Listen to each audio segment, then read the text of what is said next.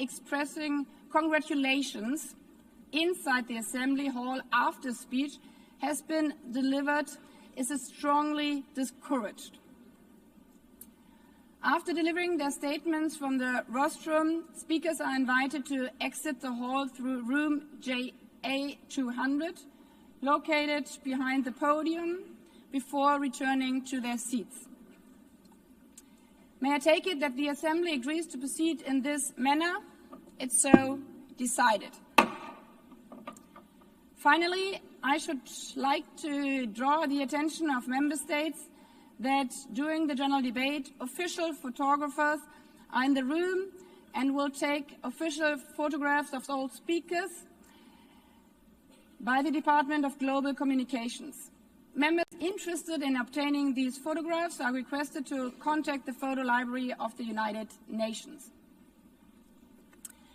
By this, the Assembly will hear an address by His Excellency Luiz Inácio Lula da Silva, President of the Federative Republic of Brazil. I request the protocol to escort His Excellency and invite him to address the Assembly.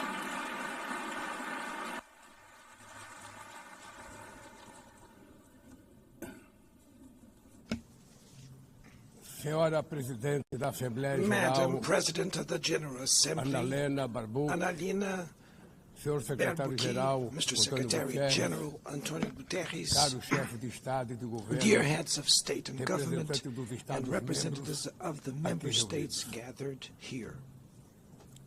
Este This deveria ser um should momento de be a celebração das time to Nações Unidas. celebrate the United Nations. Criada no fim Created da guerra, at the end of the a war, ONU simboliza a the expressão UN mais symbolizes elevada the highest da aspiração expression pela paz of the e aspiration pela for peace prosperidade. and prosperity. Hoje, contudo, Today, however, os ideais que the inspiraram seus ideals that fundadores em São inspired its Francisco founders in San estão Francisco ameaçados are como nunca under estiveram threat as em toda a never sua before história. in their history. O multilateralismo Multilateralism está diante is de nova at a new encruzilhada. crossroads. A autoridade desta organização The organization's authority check. is in check. assistimos à We are consolidação de uma witnessing the desordem consolidation internacional of an international order marcada por seguidas marked by concessões repeated à política concessions do poder, to power play, atentados à attacks soberania, on sovereignty, sanções arbitrárias arbitrary sanctions, e intervenções and unilaterais unilateral estão se interventions tornando are regra. becoming the rule.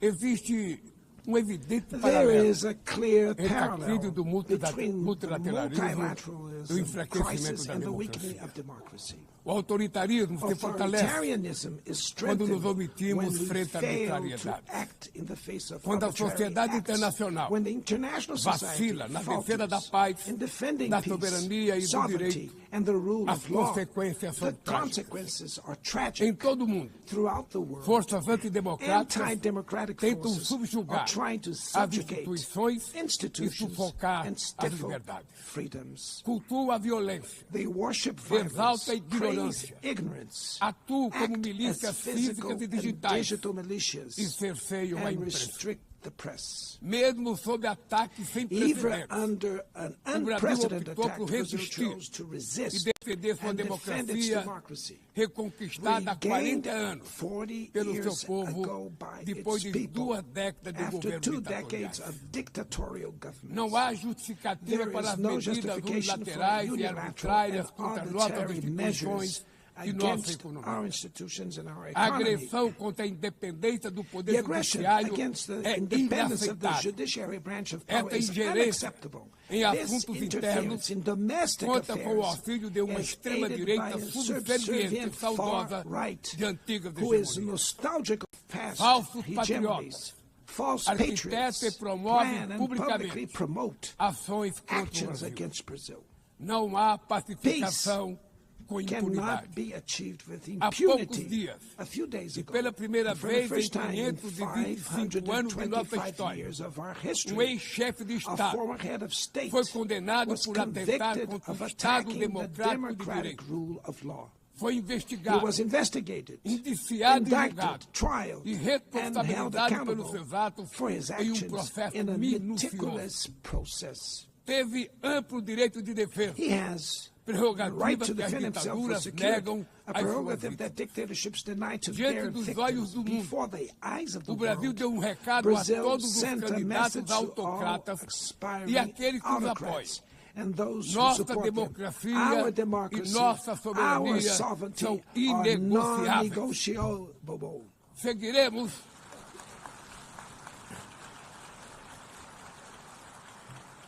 Seguiremos como We will nação continue independente as an e como independent povo nation livre and as de a people qualquer tipo de free tutela. from any type of guardianship. Democracias sólidas Sound vão além democracies do go ritual beyond eleitoral. the electoral ritual. Seu vigor Its strength pressupõe a redução da presupposes the desigualdade, reduction of a garantia inequalities, dos the direitos mais guarantee of the elementares, most basic a rights, alimentação, food, a segurança, safety, o trabalho, work, a moradia, housing, a educação education, e a and saúde. health.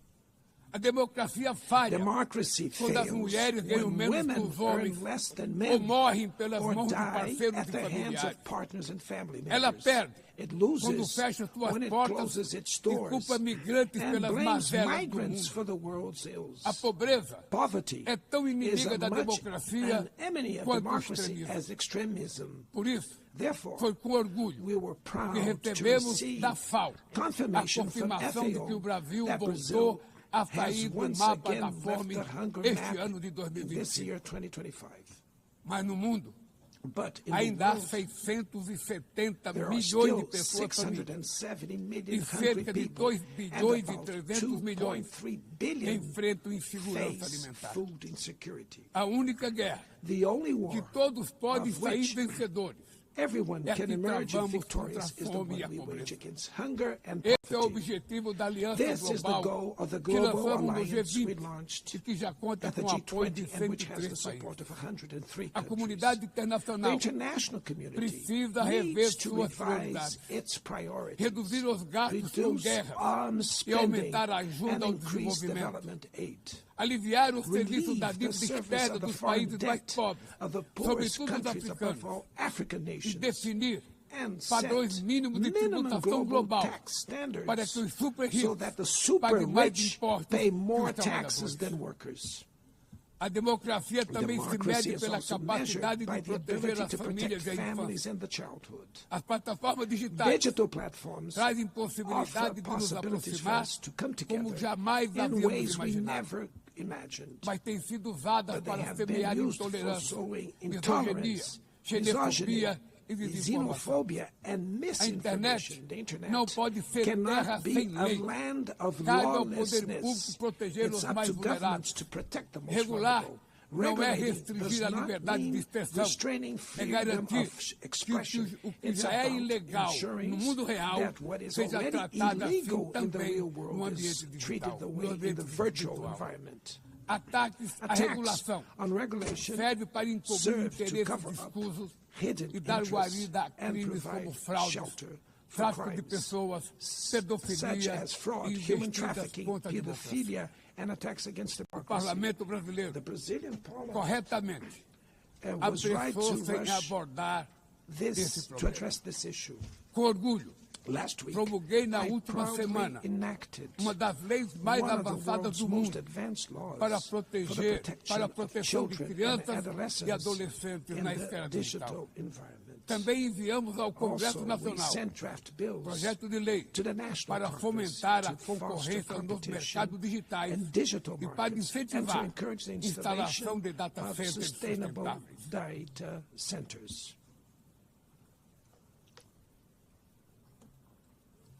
Para mitigar os To riscos da mitigate inteligência the risks artificial, of artificial intelligence, apostamos na we are construção de uma committed to governança building multilateral multilateral em linha governance com o in Pacto line with the Digital global Global digital aprovado neste compact plenário that was no approved ano in this passado. plenary last year. Senhoras e senhores, Ladies and gentlemen, your Na América excellencies, Latina e in Latin Caribe, America and the Caribbean, vivemos momento we de are crescente experiencing a polarização time e of growing instabilidade. polarization and instability. Manter a região como zona de Maintaining the paz region as a zone of sempre peace foi e é a is nossa and was prioridade. our priority. Somos continente We livre are de a armas de continent destruição free em massa, of weapons of mass sem conflitos destruction, étnicos ou without religiosos. ethnic or É religious preocupante conflicts.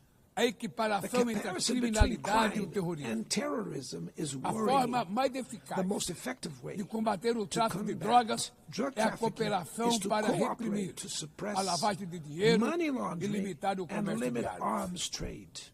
Usar força Using letal lethal em force situações in que não situations constituem that do not conflitos armados constitute armed equivale conflict is a executar tantamount pessoas to sem executing julgamento. people without trial. Outras partes do Other parts of the planeta planet já testemunharam have already intervenções que witnessed causaram danos maiores interventions do that que cause se greater pretendia damage evitar, than intended, com graves with serious consequências humanitárias. humanitarian consequences. A via do diálogo The path não to deve estar dialogue must fechada not be na closed Venezuela. in Venezuela. O Haiti Haiti tem direito a has the futuro right livre de to a violência. violence E é free inadmissível future. And it is que Cuba seja unacceptable listada that como Cuba país que be patrocina o listed as a terrorismo. country that sponsors No terrorism. conflito In the na conflict Ucrânia, in Ukraine,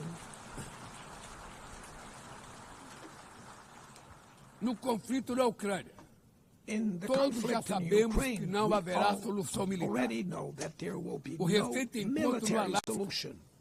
The despertou recent a meeting in esperança de uma Alaska saída raised negociada. hopes for a negotiated É way preciso out. pavimentar It's necessary to caminhos pave the way para uma solução for realista. a realistic Isso solution. implica This levar em conta as implies legítimas taking into preocupações de account segurança the de todas as legitimate partes. security concerns A of all iniciativa parties. africana The African e o Initiative grupo de amigos da and paz, the Friends criado for por Peace China e group Brasil, created by China podem and contribuir Brazil para promover o can diálogo. help promote dialogue Nenhuma situação and a diplomatic é solution. mais No emblemática situation do is que o more uso emblematic desproporcional e of the ilegal disproportionate da and força illegal do use que a of da force Palestina. that the one occurring in Os Palestine. atentados terroristas The terrorist perpetrados attacks pelo Hamas perpetrated by são Hamas are indefensáveis sob qualquer indefensible ângulo. from any Mas angle, nada, but nothing, absolutamente absolutely nada, nothing justifica o justifies genocídio the em ongoing curso genocide em Gaza. in Gaza.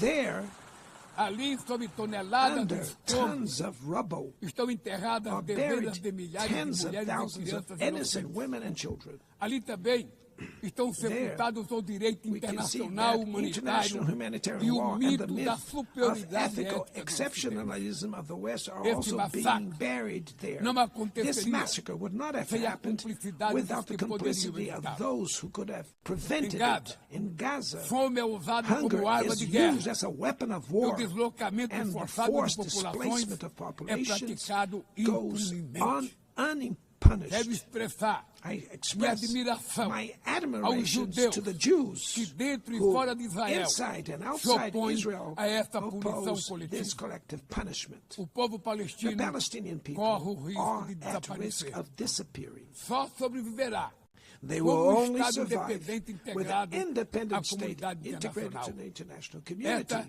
é a This solução is the defendida por solution mais de defended by more 150 than membros da ONU 150 e afirmada UN members, ontem aqui, reaffirmed neste mesmo yesterday here plenário, in this very mas plenary, obstruída but por um bared único by veto. a single É veto. lamentável It is que o regrettable presidente that Mahmoud President Abbas Mahmoud tenha Abbas sido was impedido prevented pelo by país the host anfitrião de country ocupar of a occupying bancada da the Palestinian Palestina bench nesse at this momento historical moment.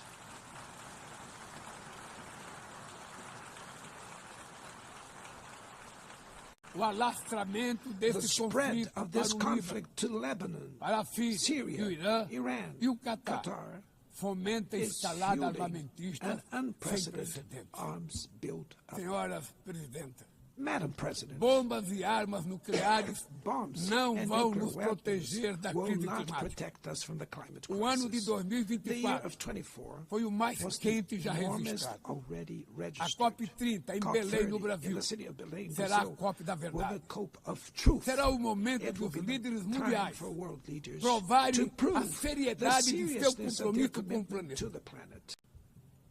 Sem ter o quadro Without completo das a complete contribuições picture nacionalmente determinadas, of the a chamada NDCs, NDC, nationally determined caminharemos de olhos contributions, vendados para o we were verdadeiro walking abismo. blindfolded towards O Brasil the abyss. se Brazil comprometeu a has reduzir committed entre to 59% reducing e its emissions by 77% suas 59 to emissões, and abrangendo 67%, todos os gases de covering efeito all estufa greenhouse em gases todos os and setores da all economia. sectors of the economy. Nações em desenvolvimento Developing nations enfrentam a mudança do face clima climate ao change mesmo tempo em while que lutam grappling contra outros with desafios. other challenges. Enquanto isso, Meanwhile, países ricos rich countries usufruem enjoy de padrão de a vida standard obtido of às custas de living 200 reached anos at de the emissões de expense of gases. 200 years of greenhouse Exigir gas maior emissions. ambição e Demanding maior acesso greater a ambition recursos and greater e access tecnologias to não é resources uma and questão de technology. caridade, It's not a matter of é charity, apenas uma but questão of de justiça. justice.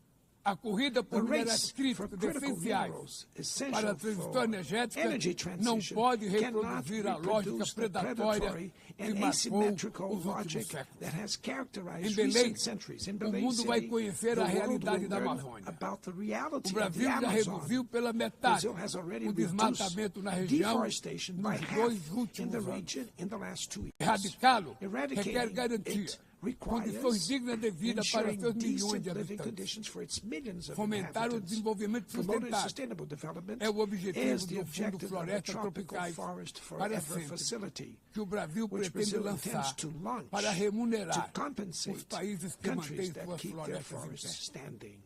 É chegado o momento de passar But the time has da come fase to da prove negociação to move para a from the etapa da negotiation phase to the implementação. implementation O mundo stage. deve muito The ao world regime owes a lot to the criado pela regime Convenção created do by the Clima. Climate Convention. Mas é necessário Climate change trazer ao combate a needs mudança to do be clima brought para to o the coração heart da of ONU, the UN para que ela tenha so that a it atenção gets que the merece. attention it deserves. Conselho A vinculado à council Assembleia Geral, linked to the General com Assembly força e with the legitimidade power para and monitorar legitimacy to compromissos, monitor dará commitments, coerência provide à ação climática. coherence to climate action.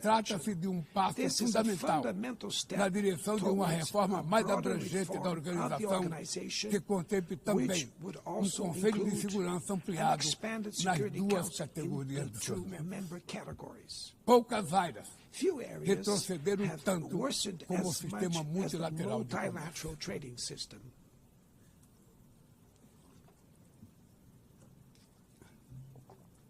Medidas Unilateral unilaterais measures transformam em letra have rendered morta fundamental principles princípios basilares such as como a the cláusula most de favored nação nations mais clauses favorecida. meaningless. Desorganizam cadeias de valor They have e disrupted lançam a economia value mundial chains and em through the uma global espiral economy perniciosa into a de preços pernicious altos e spiral of estagnação. high prices and É urgente stagnation. It is urgent refundar o to OMC em bases to refound modernas the e WTO flexíveis. based on modern Senhoras and flexible e senhores, foundations. Your Excellencies, ladies este and ano gentlemen, this year, o mundo perdeu the duas world lost two personalidades exceptional excepcionais. public figures. O ex-presidente do Former Uruguai, Pepe Uruguayan Mujica, President Pepe e o Mujica nosso querido and Papa our dear Francisco. Pope Francis, both Encarnaram como ninguém embodied the os best melhores valores humanist humanistas. values like no Suas other. vidas se Their lives entrelaçam, were se entrelaçaram com as with 8 the 8 décadas de existência da decades ONU. of the UN.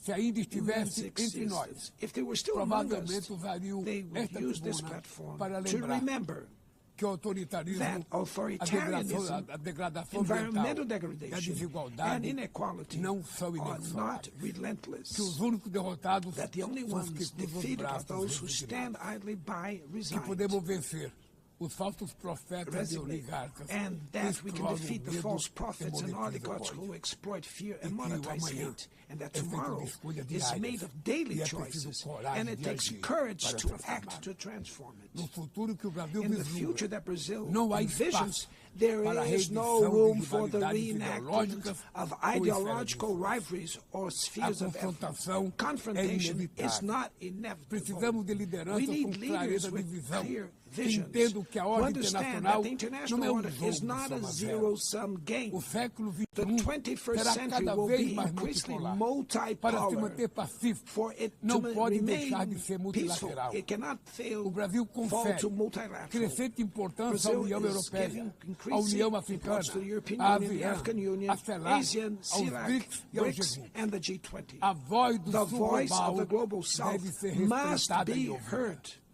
A ONU The UN tem hoje The UN quase has 4 today vezes almost mais 4 membros do que times os more members 51 than que estiveram the na sua 51 fundação. who were at its Nossa foundation. missão histórica Our é historic detorná-la mission novamente, is to make it once portadora de again a esperança barrier of e hope promotora and da a igualdade promoter da of paz, equality, do desenvolvimento peace, sustentável, sustainable da development, diversidade diversity, e da and tolerância. tolerance. Que Deus May nos God abençoe bless a todos us e muito all. obrigado. And thank you very much.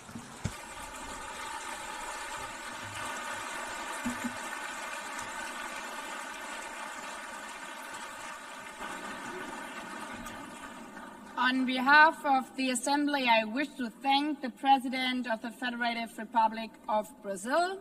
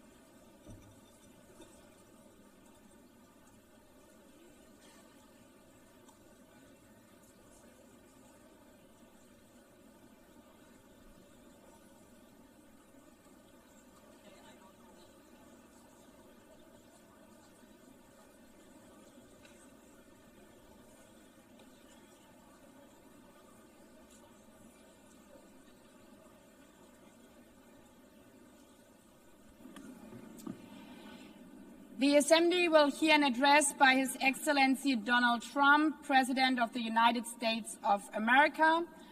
I request protocol to escort His Excellency and invite him to address the Assembly.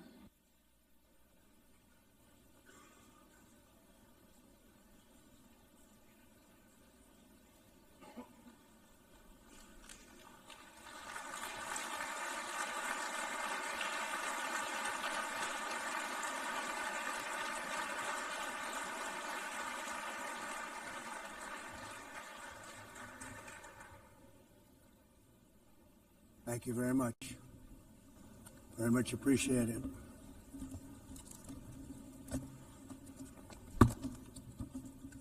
And I don't mind making this speech without a teleprompter, because the teleprompter is not working. I feel very happy to be up here with you nevertheless, and that way you speak more from the heart. I can only say that whoever's operating this teleprompter is in big trouble.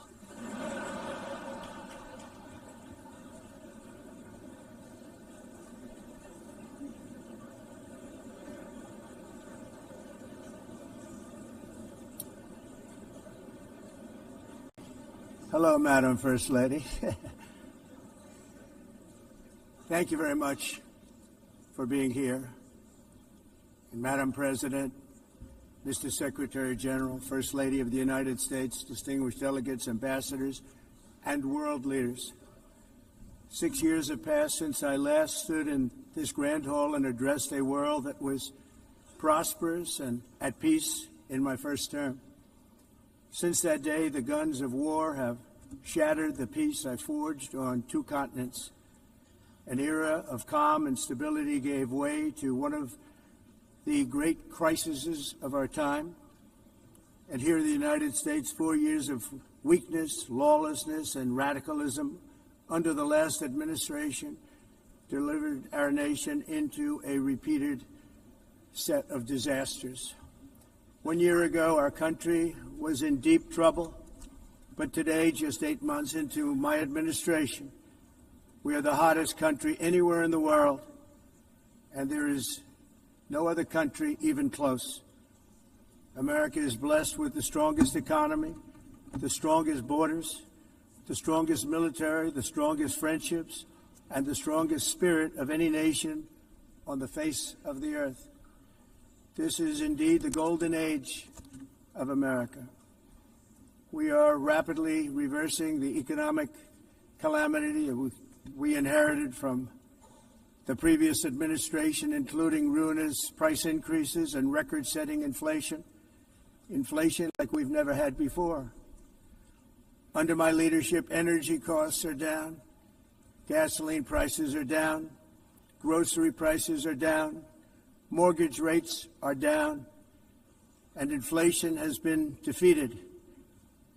The only thing that's up is the stock market, which just hit a record high. In fact, it hit a record high 48 times in the last short period of time. Growth is surging, manufacturing is booming, the stock market, as I said, is doing better than it's ever done, and all of you in this room benefit by that, almost everybody.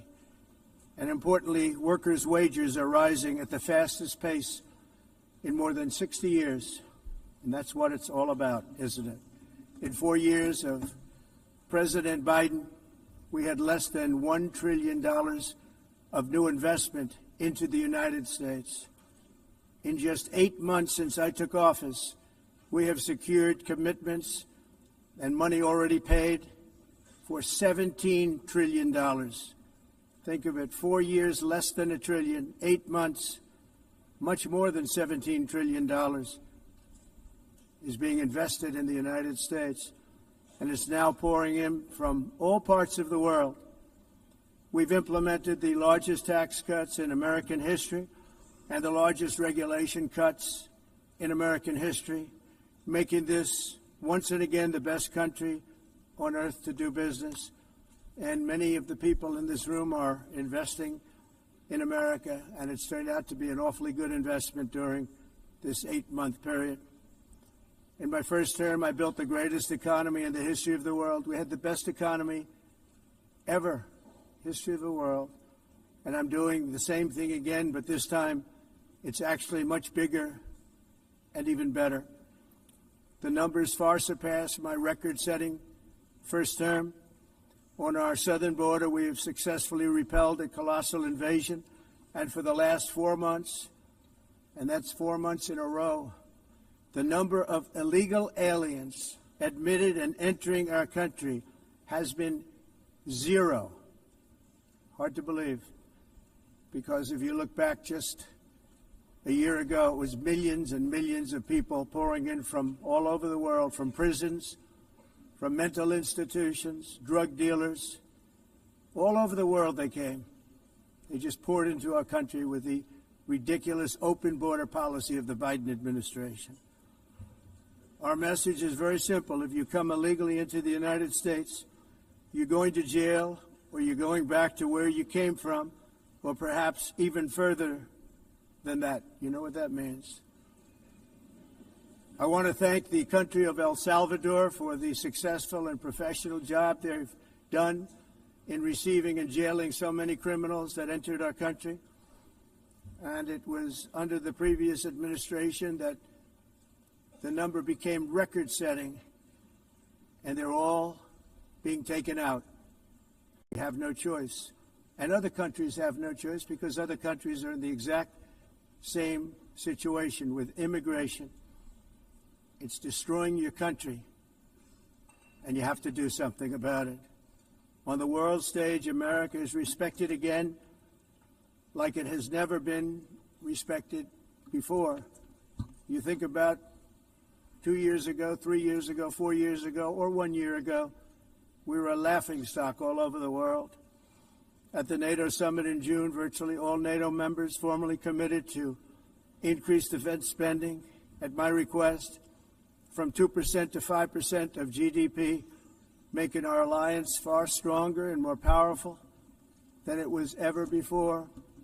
In May, I traveled to the Middle East to visit my friends and rebuild our partnerships in the Gulf, and those valued relationships with Saudi Arabia, Qatar, and the UAE and other countries are now, I believe, closer than ever before.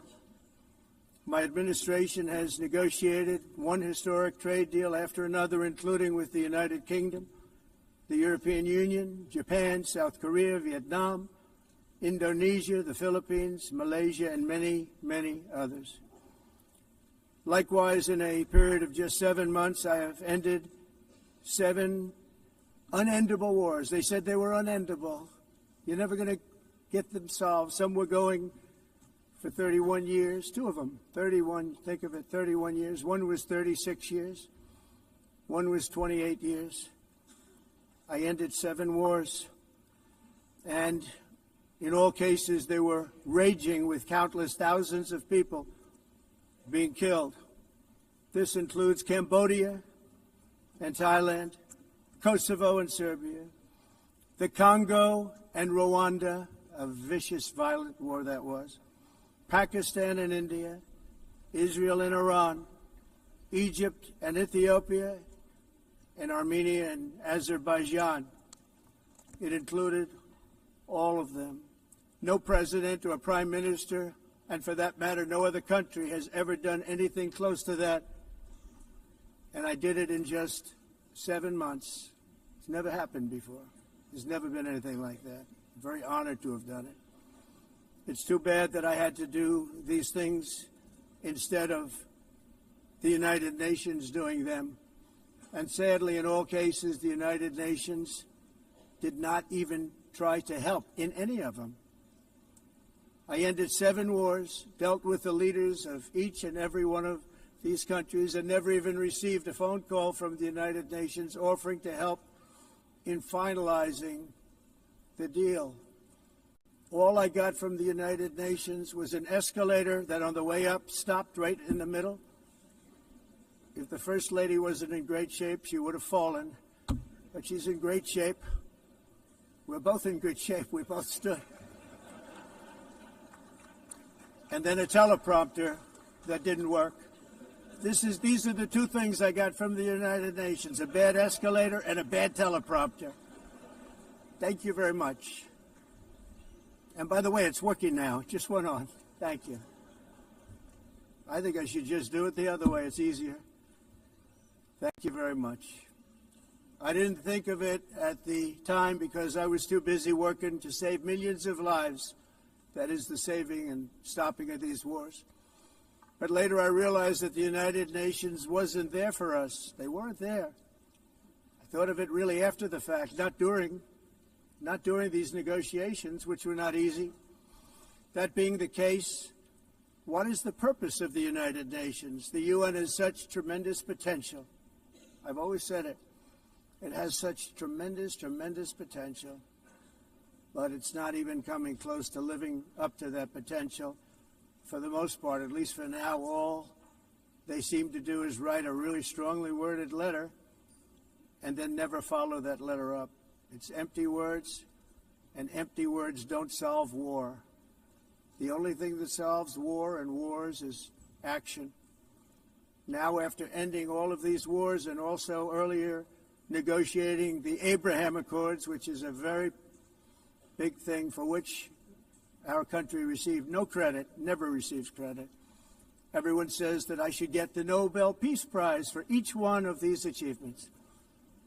But for me, the real prize will be the sons and daughters who live to grow up with their mothers and fathers, because millions of people are no longer being killed in endless and unglorious wars. What I care about is not winning prizes, it's saving lives. We saved millions and millions of lives with the 7 wars. And we have others that we're working on, and you know that. Many years ago, a very successful real estate developer in New York, known as Donald J. Trump, I bid on the renovation and rebuilding of this very United Nations complex. I remember it so well. I said at the time that I would do it for $500 million, rebuilding everything. It would be beautiful. I used to talk about, I'm going to give you marble floors. They're going to give you terrazzo. I'm going to give you the best of everything. You're going to have mahogany walls. They're going to give you plastic. But they decided to go in another direction, which was much more expensive at the time, and which actually produced a far inferior product. And I realized that they did not know what they were doing when it came to construction, and that their building concepts were so wrong, and the product that they were proposing to build was so bad and so costly. It was going to cost them a fortune. And I said, and wait till you see the overruns. Well, I turned out to be right. They had massive cost overruns and spent between $2 and $4 billion on the building and did not even get the marble floors that I promised them. You walk on terrazzo. Do you notice that? As far as I'm concerned, frankly, looking at the building and getting stuck on the escalator, they still haven't finished the job. They still haven't finished. That was years ago. The project was so corrupt that Congress actually asked me to testify before them on the tremendous waste of money, because it turned out that they had no idea what it was, but they knew it was anywhere between $2 and $4 billion as opposed to 500 million with a guarantee. But they had no idea, and I said it cost much more than $5 billion. Unfortunately, many things in the United Nations are happening just like that, but on an even much bigger scale, much, much bigger. Very sad to see. Whether the UN can manage to play a productive role, I've come here today to offer the hand of American leadership and friendship to any nation in this assembly that is willing to join us in forging a safer, more prosperous world. And it's a world that we'll be much happier with. A dramatically better future is within our reach. But to get there, we must reject the failed approaches of the past and work together to confront some of the greatest threats in history. There is no more serious danger to our planet today than the most powerful and destructive weapons ever devised by man, of which the United States, as you know, has many.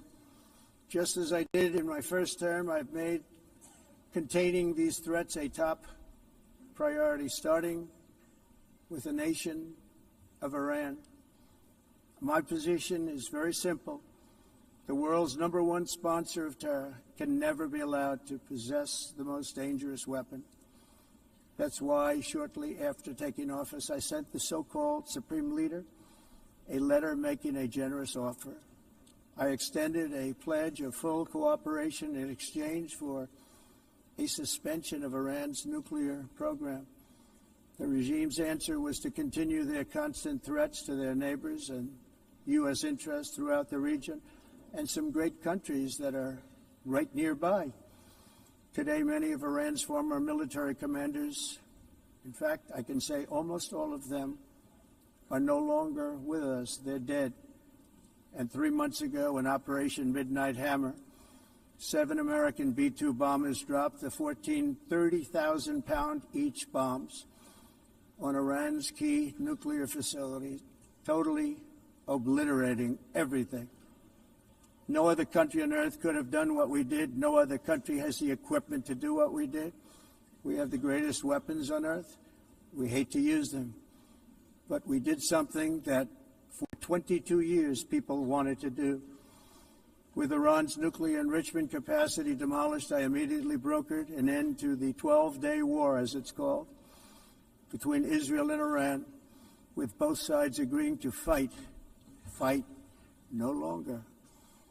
As everyone knows, I have also been deeply engaged in seeking a ceasefire in Gaza. Have to get that done. Have to get it done. Unfortunately, Hamas has repeatedly rejected reasonable offers to make peace. We can't forget October 7th, can we? Now, as if to encourage continued conflict, some of this body is seeking to unilaterally recognize a Palestinian state. The rewards would be too great for Hamas terrorists for their atrocities. This would be a reward for these horrible atrocities, including October 7th, even while they refuse to release the hostages or accept a ceasefire. Instead of giving to Hamas and giving so much, because they've taken so much, they have taken so much. This could have been solved so long ago. But instead of giving in to Hamas's ransom demands, those who want peace should be united with one message: release the hostages now. Just release the hostages now.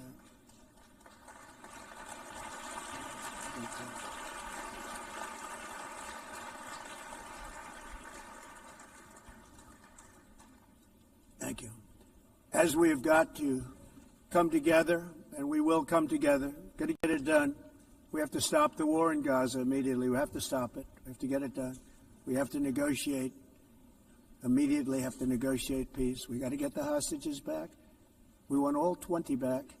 We don't want 2 and 4. As you know, I got, along with Steve Witkoff and others that helped us, Marco Rubio, we got most of them back. We were involved in all of them. But I always said the last 20 are going to be the hardest, and that's exactly what happened. We have to get them back now. We don't want to get back 2, and then another 2, and then 1, and then 3. Have this process. No, we want them all back, and we want the actually 38 dead bodies back too. Those parents came to me, and they want them back, and they want them back very quickly and very badly. As though they were alive, they want them. They want them every bit as much as if their son or daughter were alive. I've also been working relentlessly, stopping the killing in Ukraine. I thought that would be, of the 7 wars that I stopped, I thought that would be the easiest because of my relationship with President Putin, which had always been a good one. I thought that was going to be the easiest one. But, you know, in war, you never know what's going to happen. There are always lots of surprises, both good and bad. Everyone thought Russia would win this war in 3 days, but it didn't work out that way. It was supposed to be just a quick little skirmish. It's not making Russia look good. It's making them look bad. No matter what happens from here on out, this was something that should have taken a matter of days, certainly less than a week.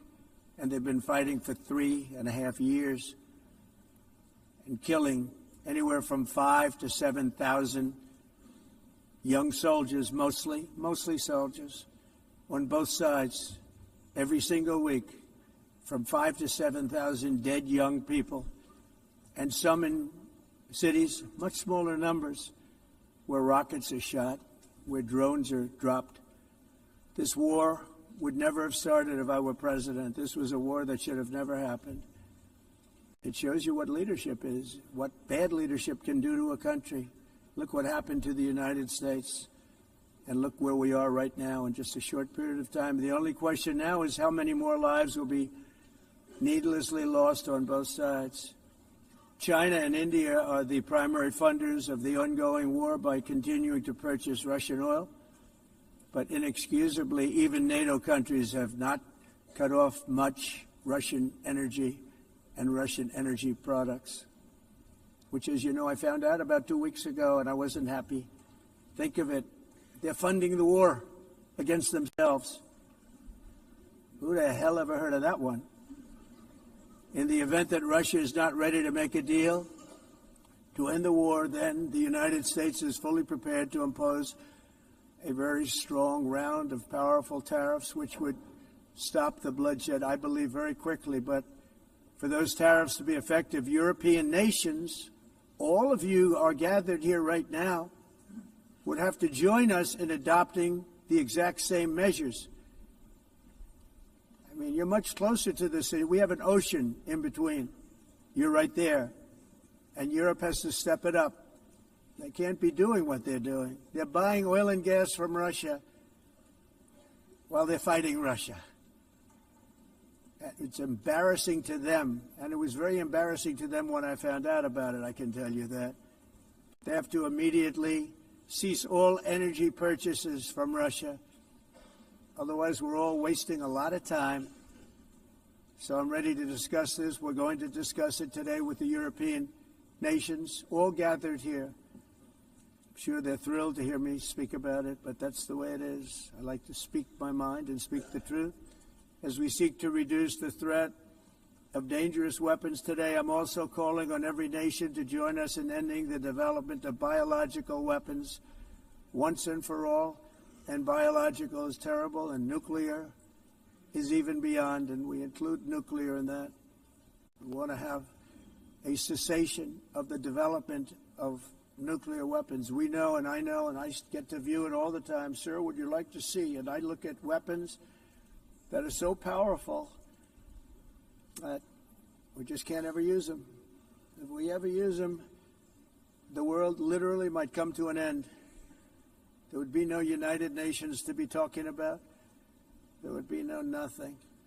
Just a few years ago, reckless experiments overseas gave us a devastating global pandemic. Yet despite that worldwide catastrophe, many countries are continuing extremely risky research into bioweapons and man-made pathogens. This is unbelievably dangerous, to prevent potential disasters, I'm announcing today that my administration will lead an international effort to enforce Biological Weapons Convention, which is going to be meeting with the top leaders of the world by pioneering an AI verification system that everyone can trust. Hopefully the UN can play a constructive role, and it will also be one of the early projects under AI. Let's see how good it is, because a lot of people are saying it could be one of the great things ever, but it also can be dangerous, but it can be put to tremendous use and tremendous good, and this would be an example of that. Not only is the UN not solving the problems it should, too often, it's actually creating new problems for us to solve. The best example is the #1 political issue of our time, the crisis of uncontrolled migration. It's uncontrolled. Your countries are being ruined.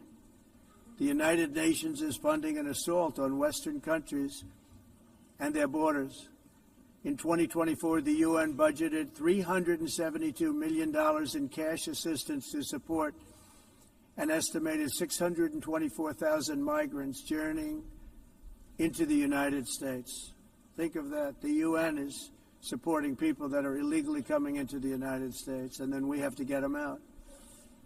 The UN also provided food, shelter, transportation, and debit cards to illegal aliens. Can you believe that?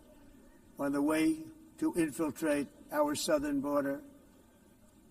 Millions of people came through that southern border. Just a year ago, millions and millions of people were pouring in, 25 million altogether over the 4 years of the incompetent Biden administration. And now we have it stopped, totally stopped. In fact, they're not even coming anymore because they know they can't get through. But what took place is totally unacceptable. The UN is supposed to stop invasions, not create them and not finance them. In the United States, we reject the idea that mass numbers of people from foreign lands can be permitted to travel halfway around the world, trample our borders, violate our sovereignty, cause unmitigated crime, and deplete our social safety net. We have reasserted that America belongs to the American people, and I encourage all countries to take their own stand in defense of their citizens as well. You have to do that because I see it. I'm not mentioning names. I see it, and I could call every single one of them out. You're destroying your countries. They're being destroyed. Europe is in serious trouble. They've been invaded by a force of illegal aliens like nobody's ever seen before. Illegal aliens are pouring into Europe. Nobody has ever, and nobody's doing anything to change it, to get them out. It's not sustainable. And because they choose to be politically correct, they're doing just absolutely nothing about it. And I have to say, I look at London, where you have a terrible mayor, terrible, terrible mayor. And it's been so changed, so changed. Now they want to go to Sharia law. But you're in a different country. You can't do that. Both the immigration and their suicidal energy ideas will be the death of Western Europe if something is not done immediately. This cannot be sustained. What makes the world so beautiful is that each country is unique. But to stay this way, every sovereign nation must have the right to control their own borders. You have the right to control your borders, as we do now, and to limit the sheer numbers of migrants entering their countries and paid for by the people of that nation that were there and that built that particular nation at the time. They put their blood, sweat, tears, money into that country, and now they're being ruined. Proud nations must be allowed to protect their communities and prevent their societies from being overwhelmed by people they have never seen before, with different customs, religions, with different everything. Where migrants have violated laws, lodged false asylum claims, or claimed refugee status for illegitimate reasons, they should, in many cases, be immediately sent home. And while we will always have a big heart for places and people that are struggling and truly compassionate, answers will be given. We have to solve the problem, and we have to solve it in their countries, not create new problems in our countries. And we are very helpful to a lot of countries that are just not able to send their people anymore. They used to send them to us in caravans of 25,000, 30,000 people each. These massive caravans of people pouring into our country, totally unchecked and unvetted. But not anymore. According to the Council of Europe in 2024, almost 50% of inmates in German prisons were foreign nationals or migrants. In Austria, the number was 53% of the people in prisons were from places that weren't from where they are now.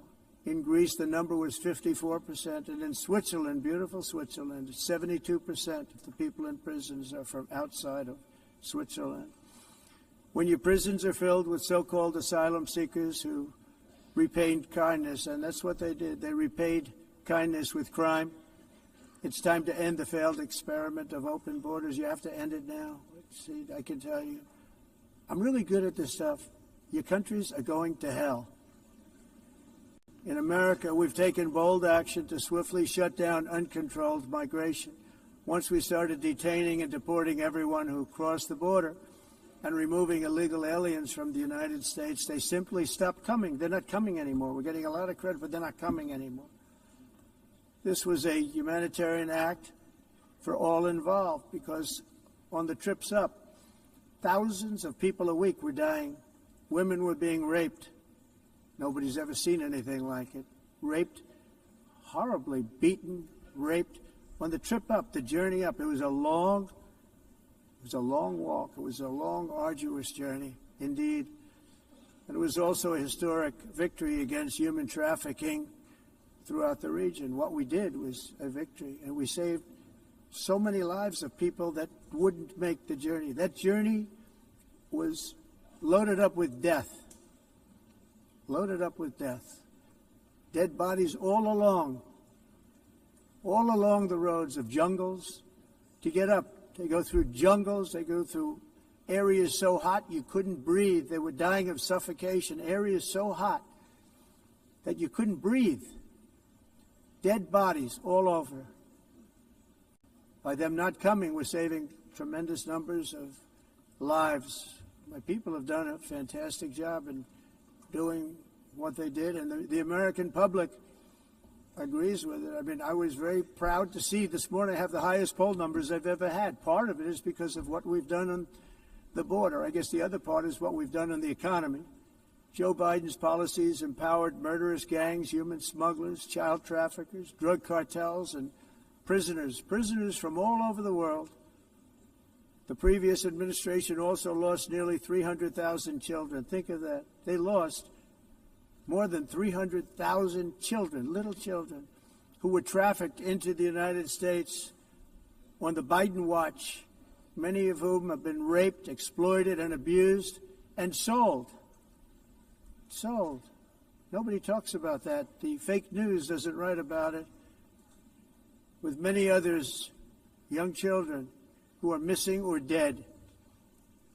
And we found a lot of these children, and we're sending them back, and we've been sending them back to their parents. They said, nobody knows who they are. They said, where do you come from? And they'll give us a country, and we'll find out, and we'll figure it out, and we'll bring them back to their homes. And the mother and father rush to the door, and their tears in their eyes. They can't believe that they're seeing their son or daughter, their little son or daughter again. We've done almost 30,000 of them so far. Any system that results in the mass trafficking of children is inherently evil. Yet that is exactly what the globalist migration agenda has done, and it's what it's all about. In America, those days, as you know, are over. The Trump administration is working, and we are continuing to work to track down the villains that are causing this problem, and also, as I said, to get back the 30,000 we've already returned. Now I think we're going to have another. We're going to find a lot. You're not going to find all of them. 300, more than 300,000. They're lost or they're dead. They're lost or they're dead because of the animals that did this.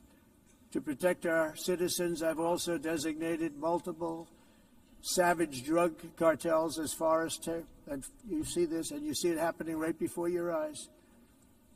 Let's put it this way. People don't like taking big loads of drugs in boats anymore. There aren't too many boats that are traveling on the seas by Venezuela. They tend not to want to travel very quickly anymore. And we've virtually stopped drugs coming into our country by sea. We call them the water drugs. They kill hundreds of thousands of people. I've also designated multiple savage drug cartels as far as foreign terrorist organizations, along with two bloodthirsty transnational gangs, probably the worst gangs anywhere in the world, MS-13 and Tren de Aragua. Tren de Aragua is from Venezuela, by the way. Such organizations torture, maim, mutilate, and murder with impunity.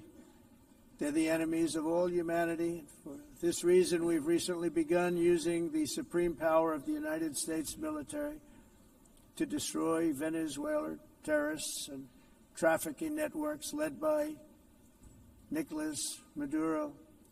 To every terrorist thug smuggling poisonous drugs into the United States of America, please be warned that we will blow you out of existence. That's what we're doing. We have no choice. Can't let it happen. They're destroying. I believe we lost 300,000 people last year to drugs, 300,000. Fentanyl and other drugs. Each boat that we sink carries drugs that would kill more than 25,000 Americans. We will not let that happen. Energy is another area where the United States is now thriving like never before. We're getting rid of the falsely named renewables. By the way, they're a joke. They don't work. They're too expensive. They're not strong enough to fire up the plants that you need to make your country great. The wind doesn't blow. Those big windmills are so pathetic and so bad, so expensive to operate. And they have to be rebuilt all the time, and they start to rust and rot.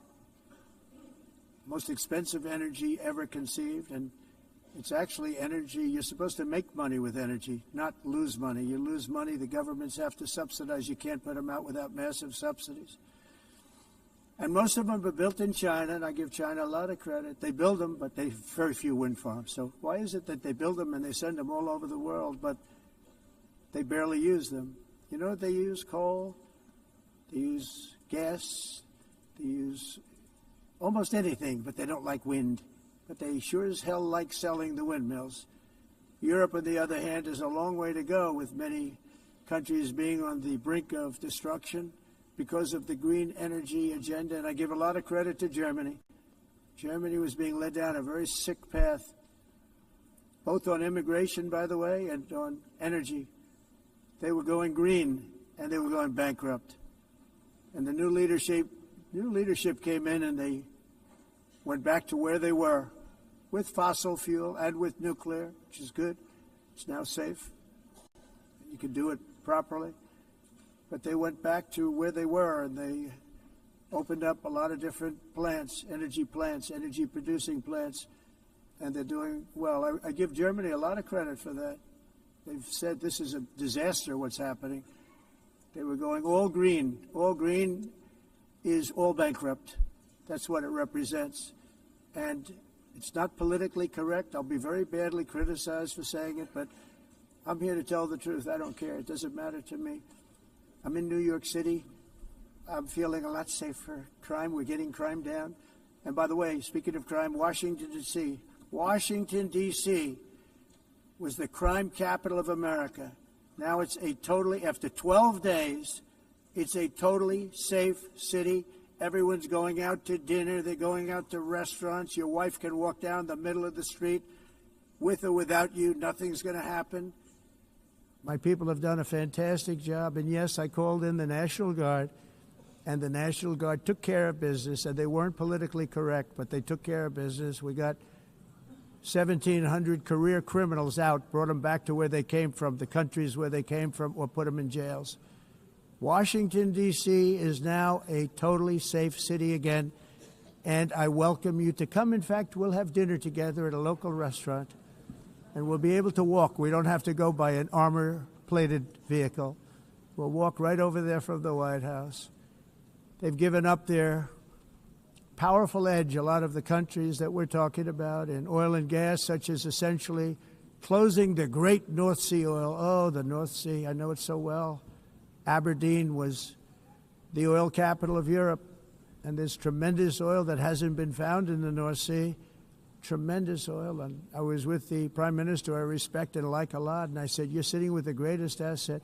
They essentially closed it by making it so highly taxed that no developer, no oil company can go there. They have tremendous oil left, and more importantly, they have tremendous oil that hasn't even been found yet. And what a tremendous asset for the United Kingdom. And I hope the Prime Minister is listening, because I told it to him 3 days in a row. That's all he heard. North Sea oil, North Sea, because I want to see them do well. I want to stop seeing them ruining that beautiful Scottish and English countryside with windmills and massive solar panels that go 7 miles by 7 miles, taking away farmland. But we're not letting this happen in America. In 1982, the executive director of the United Nations Environmental Program predicted that by the year 2000, climate change would cause a global catastrophe. He said that it will be irreversible, as any nuclear holocaust would be. This is what they said at the United Nations. What happened? Here we are. Another UN official stated in 1989 that within a decade, entire nations could be wiped off the map by global warming. Not happening. You know, it used to be global cooling. If you look back years ago in the 1920s and the 1930s, they said, global cooling will kill the world. We have to do something. Then they said global warming will kill the world. But then it started getting cooler, so now they could just call it climate change, because that way they can't miss. It's climate change. Because if it goes higher or lower, whatever the hell happens, there's climate change. It's the greatest con job ever perpetrated on the world, in my opinion. Climate change, no matter what happens, you're involved in that. No more global warming, no more global cooling. All of these predictions made by the United Nations and many others, often for bad reasons, were wrong. They were made by stupid people that have cost their countries fortunes and given those same countries no chance for success. If you don't get away from this green scam, your country is going to fail. And I'm really good at predicting things, you know. They actually said during the campaign they had a hat, the best-selling hat. Trump was right about everything. And I don't say that in a braggadocious way, but it's true. I've been right about everything. And I'm telling you that if you don't get away from the green energy scam, your country is going to fail.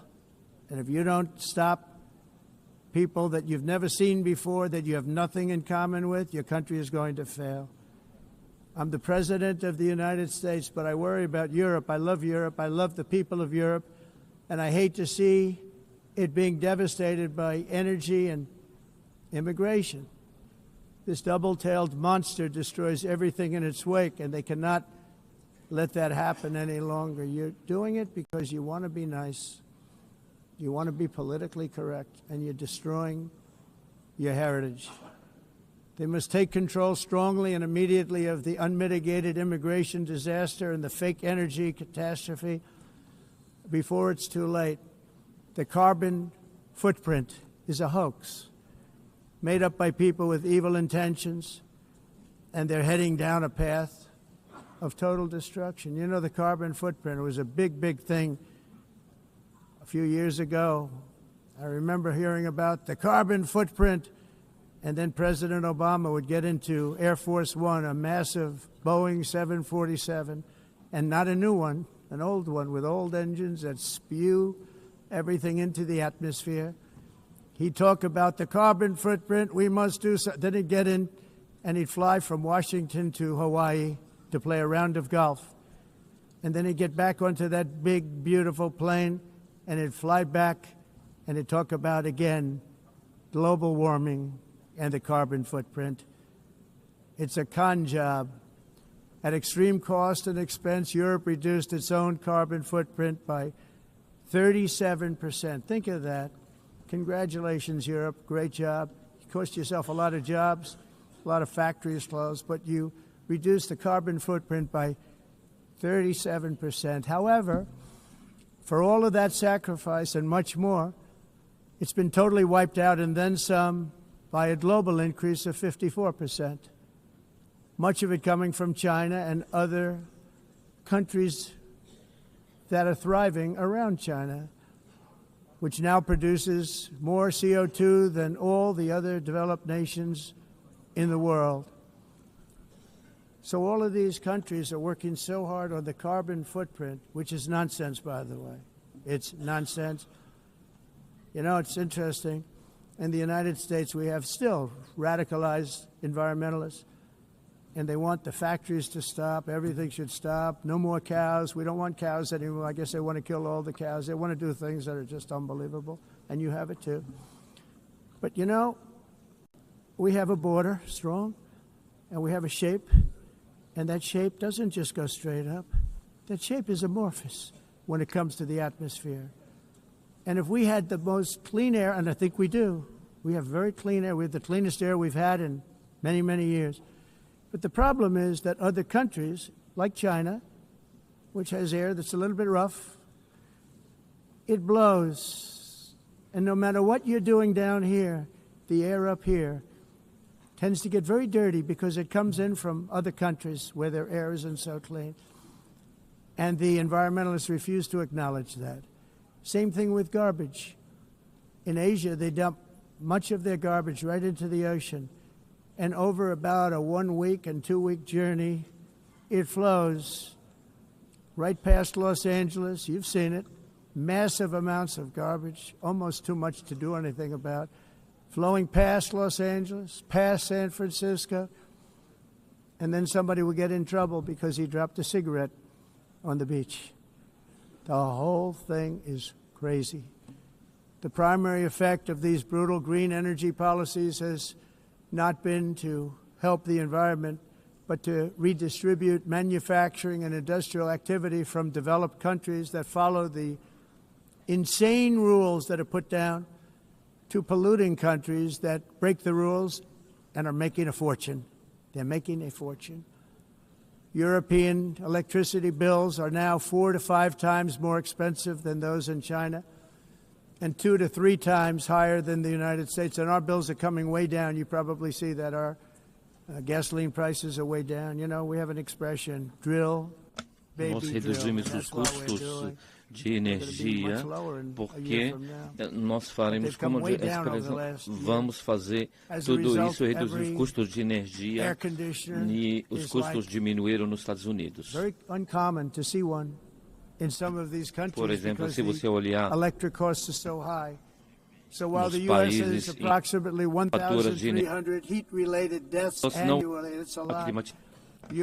mas nós nos Estados Unidos conseguimos usar eles e evitar aumento da temperatura, porque é muito caro também usar nada e ninguém usa.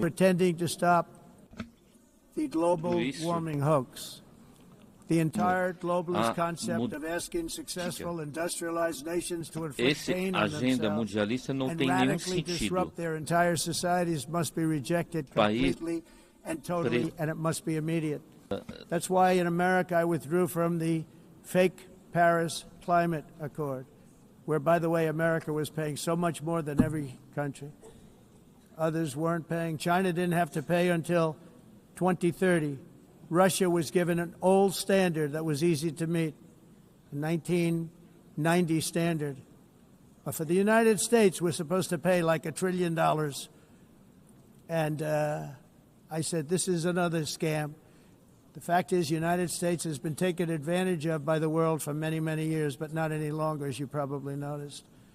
I unleashed massive energy production and signed historic executive orders to hunt for oil, but we don't have to do much hunting because we have the most oil of any nation anywhere, oil and gas in the world. And if you add coal, we have the most of any nation in the world. Clean, I call it clean, beautiful coal. You can do things today with coal that you couldn't have done 10 years ago, 15 years.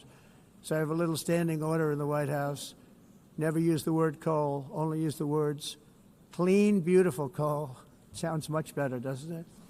But we stand ready to provide any country with abundant, affordable energy supplies if you need them, when most of you do.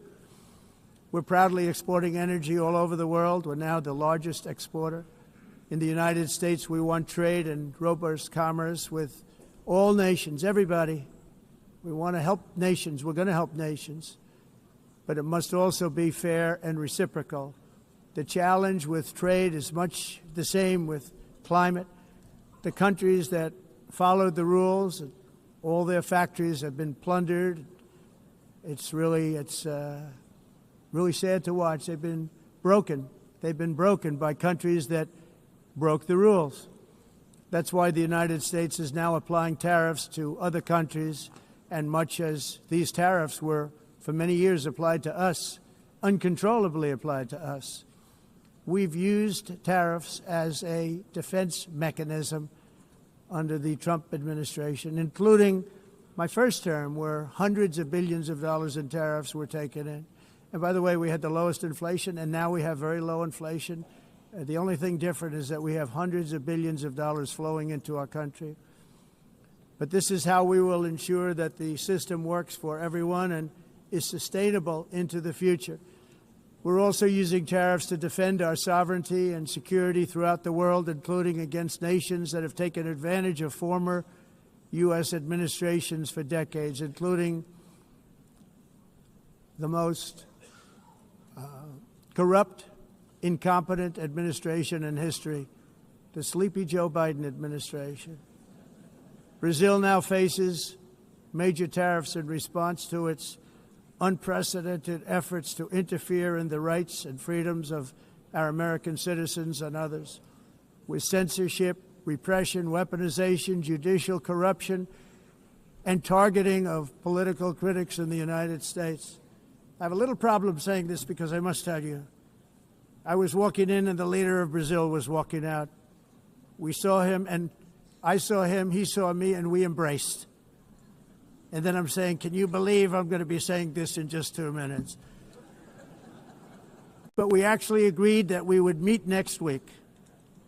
We didn't have much time to talk, like about 20 seconds. They were in retrospect, I'm glad I waited because this thing didn't work out too well. But we did talk. We had a good talk, and we agreed to meet next week, if that's of interest. But he seemed like a very nice man, actually. He liked me, I liked him. But if you, and I only do business with people I like.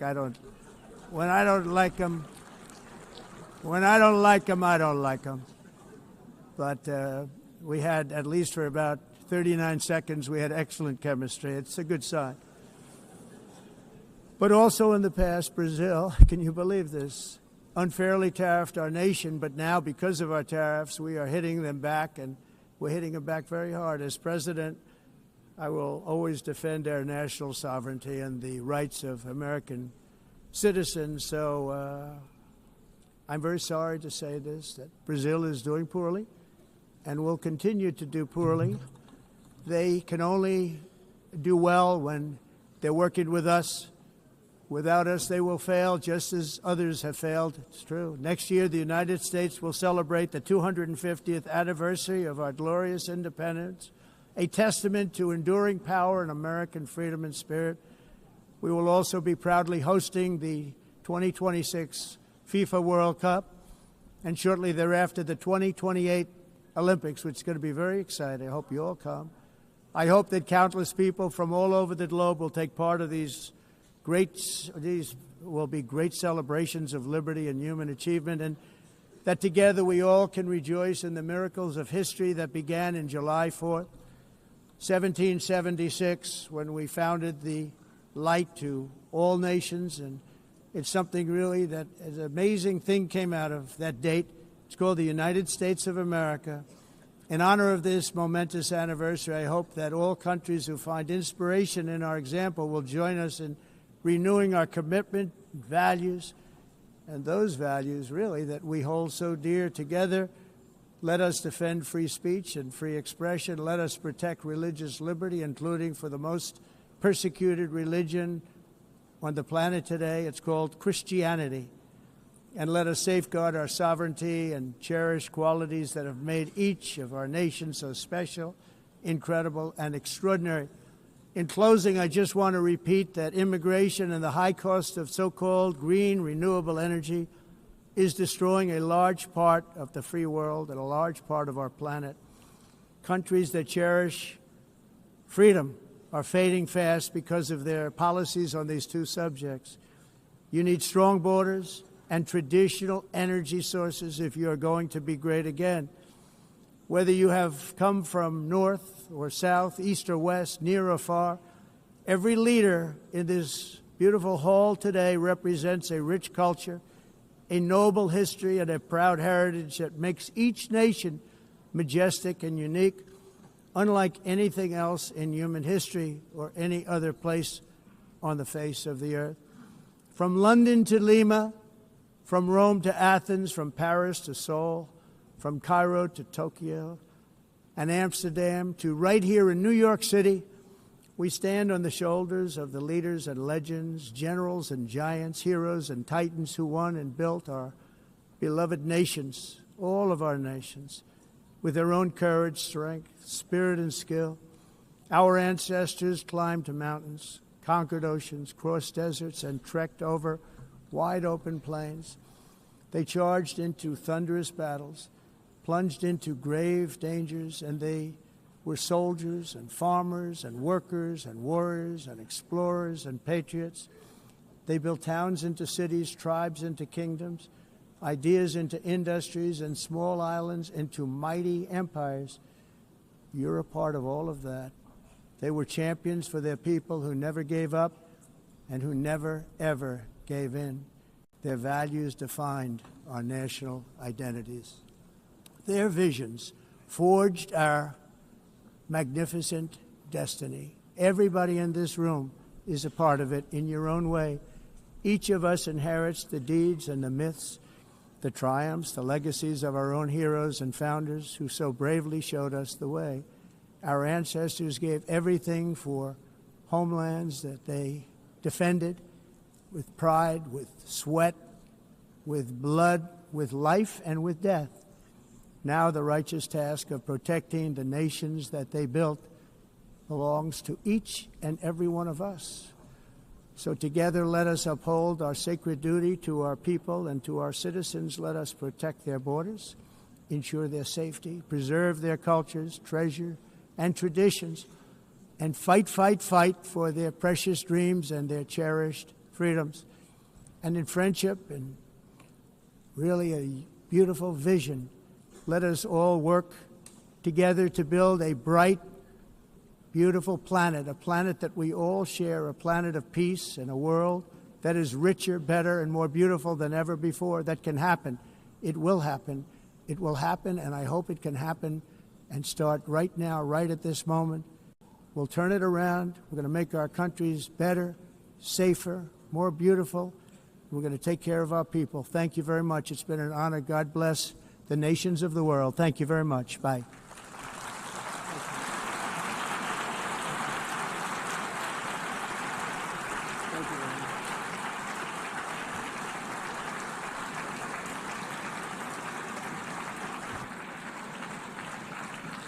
On behalf of the Assembly, I wish to thank the President of the United States,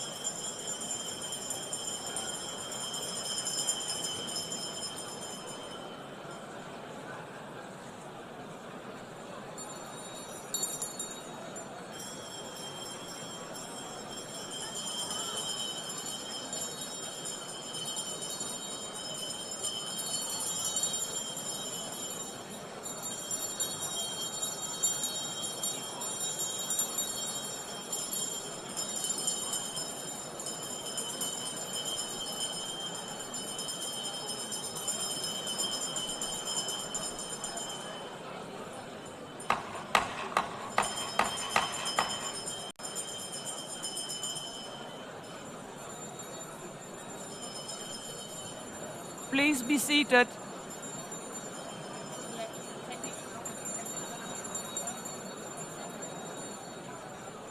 Please be seated.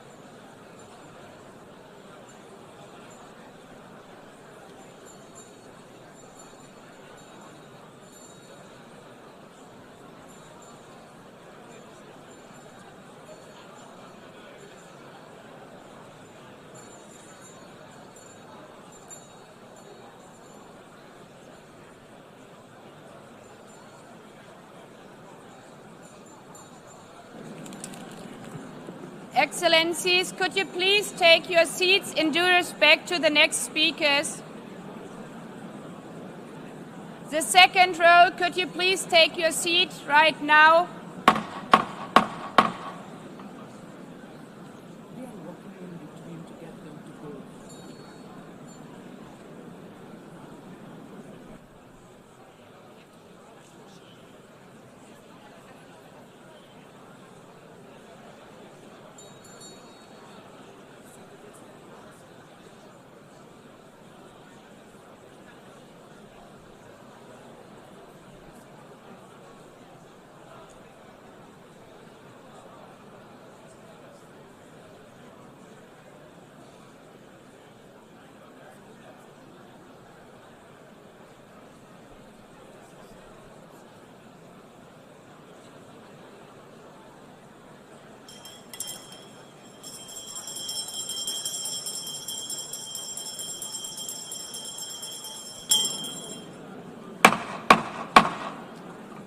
Please take a seat now.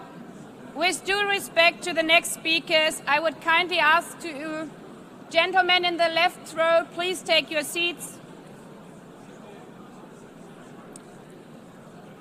We will continue.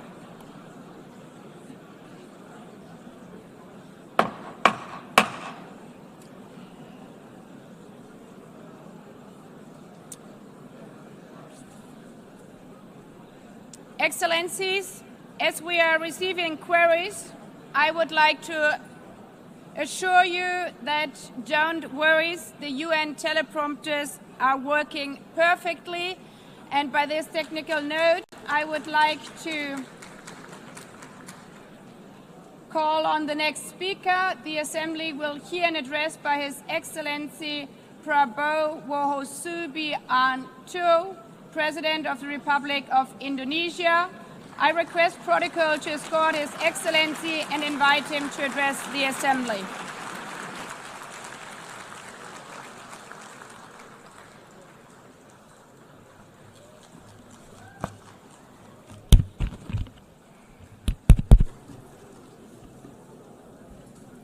His Excellency, Mr. Antonio Guterres, Secretary General of the United Nations, Her Excellency, Madame Annalena Baerbock, President of the United Nations General Assembly,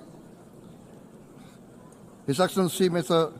Moses Abelian, Under-Secretary General for General Assembly and Management, Excellencies, Heads of States, Heads of Governments, distinguished delegates, ladies and gentlemen. It is indeed a great honor for me to stand in this august General Assembly Hall among leaders and representatives who represent almost all of humanity. We differ in race, religion, and nationality, yet we gather together today as one human family.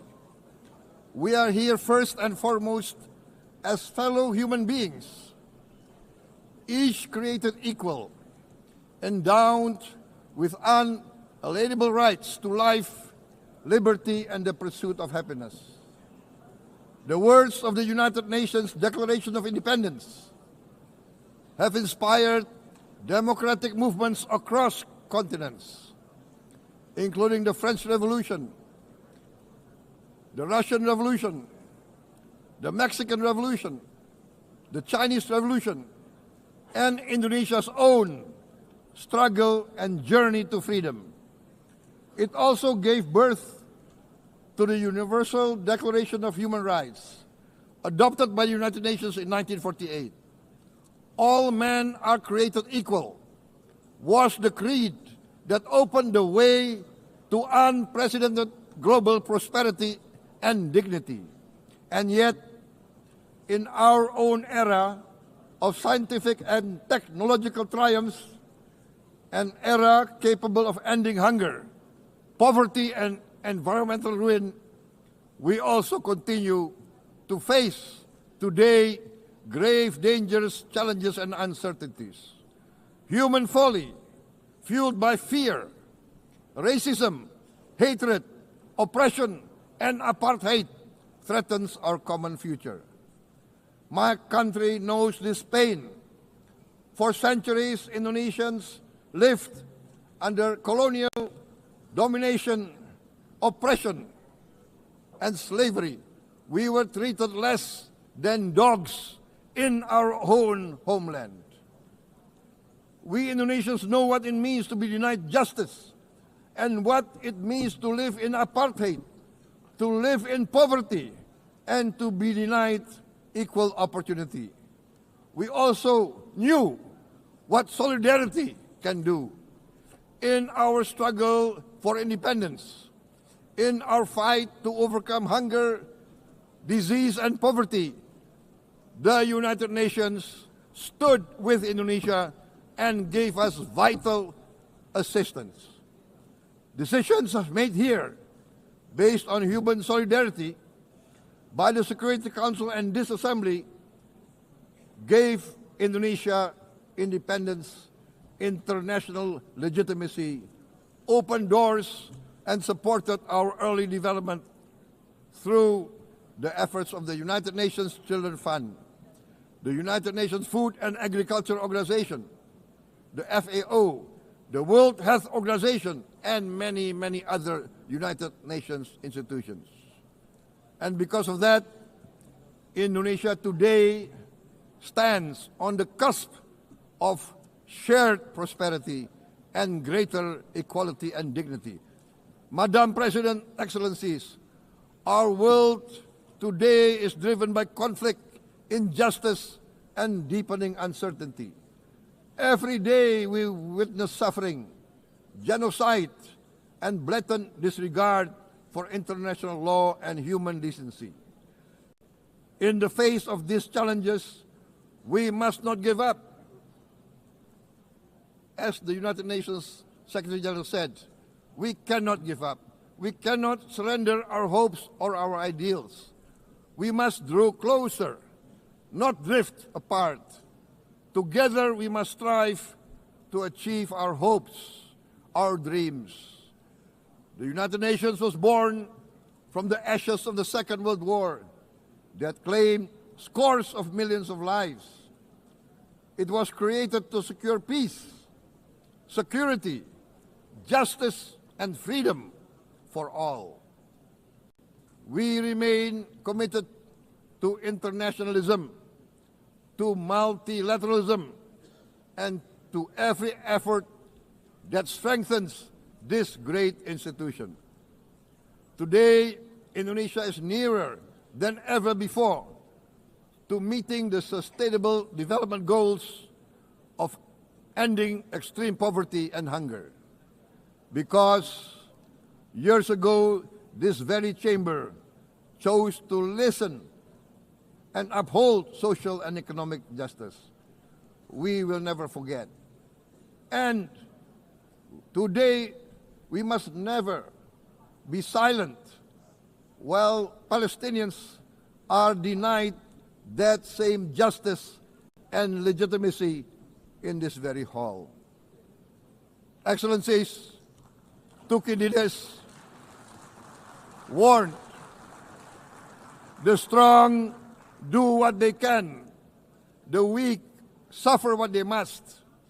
We must reject this doctrine. The United Nations exist to reject this doctrine. We must stand for all, the strong and the weak.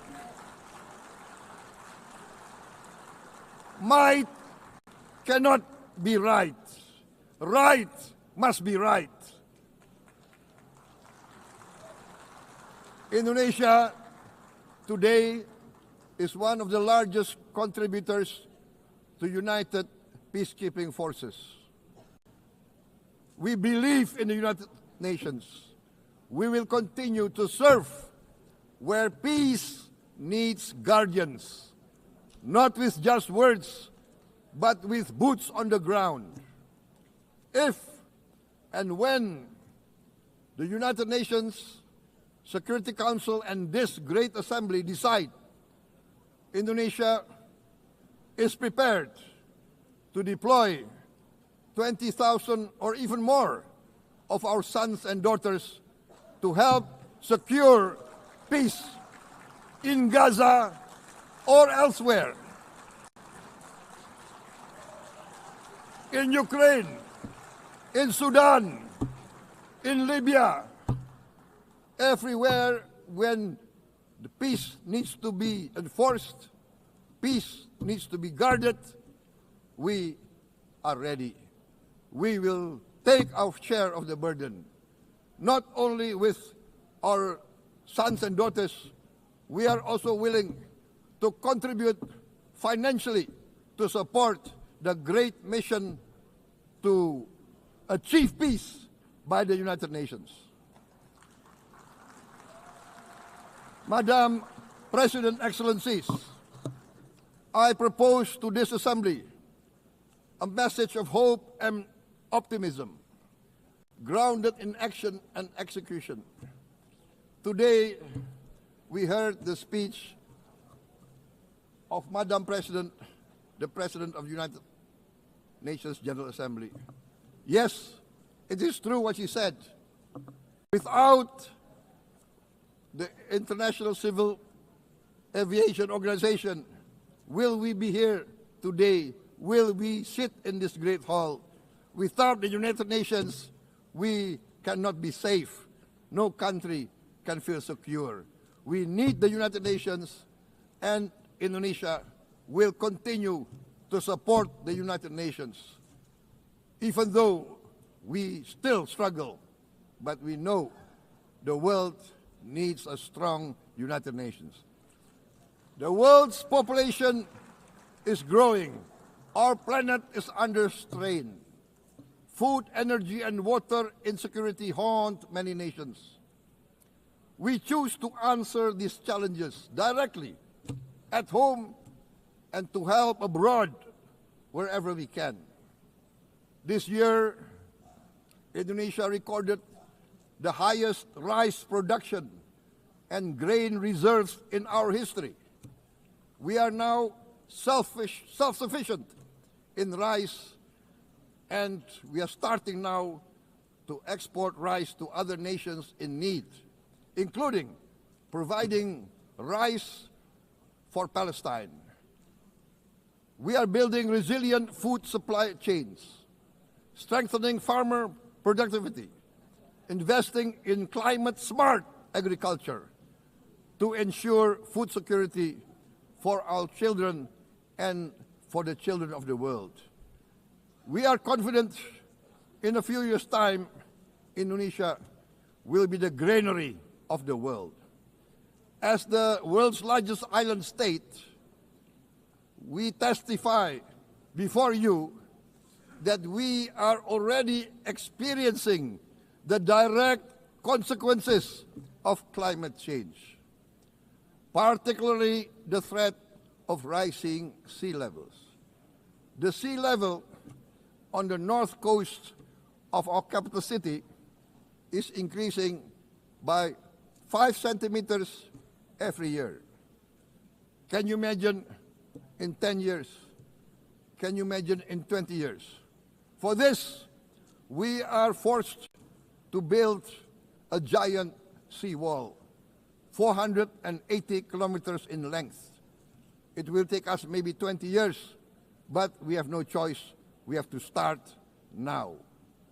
Therefore, we choose to confront climate change not by slogans, but by immediate steps. We are committed to meeting our 2015 Paris Agreement obligations. We aim to achieve net zero emission by 2060, and we are very confident we can achieve net zero emission much earlier. We aim to reforest more than 12 million hectares of degraded forest, to reduce forest degradation, to empower local communities with quality green jobs for the future. Indonesia is shifting decisively from fossil fuel-based development towards renewable-based development. From next year, most of our additional power generation capacity will come from renewables. Our goal is clear: to lift all of our citizens out of poverty and make Indonesia a hub for solutions to food, energy, and water security. Madam President, Excellencies, we live in a time when hatred and violence can seem to be the loudest voices. But beneath this loud noise lies a quieter truth, that every person longs to be safe, to be respected, to be loved, and to leave a better world to their children. Our children are watching. They are learning leadership, not from textbook, but from our choices. Today, still, a catastrophic situation in Gaza is unfolding before our eyes. At this very moment, the innocent are crying for help, are crying to be saved. Who will save them? Who will save the innocent? Who will save the old and women? Millions are facing danger at this very moment. As we sit here, they are facing trauma. They are facing irreparable damage to their bodies. They are dying of starvation. Can we remain silent? Will there be no answer to their screams? Will we teach them that the human family can rise to the challenge? Madam President, we must act now. Many speakers have said that. We must stand for a multilateral order where peace, prosperity, and progress are not the privilege of a few, but the right of all. With a strong United Nations, we can build a world where the weak do not suffer what they must, but live the justice that they deserve. Let us continue humanity's great journey of ideals, the selfless aspirations that created the United Nations. Let us use science to uplift, not use science to destroy. Let rising nations help others to lift themselves. I am convinced that the leaders of the great world civilizations of the West, of the East, of the North, of the South, leaders of America, Europe, of India, China, the Islamic world, the whole world, I am convinced they will rise to their role demanded by history. We are all hopeful that the leaders of the world will show great statesmanship, great wisdom, restraint, humility, overcome hate, overcome suspicion. Madam President, distinguished delegates, we are greatly heartened by the events of the last few days, where significant leading countries of the world have chosen to side with history, to choose the right side of history, the path of the moral high ground, the path of rectitude, the path of justice, the path of humanity, to shun hatred, to overcome suspicion, and to avoid the use of violence. The use of violence will beget violence. No one country can bully the whole community of the human family.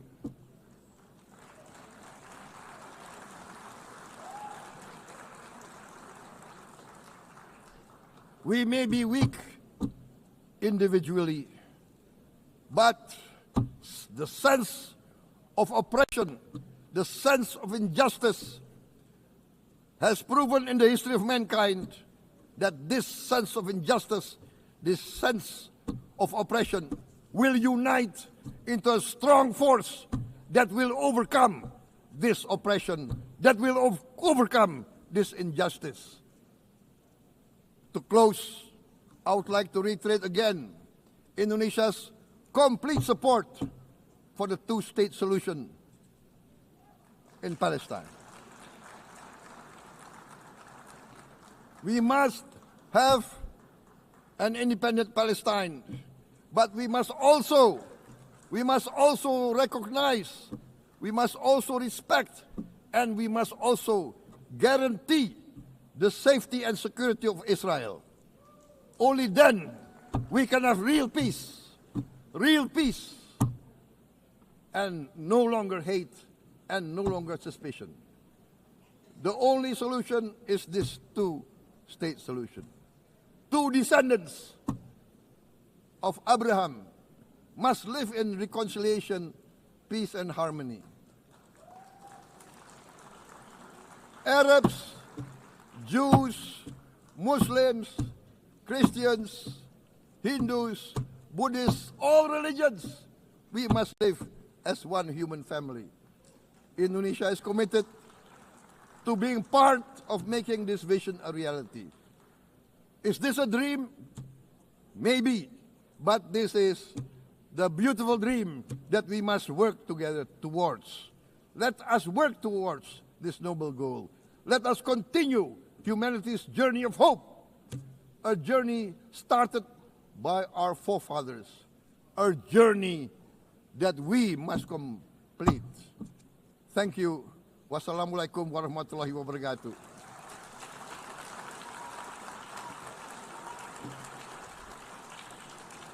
Shalom.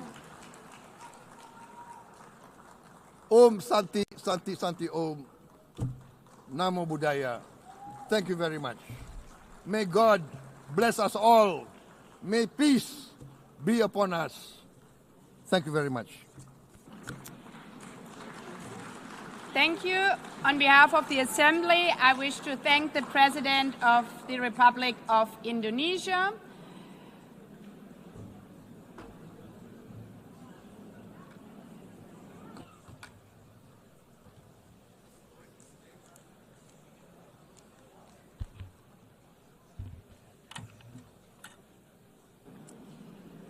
The Assembly will hear an address by His Excellency Recep Tayyip Erdogan, President of the Republic of Turkey. I request protocol to escort His Excellency and invite him to address the Assembly.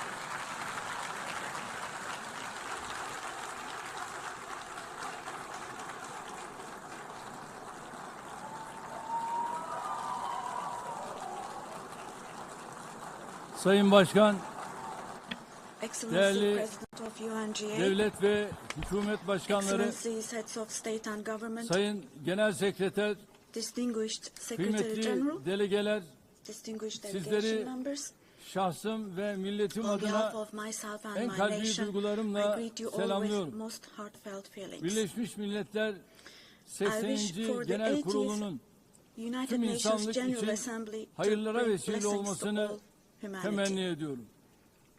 İnsanlığın ortak vicdanını temsil I'm eden deeply honored bu to kürsüden address you once again from this sizlere podium, bir kez daha hitap which etmekten represents the collective büyük conscience bir of bahtiyarlık duyuyorum. humanity.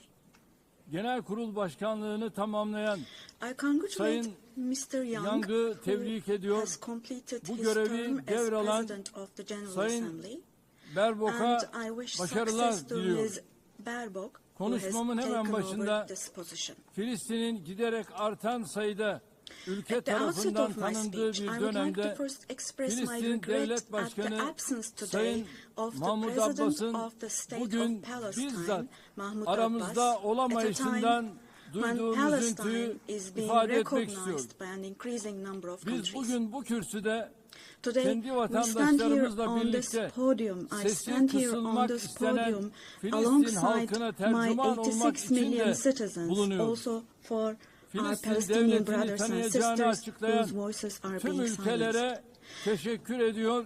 Henüz bu kararı almayan I'd like to devletleri thank all the ise countries bir an who önce announced that they harekete recognize the geçmeye state of çağırıyorum. Palestine, and I call Sayın on Başkan, all the other countries değerli who üyeler, have not done so yet Birleşmiş to do Milletler so, to şartı recognize bundan the state of 80 yıl Palestine önce as soon as San possible. Francisco'da Esteemed imzalandı President, ve distinguished members, 24 Ekim the United Nations Charter was 1945'te signed in San yürürlüğe Francisco girdi. 8 years ago and it Birleşmiş entered into Milletler force on Kuruluş October the Şartı'nın 24th, ilk 1945. maddesinin ilk I kelimelerini would like to recall here burada again the first tekrar words of the hatırlatmak first isterim. article of the UN Charter. Birleşmiş Milletler'in amacı The purpose uluslararası of barış the United ve Nations güvenliği is to maintain korumaktır. international peace and Evet, security. bizler Unquote. bu salonda Birleşmiş As Milletler'in we celebrate the 80th anniversary 80. of the yaşını UN in kutlarken this hall, grave dünyanın events are birçok bölgesinde unfolding in many parts kuruluş of the world şartının that cast ilk a shadow maddesinin over the ilk very first kelimelerine words gölge of düşürecek the UN Charter's vahim opening hadiseler yaşanıyor. article. Özellikle Gazze'de gözlerimizin önünde Particularly in 700 Gaza, günü right aşkın bir before our very süredir eyes, soykırım genocide has been going devam on ediyor. for over Biz 700 days toplantı now. halindeyken dahi Even as we Gazze'de gather here, as we şu anda speak now, siviller Israel is currently katlediliyor. massacring civilians in Gazze'de Gaza. ölen sivillerin sayısı The number of civilian 65 casualties bini in geçti. Gaza has surpassed Enkaz altında 65,000. kaç cenazenin olduğu Unfortunately, henüz the number of bilinmiyor. people who are still trapped under the Ölenlerin rubble 20 is binden not yet fazlası known. çocuk. And more than 20,000 İsrail of those who tarafından died Gazze'de were children. son 23 aydır For the last her 23 saat months, evet a her child saat has been bir murdered çocuk by Israel in acımasızca Gaza every hayattan hour. Yes, kopartılıyor. every hour. Bunlar sayı değil dostlar. These are not just figures, Hepsi birer dear can, friends. All birer of these, each one masum of insan. these is a Şu anda person, a sadece human being, silahlarla innocent değil, people.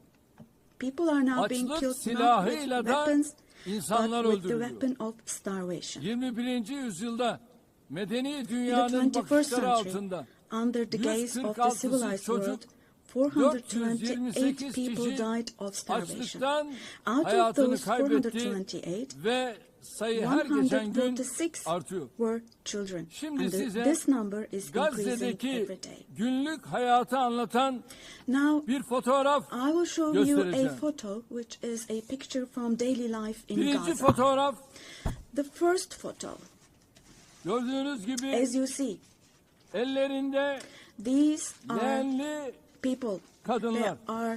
These are women Lütfen with hepimiz these cups that they are elimizi holding in their vicdanımıza koyup hands, cups cevap and verelim. buckets. Just 2025 feel your yılında conscience and answer böyle the bir following gaddallığın question. makul bir sebebi Can we possibly olabilir have a mi? reasonable reason Fakat for this insanlık brutality adına in bu utanç 2025? manzarası Gazze'de This 23 aydır shameful her gün picture in Gaza has tekrar been ediyor. unfolding and is being repeated 365 every day kilometre for kare içinde 23 yaşayan months now. 2,5 milyon And Gazze'li there are her 2.5 gün million yerinden Gazans ediliyor, who live her in gün bir başka 365 bölgeye square göçe kilometers. And every day, zorlanıyor. what happens Gazze'nin is sağlık they are altyapısı tamamen being dragged from one çökmüş place durumda. to another. The Doktorlar healthcare öldürüldü infrastructure ya of da Gaza gözaltına alındı. is completely collapsed. Doctors Ambulanslar have been killed vuruldu. or they have Hastaneler disappeared bombalandı. while under custody. Yıkıldı. Ambulances have been hit. Tedavi Hospitals mümkün değil. targeted and destroyed. Operasyon Treatment mümkün is değil. not possible. Surgery İlaç is not bulmak possible. It's mümkün not değil. possible to find Dostlar, medications. bakın Now, Tayyip dear friends, Erdoğan olarak now, as içim Tayyip yanarak, Erdoğan, with içim a kan heavy ağlayarak heart, söylüyorum. with my heart Henüz bleeding here, 2-3 I'm telling you, yaşındaki elleri, innocent kolları, little ones, bacakları just olmayan 2 or 3 years masum old, yavrucuklar without hands, bugün maalesef arms or legs, Gazze'nin have olağan become, fotoğrafı haline unfortunately, gelmiştir. a common sight to see in Gaza.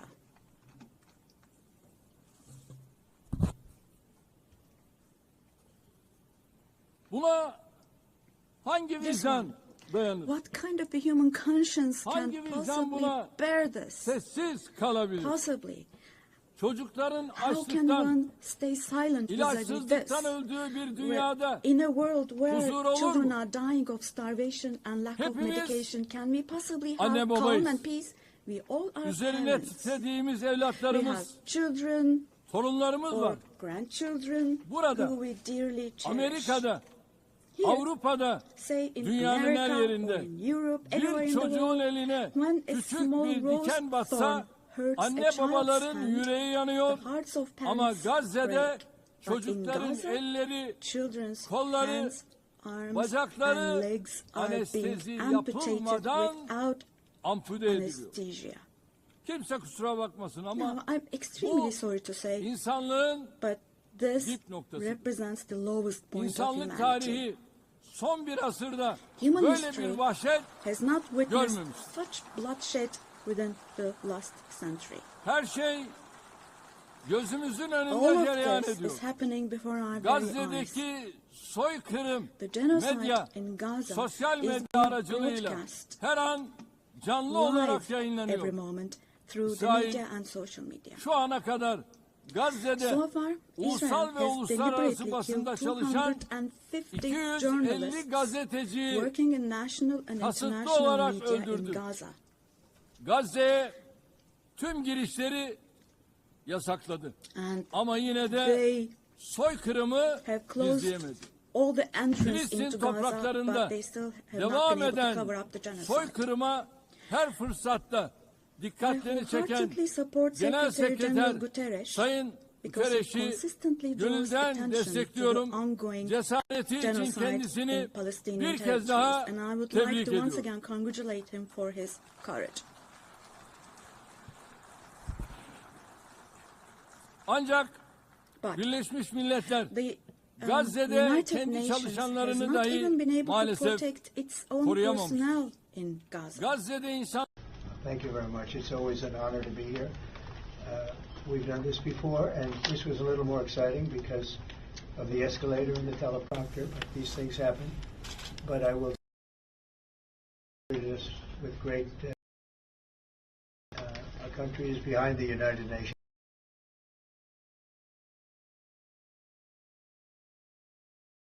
So much. So I'm behind. Disagree with it.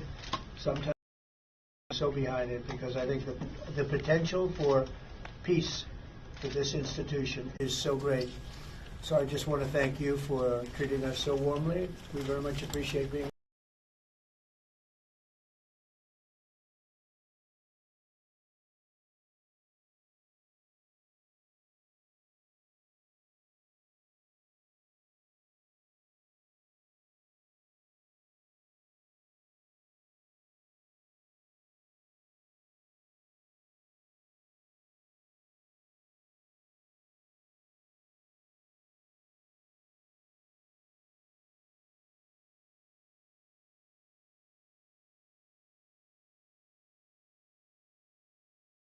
içinde, The soil hayvan of içinde, Gaza is being bitki rendered içinde useless for humans, artık işe for animals, yaramaz and for hale plants. getiriliyor. İşte sizlere bir başka fotoğraf daha. Let me show you yet Şimdi another size photo. soruyorum. And let me ask you Elimdeki here. şu fotoğrafın Look at this güvenlik arayışıyla ne ilgisi var? What could this photo here Bunun possibly adı have to do with security canlıya concerns? düşmanlık. Hayata This is being düşmanlık değil mi? against, Bu kürsüden life. açık açık ifade ediyorum. don't you think? Gazze'de Let bir me savaş state yok. this openly from this podium. Gazze'de There is iki no war taraftan in Gaza. söz edilemez. We cannot possibly talk about the Gazze'de bir presence yanda of two sides in elinde en Gaza. modern, Because en in öldürücü Gaza, on silahlar one olan side, there is a düzenli regular ordu, army with diğer the most tarafta ise modern, most lethal masum weapons. siviller, And on the other masum hand, there are çocuklar var. innocent civilians, Bu innocent terörle children. mücadele değildir. This is not fight Bu against 7 Ekim terrorism. olayı öne sürülerek yürütülen bir işgal, tehcir, This is an occupation, sürgün, deportation, soykırım, daha exile, doğrusu genocide, bir toplu and kıyım life politikasıdır.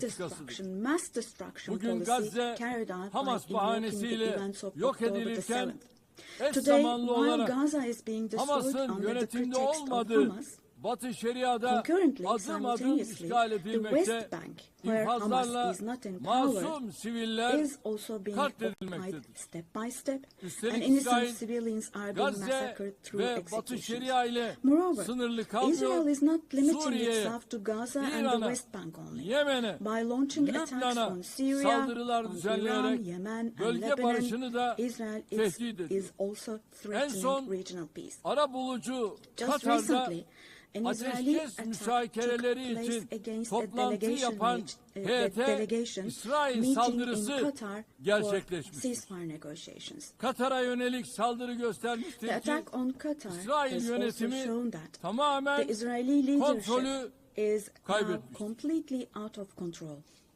Netanyahu'nun barış yapmaya da rehineleri kurtarmaya da niyetinin is olmadığı not obviously bir kez daha interested in forging anlaşılmıştır. peace or releasing Sadece the komşuları değil, hostages. Orta Doğu'daki Not only tüm ülkeler Israel's neighbors, İsrail but all hükümetinin countries in the Middle pervasız East are tehditlerine subject to the Israeli muhatap oluyor. government's reckless Şunun da threats. farkına varalım.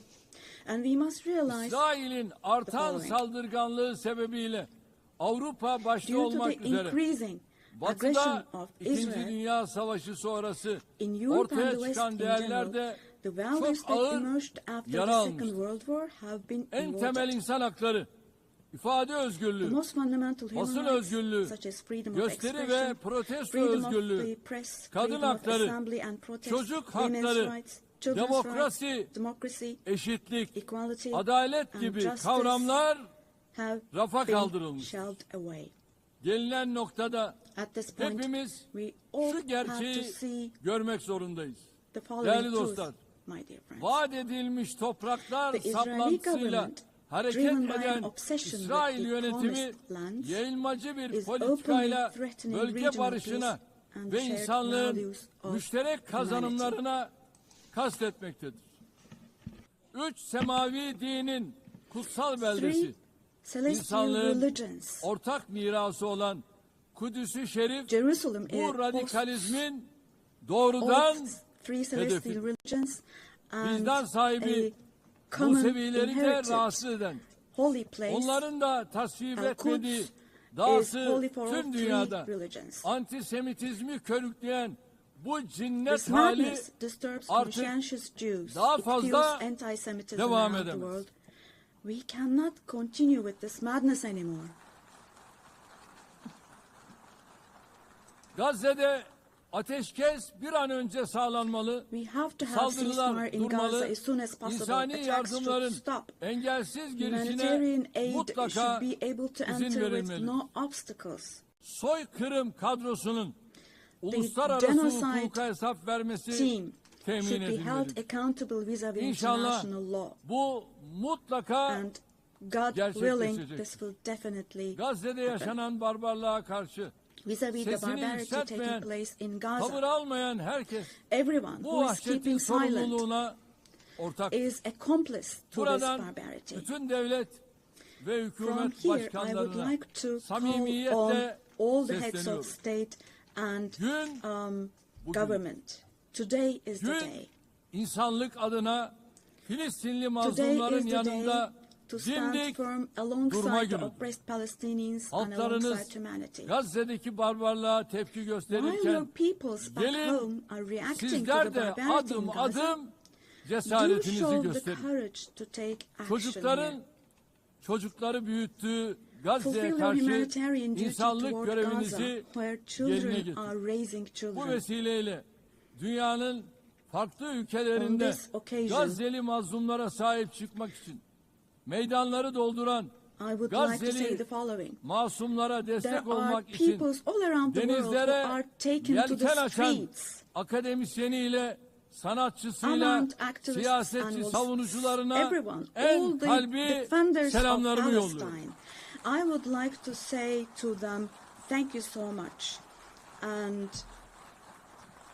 clear bows Kıymetli and delegeler, favorable winds 13 for yıl their boyunca actions. sizlere Esteemed bu delegation kürsüden members, for komşumuz 13 Suriye'de years, yaşanan I zulümden have spoken to you ve from this çatışmalardan platform about the oppression bahsettim. and conflicts in our Nasıl neighbor bugün Syria. Gazze'li mazlumlar için Just as I sesimizi raised my voice yükseltiyorsak today for the oppressed 13 people yıl of süresince Gaza, de Suriyelilerin likely for feryatlarına 13 years, dikkat I çekin. have also drawn attention to the Burada onların cries da of the Syrians, sesi, and nefesi here oldu. I became their voice 1 milyon and insanın breath as well. hayatına, milyonlarcasının da The persecution vatanlarını that caused the terk deaths etmesine of 1 sebep olan million zulüm, people and 8 that Aralık caused millions devrimiyle more to birlikte flee their hamdolsun homeland has, artık thankfully, tarihe become a karıştı. thing of the past. Suriyeli With the kardeşlerimiz December 8th 8 revolution. Aralık Our tarihi Syrian itibariyle brothers and sisters yeni bir dönemin opened the doors to a new kapılarını period açtılar. as of December the 8th.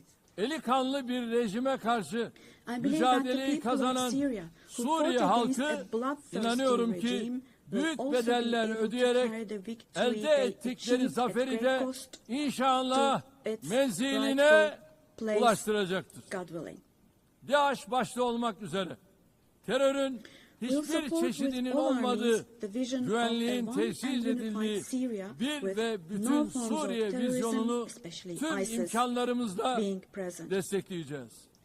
Suriye'de istikrar Free kökleştikçe Syria, where security hiç is şüphesiz established is what we bunun want. kazananı As stability takes root in Suriyelilerle Syria, birlikte the tüm winners komşu ülkeler, for sure tüm will be all bölgemiz the neighboring olacak. countries, our entire region, along Körfez'deki with Syrians. kardeş ülkelere de And the Suriye'nin brotherly countries in the toparlanmasına Gulf. verdikleri katkılar I için would like to thank them for their teşekkürlerimi contributions iletiyorum. for Bizimle Syria to aynı recuperate. ilkeleri paylaşan tüm bölgesel All the ve regional uluslararası and international aktörlerle actors who share the same işbirliğimizi principles with us, inşallah God aynı willing, şekilde we will continue sürdüreceğiz. with our cooperation with all those Değerli dostlar, actors in the same manner. komşumuz Esteemed İran'la friends, ilgili nükleer dosyanın we hope bir an that the evvel nuclear diplomasi issue with our yoluyla neighbor Iran will be çözülmesini resolved through temenni ediyorum. diplomacy as soon as possible. Unutulmamalıdır It ki should not be forgotten bölgemiz that our yeni bir region krizi cannot daha tolerate kaldıramaz. yet another crisis. Komşumuz Irak'ın istikrarı, The stability, güvenliği security ve and refahı prosperity of our neighbor bölgemizin Iraq selameti bakımından are extremely important fevkalade for the well-being önemlidir. of our region. Kalkınma yolu projesi gibi kolektif refahı In this önceleyen regard, we attach great stratejik importance to hamlelere strategic bu moves bakımdan based on stability büyük and önem prosperity, atfediyoruz. such as the Kuzeyde development path her project. ikisi de komşumuz In the olan north, we are Rusya hosting ve with Ukrayna great arasında enthusiasm the Istanbul process İstanbul between sürecine Russia and büyük bir Ukraine, iştiyakla both of ev which sahipliği are yapıyoruz. our neighbors. Doğrudan görüşmeler sayesinde Through çok direct sayıda talks, we esirin facilitated ve the naaşın exchange of mübadelesine several prisoners and aracılık etti. corpses, and we Taraflar worked to arasında identify the barış modalities müzakerelerinin modalitelerini of peace belirlemeye çalıştık. negotiations between the Unutmayın, parties. savaşın kazananı forget. adil bir barışın There kaybedeni is no olmaz winner of şiarıyla war önümüzdeki and no dönemde losers de of a just ateşkes peace. için So with this çaba motto in mind, in göstermeye the coming days devam also, edeceğiz. we will continue to work hard for a Azerbaycan peaceful ve ceasefire. Ermenistan arasında barışın Meanwhile, tesisi için We have tarafları encouraged the parties en başından from the bu very yana beginning to establish peace cesaretlendirdik. between Azerbaijan 8 and Ağustos Armenia. tarihinde iki ülke arasında kalıcı We are barışa pleased giden that steps were adımların taken on atılmasından August the 8th, memnuniyet duyuyoruz. steps that will enable the Azerbaycan establishment of Cumhurbaşkanı lasting peace Sayın between the two Aliyev ile countries. Ermenistan Başbakanı Sayın Paşinyan başta olmak üzere sürece katkıda bulunan Amerikan Başkanı Sayın Trump'ı burada bir kez daha tebrik ediyorum. Bu vesileyle ülkemizle Ermenistan arasındaki normalleşme sürecinin kendi rayında ilerlediğini de ifade etmek isterim. Diğer bir arabuluculuk faaliyetimiz olan Ankara süreci kapsamında Somali ile Etiyopya arasındaki ihtilafın halline yönelik gayretlerimizi sürdürüyoruz. Tarafların bu girişimi hızla başarıyla neticelendirmelerini temenni ediyorum. Değerli delegeler, Karadeniz'de güvenliğin teminatı olan Montreux Sözleşmesi'ni tam 89 yıldır tarafsızlık içinde harfiyen uygulamaktayız. Ege Denizi'ni ve Doğu Akdeniz'i ilgili tüm tarafların meşru menfaatlerine riayet edilen bir istikrar ve refah havzası olarak görmek istiyoruz. Enerji ve çevre başta olmak üzere her konuda yapıcı işbirliğine hazırız. Komşularımızdan da aynısını bekliyoruz. Bu vesileyle Doğu Akdeniz'de Türkiye'yi ve Kuzey Kıbrıs Türk Cumhuriyeti'ni dışlayan projelerin başarılı olamayacağını burada özellikle vurgulamak istiyorum.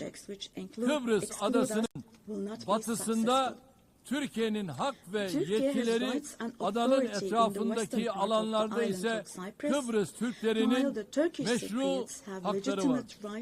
Daha evvel de teklif ettiğimiz Doğu Akdeniz Konferansı müşterek bir zeminin bulunmasına katkı yapacak. Kıbrıs meselesinin çözümü daha önce defalarca denenmiş ancak Rum tarafının uzlaşmaz tutumu nedeniyle tüketilmiş federasyon modeli üzerine bina edilemez. Kıbrıs adasında iki ayrı devlet ve iki ayrı halk vardır. Kıbrıs Türkleri adanın eşit sahibidir ve azınlık olmayı kabul etmelidir. Uluslararası toplum Kıbrıs Türklerinin yarım asırdır maruz bırakıldıkları haksız izolasyona artık son vermelidir. Son 3 Birleşmiş Milletler Genel Kurulu'nda yaptığım çağrıyı bugün bir kere daha tekrarlıyor.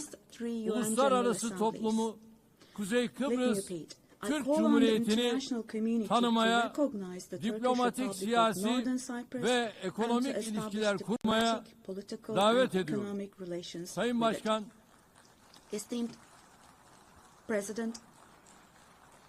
Sayın Başkan, değerli üyeler, önümüzdeki dönemde Türkiye-Avrupa Birliği ilişkilerinde yeni bir başlangıç ve vizyon arzuluyoruz.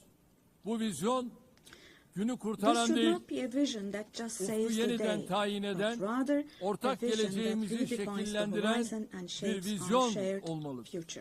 Bunun için elbette Avrupa Birliği'nin de bizim kadar istekli ve kararlı olması mühimdir. Net güvenlik sağlayıcısı bir ülke olarak Birleşmiş Milletler, NATO, AGİT ve Avrupa Birliği'nin harekat ve misyonlarına katkılarımızı sürdürüyoruz. 2026 yılındaki NATO zirvesini Ankara'da toplayacağız.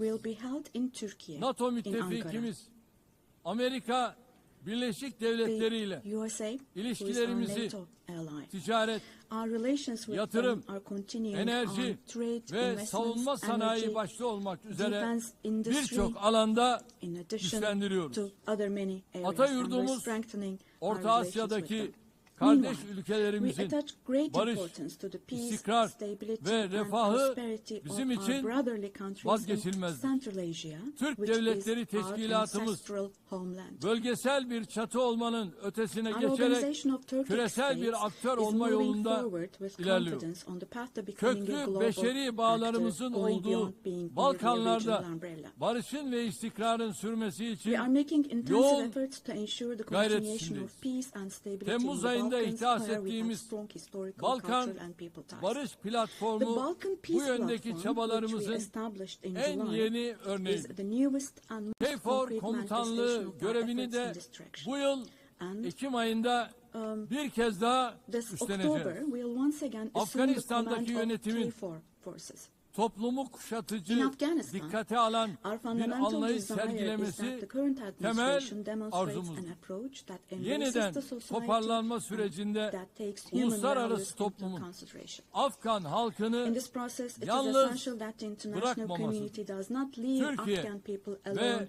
Türk milleti olarak and Afgan kardeşlerimizin Türkiye her and daim as the Turkish yanında nation olmaya will devam stand by edeceğiz. the Afghan people Değerli dostlar, Güney Asya'da at all barış ve times. istikrarın Esteemed friends, in muhafazasını South Asia, son derece we önemli consider the görüyoruz. preservation of peace and Nisan stability ayında to be of utmost Pakistan importance.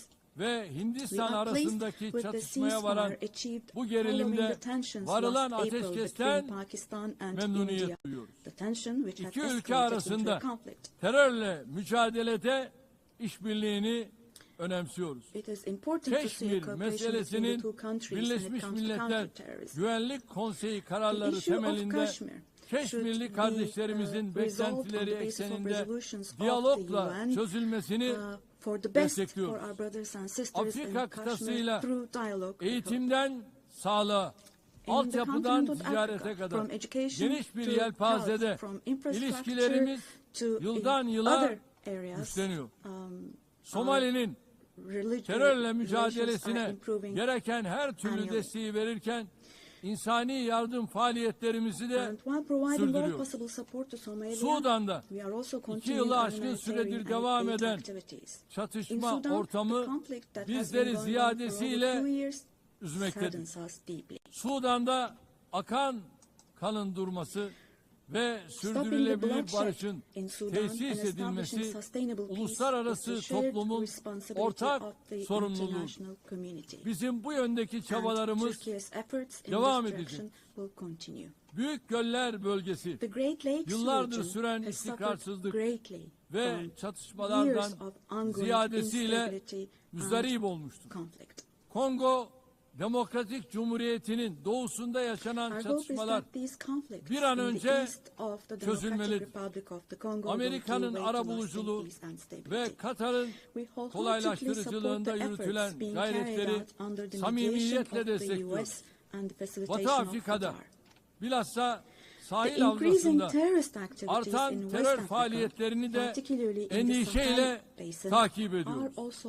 Tarihi bağlarımızın bulunduğu bu bölge halklarının huzura ve istikrara kavuşmaları için çabalarımız devam edecek. İlhamını çift başlı Selçuklu Kartalı'ndan alan, bizim de 360 derecelik yaklaşımla yürüttüğümüz Türk dış politikasında Asya ülkeleriyle ilişkilerimiz büyük stratejik öneme sahip. Yeniden Asya girişimimiz çerçevesinde ASEAN başta olmak üzere bölgesel kuruluşlarla angajmanımız giderek derinleşiyor. Latin Amerika ve Karayipler bölgesiyle münasebetlerimizi ortaklık ruhuyla ve kazan yaklaşımıyla geliştirmeye büyük önem atfediyor. Bölgedeki tüm ülkelerle kurmuş olduğumuz dostane bağları daha ileriye taşıma irademiz bakidir. Kıymetli delegeler, uluslararası ticarette artan korumacılık eğilimleri ve tedarik zincirlerinde yaşanan kırılmalar dünya ekonomisinde esaslı değişimlere yol açıyor. Mevcut sınamalarla başarılı mücadele için Dünya Ticaret Örgütü'nün yer aldığı kurallara dayalı uluslararası ticaretin reforme edilmesini destekliyoruz. Ucuz, güvenli ve sürdürülebilir enerjiye erişimi, özellikle gelişmekte olan ülkelerin kalkınma hedeflerinin gerçekleştirilmesi için vazgeçilmez buluyorum. Çin'den Avrupa'ya uzanan ve stratejik önemi haiz pazar geçişli Doğu-Batı Ortak Koridoru projesini ilerletiyoruz. Modern ulaştırma altyapımız ve Bakü-Tiflis-Kars hattıyla dünya ticaretinin gelişimine katkı sunuyoruz. Tabiata saygılı bir gelecek inşa etme hedefiyle çıktığımız yolda 2053 net sıfır emisyon hedefine doğru kararlılıkla ilerliyoruz. Eşim Emine Erdoğan'ın himayesinde yürüyen sıfır atık hareketinin tüm dünyada her yıl dalga dalga büyüyen, daha fazla insana ve kalbe ulaşan bir farkındalık halkasına dönüştüğünü görmek bizim için ayrı bir bahtiyarlıktır. Bu süreçte gelişmiş ülkelerin sorumluluklarını yerine getirmesi artık bir tercihten öte yükümlülük haline gelmiştir. Dünyada en fazla kalkınma yardımı yapan ülkelerden biri olarak Birleşmiş Milletler'in sürdürülebilir kalkınma hedeflerine ulaşılması için çaba harcıyoruz. 2030 hedeflerine erişmek ve dünyanın dört bir yanındaki yüz milyonlarca insanı onurlu yaşama kavuşturmak için küresel finansman mimarisinin kimseyi geride bırakmama anlayışıyla uyumlu hale getirilmesini savunuyor. Burada şunu da özellikle dikkatinizi çekerek söylemek istiyorum. Biz jeopolitik sınamalarla uğraşırken İnsanlık yapay zeka alanında olağanüstü bir sıçramaya şahitlik ediyor. Çığır açan bu teknolojilerin dönüştürücü gücü ve sunduğu nimetlerden hiçbir toplumun mahrum bırakılmaması gerekiyor. Yapay zeka teknolojileri yeni bir tahakküm aracı olarak değil, insanlığın lehine kullanılmalıdır. Ev sahipliğini yaptığımız en az gelişmiş ülkeler için Birleşmiş Milletler Teknoloji Bankası dijital ve teknolojik açığın kapatılmasında kritik rol oynuyor. Hazırladığımız ve evrensel mutabakatla yakında imzaya açacağımız dijital dünyada çocuk hakları sözleşmesinin bu alanda küresel bir farkındalık oluşturacağına inanıyor. Çabalarımıza güçlü desteğinizi bekliyoruz.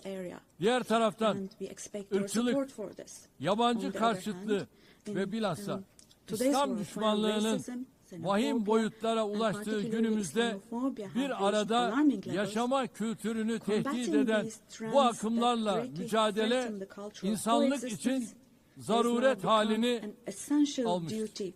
Medeniyetler İttifakı Yüksek Temsilcisi Sayın Moratinos'un Birleşmiş Milletler Genel Sekreterinin İslamofobi ile mücadele özel elçisi olarak da atanması kıymetlidir. Geçen sene burada ifade ettiğim gibi aile kurumu günümüzde daha önce hiç olmadığı kadar tehdit altındadır. Kadın ve erkekten oluşan aileyi savunmak, aynı zamanda insanı, fıtratı, yaşamı ve geleceği savunmak demektir. Türkiye olarak artan saldırılar karşısında aileyi savunmaya devam edeceğiz.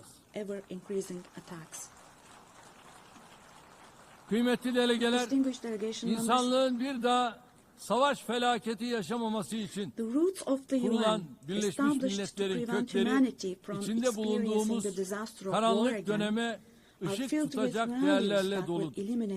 Genel Sekreter Sayın Guterres'in teşkilatımızı etkin ve verimli hale getirmek amacıyla başlattığı Birleşmiş Milletler 80 girişimine desteğimiz tamdır. Bu girişimin Birleşmiş Milletler'in tüm faaliyetlerini daha da güçlendirecek bir süreç olarak başarıya ulaşmasını temenni ediyorum. Bu sürece İstanbul'u bir Birleşmiş Milletler merkezi haline getirme vizyonumuzdan da hareketle güçlü destek vermeye hazırız. 80. yılda Birleşmiş Milletler'i kuruluş ruhuna döndürecek adımları atmak hepimizin ortak sorumluluğu. Biz güçlünün haklı olduğu değil, haklının güçlü olduğu bir sistem kurulana kadar dünya 5'ten büyüktür demeye devam edeceğiz.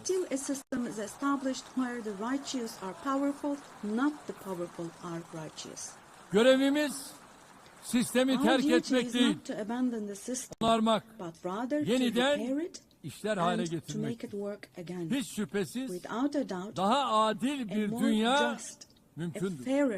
Türkiye daha adil bir dünyanın inşası için mücadelesini sabırla devam ettirecektir.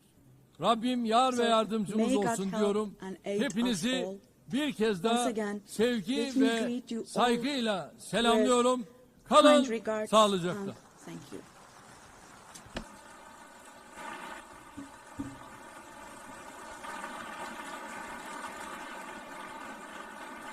On behalf of the Assembly, I wish to thank the President of the Republic of Turkey.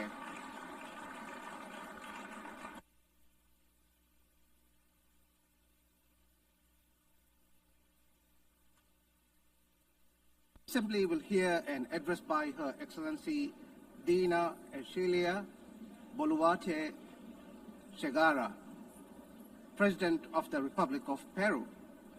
I request protocol to escort Her Excellency and invite her to address the Assembly.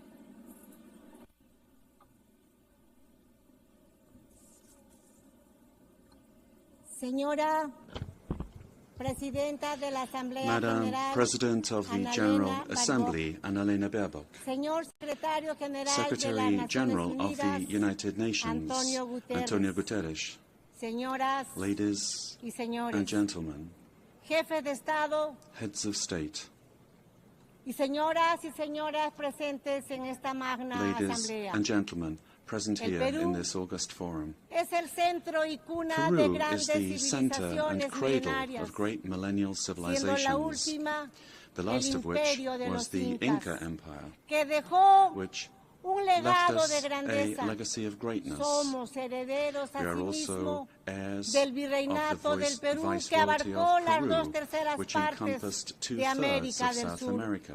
Somos un país mestizo, We are a mestizo mezcla nation, fundamental a entre fundamental hispanos mix y between andinos, Hispanic and Andean orgulloso peoples, de ser heredero proud to de be los the más heirs grandes of the two imperios de greatest Europa y empires América of Europe del and siglo America XVI. of the 16th century. El pueblo peruano The es Peruvian hoy people today resiliente, are resilient, emprendedor, solidario, entrepreneurial, amante supportive, de la paz, and lovers of la peace, libertad y la freedom, democracia. and democracy. Nuestros grandes Our great writers, escritores, Mario Vargas Llosa y José María Arguedas, compartieron la idea shared the idea de que el Perú that es Peru país is a de country todas of las sangres. all bloods. Nuestra identidad expresa Our creativamente identity que somos creatively la unidad expresses that we are de los the diversos, unity of the diverse, unidos bajo la misma united roja y under the blanca same bandera red and peruana. white Peruvian flag.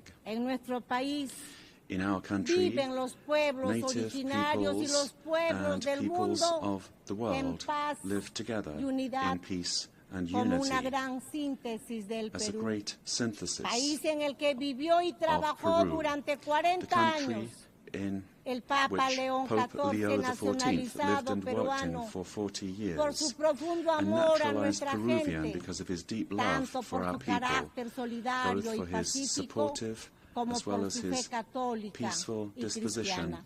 and his Catholic and Christian faith. Todos los estudios señalan All studies que somos el indicate país más that we are the emprendedor most del mundo, entrepreneurial razón country in the world, por la cual después de la which is pandemia del why, after the COVID-19, que por COVID-19 una pandemic, pésima that administración due to gubernamental poor government alcanzó administration, más de 2 claimed millones more de than 2 fallecidos. million lives. Nos hemos empezado a But we have recuperar begun logrando to hoy recover, más de 17 meses and de today crecimiento we look back on more consecutivo than 17 de months nuestra of economía. consecutive Hemos economic growth. derrotado la We recesión have y la overcome the inflación recession and originada por la inflation violencia caused by política political violence y por la and by corrupción. corruption, Un golpe de a Estado failed fallido coup d'etat, y la fuga de más de and the 20 flight mil of more millones de than $20 dólares billion entre los años that was 2021 between y 2021 and 2023.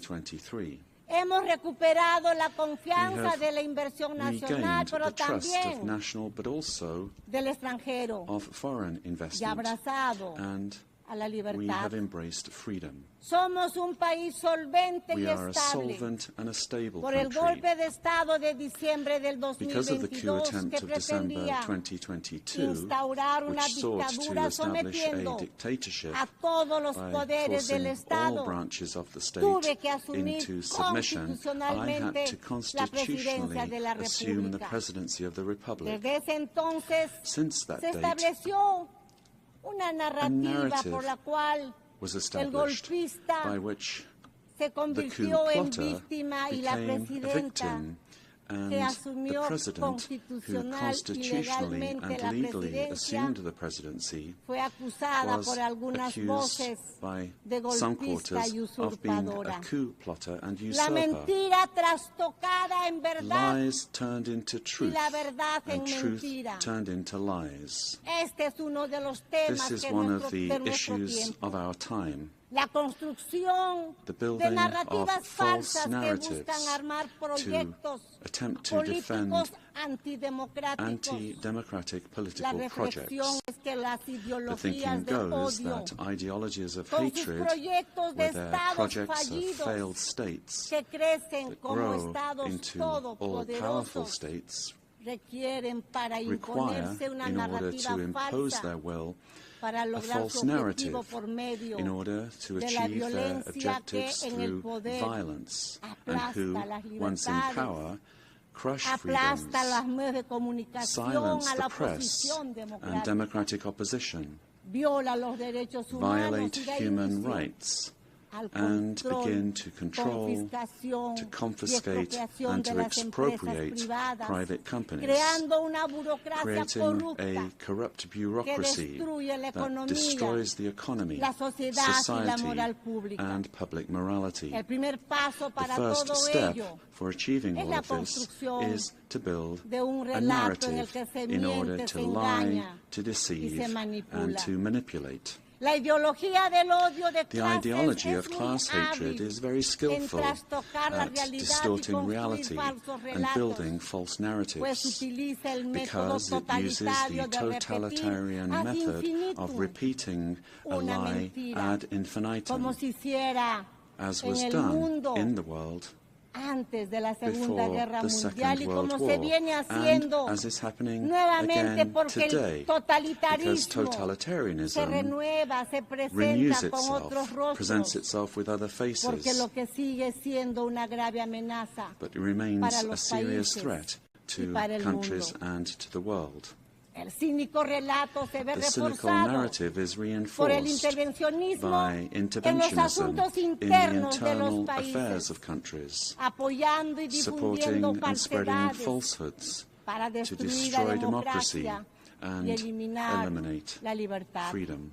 En el Perú In Peru, hemos superado we have overcome una fuerte, organizada y strong, persistente violencia organized and política que persistent political pretendía violence la that vuelta al sought the gobierno del return of the golpista coup plotters y desde el government, año and since 2024 se ha 2024, logrado avanzar en el progress has been made restablecimiento de in la restoring estabilidad stability y and la confidence. confianza, razón por la cual And this la is why economía the peruana Peruvian logró crecer economy managed este to año grow this year by 3,3% y en el 3.3%. presente año 2025 And está in the superando current un year, crecimiento del 2025, is exceeding 3,5%, 3.5% growth. previéndose que el With año forecasts that in 2026 se 2026, mantenga la tendencia the de la trend of expansión economic growth económica. will continue. El gobierno The garantiza government 3 guarantees años de 3 years crecimiento of económico economic growth, encabezando las being the leader cifras en in Sudamérica. South America. La inflación que Inflation tenemos is es inferior al below 2% anual. 2% annually. Las reservas internacionales son International superiores reserves a los amount 88 to more mil than millones $88 de billion, dólares. Y nuestra moneda and our currency se mantiene remains estable y stable, se and fortalece it's cada día getting más. stronger every day. Nuestra deuda externa Our es menor external al debt is less than 32,2% del PBI, 32.2% of GDP, una de las más one of bajas the de lowest América in the y del Americas mundo. and in the world. Nuestro déficit And our fiscal fiscal este deficit año this será year de will be 2,2% 2.2% annually. anual. Señora Presidenta de esta magna Madam Asamblea, President of this el 24 magnificent de General octubre se Assembly, creó on las October Naciones 24th, Unidas, the UN was después created de la after World Segunda Guerra War II, Mundial, cuando se logró when one derrotar a of uno the de los greatest mayores proyectos totalitarian políticos political totalitarios projects construido built bajo una on an ideología de ideology odio of hatred, que produjo el más grave genocidio leading en la to the most historia serious de la genocide in humanidad, human history, el the Holocausto, Holocaust, que was jamás, defeated. que And this is jamás something that we debemos must olvidar. never, I say never, Esa nefasta forget. guerra causó la That muerte dreadful war de 60 caused the millones de death of seres 60 humanos. million human beings. Toda ideología de odio, All el odio de ideologies of clases hate, y su class elevación hatred, a and principio y its motor de la elevation as a historia, principle and el odio driver racial, of history, el racial hatred, nacionalista, el nationalist odio hatred, religioso, religious hatred, étnico, el ethnic odio a hatred, las hatred mujeres, against entre women, otros, amongst others, son los are the causantes de los causes peores for the crímenes worst en la crimes historia committed humana. in human history. Las ideologías de odio Ideologies of construyen hatred relatos como verdades build narratives absolutas as absolute que truths instrumentalizan a las that personas y a instrumentalize los people pueblos. and nations. La constitución The política de mi political patria constitution of my afirma homeland, que la Peru, defensa affirms that the de la defense persona of humana the y su individual dignidad and their es el dignity fin is supremo the de la supreme goal sociedad of y del society Estado. and of the state. El Perú rechaza en Peru, consecuencia los dos principales Rejects the two relatos de odio principal en el hate mundo, narratives in the world, el odio de clases y namely el odio class hatred religioso, and religious origen hatred. de guerras.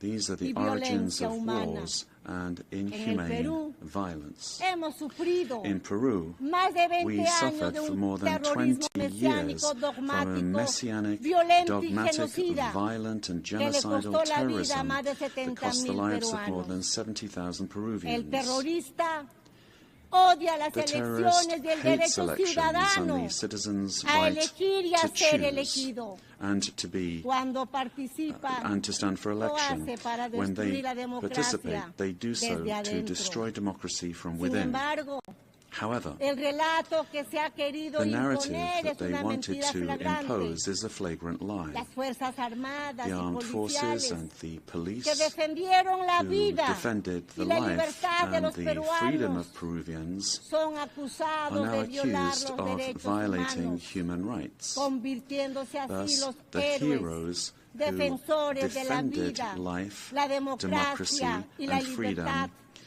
en are victimarios turned into y los victimizers, terroristas and the terrorists en víctimas. are turned into Así, victims. Los héroes que In this way, defendieron the la heroes who democracia defended son democracy are perseguidos being persecuted en in juicios que se trials prolongan that drag on por for décadas, mientras que decades, los while the terroristas terrorists son are indemnizados y compensated considerados and considered víctimas. victims. El mundo al revés. La ONU, Presidenta, This is the world in ha reverse. sido un hito The fundamental en el UN was a siglo XX. fundamental milestone in the Pero en el 20th siglo century, XXI but in the debemos 21st estar century, más we atentos. must be more vigilant. Es nuestro deber It is our impedir duty que el mundo se to prevent the world precipite from hacia plunging nuevos genocidios into new y nuevas genocides violencias. and new violence. No es aceptable en un mundo It is not civilizado acceptable in a que un civilized país world that invada one country a otro, invade another utilizando un using relato a falso false narrative para to justificar justify una guerra que a ataca war, principalmente a a war la that first and población. foremost attacks the No civilian es population. admisible la It is matanza not de acceptable civiles, to slaughter la civilians, captura de to centenares de capture jóvenes, hundreds of young people, mujeres y hasta women, niños and even children, para and utilizarlos use como them rehenes. as hostages. Vivimos ante la amenaza We del live under crimen the threat of internacional international organized organizado. crime. En el Perú, In Peru, la delincuencia internacional international crime dedicada based a la extorsión recurre a métodos terroristas extortion como los uses terrorist atentados con methods such as explosivos bomb attacks para someter to submit a los citizens ciudadanos. to its will. Estas organizaciones These criminal criminales organizations que utilizan armas de guerra that han use creado weapons of war mecanismos have financieros created para lavar financial el dinero mechanisms to manchado de launder sangre, blood-stained money, remitiendo grandes sending sumas large a sums sus países back de to their origen. countries of origin.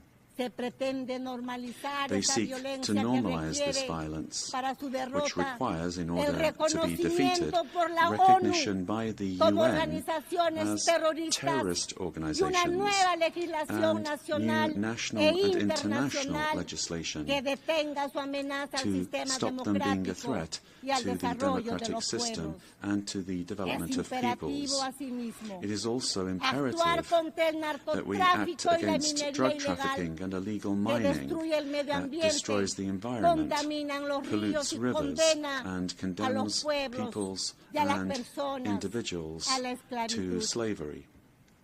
El crimen internacional International tiene crime sometidas has subjected a miles de thousands mujeres of women extraídas de sus taken from their hogares, de home sus países countries con through violencia violence y engaños and deception y explotadas and y privadas de su being libertad. exploited and deprived of their Señoras freedom.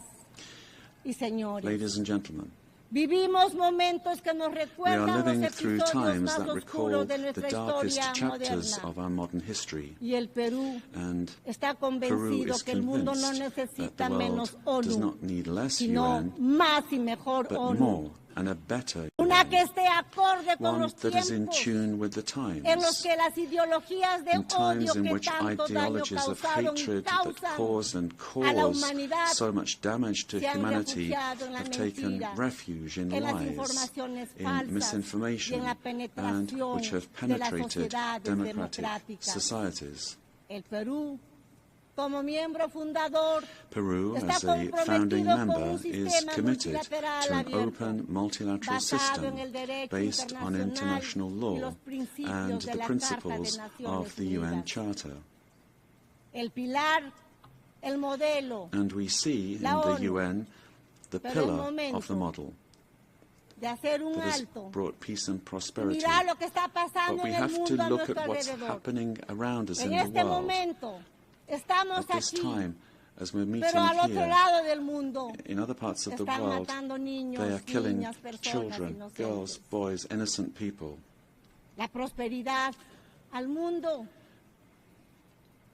debe ser Prosperity en ese trabajo responsable y unido.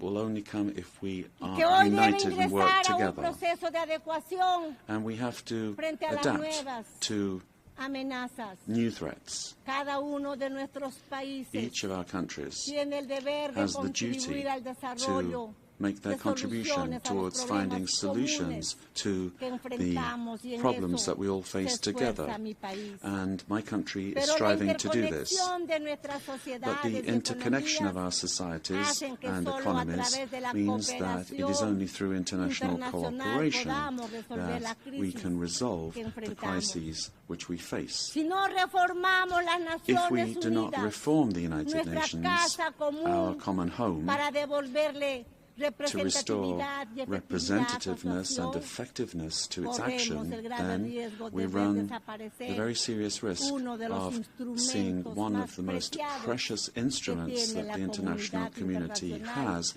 para la world estabilidad del stability mundo. Por disappearing. ello, For this reason, Peru supports the work of the UN 80 initiative, launched by the Secretary General, placing particular emphasis on the need to refocus the organization on its fundamental functions, bringing it closer to the needs of peoples, and at the same time making it more efficient. UN 80 must be an opportunity to strengthen multilateralism and ensure that the organization is better prepared to achieve its essential goals.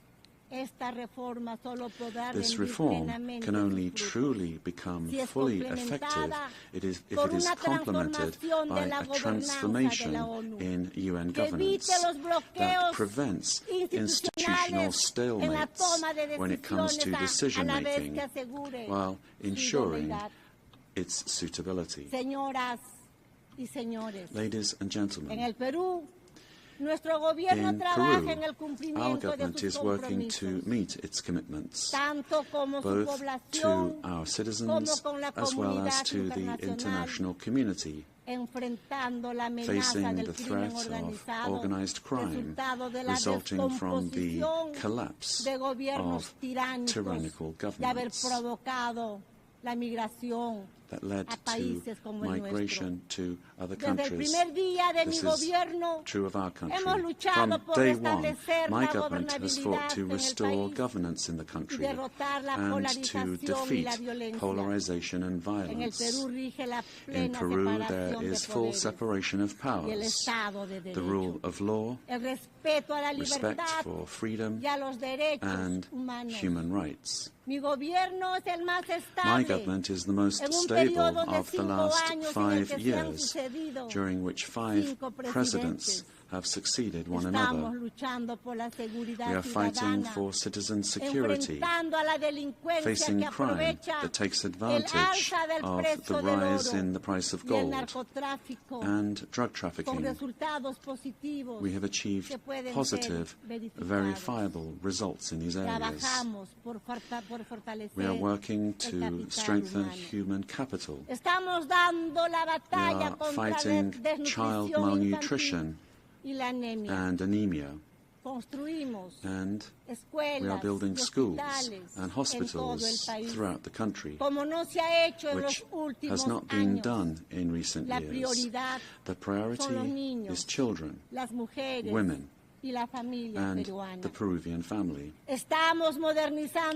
We are modernizing the country's infrastructure, ports, airports, roads, bridges, designing an economy that is better connected to the world, as well as a firm policy for fighting corruption. Our goal is to guarantee free and impartial elections, defeating the attempt of a violent minority that seeks their failure.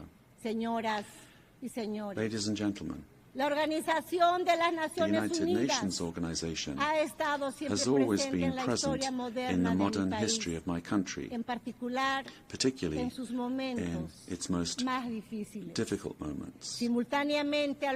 Similarly to what is happening elsewhere in the world, and despite our efforts, Peru today finds its democratic institutions and the rule of law under attack by the polarization of politics, the cause and consequence of the return of extremist violence.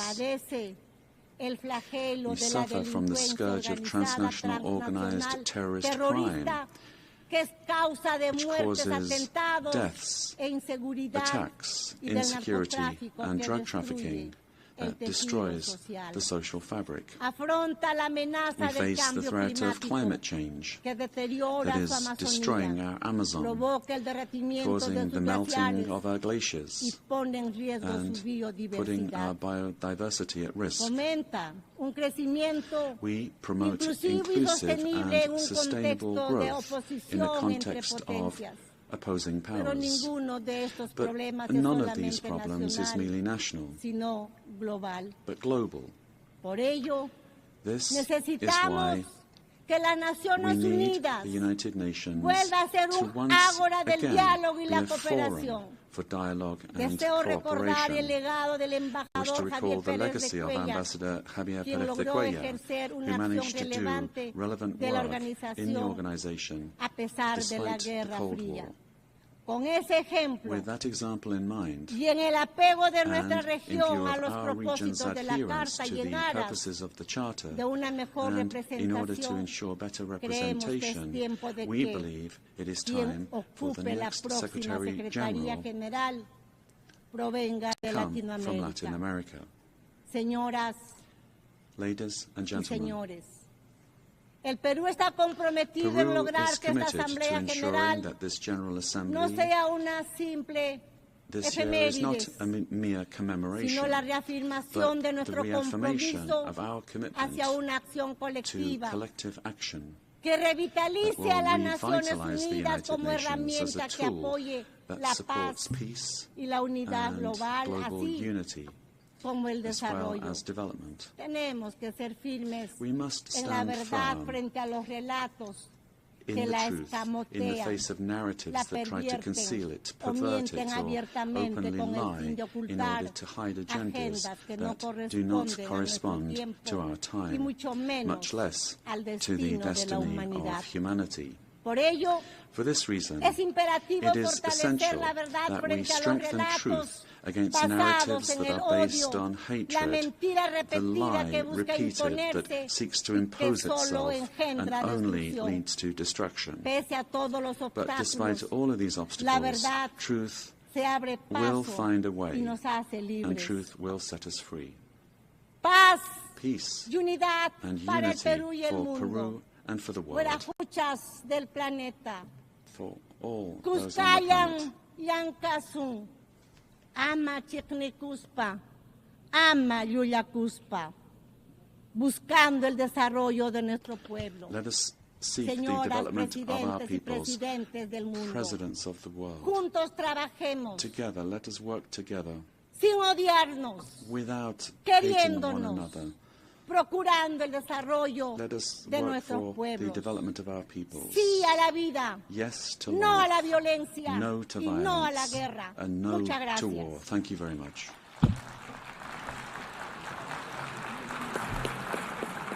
On behalf of the General Assembly, I wish to thank the President of the Republic of Peru.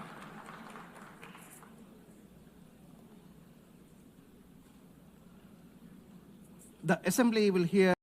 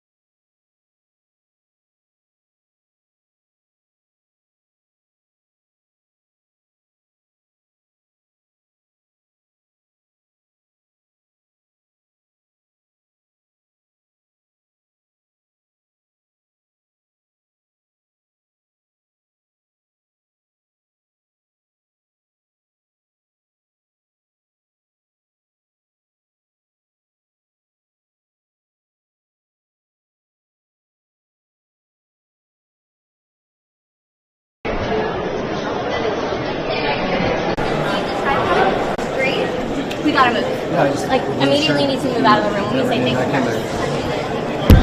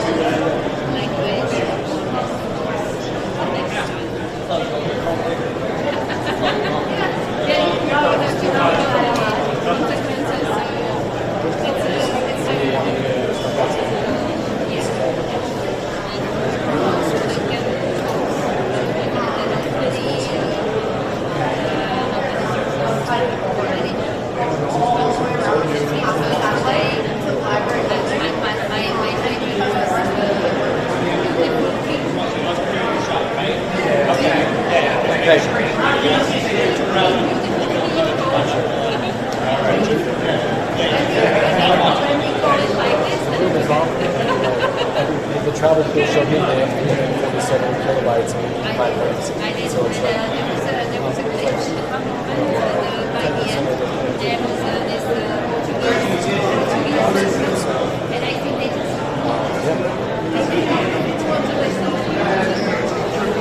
like, I'm also like just really good at kind of like taking all the organizations and try to kill Jeremiah the tradition and stuff. So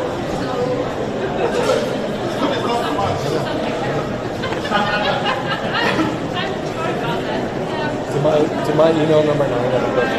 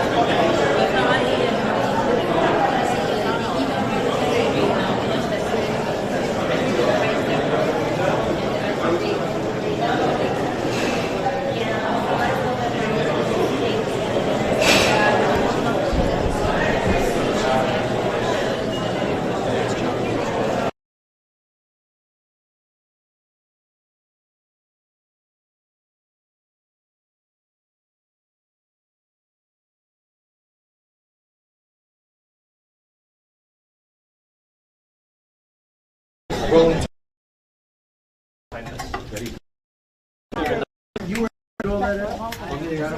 Which is it? No. What's your name? Daniel.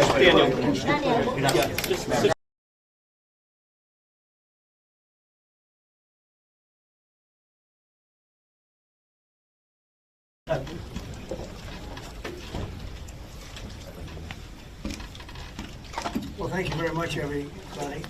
There are a lot of meetings scheduled, but I wanted to meet with the president of Argentina, and we both wanted to meet with friends. He's done a fantastic job, and I'm doing something that I don't often do. I'm giving a full endorsement to him. We just endorsed him for president. As you know, he has a race coming up, and I'm sure he's going to do well, but now I think this hopefully assures it. And to the people of Argentina, we're backing him 100%. We think he's done a fantastic job. He, like us, inherited a mess, and what he's done to fix it is good. And Scott is working with their country so that they can get good debt and all of the things that you need to make Argentina great again. So it's an honor for me to endorse the president and the future president of Argentina. Thank you very much. Thank you very much. Thank you very much. That's you. That wasn't bad. Now we can get out of here. Are you going to help bail out Argentina, Mr. President? Well, we're going to. Rolling tape. You did. You were able to get all that out? Which is it? No. What's your name? Daniel.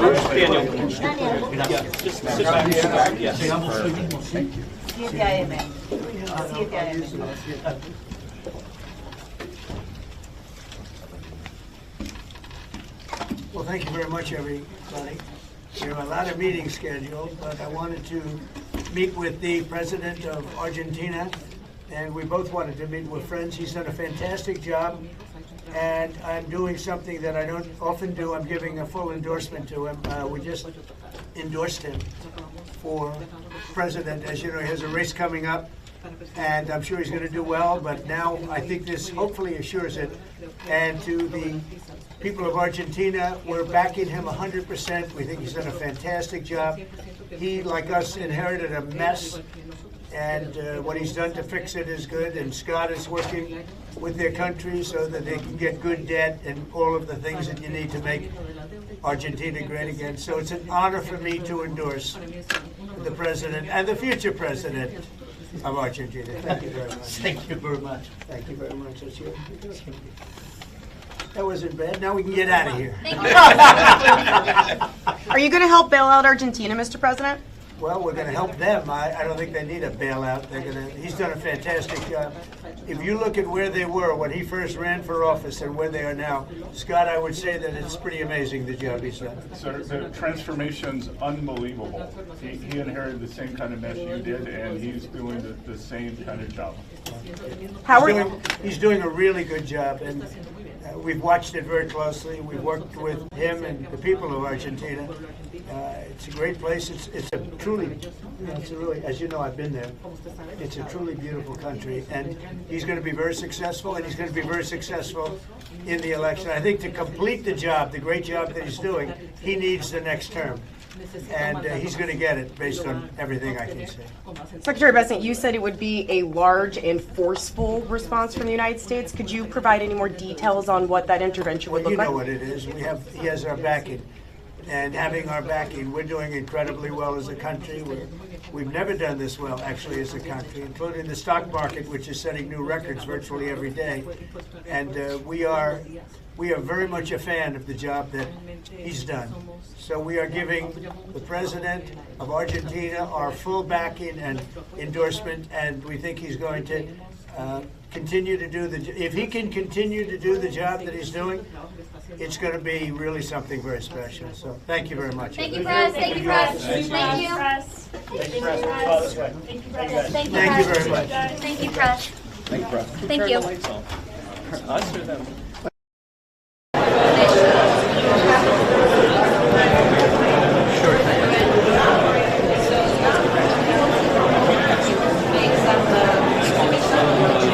First one.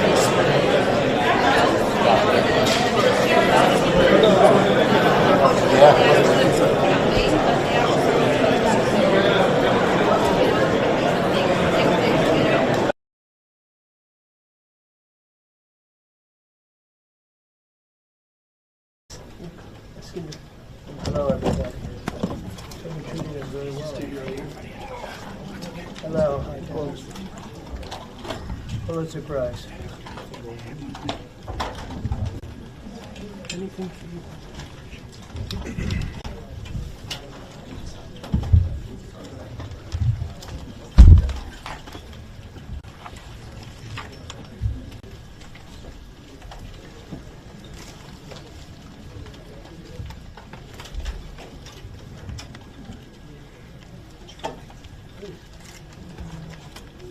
I will repeat what I said.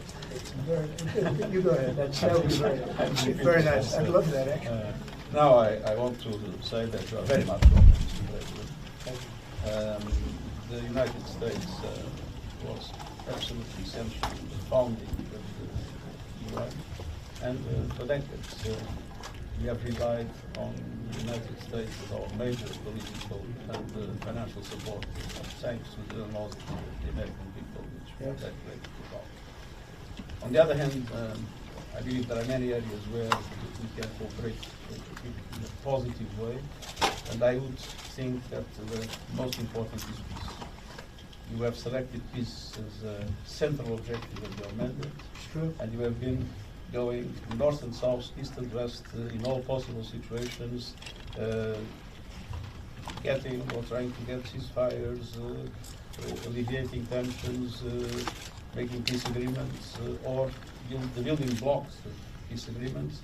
And I want to reassure you that the United Nations, from me to our teams on the ground and to our missions, we are entirely at your disposal to be able to work together for a just peace in the world, based on our common values. Thank you very much. The Constitution of the United States. And one thing is, for me, extremely important, is that the suffering, the horrible suffering of millions of people in the world can be stopped. And we fully appreciate your engagement in that regard. Thank you very much. It's always an honor to be here. We've done this before, and this was a little more exciting because of the escalator and the teleprompter, but these things happen.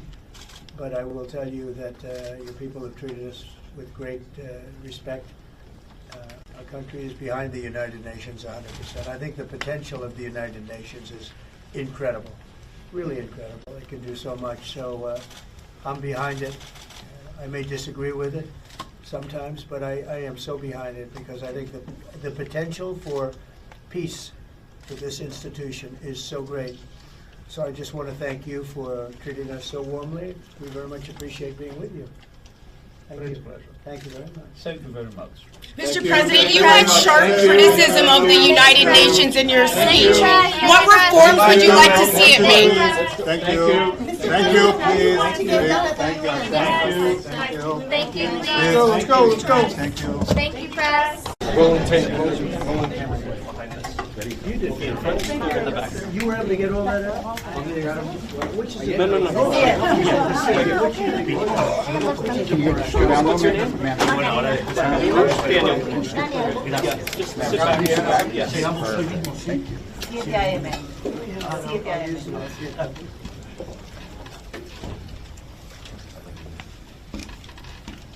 Well, thank you very much, everybody. There are a lot of meetings scheduled, but I wanted to meet with the president of Argentina, and we both wanted to meet with friends. He's done a fantastic job, and I'm doing something that I don't often do. I'm giving a full endorsement to him. We just endorsed him for president. As you know, he has a race coming up, and I'm sure he's going to do well, but now I think this hopefully assures it. And to the people of Argentina, we're backing him 100%. We think he's done a fantastic job. He, like us, inherited a mess, and what he's done to fix it is good, and Scott is working with their country so that they can get good debt and all of the things that you need to make Argentina great again. So it's an honor the president.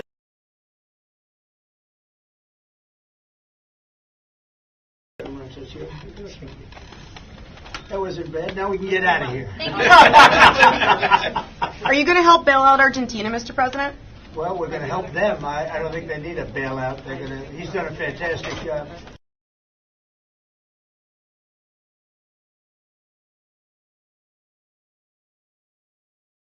Transformation's unbelievable. He inherited the same.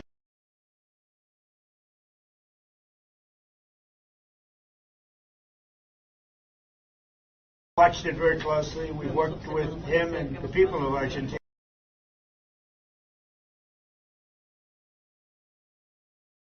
It's a truly. He's going to be very successful, and he's going to be very successful.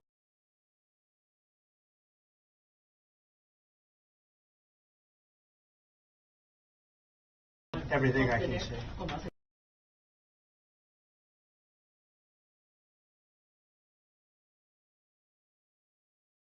It is. He has our backing, and having our backing, we're doing it.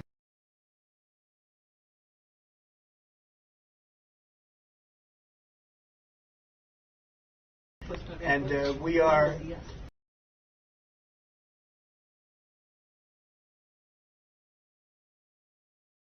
our full and endorsement, and we think if he can continue to do the job that he's doing. So, thank you very much. The revolution of light that the people of the Republic of Korea achieved against the darkness of the insurrection last winter was a historic moment that demonstrated the brilliant achievement of the UN spirit. The remarkable resilience and strength of democracy that the Republic of Korea has shown will be ours as well as the that of the entire world. I need you to take my hand and guide me away from all this, away to where the light shines through, to where the flowers bloom. As the novelist Han Gang, laureate of the Nobel Prize in Literature, wrote, the Republic of Korea will be a milestone of light for all those who join the journey toward democracy. Today, at the UN General Assembly, where world peace and humanity's shared prosperity is discussed, I proudly announce that a new Republic of Korea, which will be a beacon of light for global citizens, has completely returned to the international community. Thank you. The Republic of Korea, which has grown thanks to the support and assistance of the UN, will not hesitate to take on the role of a leading nation, generously sharing its experience and history of restoring democracy. Despite ceaseless efforts from all corners of the world, the international community's determination and aspiration to maintain international peace and security 80 years ago still remains an unfinished task for everyone. 280 million people are still in a state of extreme hunger. Armed conflicts around the world, including in Ukraine and the Middle East, as well as the climate crisis, which has already become a real problem, threaten the survival of humanity. The answer lies in the wisdom of the pioneers who founded the United Nations, as well as the path that the people of the Republic of Korea demonstrated. There is only one way, more democracy. The people-centered government of the Republic of Korea, through the power of collective intelligence, is ceaselessly attempting innovations, seeking better alternatives in democracy. The way to solve common challenges facing the international community is no different. When all the countries experiencing the same problems gather here at the United Nations and continue multilateral cooperation, putting their heads together, we will all be able to move toward a bright future of peace and prosperity.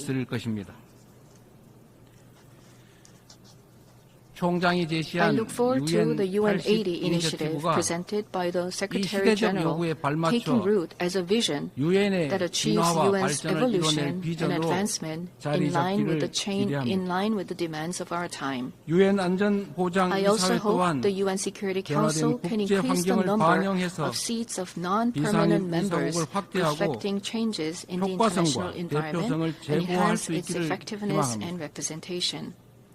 As a member of the UN Security Council for the term 2024 to 2025, the Republic of Korea is making efforts so that the UN Security Council can respond proactively to threats to the international peace and security. Madam President, Mr. Secretary General, and distinguished delegates, the Republic of Korea, having restored democracy, dreams of a better future.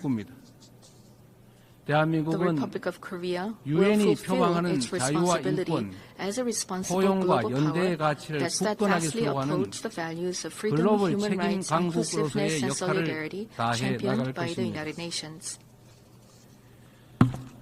We will further develop our institutions and cultures so that everyone residing in the Republic of Korea, both nationals and foreigners, can be respected as an equal member of society in all fields of life. The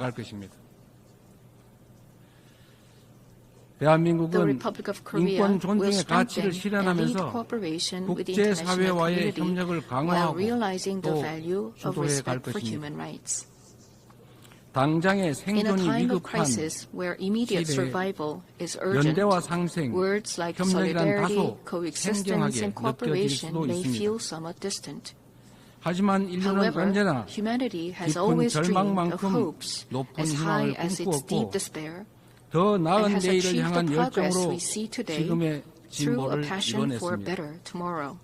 The more difficult the times are, the more we must return to the basic spirit of the UN, which is trust in universal values of humankind.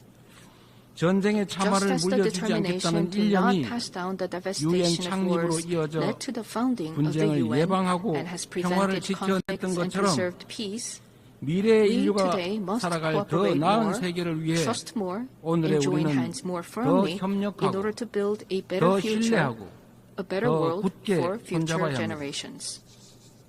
Democratic Korea will lead the way in multilateral cooperation toward a sustainable future.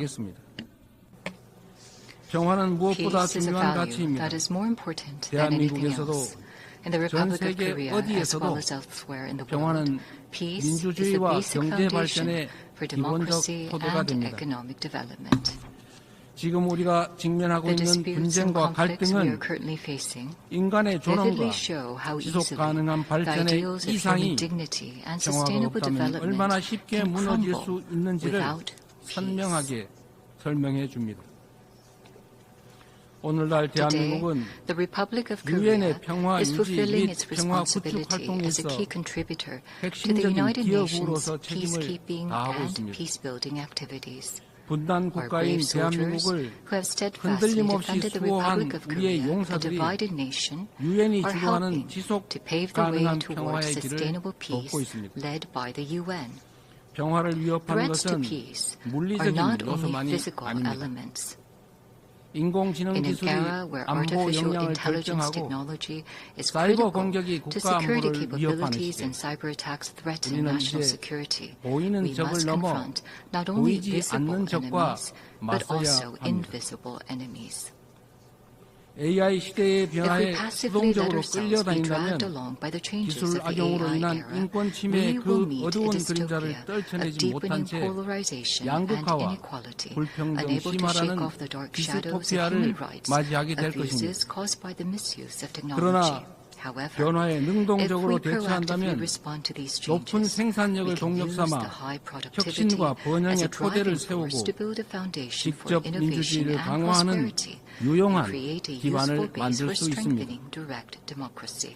내일 안보리 I hope the 의장으로서 open 주재하는 debate that I 공개 will 토의 preside 자리가 over as 인공지능의 UN 책임 있는 Security 이용을 Council President 촉진하는 tomorrow will 국제사회의 노력에 significantly contribute to the 큰 international 보탬이 될 community's 것으로 efforts to 확신합니다. promote the responsible use of AI. 아울러 Furthermore, 다음 달 we intend 대한민국 to share our 경주에서 vision 열릴 for the future of AI APEC through the 정상회의에서 APEC AI APEC initiative AI at the 이니셔티브를 APEC 통한 Economic Leaders Meeting, AI which will be 미래 held 비전을 in Gyeongju, 공유하고자 Korea 합니다. next month. 첨단 기술 We will 발전이 strive to ensure 인류의 that the 보편적 vision of 가치에 AI 기여하는 for all, where 모두를 advances 위한 in cutting-edge technology AI의 비전이 contribute to the universal values 국제사회의 of 뉴 humanity 노멀로 becomes a new normal 자리 for 잡을 수 the 있도록 international 노력하겠습니다. community. AI가 주도할 기술 AI-driven 혁신은 technological innovations 기후위기 will be 같은 an 전 important 지구적 new 과제를 tool for 해결할 solving global 중요하고 challenges like the 또 climate 새로운 crisis. 도구가 될 것입니다. 지난 80년간 Over the past 지속 80 가능한 발전의 years, 길을 the 열어 United 젖히고 Nations has paved the way 인류의 for 존망이 sustainable 걸린 기후위기 development 대응을 and spearheaded 선도해온 efforts to address climate 유엔의 crisis 노력에 threatening the 세계 survival of 각국이 humanity. 화답해야 Nations 합니다. around the world must respond to these 대한민국은 efforts. The Republic of 과학기술과 Korea is 디지털 pursuing 혁신을 a 활용해 great energy 에너지 transition, 효율을 높이고 leveraging science and 재생에너지 technology and 비중을 digital innovation 확대하면서 to increase energy 에너지 efficiency 대전환을 and expand 추진하고 the share 있습니다. of renewable energy. 올해 안으로 We will submit 책임감 a 있는 responsible, 국가 nationally 온실가스 determined 감축 contribution 목표를 within 제출하여 this year, joining the 국제사회의 united 한약된 will of the 의지에 international 동참할 것입니다. community. 2028년 칠레와 공동 개최하는 that will be co-hosted 제4차 by the 유엔 Republic of 해양 Korea and 총회에서도 Chile in 2028. 지속 가능한 We will 해양 also 발전을 work to 위한 build 실질적 연대를 substantive 구축할 수 solidarity 있도록 for the 할 sustainable 것입니다. development of oceans. 이처럼 Such efforts 전 by 지구적 the 과제에 Republic of 적극 Korea 대처하는 to actively address 우리 global 대한민국의 challenges 노력은 are based on a 지속 firm 가능한 commitment 발전이라는 to fulfilling 인류 공동의 humanity's 약속을 shared 실현하겠다는 promise of sustainable 확고한 development. 의지를 바탕으로 한 것입니다. 10년 전 Since the United 유엔이 Nations 지속 가능한 발전 established 목표를 수립한 the 이래 Sustainable Development Goals 10 국제사회는 years ago, 빈곤 the 퇴치와 international community 불평등 has 해소를 made 위한 much progress 여러 in 진전을 eradicating 이뤄냈습니다. poverty and reducing inequality. 그러나 However, 개발 재원에 the 대한 수요는 demand for 지속적으로 development 늘어나고 financing is continuously increasing, 가장 취약한 and 이들은 the most 여전히 vulnerable are 고통 still 속에 놓여 suffering. 있습니다. 엄중한 Let 현실을 us 직시하고 squarely face this 새로운 grave 변화를 reality 만들어 and create 냅시다. new momentum for change. 글로벌 개발 We must move 거버넌스를 toward 구조적으로 structurally 개혁하는 reforming 동시에 global development 재원의 질을 governance 높이는 while 방향으로 enhancing 나아가야 합니다. the quality of financial resources. 원조 받던 I 나라에서 trust that we will pull 원조하는 together in 나라로 order to bring 성장하고 about more 도약한 cases like the 대한민국의 Republic of 사례가 더 Korea 많이 growing and 나올 수 developing 있도록 from an aid recipient 함께 country to 힘을 an aid 모아주실 donor 것으로 country. 믿습니다. 올해는 This year 유엔 창설 marks the 80th 80주년이자 anniversary of the 한반도 founding of the 분단 United Nations, 80주년입니다. as well as the 80th 새로운 anniversary of the division 도전과 of the Korean 함께 Peninsula. 미완의 New 과제가 우리를 challenges, 기다리고 as well 있습니다. as unresolved tasks, await 민주 us. 대한민국은 Democratic Korea 평화 will begin 공존, a new journey toward 공동 peaceful 성장의 한반도를 coexistence 향한 and shared 새로운 growth on 여정을 the Korean Peninsula. 시작합니다. 그 첫걸음은 The first step 남북 간 will be to 무너진 신뢰를 restore broken 회복하고 inter-Korean trust 상호 and 존중의 shift 자세로 to a stance 전환하는 of 것입니다. mutual respect. The government of the Republic of Korea clearly reaffirms that it respects the North's current system, that it will not pursue any form of unification by absorption, and that it has no intention of engaging in hostile acts.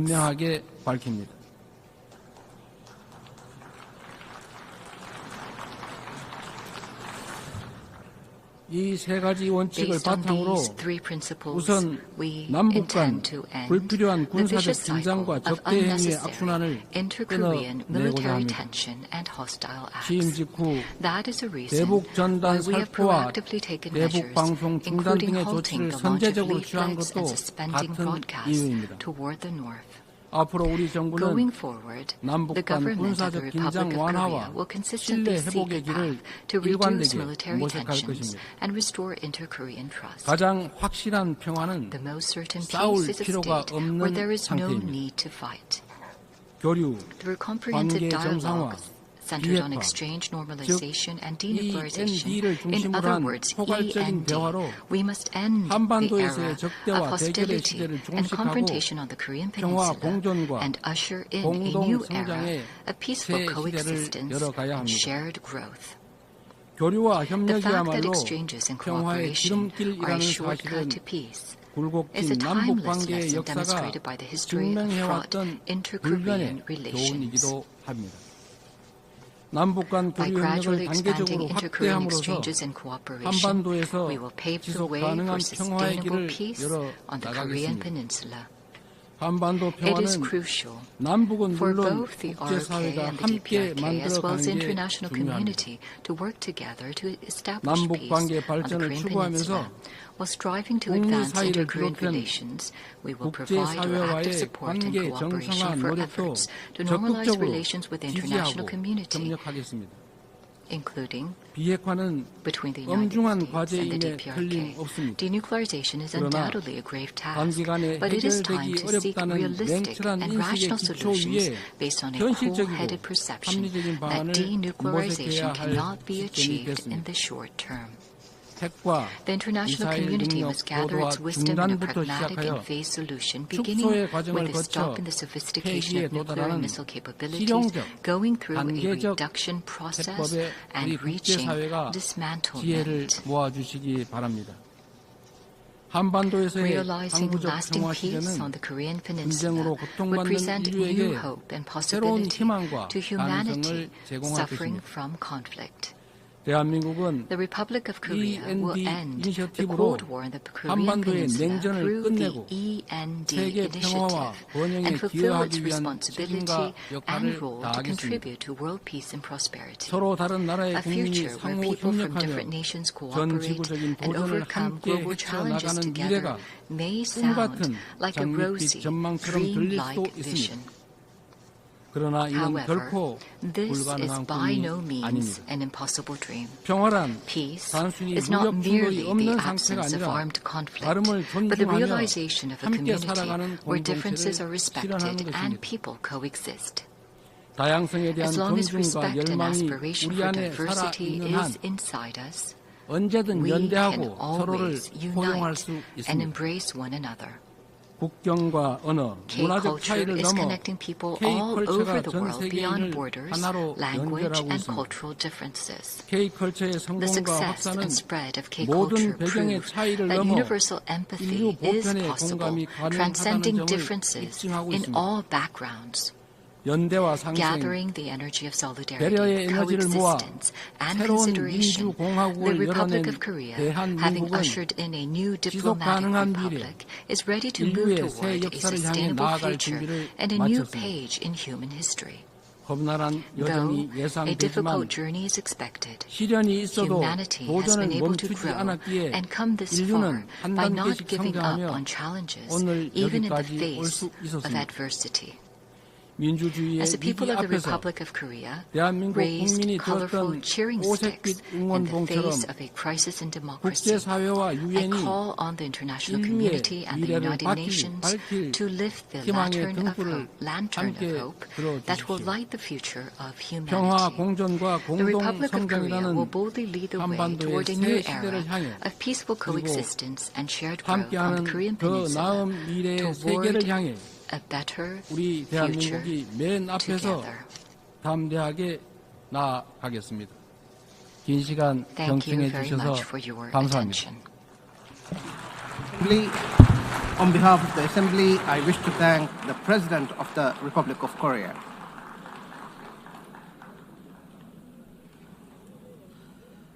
The Assembly will hear an address by His Highness Sheikh Tamim bin Hamad Al Thani, Amir of the State of Qatar. I request protocol to escort His Highness and invite him to address the Assembly.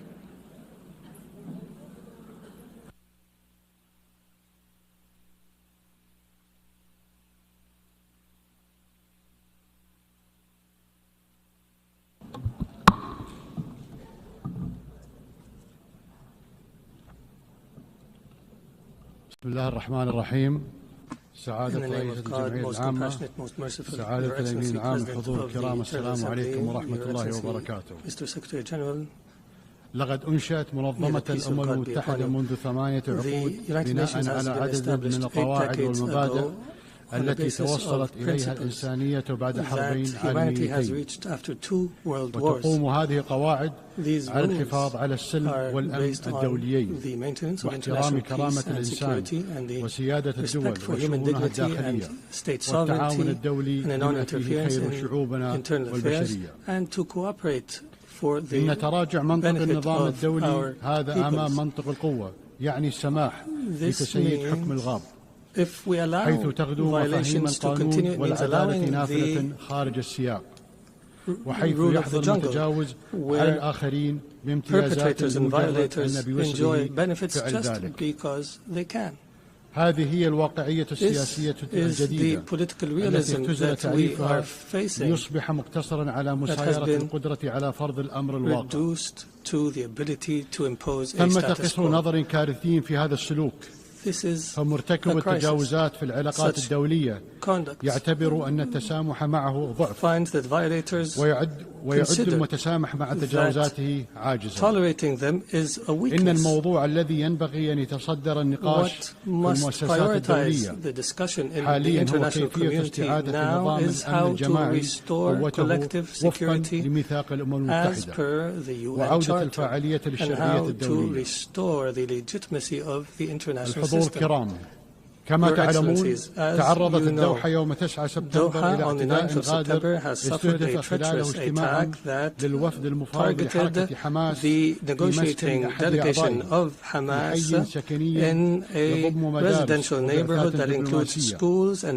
وقد سقط جراء هذا العدوان 6 شهداء، من ضمنهم مواطن قطري يخدم في الأمن الداخلي الخويا، وأصيب 18 بجراح. people have been injured.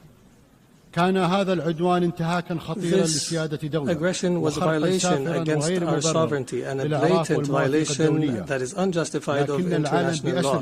But the whole world was shocked because of the circumstances of this heinous act, which we have classified as state terrorism.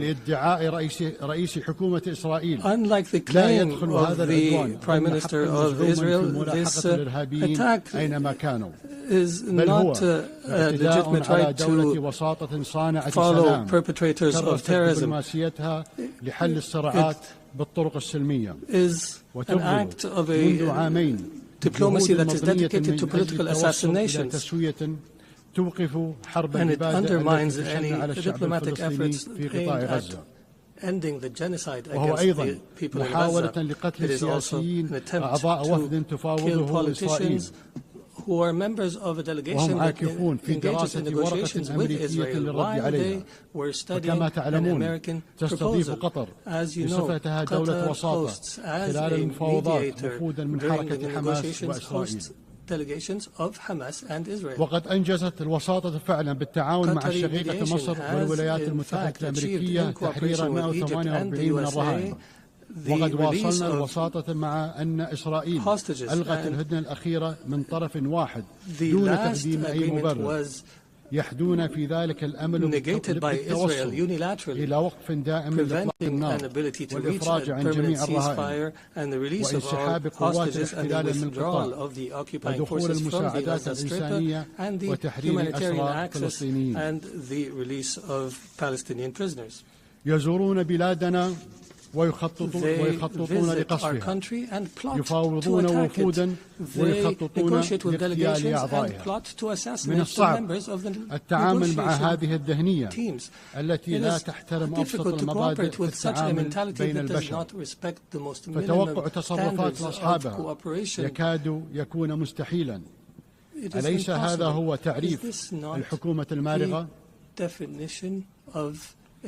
لا يسعى طرف لاغتيال الوفد الذي يفاوضه إلا إذا كان هدفه إفشال المفاوضات، وما المفاوضات عنده إلا مواصلة للحرب بطرق أخرى ووسيلة لتضليل الرأي العام الإسرائيلي.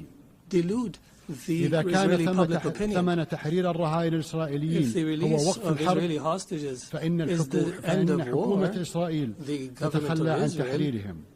فهدفها الحقيقي هو تدمير غزة بحيث يستحيل فيها السكن والعمل والتعليم والعلاج، أي تنعدم مقومات الحياة الإنسانية، وذلك تمهيدا لتهجير سكانها. لهذا السبب يريد رئيسها مواصلة الحرب. إنه يؤمن بما يسمى أرض إسرائيل الكاملة، وهو يعتبر أن الحرب فرصة لتوسيع المستوطنات وتغيير الوضع القائم في الحرم القدسي الشريف، كما يخطط لعمليات ضم في الضفة الغربية.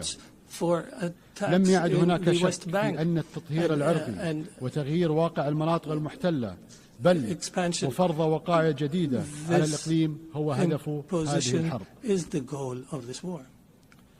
وقد بين هذا الاعتداء الغادر على سيادة دولة خليجية على بعد آلاف الأميال أن رئيس الحكومة الإسرائيلية الذي يتباهى بأنه غير وجه الشرق الأوسط في العامين الأخيرين يقصد فعلا أن تتدخل إسرائيل حيثما شاءت ومتى شاءت. إنه يحلم أن تصبح المنطقة العربية كمنطقة إسرائيلية.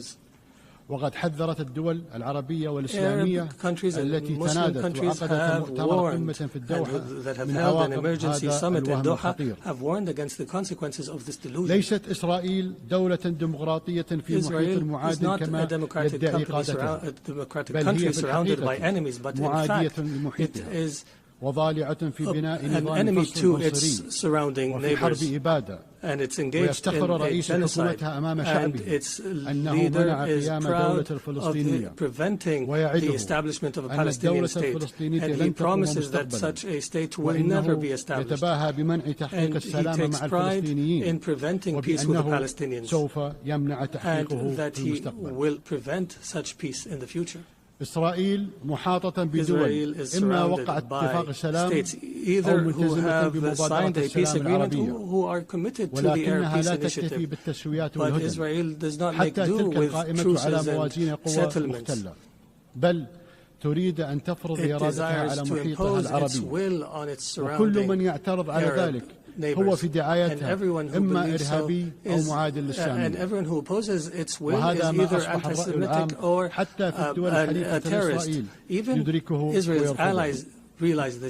وها نحن نشهد نشوء حركة التضامن العالمية تشبه الحركة العالمية ضد نظام الفصل العنصري في القرن الماضي. ولا يفوتني في هذه المناسبة أن أعرب عن تقديري للتضامن العالمي مع قطر، بما في ذلك بيان مجلس الأمن الذي أدان العدوان بإجماع أعضائه.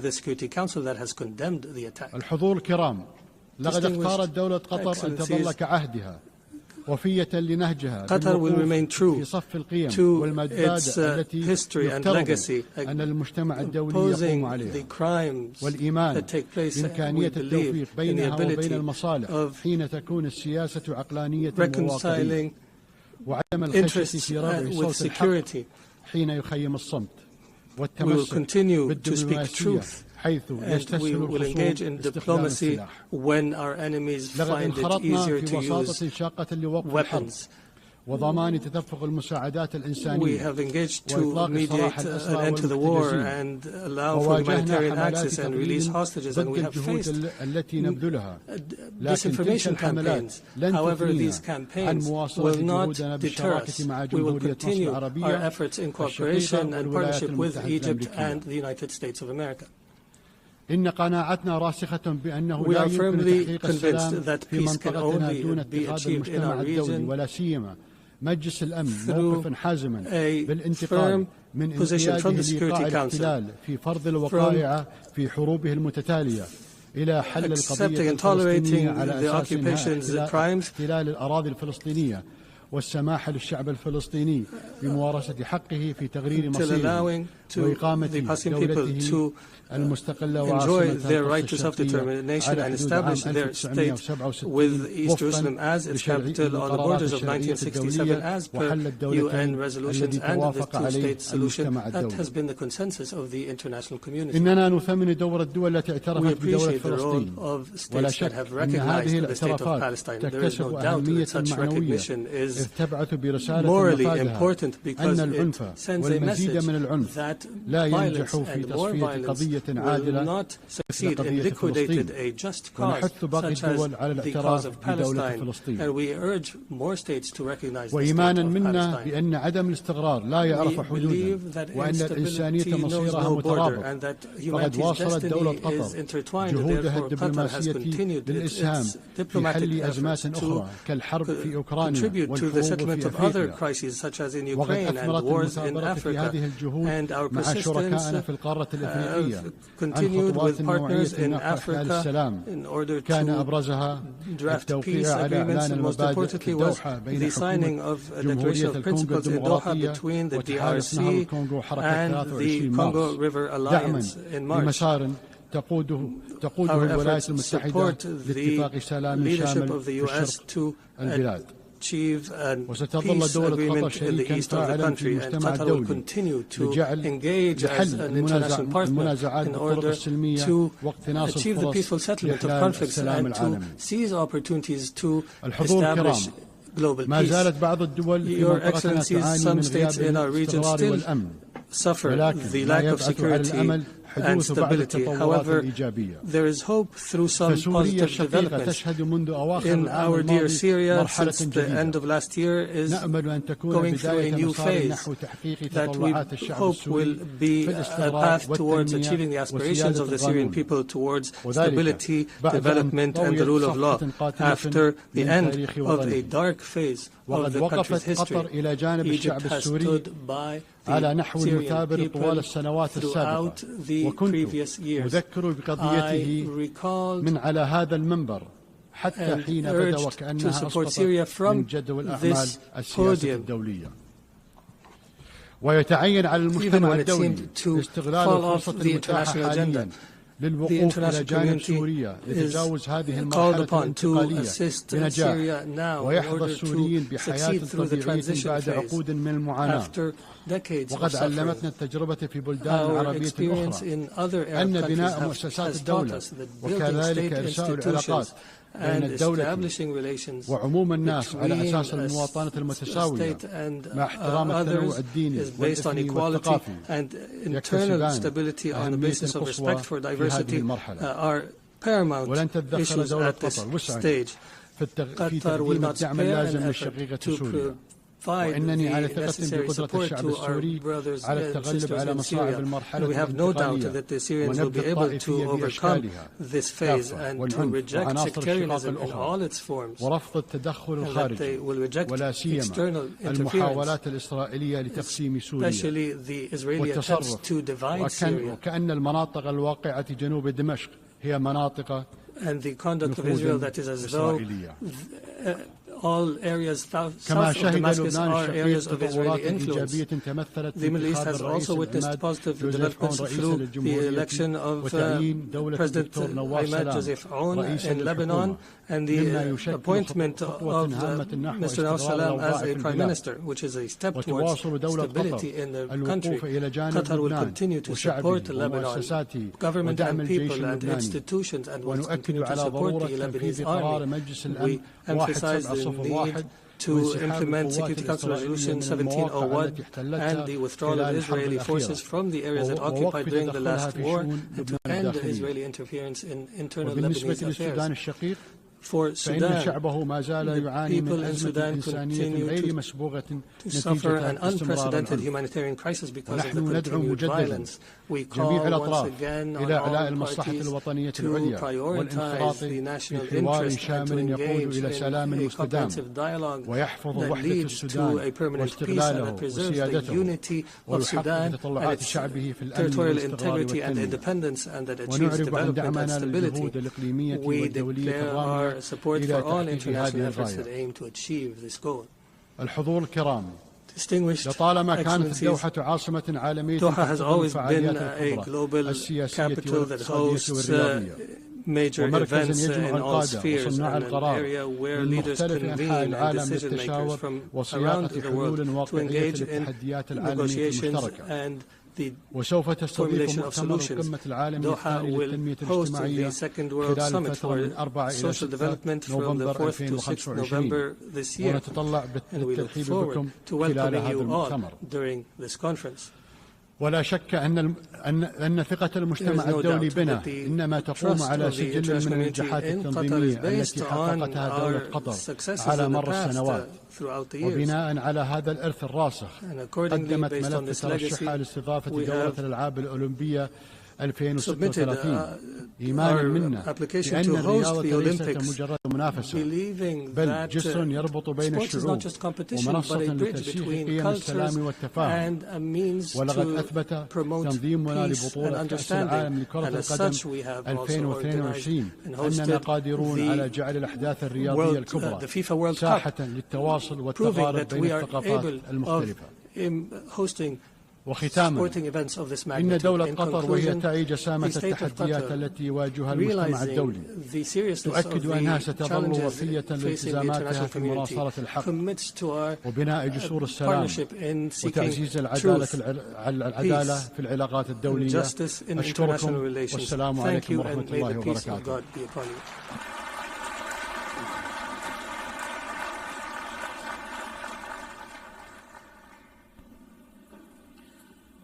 On behalf of the Assembly, I wish to thank the Emir of the State of Qatar.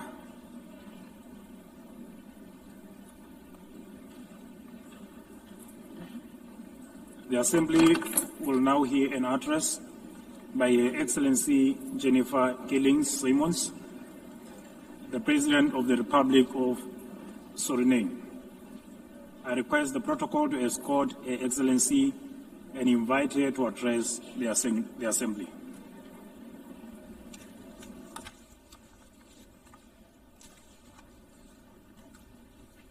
Good morning. Madam President, we are here to commemorate in this special moment in history as we celebrate the United Nations 80th anniversary. And this 80th anniversary of the General Assembly coincides with the 50th anniversary of the independence of the Republic of Suriname and our membership of this organization. On behalf of the government and the people of the Republic of Suriname, I express sincere congratulations to the international community on this occasion. It is clear that a journey that spans over 80 years cannot be and has not been without challenges.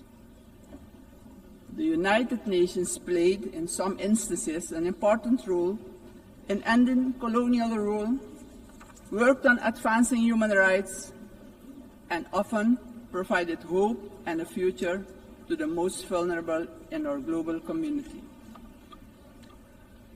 This is also the organization that provided a voice to the global community and worked to establish a balanced world order aimed at adopting a framework for sustainable development agenda and contribute significantly to advancing human rights, more specifically the rights of women and children.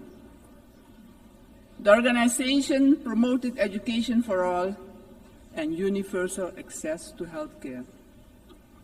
In some instances, the peaceful resolution of conflicts was achieved, preventing misery and saving human lives. Madam President, on the other hand, we must admit that the UN at other times regrettably has been unsuccessful in avoiding conflicts, wars, and violations of human rights. As we look at the world today, we see that in Europe, war has returned. Elsewhere, wars are displacing millions, killing many, and threatening global security and peace. In other countries and regions, for instance in the Middle East, we have witnessed unspeakable terror at the hands of terrorist organizations. The UN was not able to prevent that. At this moment, there are increased occurrences of grave violations of human rights and more specifically, the rights of children. For example, in Gaza, it is unbearable to even think about their suffering. Also, within our own region, which is the Caribbean, we have not been spared of rising tensions. It is with heightened concern that we noted the Secretary General's recent briefing on the Security Council meeting on the situation in Haiti, mentioning that the Haitians are enduring a perfect storm of suffering. Haiti is still paying a hefty price for being the first to throw away the shackles of slavery in the region of the Caribbean. Our hearts go out to the people of Haiti. Suriname strongly reiterates its position that conflict should primarily be resolved through dialogue. And we remind the international community that Latin America and the Caribbean are proclaimed a zone of peace. We do not want military aggression in our region.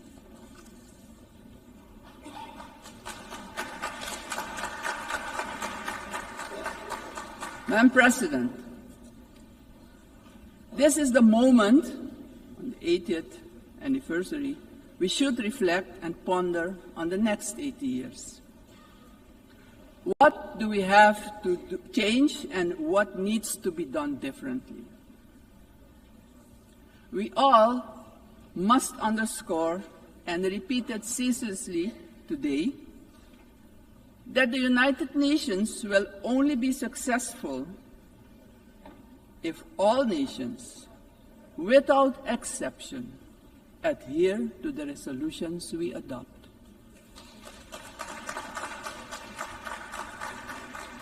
We can only keep the peace if we stop allowing that the votes of all the countries in the world can be nullified by one veto. Today, partially because of the work done by our organization, some poor countries have developed substantially, economically and otherwise. They have become powers who can't be ignored any longer. We have to remind ourselves that the world in which the United Nations was established 80 years ago does no longer exist. The task ahead, therefore, is that we, in the first place, renew our vows, recommit to the principles and objectives of the Charter of our organization, and recognize all the voices in the world, because people from all regions should have opportunities for a dignified life. Furthermore, the UN should adjust to the world we currently live in. This means, for example, The Security Council should expand to include all nations who exert major influence in the world. Exclusion of these players will only increase the risk of conflict and obstruct the beneficial cooperation necessary for humanity to develop and prosper. It is of great importance that all economically and otherwise strong nations and countries maintain a healthy competition that promotes the scientific advancement we need for sustainable development. On the other hand, these countries need to work together to guarantee global peace, so crucial for the existence and growth of the developing states and for their own countries. In this context, Suriname endorses the inclusion of, amongst others, Brazil, India, and the representation of the African continent for equal membership of the Council. Equally, we support the CARI composition for a non-permanent rotating seat for the small island developing states and low-lying coastal countries. I would also like to remind the member states that my country, Suriname, has presented its candidacy as a non-permanent member of the Council for the period 2043 to 2044. Madam President, the United Nations must be a genuine unity of nations. If our organization moving forward wants to play a crucial role in creating a prosperous future for humanity, we have no choice than to genuinely unite, all of us. Suriname stands firmly for global peace, for the rule of law, and for the equal value of every human life. Considering this, Suriname once again calls for the lifting of the long-standing, unjust embargo against Cuba, bringing misery to its people. Madam President, Suriname is a country with people of indigenous, Maroon, Javanese, Hindustani, Creole, African, Chinese, and European descent. We all live together in a mosaic of cultures and faiths. The persons from Surinamese origin living abroad are part of this mosaic of our population and can contribute to the socio-economic development of the nation. We consider this diversity a great asset. Actually, Suriname does not have diversity. Suriname is diversity, and we keep working together to protect and grow our national unity for our own well-being and as an example of harmony in this often divided world. My country also carries immense natural wealth, and it is our vision to create an economy that is resilient, sustainable, and inclusive. Together we strive to build this more diverse economy by developing, among others, our tourism and agricultural sectors, strengthen our educational system, and work towards universal access to basic health care. Suriname has a vast tourism potential with its green and lustrous hinterland, many waterfalls, rapids, and great rivers for relaxation, as well as for unforgettable adventures, if you're inclined to that. Rich biodiversity, cultural treasures, and the UNESCO-acknowledged historical city of Paramaribo. Through cooperation in the agriculture sector with our neighbors, we aim at improving food security within Suriname and the Caribbean community. My government views energy security as a strategic priority for national development, regional stability, and economic resilience. With an investment of more than $10 billion for the development of our offshore oil and gas, the country is getting a new beginning, a new start that will contribute significantly to our economic growth. However, we know oil and gas revenues should not be the sole fundament of our economic development. Hence, we need investments in relevant sectors in our country. We are steadily advancing our energy transition. While we already source about 50% of our energy needs through hydropower, we are moving toward natural gas and other forms of renewable energy as part of our long-term vision, because we know climate change is a fact. Madam President, I firmly believe that education is the foundation upon which every prosperous society is built.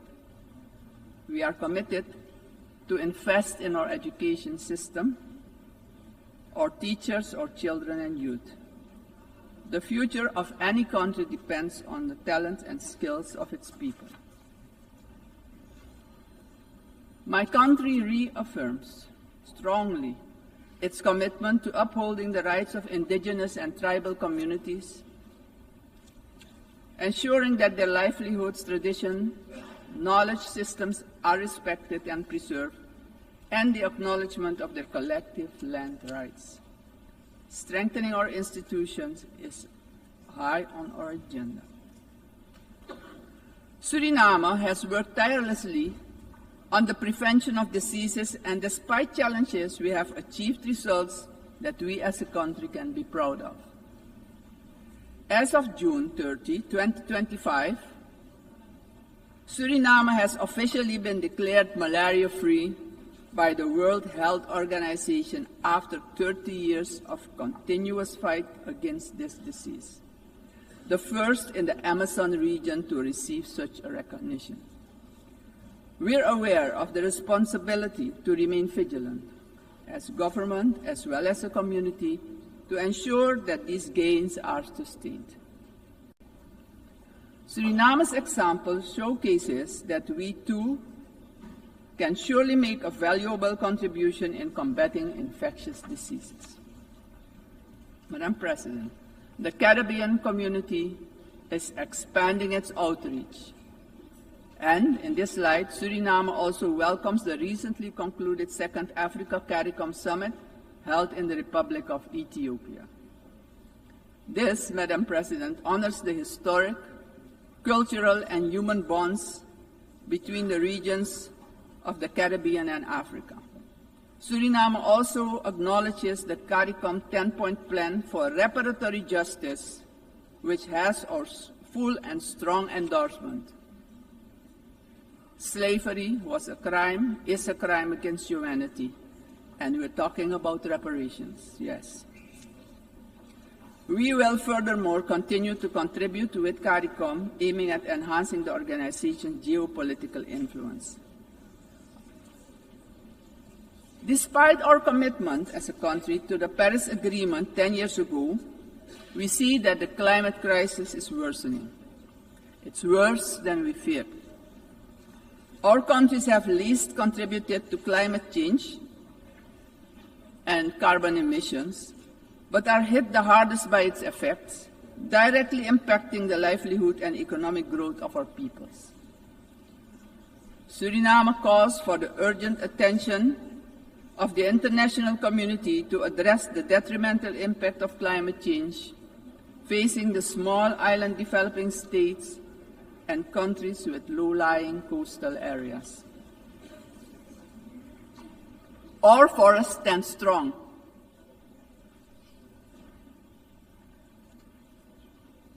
More than 90% of our land is covered by rainforest. And this makes us the most forested country in the world. Your eyes have never seen so much green. Suriname is one of the 3 carbon-negative countries on Earth. Since 1992, our forest has absorbed nearly 290 million tons of carbon, and each year we capture more than we emit, and we want to keep it that way. The protection and conservation of our forests has been a priority. It doesn't stand by default, but by design. We have been logging sustainably for decades and did so with a sustainable tropical rainforest management system developed in Suriname, an ecological approach to forestry. Also, the indigenous and tribal communities protect the forest by their continued stewardship.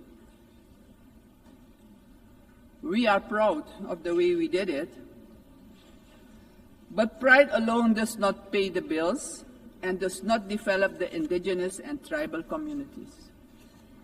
Madam President, we must not forget that these forests, our forests, are in competition with vast resources such as gold, diamond, bauxite, and more. We will need to make difficult choices. We want to keep our forest coverage at a minimum of 90%. But we cannot do it alone. The time has come for the world's largest emitters to share this responsibility, not only with words, but with action, justice, and finance. Suriname strongly calls for global action, predictable climate finance for high forested, low deforestation countries, fair recognition of real carbon removals, and direct support for the communities who live in and protect these forests. Suriname, Madam President, therefore endorses the initiative of the COP30 presidency to launch the Tropical Forest Forever facility and calls upon the international community to contribute to its success. Suriname, as mentioned previously, takes pride in being an example of peaceful coexistence, having different cultures, religions, and the traditions to live together in respect and solidarity.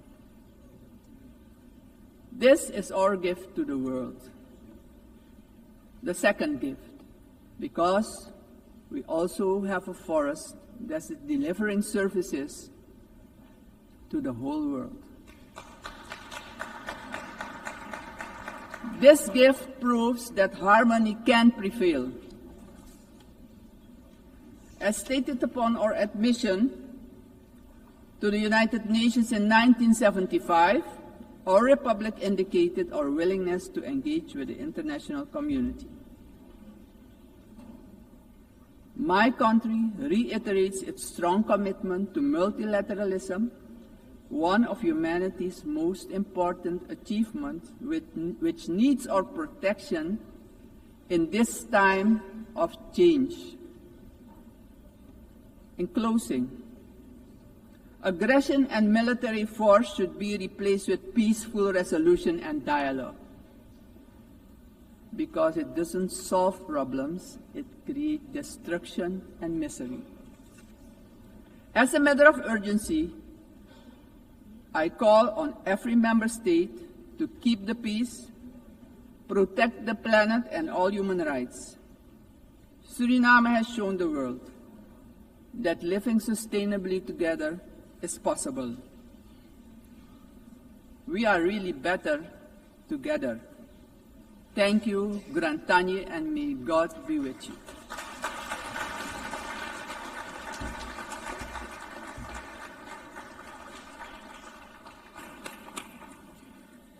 On behalf of the Assembly, I wish to thank the President of the Republic of Suriname.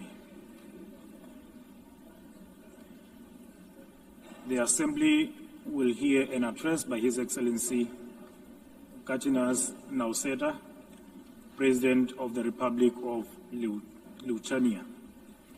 I request protocol to escort His Excellency and invite him to address the Assembly.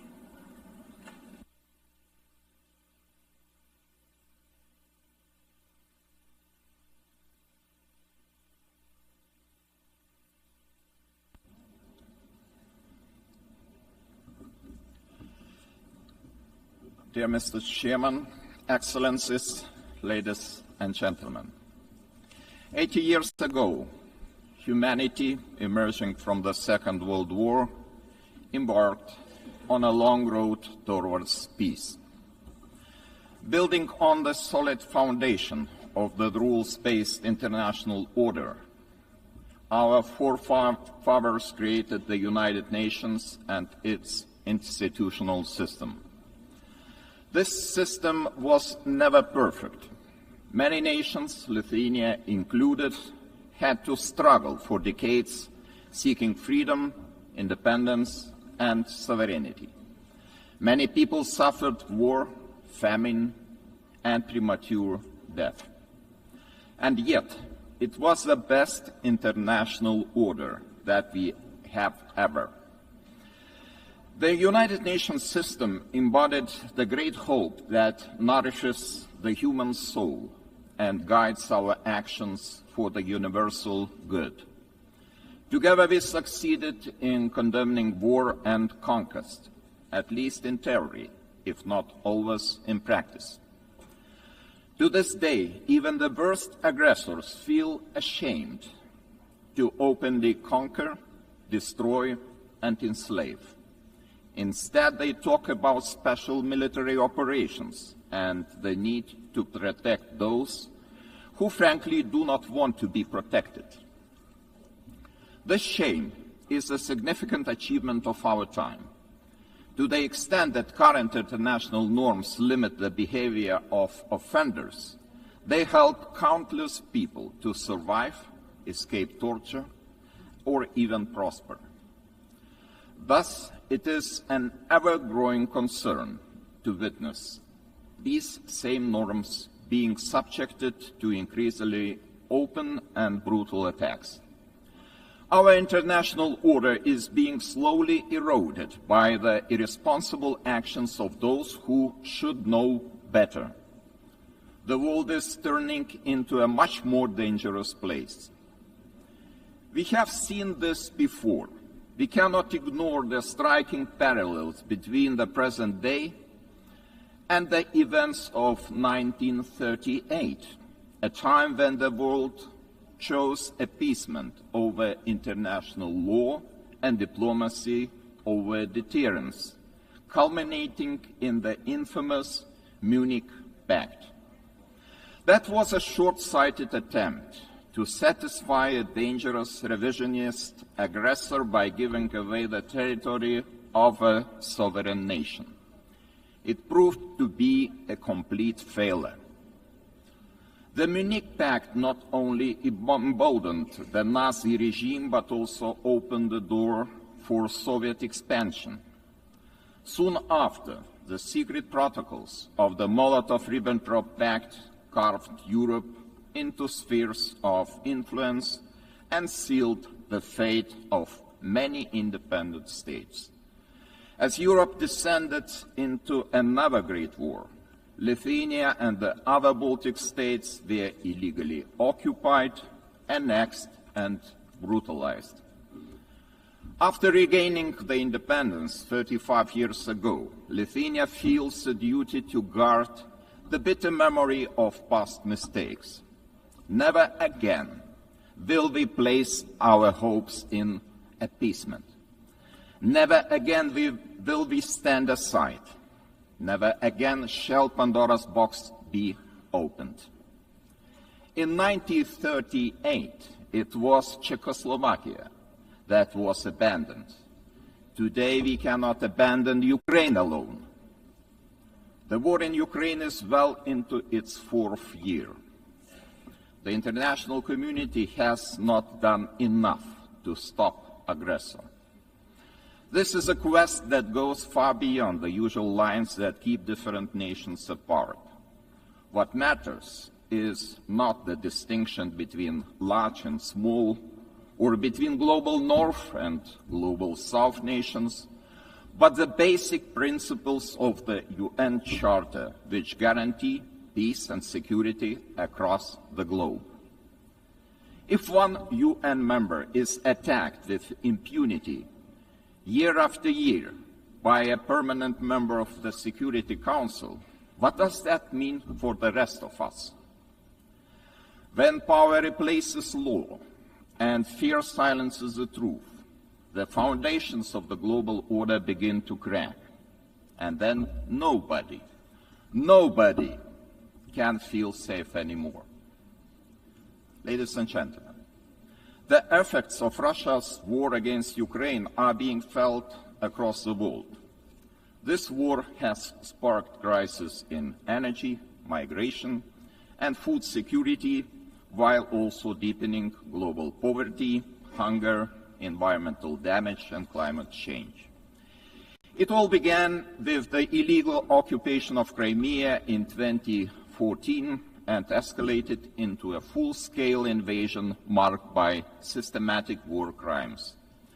The targeted destruction of civilian infrastructure, indiscriminate missile attacks, and the forced deportation of thousands of Ukrainian children are not isolated abuses. These are calculated efforts to erase Ukraine's identity and undermine its sovereignty and territorial integrity, all in open defiance of the United Nations Charter. Let me be clear, Lithuania will never recognize Russia's illegal occupation and annexation of Ukrainian lands. Ukraine's borders are not up for negotiation. Attempts to redraw them by force are unacceptable. The United Nations Charter is not a menu to pick from. It is a binding foundation of international order. Ukraine is also not the only target. Russia continues to occupy two Georgian regions, destabilizes Moldova, and uses proxies and mercenaries to spread instability across the Sahel, the Middle East, and beyond. These are not isolated episodes. They are part of a calculated policy to undermine international norms and export chaos for strategic gain. Russia is not acting alone. The countries enabling Russia's war against Ukraine also violate international law. They prolong the war and deepen unnecessary suffering. Their actions damage us all, every sovereign nation. Lithuania therefore calls on the international community to maintain strong political, military, humanitarian, and economic support for Ukraine. Having already provided more than 1 billion euros in assistance, half of which for reconstruction and long-term recovery, we are setting an example to follow. It is equally vital that the international community stop buying Russia's energy resources. Without all that oil and gas money, Moscow's war machine would finally stop. If history is any indicator, Russia will never stop using energy for its geopolitical goals. Wherever Russian energy resources flow, corruption, blackmail, and sabotage will follow. Let me remind you, this is a country that understands only the language of force. Ukraine's ability to deter aggression will be the decisive factor in the future.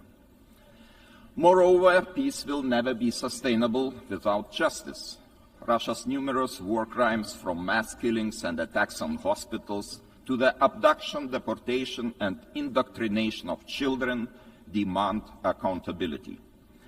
My country strongly supports the Special Tribunal for the Crime of Aggression under the auspices of the Council of Europe.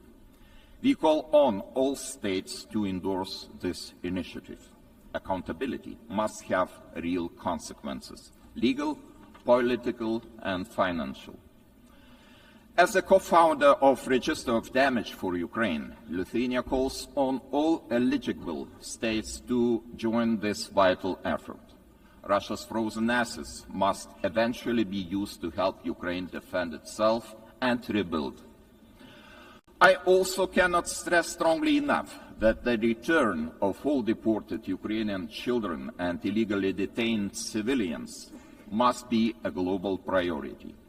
We urge all states and institutions to strengthen international efforts and to ensure their safe homecoming. Ladies and gentlemen, as crucial as Russia's war of aggression against Ukraine is, it is only part of the broader global upheaval. Lithuania watches the current situation in the Middle East with deep concern. We join the international community in calling for the full and immediate implementation of the ceasefire in the Gaza Strip. To prevent starvation, humanitarian aid must be allowed to reach those in need without obstruction. At the same time, the unconditional release of all remaining Israeli hostages remains a crucial step towards ending hostilities. Lithuania is firmly committed to a just and lasting peace in the Middle East. We condemn all the actions that undermine this goal. The ongoing mediation efforts led by the United States, Qatar, and Egypt deserve our full support. There is no alternative but to revitalize a credible political process towards a two-state solution, ensuring that the State of Israel and an independent, democratic, contiguous, sovereign and viable State of Palestine can live side by side in peace, security and mutual recognition, with Jerusalem as the future capital of both states. Sadly, many states remain trapped in cycles of conflict, crisis and long-term fragility. It is our shared responsibility to support those in need as destabilization spreads far and wide across international borders, regions, and continents. Our attention must also focus on the growing challenge of disinformation, which is increasingly being used to undermine democratic institutions and destabilize entire nations and societies. Lithuania calls on all members of the international community to defend truth as the supreme value and to fight attempts to rewrite history. Historical memory must be preserved. Ladies and gentlemen, as we face high global uncertainty, one choice remains entirely clear.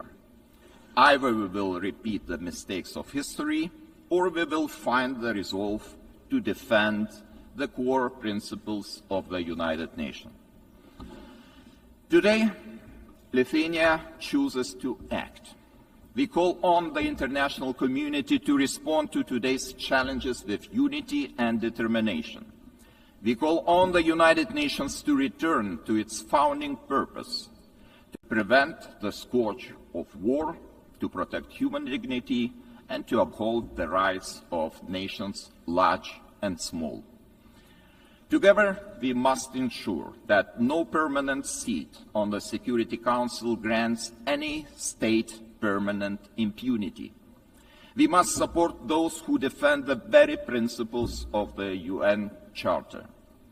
In this spirit, I welcome the Secretary General's UNAT reform agenda, a timely blueprint for adapting this institution to the realities of today's world. His call for a more inclusive, effective, and accountable United Nations deserves our broad support. Lithuania stands firmly behind these efforts to reimagine multilateralism. We call on all states to strengthen our collective ability to act across all three pillars: peace and security, human rights, and development. Our message must be simple and straightforward. Aggression cannot win, and the principles of the UN Charter must prevail. Let us rise to the demands of this moment. Thank you very much.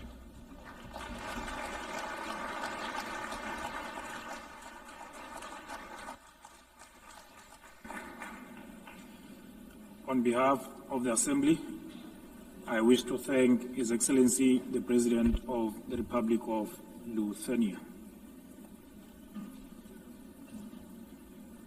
The Assembly will hear an address by His Excellency Marcelo Rebelo da Sousa, the President of the Portuguese Republic. I request protocol to escort His Excellency and invite him to address the Assembly.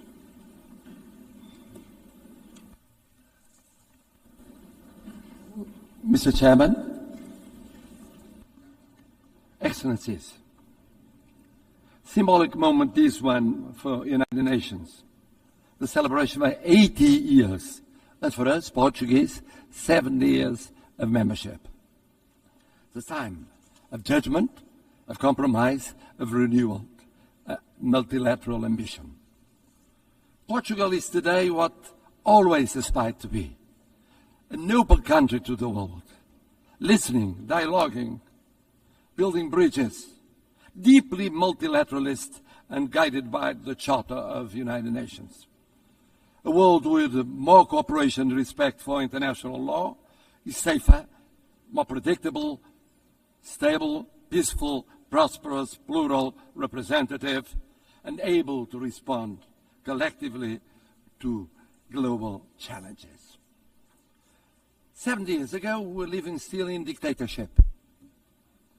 And we found in this community the space to rediscover the real values and contributing to global solutions. And even now, in a changed world, fragmented, polarized, unpredictable, this community is a key community to defend basic principles of a coexistence between nations, cultures, civilizations. And it is with this coherence and the sense of responsibility, with the conscience of the need of contributing, acting, and deciding, guided through values and principles, that will be candidates to the Security Council in 27-28, a decision we formalized in 2013. Excellencies, let me pay tribute to the former President of the General Assembly for his support to the adoption of the Pact for the Future. Let me congratulate the present President of this session, wishing the success in her term. But I would very specifically, and in Portuguese this time, say a word about the remarkable work of the Secretary General António Guterres. O seu humanismo. His humanism. O apego ao direito internacional. Devotion to international law. As formas por que tem lutado. The reforms he has championed since 2017, que inclui agora now including UN 80 o Pacto para o Futuro, and the Pact for the Future, and the Pact for the Future, são a sua marca e o seu legado. Are testaments to his work and will be his legacy. Mark and legacy. It is a pride for me, é orgulho para mim, having a Portuguese as Secretary-General of the United Nations, ter português como Secretário-Geral das Nações Unidas. Someone that is projecting a Portuguese way of acting in international relations. Uma forma portuguesa de estar nas relações internacionais. He will always be supported by Portugal. Contará sempre com o apoio de Portugal. And I must congratulate him for his speech. Because he said, I will never give up. I know him ever since we were teenagers. He never gave up, ever. And he's right. It's true we live at a time of multiple crises and persistent crises. Division, polarization, violations of international law, cleavage between power exercise and responsibility, technology and ethics, urgency of crisis and capacity of response and action. United Nations faces an existential moment. Without change, without renewal, the United Nations will be marginalized, and we could be left to the law of force. No G1, no G2, no G3, no G1+1 1 plus 2 or 2 plus 1 will be an alternative. No absence of multilateralism will avoid the need of multilateralism. The world is multipolar, will be multipolar. Just think of the situation in Ukraine or the situation in Middle East. In Ukraine, for years, and now for months, for 8 months, one is waiting the mediation of the most powerful in the world. Do we have a ceasefire? No, we don't. In the case of Middle East, we waited and waited for the intervention of the most powerful in the world. Did we have a ceasefire? Without the multipolar, multilateral intervention of so many countries, here in New York, with the recognition of the existence of the state of Palestine, some Europeans, others non-Europeans, we won't change soon. This means we need United Nations, we need multilateralism, we need dialogue between countries from every continent. And the same for international law. We need international law. We need international law for the reform of United Nations. We need international law as a foundation of peace and justice. A world governed by rules is a safer and more predictable and equitable world. We need the Charter of United Nations as a common compass. Of course, we must adjust the United Nations, but we must never forget the lesson of the League of Nations. When one forgets the principles, when one abandons the principles on account of pure realpolitik, I mean the power or the powers of the moment, one forgets that no power is eternal. No personality is eternal. Empires went up and went down. We know by experience it. Colonial empires, European empires inside Europe, all kinds of empires went up and went down. We believe that in the reform of United Nations, we have 3 pillars: prevention, partnership, and protection. Preemptive action before the conflict, not just afterwards. Mediation, preventive diplomacy, intervention of the Secretary General and of the PBC, avoiding distraction and institution collapse, building peace, fighting against the deep causes of violence, promoting resilient and peaceful societies. But development, peace building without development, preventive action without development doesn't work. We co-presided, together with an African partner, Burundi, the preparation of the 4th conference on financing of development. Ideas, dialogue, determination, results. Without sustainable development, no lasting peace is possible.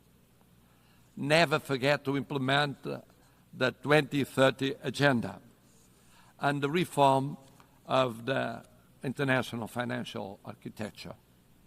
It's a priority involving the digital, the space, the artificial intelligence technologies as force for peace, not tools for domination. Bridging the digital and technological divides as central to build resilient societies. C'est aussi très fier que nous partageons la priorité des océans, la priorité du changement du climat. on peut parler contre le changement du climat, mais on admet tout de suite qu'il y a ce changement.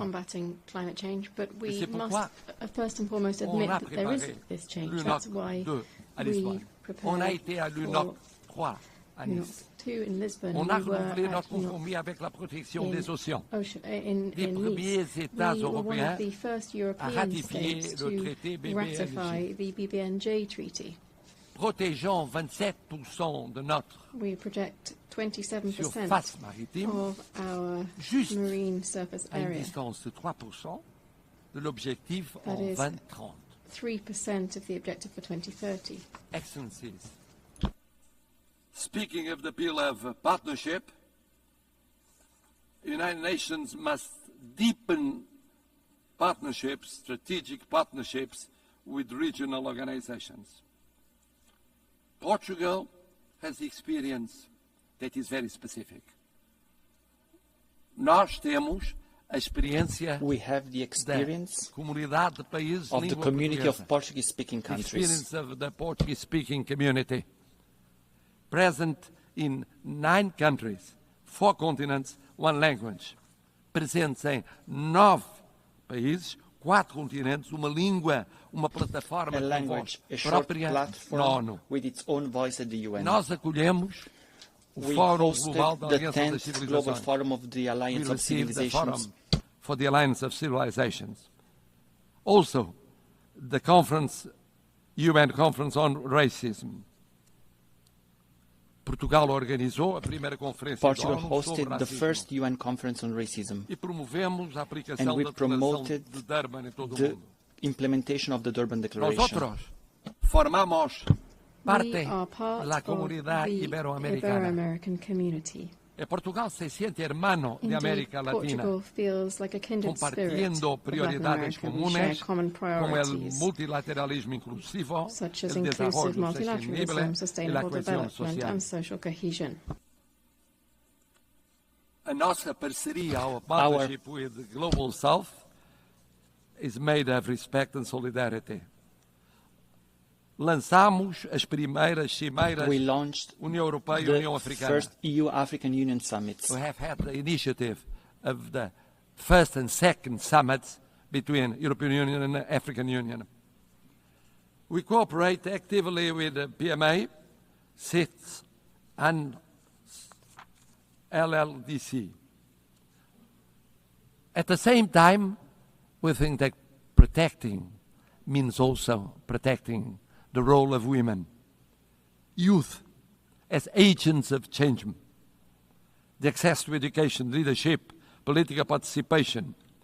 The world needs more women and more youngest as leaders in the procedures of decision. Third pillar, protection. We participate for 65 years in peacekeeping. Thousands of armed forces and security forces participated in 25 missions in 4 continents, mostly in Africa. Peacekeeping now with 4 peace operations, a quick reaction force, punctual payment,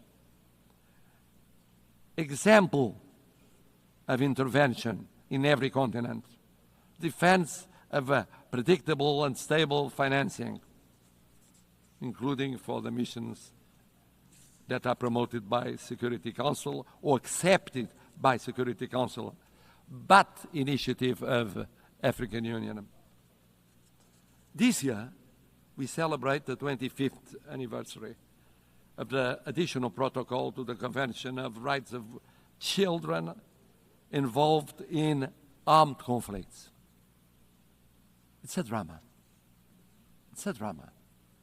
Children going on being victims in every war scenario.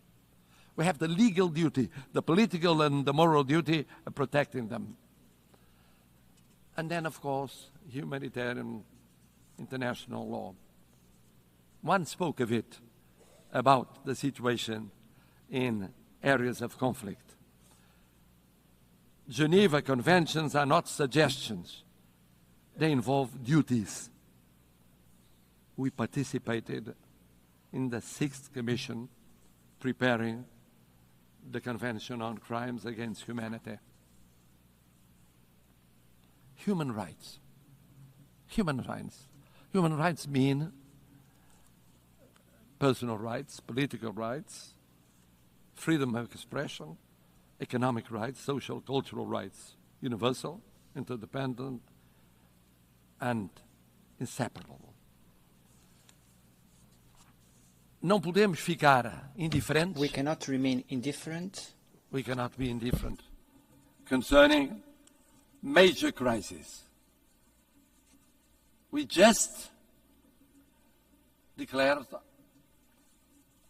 our decision of recognizing the state of Palestine.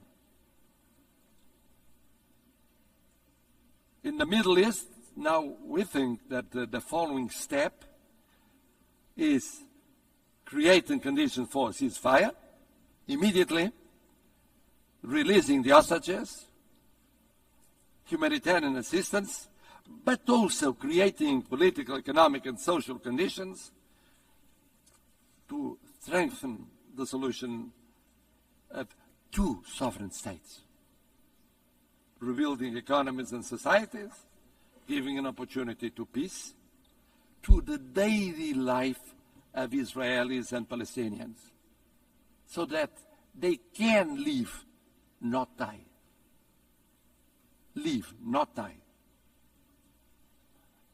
In Ukraine, sovereignty, independence, and integrity, with global total ceasefire, immediate and unconditional, first step for a fair peace, respecting international law and respecting the Charter of the United Nations. In Sudan, intervening to react much more quickly to perhaps the greatest humanitarian catastrophe in Africa. En Haïti, où les souffrances de la population in Haiti, where the suffering of the population is no longer tenable. This in light of the barbaric atrocities committed by criminal gangs and the recruitment of child soldiers. Decisive UN assistance to the Multinational Security Support Mission is required before it is too late. Excellencies, at a time when we are witnessing the largest number of armed conflicts since the creation of the United Nations, Portugal is ready to take on greater responsibilities and represent a global voice in the Security Council, bringing the experience of almost lessons learned in recent decades and proximity to all the states here represented, without discrimination. And for that, our vision for the Security Council will act to prevent and creating partnership and protection, and with the reform of the Security Council to make it more representative and effective, to reflect the geopolitics of the 21st century and doesn't remain stuck in 1945, with representation of the African continent, with seats represented, and recognition of major emerging powers such as Brazil and India, with more transparent, a council that is more plural and consistent with the content and the spirit of the Charter. A Security Council which in 2024 met frequently since 1989. But it met frequently with less resolutions adopted and the highest number of vetoes casted. It's unacceptable that the use of veto continues to paralyze essential decisions. It is therefore unacceptable in the face of human suffering. The Charter is clear. A party to a conflict shall not be the judge of its own case. Portugal supports the ACT Group's code of conduct, measures to restrict the use of veto, and all initiatives that strengthen transparency and accountability within the Council. A last word. Portugal is presenting itself to the Security Council without hidden agendas. but rather with an agenda aligned with the values and objectives of the UN, with humility, but with confidence, contributing to a council that is more effective, representative, and close to those who expect protection from it. We are a predictable country, a bridge builder, a reliable partner, an uncompromising defender of the UN Charter. It is in this spirit that we want to serve, that we reaffirm our commitment to the United Nations today, and that we hope will earn your trust for the future of the United Nations, but mostly for the future of the world, more peaceful, more just, more respectful of dignity, human dignity, in so many conflicts that represent a shame for all of us. Thank you.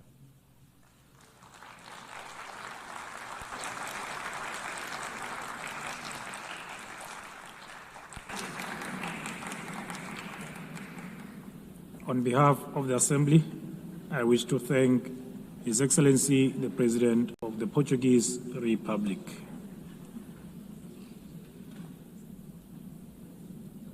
The Assembly will hear an address by His Excellency Yomandu Usi, President of the Eastern Republic of Uruguay. I request protocol to escort His Excellency and invite him to address the Assembly.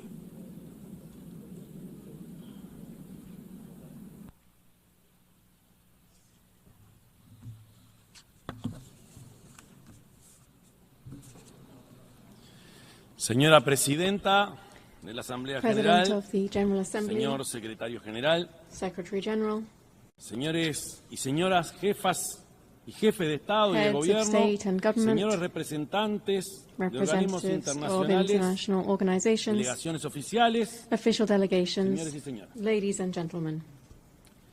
Vengo de una república situada al oriente del río Uruguay, que el mapa, la historia y la cultura ubican en una pequeña esquina del sur del mundo. Un país pradera, con balcón al mar, donde la tranquilidad y hospitalidad de su gente es una de sus principales señas de identidad. Vengo de un país donde ya es práctica corriente que un presidente concurra a países vecinos, acompañado por sus antecesores o con sus antecesores de otros partidos políticos. Un país donde la alternancia de los partidos en un gobierno no se traduce en una crisis de carácter institucional. Es más, esa alternancia se constituye en un acto de pura normalidad. Vengo de un país cuyo presidente puede caminar sin custodia entre la gente, puede disfrutar de un partido de fútbol en una tribuna como un hincha más. Vengo de un país cuyos partidos políticos, casi todos ellos, por más de medio siglo de historia, siempre están dispuestos a acordar soluciones nacionales a urgencias también nacionales. Soluciones, como decimos nosotros, a la uruguaya. Con estos gestos, quiero expresar que Uruguay lleva en su vida cotidiana una vocación profunda de paz y de respeto.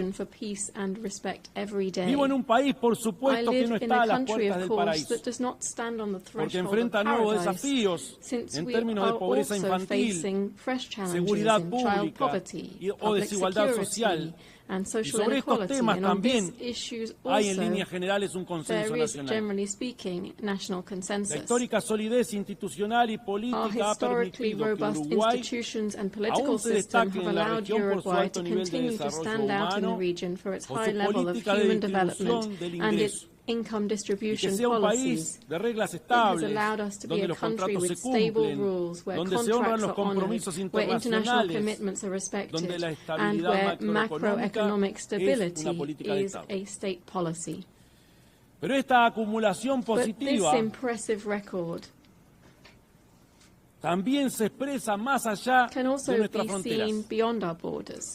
Porque Uruguay es reconocido en el mundo por su vocación de paz, su incansable lucha en pos de la solución pacífica de los conflictos, su respeto irrestricto al derecho internacional como la mayor garantía para la soberanía de los pueblos, y por ser una tierra fraterna y hospitalaria con los migrantes de todas las latitudes. Desde ese pequeño país que cultiva la tolerancia y el diálogo, cultiva el acuerdo como clave histórica de convivencia y que está inserto en un continente sin conflicto ni guerra entre estados, venimos a esta asamblea a sumar esfuerzos para contribuir con la estabilidad y la paz en el mundo cada vez más convulsionado y desafiante. La creciente tensión geopolítica y el aumento de conflictos sumados al desfinanciamiento de los esfuerzos por un orden global pacífico y basado en reglas plantea enormes retos a escala planetaria. Para ejemplificarlo, basta mencionar algunos datos. Según el Índice Global de Paz de 2025, en 2023 hubo 59 conflictos interestatales, el número más alto desde el fin de la Segunda Guerra Mundial. Para el 2024, el gasto militar global sufrió un aumento de casi un 10% en términos reales, comparado con 2023, lo que representa el mayor incremento anual desde el fin de la Guerra Fría. Estamos hablando de un gasto militar de 2.7 o 2,7 millones de dólares. No solo se trata de un mayor aumento de conflictividad entre naciones, ni de un gasto militar que crece aceleradamente se trata también de nuevas formas de crueldad y muerte que están adquiriendo las guerras actuales. Sabemos bien que desde el nacimiento mismo de las civilizaciones, la ausencia de violencia o la ausencia de guerra es quizás una quimera. Pero en nuestros días, los avances tecnológicos aplicados han desencadenado otras lógicas mucho más perversas, como el uso de prácticas militares destinadas a sembrar el miedo, el terror y la muerte en la población civil. Que quede muy claro. Let it be very clear. Condenamos toda forma de terrorismo, ya que constituye, entre otras cosas, it constitutes, una among other despreciable things, a actitud de despicable cobardía. act of cowardice. Existe otra lógica There is another perspective, actual, y es la que nos lleva a que el current objeto perspective, central o el one that objetivo leads central us to en believe las guerras that actuales the pareciera ser main la objective of current práctica wars seems to sistemática be the del systematic exterminio. practice of extermination. El fin nunca, The end nunca has justificó los medios. never justified the means. Debemos desterrar aquel viejo We must precepto banish that old de que la precept guerra that es war la is the continuación de la política continuation por of otros politics by other means. Toda guerra es criminal, All war is sin criminal, importar dónde ocurra, irrespective of where it occurs, sin importar el Dios que se invoque para irrespective justificarla, of the God y invoked to merecerá justify siempre it, and it will nuestra más always visceral deserve our condena. most visceral condemnation. Es cierto que toda nación It tiene is el derecho a true un that every territorio y a un nation has gobierno the right propio. to its own territory and government. Es cierto que tiene derecho a establecer un It's nivel de true that they have the right to autodeterminación establish a que level le of permita la self-determination that convivencia con allows los demás pueblos. a nation Eso es to real. coexist with other peoples. Y el valor de las And Naciones the Unidas value of the United es Nations justamente is garantizar que estos precisely to principios ensure that these se principles concreten de are manera pacífica realized y in a civilizada. peaceful and civilized manner. Ningún Estado que se precie de No democrático state that claims to be y de democratic vivir bajo el and mandato to del live derecho under the rule internacional of puede, international law aún bajo can, el legítimo derecho even de under the defenderse legitimate contra el right to defend terrorismo, itself against ejercer terrorism, la barbarie sobre exercise ninguna población barbarity civil, against any civilian menos population, aún least of all contra personas against especialmente especially vulnerables e vulnerable indefensas. and defenseless persons. Desde Since 1948, 1948, Uruguay ha mantenido Uruguay una has posición maintained coherente a y firme consistent que va en and línea con los steadfast principios de position in line with the autodeterminación principles of y coexistencia self-determination pacífica. and peaceful coexistence. Y bien conocidas son nuestras posturas históricas Our con historic respecto a los stances principales on the conflictos a main escala mundial, global en conflicts, especial especially that el que se desarrolla en Oriente Medio. currently underway in the Middle East are well known. In this regard, Uruguay has always maintained the position of two states, two peoples. The Uruguayan government hence takes very seriously the reports produced by the international community concerning the Palestinian territories and urges the implementation of the recommendations made by the United Nations. At the same time, we urge the immediate suspension of military operations of death. We urge the suspension of death of innocent civilians. And we request the release of the hostages. In our world, at the same time, there are other persistent and worsening, more widespread and permanent tragedies. To such an extent that the Universal Declaration of Human Rights adopted in this very assembly 77 years ago stands as a revolutionary manifesto in the times that we are living through. Beginning with its first article, which proclaims all human beings are born free and equal in dignity and rights, and, endowed as they are with reason and conscience, should act towards one another in a spirit of brotherhood. How far we are from our own principles and commitments when we see that the gap between those who have the most and those who suffer the most is ever greater. How far we are when we see that the principles of freedom and equality are increasingly estranged, and we hear much more talk of a supposedly free individual than of egalitarian societies in terms of income or the enjoyment of rights.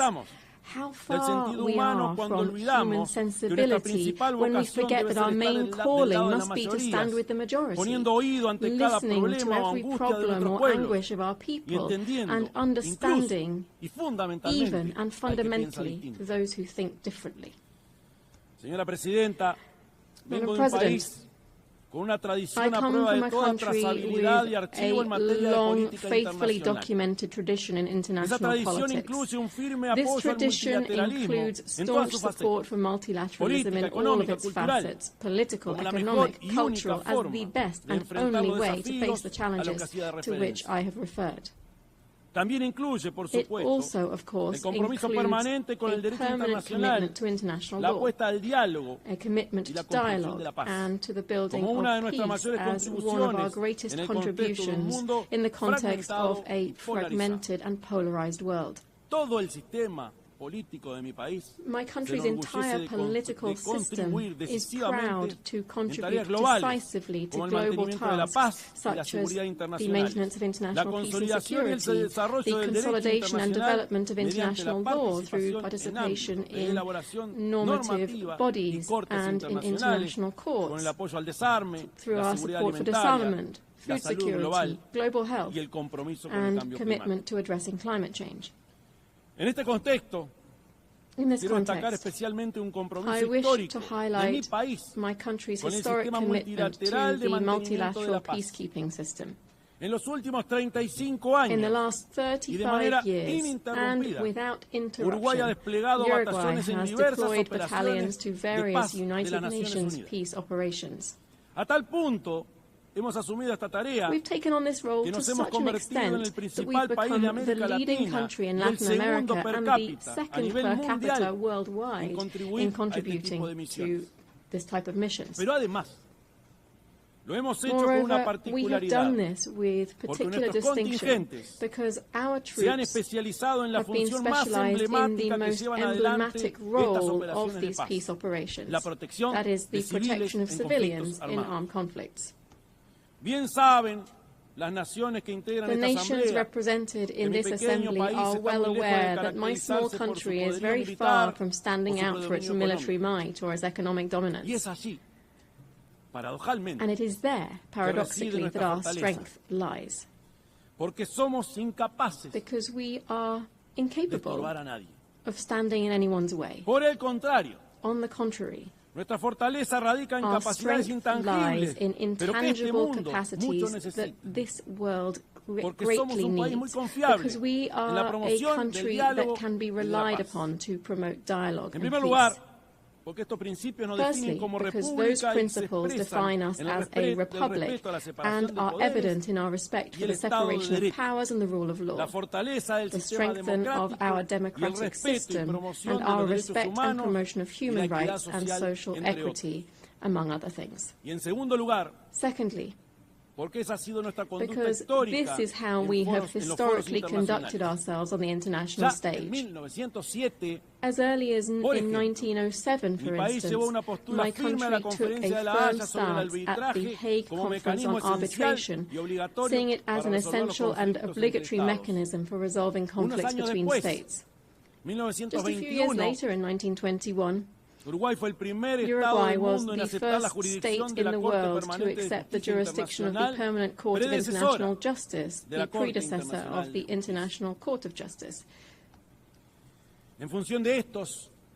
On the basis of these and other historical precedents, I hereby reaffirm that Uruguay is in an excellent position to be able to offer itself to the world as a host for negotiations, as a promoter of networks of dialogue and mediation, leading to the construction of peace and the prevention of conflicts. Believe me, we are prepared for this ever more urgent and necessary challenge. Among other reasons, because we have learned, as my country's former president, José Pepe Mujica, said, that tolerance is the foundation for peaceful coexistence. Thank you.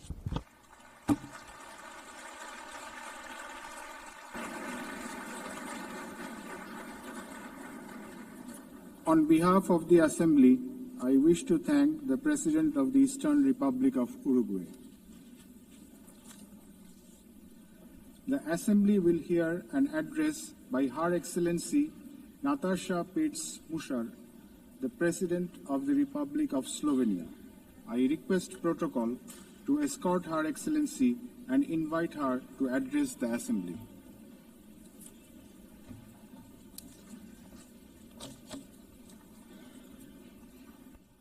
Madam President, please accept my warmest congratulations on your election at this historic 80th anniversary of the United Nations. Your election underscores the vital importance of including women in the decision-making process. Ladies and gentlemen, Excellencies, in 1945, the end of the Second World War was greeted with celebrations, and hopes were placed in a new era of peace and cooperation, embodied by the creation of the United Nations. However, those hopes were soon overshadowed by the onset of the Cold War. When it ended in 1991, we once again dared to believe that this would pave the way to the vision of lasting peace, security and cooperation as enshrined in the UN Charter. Sadly, that vision has not materialized. In fact, the situation has worsened, and here is why. Firstly, the Security Council, envisioned as the very pillar of collective security, is failing to meet the expectations of the world, if it ever has. The Permanent Five were supposed to be role models for the rest of the world working for peace. Some work in their own interests instead. Secondly, the promise of the Sustainable Development Goals is faltering.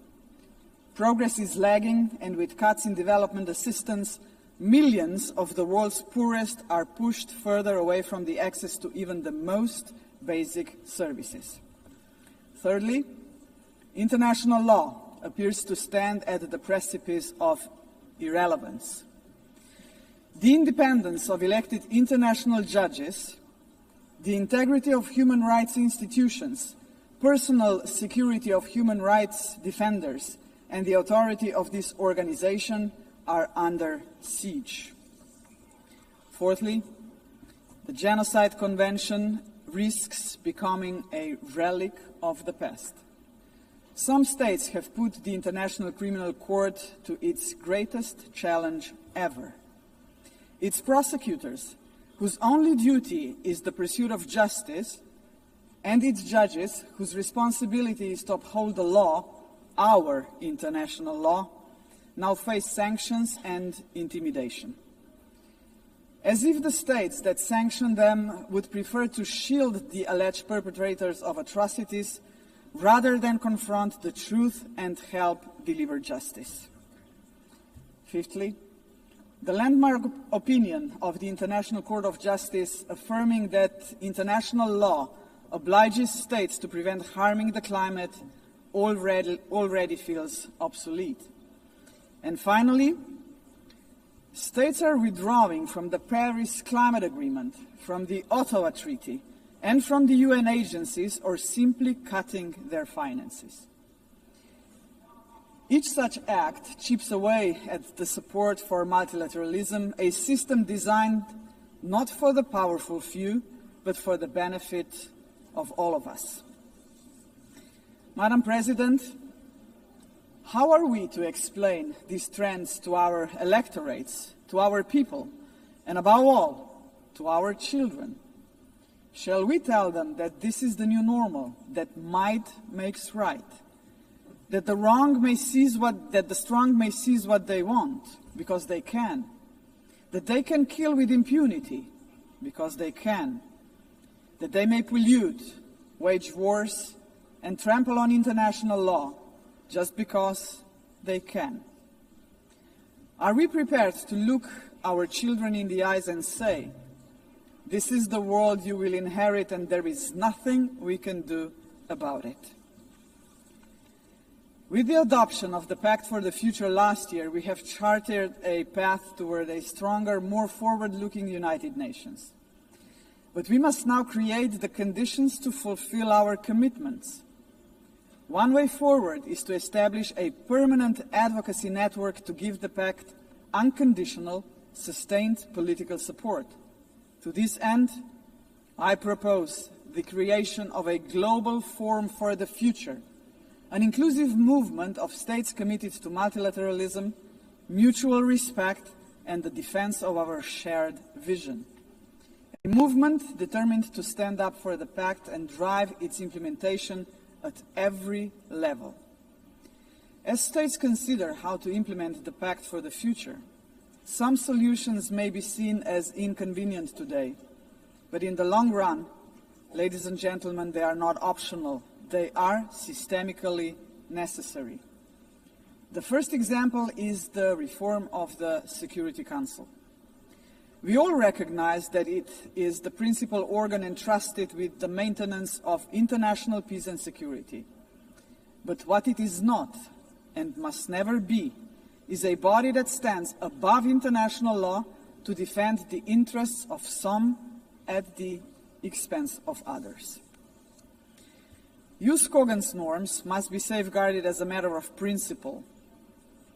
If the prohibitions against genocide and crimes against humanity are accepted as jus cogens norms, can any permanent member claim a legitimate veto right in such circumstances?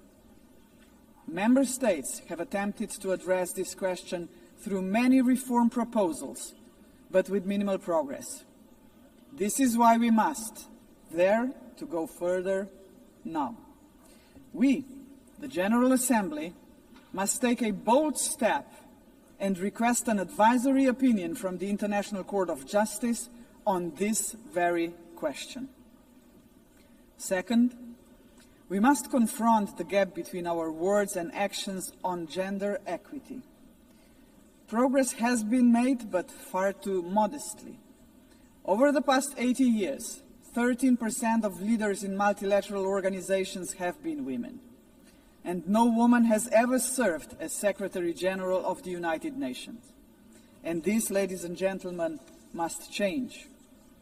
So, Excellencies, ladies and gentlemen, let us make history. Today, the 80th session of the General Assembly is led by only the 5th woman to hold the presidency. By the end of this session, she would be joined by a Madam Secretary General-elect, a living proof to 4 billion women that even the most impossible job is not beyond their reach. But gender representation is not enough. What we must achieve is actual gender equity because it benefits not only women and girls, but entire societies. True equity requires systemic change, and so women's empowerment must remain at the heart of our global agenda. International organizations must weave a gender perspective into every strand of policy making. And that should be a result of effective participation of women and girls themselves. Electing a Madam Secretary General would be historic, but it must only be the beginning of a much deeper transformation. Madam President, the Pact for the Future sets out clearly what must be done to change our world for the better. I have mentioned only two of the many challenges we must confront decisively.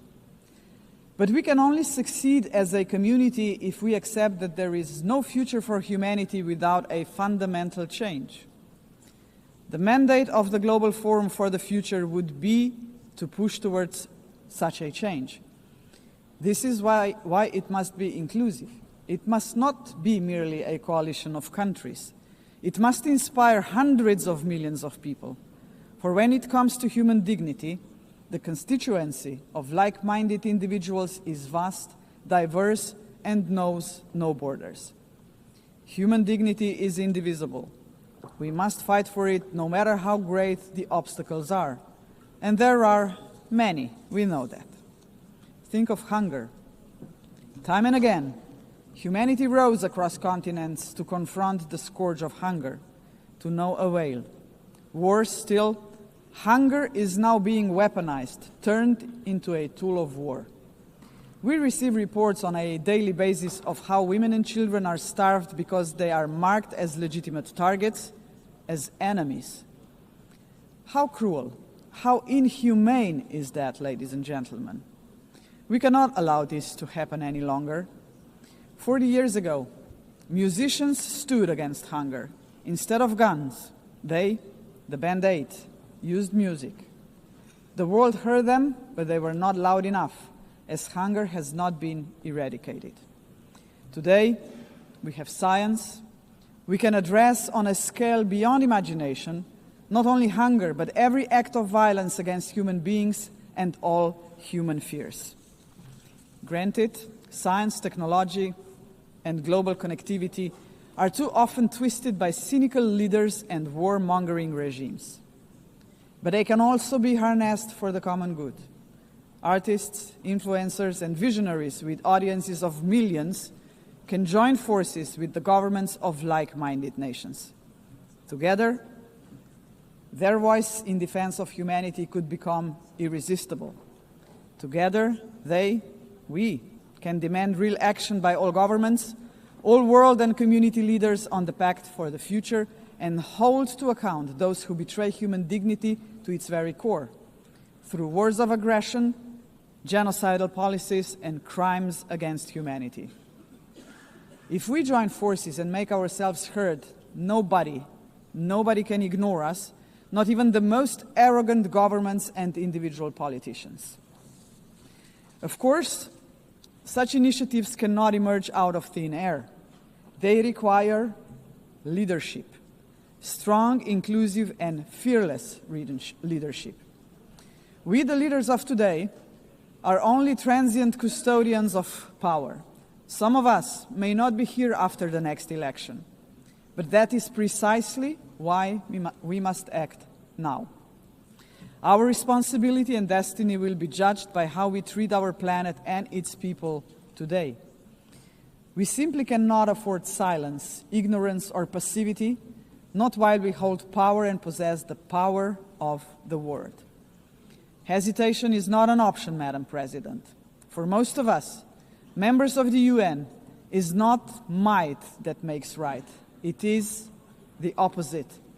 We must not allow the powerful few to ignore us. We must not surrender to a world where power alone prevails. We, the majority of United Nations members, must be role models. We must work for a different world.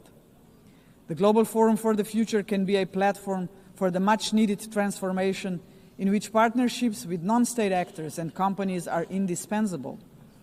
Profits must finally serve development for all. Innovation and sustainability must drive tolerance, mutual respect, and inclusive dialogue. Is that too much to ask? If we, the leaders of this planet, can offer nothing but terror, conflict, pollution, fear, inequalities, and war to 8 billion people, then we must confront the truth.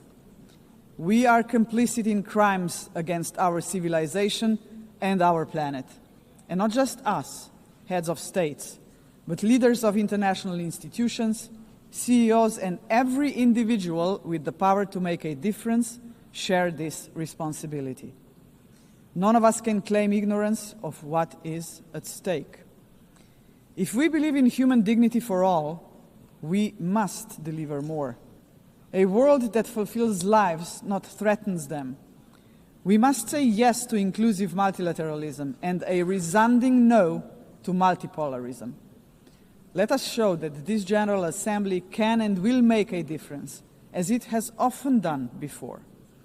Let us demonstrate that we reject arrogance, hatred, and willful blindness to a lack of equality and justice, to wars of aggression, crimes against humanity, and genocide, because they tear us apart for generations.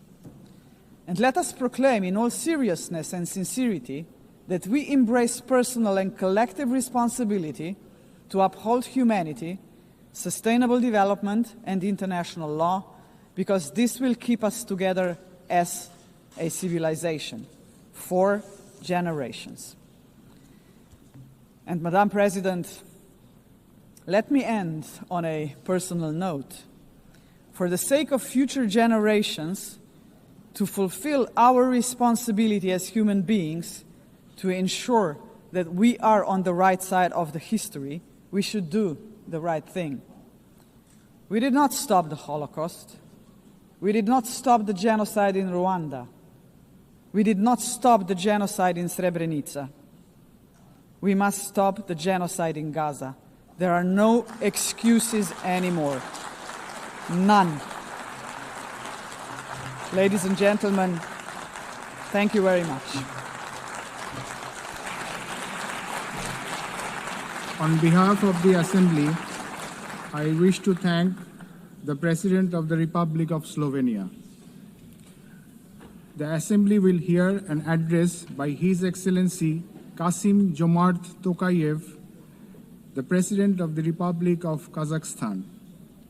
I request protocol to escort His Excellency and invite him to address the Assembly.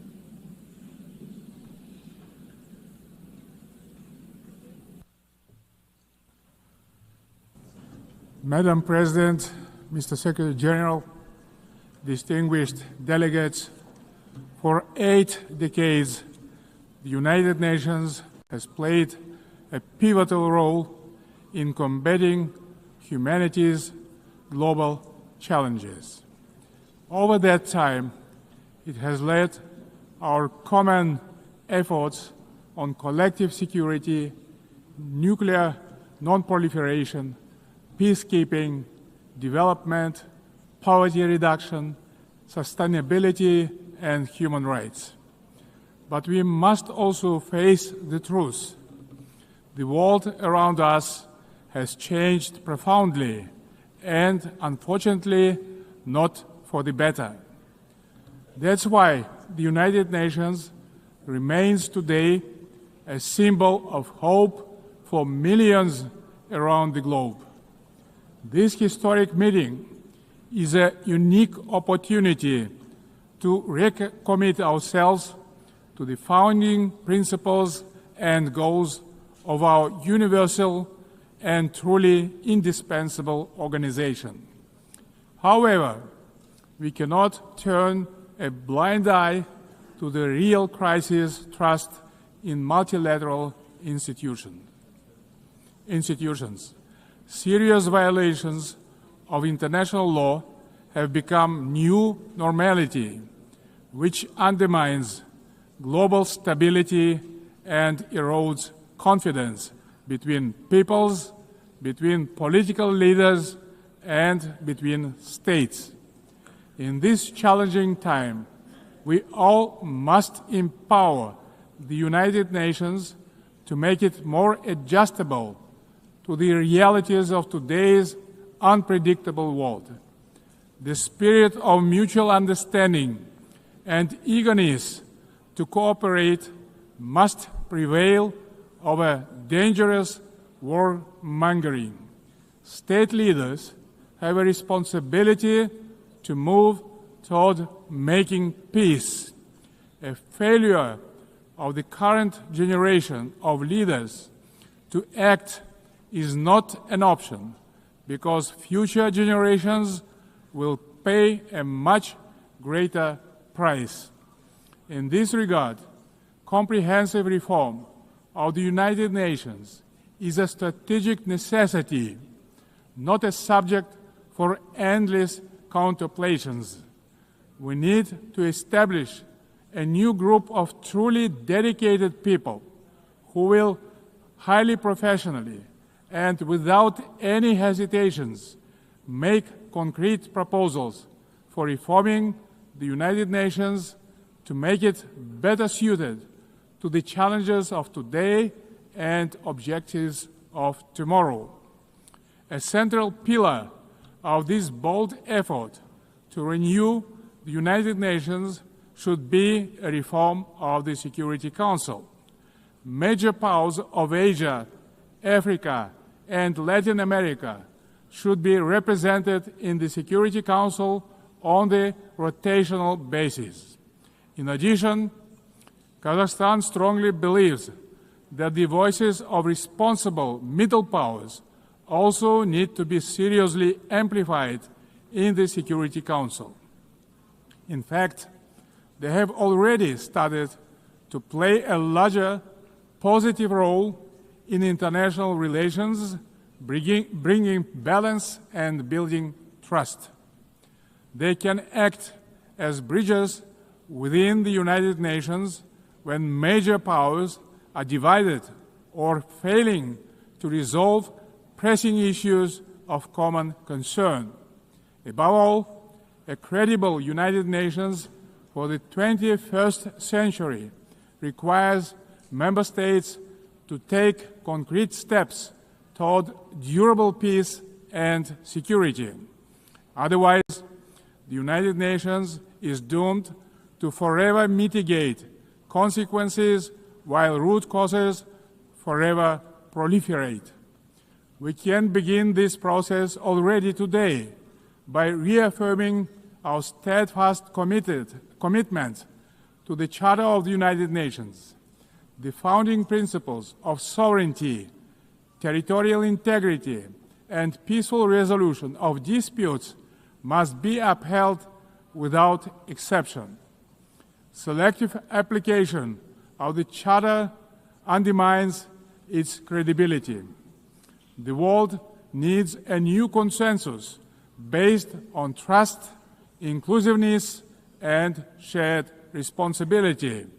For example, the enemy state clauses of the Charter, historical remnants of the Second World War, have already been recognized by the overwhelming majority of the international community is obsolete.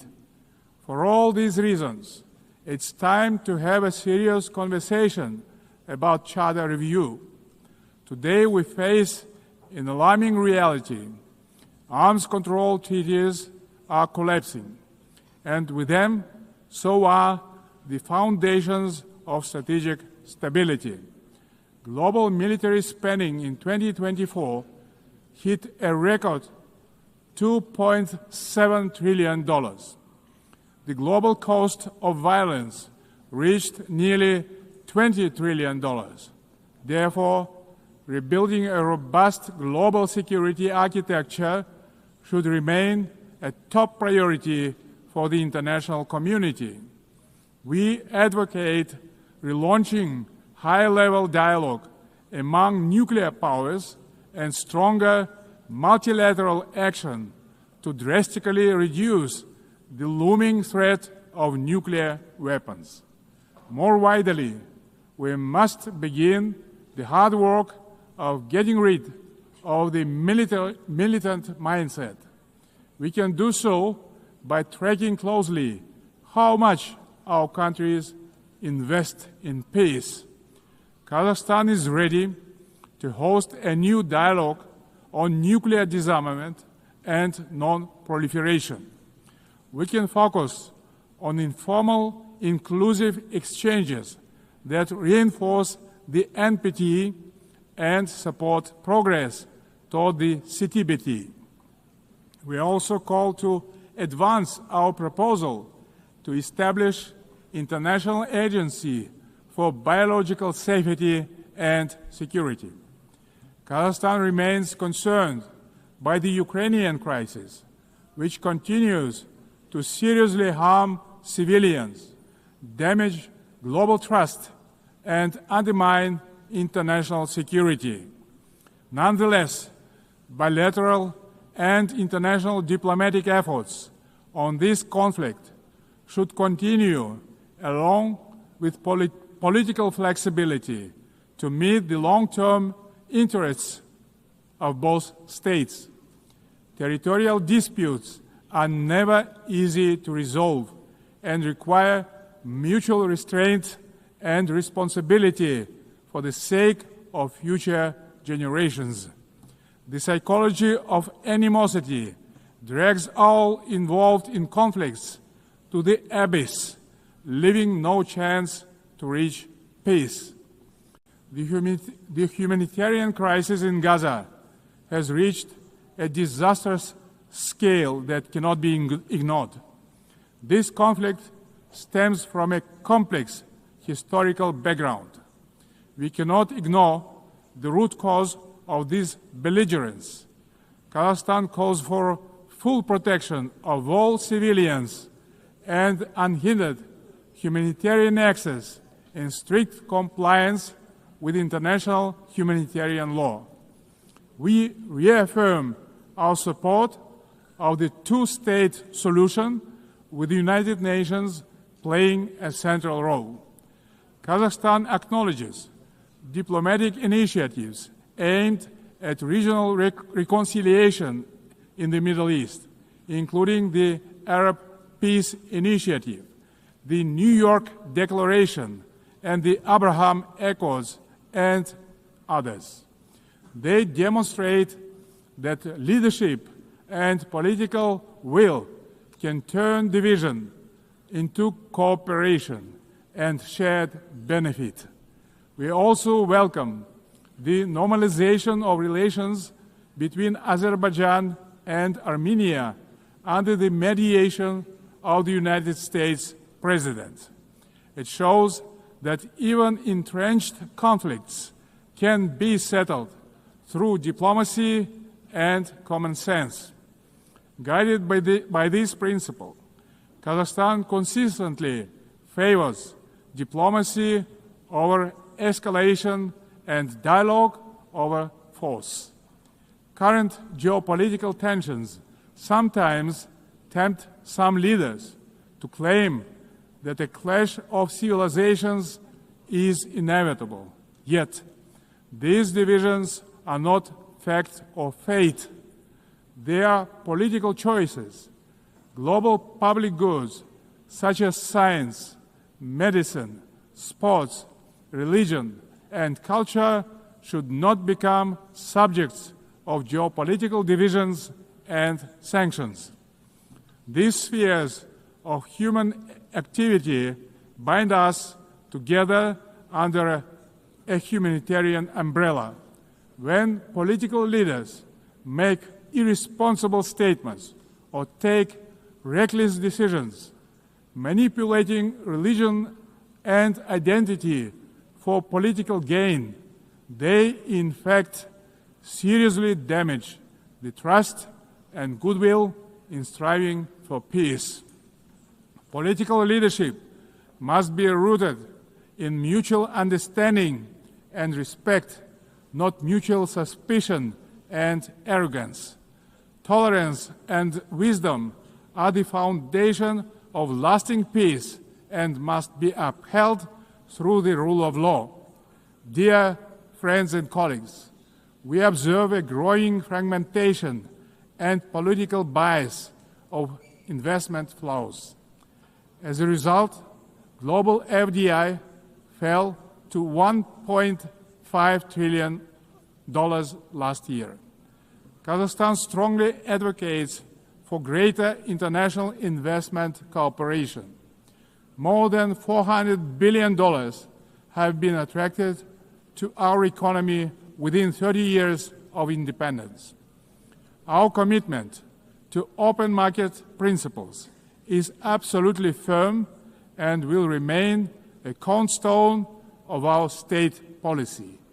Located in the very center of Eurasia, Kazakhstan is poised to play a crucial role as a logistic hub, handling 80% of all overland transit between Asia and Europe.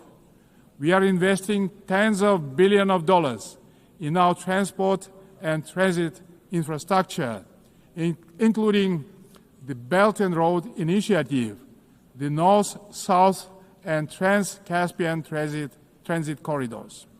Kazakhstan will continue to develop regional supply chains that are the heart of the emerging global transport network. By 2029, we plan to build 5,000 kilometers of new railway lines. Kazakhstan has made the Sustainable Development Goals a core pillar of its national agenda, integrating their targets into state planning and budgeting.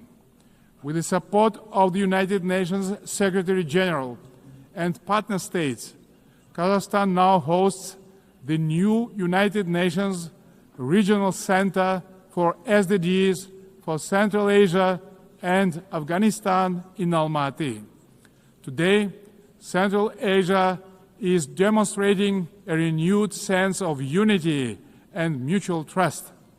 It is emerging as a proactive contributor to international peace and progress.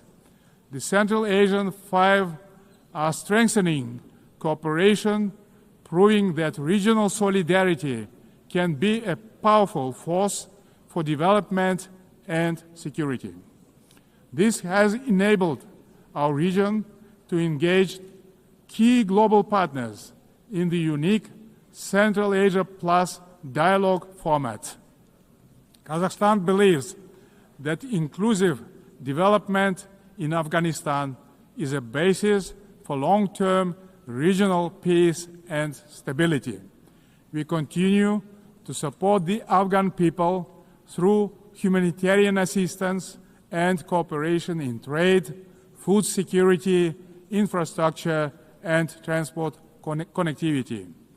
Distinguished delegates, last year was the hottest year in human history, and Central Asia is warming at twice the global rate. The melting of glaciers in the Alatau Mountains is accelerating, multiplying threats to water and food security for millions. Kazakhstan has drawn profound lessons from the tragedy of the Aral Sea. Thanks to our consistent efforts, including at the international level, we succeeded in preserving the northern part of the sea. As the current chair of the International Fund for Saving the Aral Sea, Kazakhstan will continue to play a proactive role in this common priority. Meanwhile, the Caspian Sea is rapidly shrinking. It is no longer just a regional concern. It is a global warning signal. Therefore, we call for urgent steps to preserve the Caspian water resources with our partners across the region and the wider international community. Last year, Kazakhstan co-organized the One Water Summit with France, Saudi Arabia, and the World Bank. Looking forward, stronger coordination, investments, and sustainable solutions are urgently needed to prevent future water crises. To help advance this agenda, Kazakhstan will host a regional ecological summit in Astana in April next year, to be convened in partnership with the United Nations and other international organizations. As part of our broader environmental commitment, Kazakhstan is implementing a nationwide Clean Kazakhstan campaign. This national movement mobilizes millions of volunteers in cleanup actions, waste reduction, and eco-education.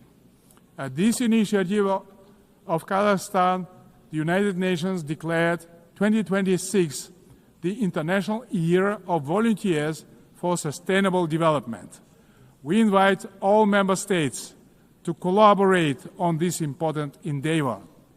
In this spirit, I propose that the General Assembly adopt a resolution proclaiming April 22 as the International Day of Greening the Planet. Dear friends, Kazakhstan views artificial intelligence not as one more technological advancement, but as a major breakthrough that can be a true engine of human progress. Yet, as artificial intelligence accelerates, so do the related risks, specifically deepening technological, economic, and geopolitical divides. At the same time, we should not let ethical norms fall behind this rapid evolution. Pressing questions of fairness, accountability, and individual rights must be addressed with clarity and urgency. We must act collectively to ensure that every country can benefit from AI. Kazakhstan welcomes the establishment under UN auspices of the Global Dialogue on AI Governance. We stand ready to actively contribute to this platform to help ensure that AI remains safe, inclusive, and human-centered. In Kazakhstan, artificial intelligence will be integrated across all sectors of economy and public services. The basic infrastructure to deliver this plan is being built, and our bright young people are getting ready to turn this vision into reality. Our strategic goal is to transform Kazakhstan into a fully digital power within the next 3 years. Large-scale digitalization and widespread use of AI have become a national priority in Kazakhstan. E-government is an important pillar of our national development strategy. Around 90% of public services are already digitalized. Kazakhstan has recently launched its fastest national supercomputer ever. But AI and automation are expected to threaten jobs in many countries. That's why digital progress must go hand in hand with professional education. Therefore, Kazakhstan believes it is imperative not just to increase employment, but to valorize the technical professions. Ladies and gentlemen, amid global turbulence, Kazakhstan is pursuing a bold national renewal to build a truly just and fair state. Over the last 3 years, we have carried out large-scale political and economic reforms that are unprecedented in our part of the world. Through a national referendum, we introduced a single 7-year presidential term, thereby strengthening democratic accountability. We remain committed to the formula of strong president, influential parliament, and accountable government. Guided by strong wish to modernize Kazakhstan, I have proposed a single-chamber parliament for a national referendum to consider. Our objective is to continuously embrace the political system to make it more transparent, effective, and reflective of people's aspirations. At the heart of these reforms lies a clear principle: law and order must prevail. We believe that only governance rooted in common sense and the rule of law can ensure public order and protect the rights of all citizens. It creates good conditions for international investment, trade, cooperation, and more broadly, the dynamic development of our country. The interests of law-abiding people and decent citizens must always come first, maintained through justice, accountability, and mutual respect. Kazakhstan's economy is showing clear signs of sustainability and resilience. This year, economic growth is expected to exceed 6%, underscoring the sustainability of our economy as the largest in our part of the world. But we are not complacent. We will continue our efforts to ensure a long-term growth. Kazakhstan's energy strategy is based on 4 pillars: oil and gas, coal, uranium, and critical minerals. These precious assets are the basis of reliable energy partnerships. Climate change and the green agenda cannot be accepted by all countries that have huge deposits like coal, which nowadays can be cleaned up by advanced technologies. That's why we have committed to decarbonize our country in 35 years. Renewable energy is not the single solution to all energy problems. Agriculture is another driver of our development with huge potential for global markets. Kazakhstan's grain export capacity has amounted to 12 million tons, reaching a great number of international markets, creating new opportunities for trade expansion using enhanced transport connectivity. We will continue our cooperation with all major international partners and regional stakeholders to further diversify our external trade and economy, making it more inclusive and resilient. Excellencies, we will remain firmly on this path, deepening governance reforms at home while supporting global governance abroad. Kazakhstan will continue to serve as a bridge builder and peacemaker. It will also continue to choose balance over domination, cooperation over confrontation, and peace over war. We stand ready in cooperation with other players, stakeholders in the international community to renew the promise of the United Nations as a beacon of peace, justice, and cooperation. Thank you very much. On behalf of the Assembly, I wish to thank the President of the Republic of Kazakhstan. The Assembly will hear an address by His Excellency Matamela Cyril Ramaphosa, President of the Republic of South Africa. I request protocol to escort His Excellency and invite him to address the Assembly.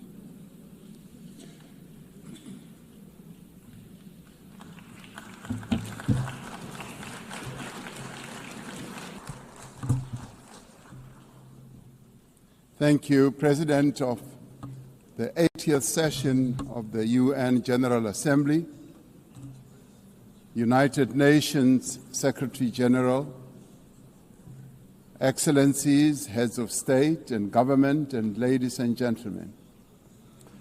80 years ago, the United Nations was established to save succeeding generations of humanity from the scourge of war and to build a peaceful, prosperous, and just world arising from the devastation brought about by global conflict. Through the UN Charter, the nations of the world pledged to uphold peace, development, and human rights, which would be underpinned by international law. Now more than ever, we are called upon to uphold the values and advance the purpose of the United Nations. We are also called upon to advance cooperation and solidarity between nations. We are called upon to promote multilateralism and safeguard the institutions that enable it. South Africa's engagement in the international sphere echoes our domestic imperatives of eradicating poverty, reducing unemployment, and addressing the root causes of inequality.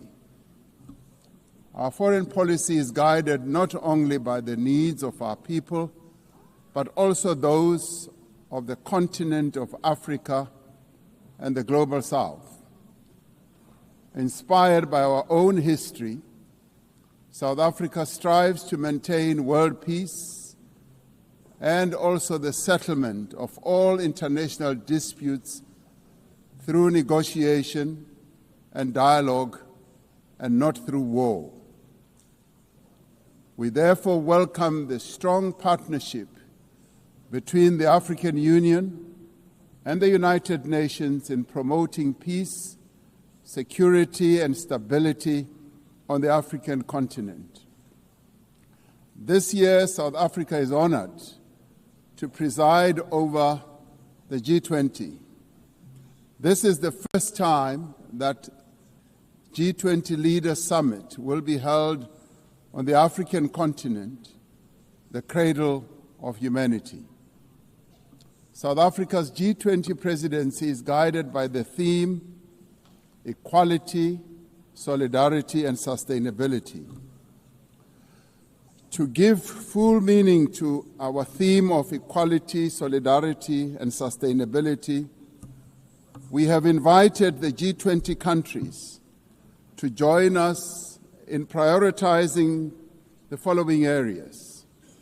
Firstly, in discussion to strengthen disaster resilience and response by addressing the increasing frequency and impact of climate-induced natural disasters. Secondly, to ensure that we have debt sustainability for low-income countries by crafting innovative ways to support countries to have low levels of debt to maintain economic stability. Thirdly, to discuss how to mobilize finance for a just energy transition by encouraging investments in renewable energy and sustainable technologies without foregoing what we would call base load energy sources. Fourthly, by harnessing critical minerals for inclusive growth and sustainable development through the value addition processes, that is, beneficiation of these minerals at the source where the minerals are extracted to foster the development of communities where these minerals are found. These priorities reflect South Africa's commitment to addressing global challenges and promoting inclusive growth and sustainable development.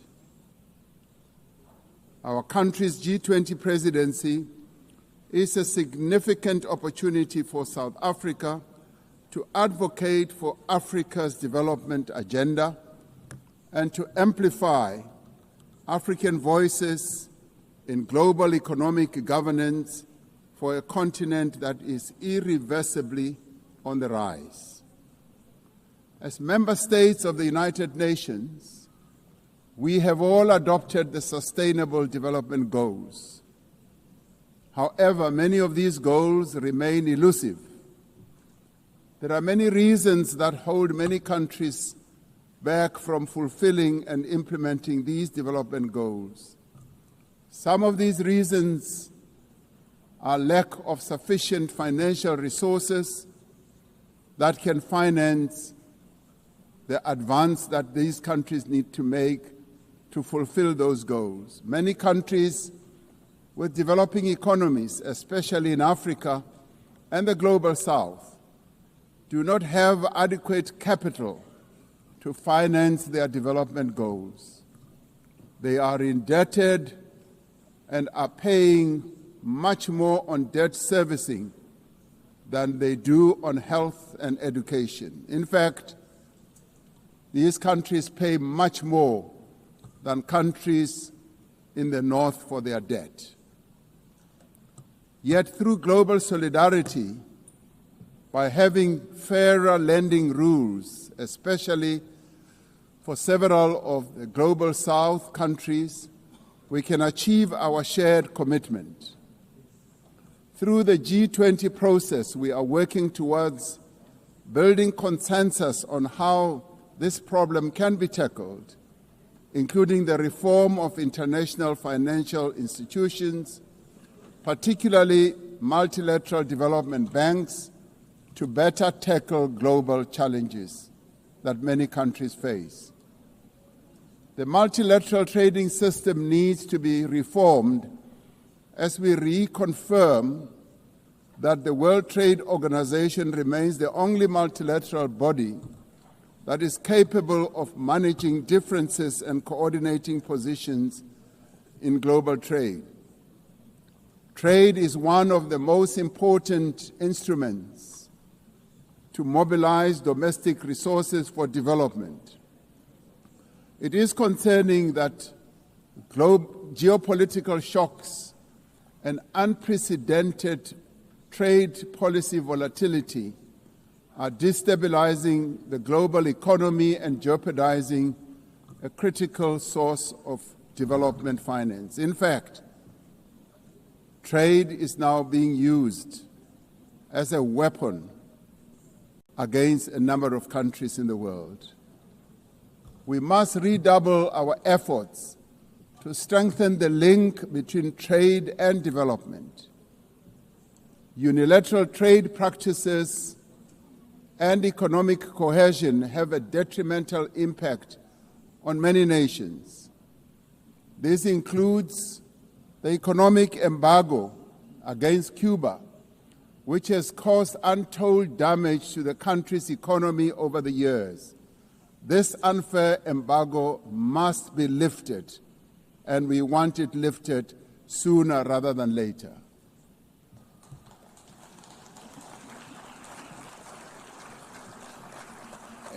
In the midst of global trade uncertainty, the African continent is providing a pragmatic example of constructive collaboration and cooperation by using the African Continental Free Trade Area as an engine for sustainable growth and development.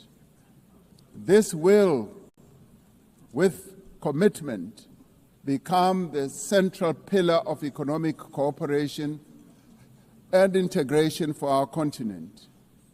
As part of the effort to build more inclusive economies, South Africa's G20 presidency has launched an extraordinary committee of independent experts on global wealth inequality.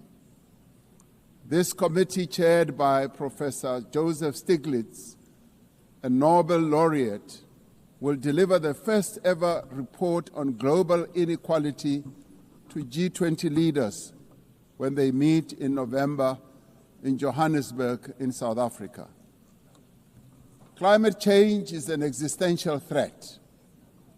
We are failing future generations by our inability to reduce global warming. Climate change is reversing economic growth and development gains in many countries, especially in the global south. Although Africa carries the least responsibility for climate change, many countries on the continent of Africa experience much of its harshest effects. Extreme weather events like floods and droughts are driving food insecurity, displacing populations, causing damage to infrastructure, and leading to the unnecessary loss of livelihoods. Member states must honor their undertakings and commitments in line with the guiding principle of common but differentiated responsibilities and respective capabilities. The Secretary General recently reported that global military expenditure has reached historic highs, just as the world is falling behind on its core development promises. We are building weapons when we should be building social infrastructure that advance the lives of our people. We are fighting wars that cause death and destruction when we should be fighting poverty and developing the livelihoods of vulnerable people. We must act decisively to silence all the guns everywhere to realize the goal of sustainable development and global peace. And I do believe that this is an objective that is possible to reach. As we commemorate the 80th anniversary of the UN, the relevance of this institution and various multilateral processes for the maintenance of international peace and security is being willfully undermined. There is an increasing reliance on unilateral military action in contravention of international law. The United Nations Security Council has proven to be ineffective in its current form and composition in carrying out its charter mandate to maintain international peace and security. South Africa remains deeply concerned by the erosion of the credibility of the Security Council and its failures to ensure accountability and uphold international law.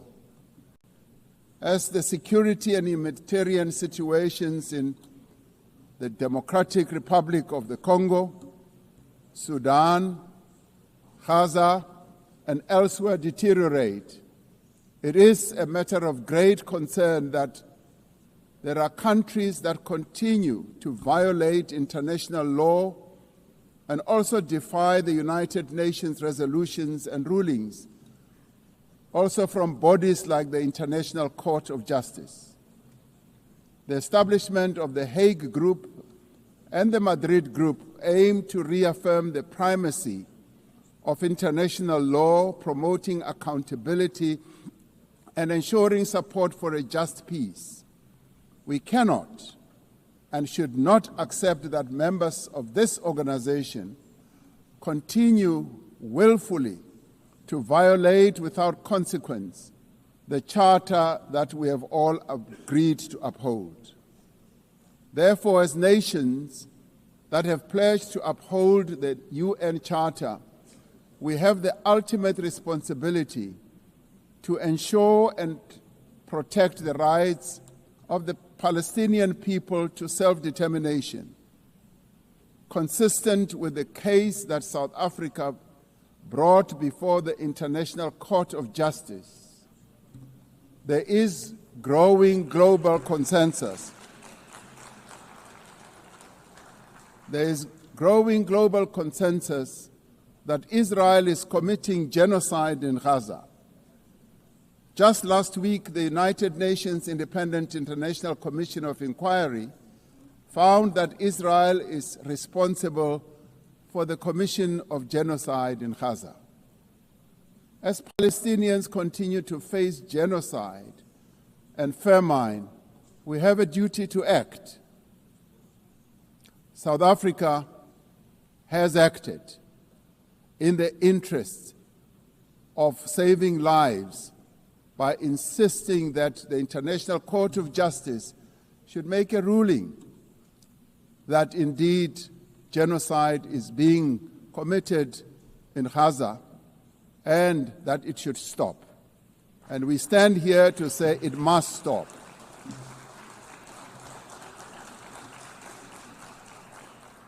We welcome the historic high-level meeting held yesterday on the two-state solution yesterday in this very chamber.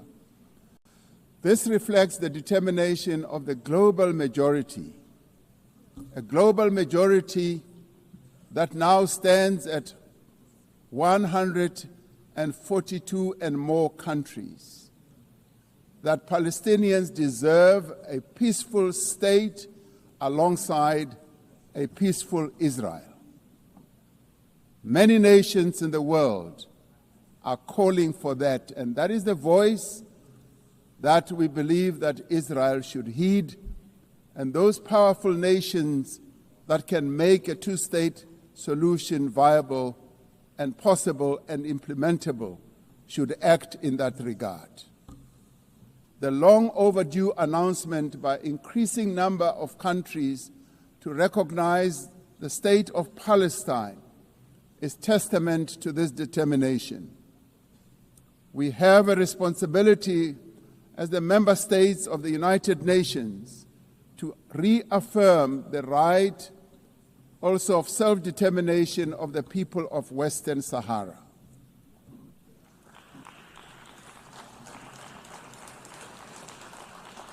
The very first resolution of the United Nations General Assembly in January of 1946 called for the elimination of atomic weapons.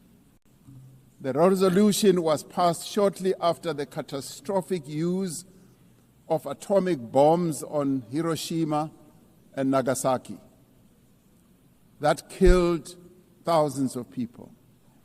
Decades later, we have not made significant progress in the fulfillment of the commitment to nuclear disarmament.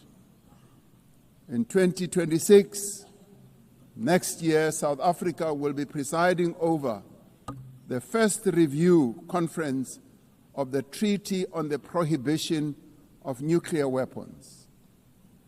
This treaty reaffirms that there is no greater assurance of non-proliferation than the complete prohibition of nuclear weapons. I was glad to hear that a number of leaders stood here to speak against nuclear weapons and the use thereof. This year we celebrate the 30th anniversary of the Beijing Declaration and Platform for Action as a roadmap for the achievement of gender equality, the empowerment of the women and girls of the world. South Africa reaffirms its unwavering commitment to the empowerment of women and their full, equal, and meaningful participation in all spheres of life. Yes, we would support also the election of a female Secretary General of the United Nations. The Beijing conference milestone reminds us of our shared responsibility to advance human rights, dignity, and justice for all. We are all equal, men and women, and there is no reason that we continue to hold the women of the world backwards. The right to development must be central to the policies and operational activities of the United Nations and its specialized agencies, programs, as well as funds. It must be at the core of the policies and strategies of the international financial and multilateral trading systems.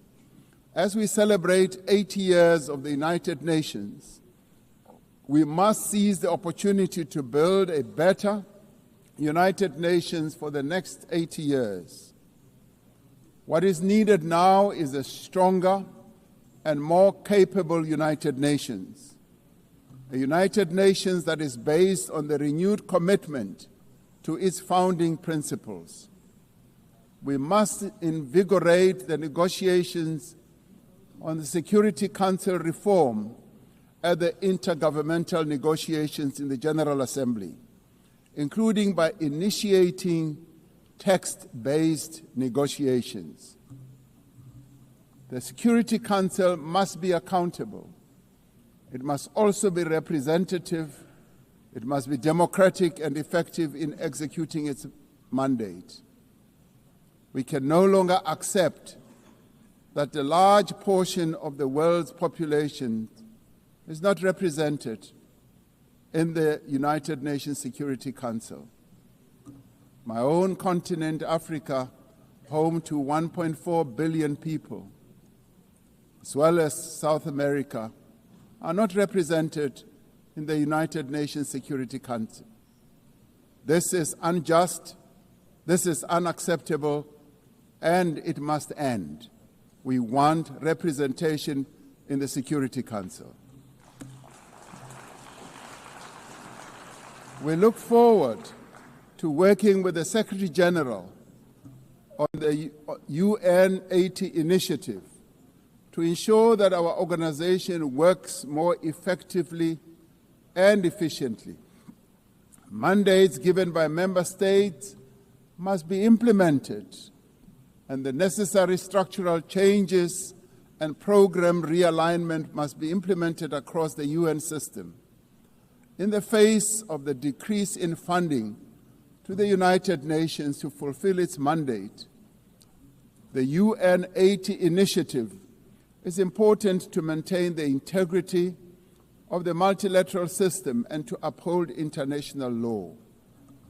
Lastly, I am reminded that our collective membership of the United Nations is our shared humanity in action. The United Nations at 80 compels us to reflect on our collective achievements and to chart a way forward, building an organization that is able to address our common challenges. We must rise to the occasion and do our utmost together to ensure the political, economic, and social freedom of all humanity. We must reaffirm that freedom is indivisible and that the denial of the rights of one person diminishes the freedom of all of us. We must reaffirm the equal dignity and worth of every person and must therefore leave no one behind and no country behind. I thank you. On behalf of the Assembly, I wish to thank the President of the Republic of South Africa. The Assembly will hear an address by His Excellency Shavkat Mirziyoyev, President of the Republic of Uzbekistan. I request protocol to escort His Excellency and invite him to address the Assembly.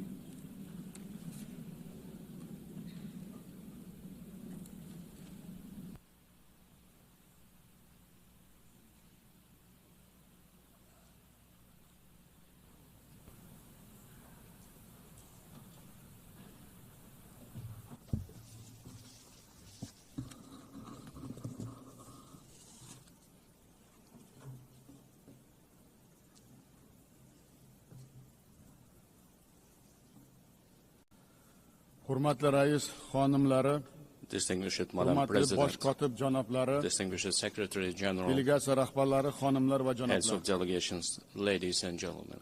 Birlashgan Millatlar Tashkiloti Bosh I am Assambleyasining truly delighted Milliy to Anjumani extend my 80-chi congratulations sessiyasi to bilan you sizlarni with the qutlashdan 80th anniversary mamnunman. session of the United Nations General Bugungi Assembly. yig'ilishimiz shiddat bilan o'zgarayotgan murakkab Our meeting global today vaziyatda is taking o'tmoqda. place in a complex, rapidly changing global situation that calls for new approaches to the work of our organization and its future.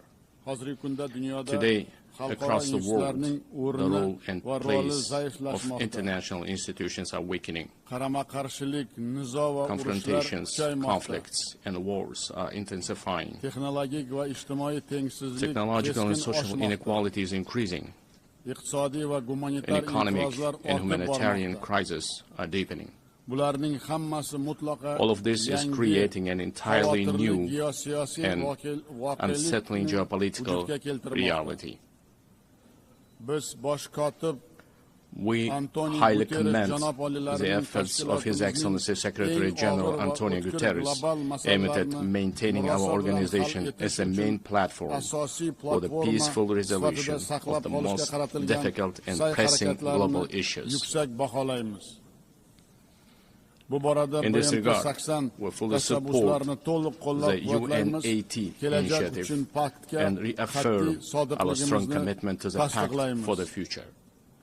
We support the transformation of the United Nations Security Council and the expansion of its membership in order to effectively address current threats and challenges and protect the interests of the developing countries.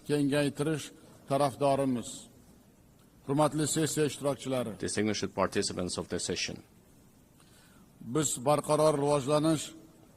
we are pursuing a policy to build a democratic, law government, social, and secular new Uzbekistan in full alignment with the Sustainable Development Goals. To this end, we are consistently continuing our irreversible reforms.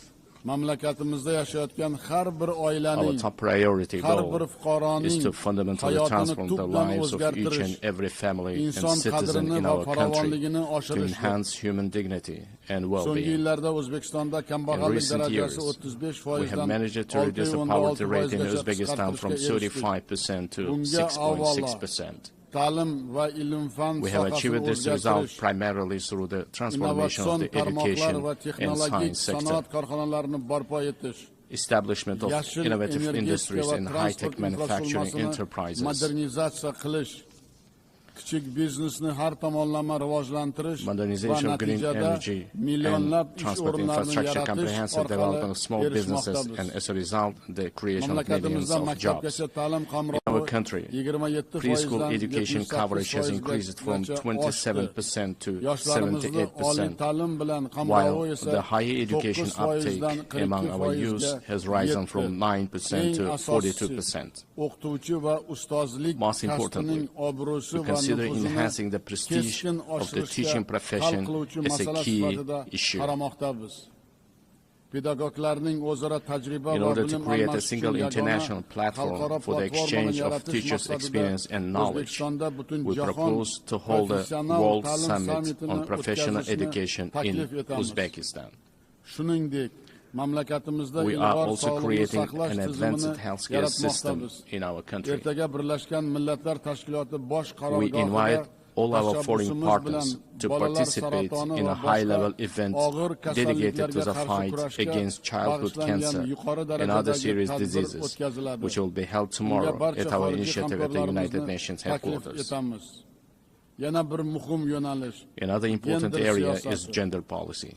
We aim to further strengthen the role of women in social, political, and business life of our country. We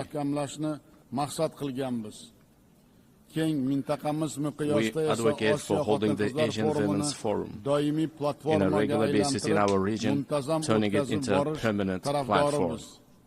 I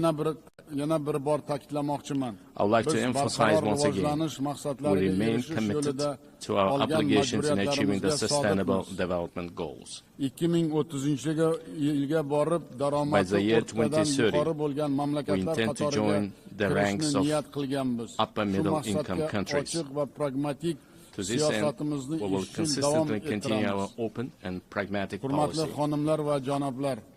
Ladies and gentlemen, 8 years ago, from this esteemed podium, we declared our firm determination to transform Central Asia into a region of peace, good neighborliness, and partnership. Today, we can confidently declare that we have achieved this strategic goal. The era of closed borders, unresolved disputes, and conflicts is in the past. In recent years, the volume of mutual trade, investments, and transportation of goods in our region has increased fivefold. We are implementing joint investment funds, cross-border trade, and industrial cooperation zones, and major infrastructure projects.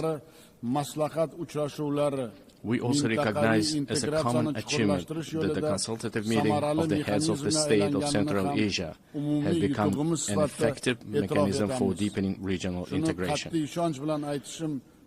I can confidently affirm that as of now, we are at the beginning stage of the forming a new Central Asia. Our region, thanks to its unity, stability, and distinct identity, is steadily securing a stronger position in the system of international relations as an independent actor. In order to achieve our goals, we intend to give top priority to expanding mutually beneficial ties with all our foreign partners. In this regard, together with UN structures, we propose to implement a number of new projects and programs in our region. In particular, we propose holding an international forum under the auspices of ECOSOC and UNCTAD, dedicated to the economic development of the Central Asian states, establishing a regional hub for green technologies in industry jointly with UNIDO, adopting a program on the rational use of water resources, the creation of green spaces, and the achievement of demographic resilience in our region.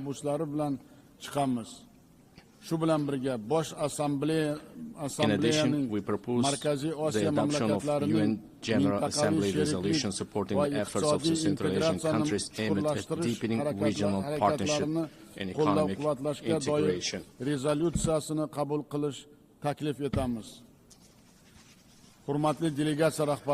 Distinguished heads of delegations, speaking about global and regional security and sustainable development, it is impossible to overlook the issue of Afghanistan. Supporting the aspirations of Afghan people for a peaceful and stable life requires the united efforts of the international community.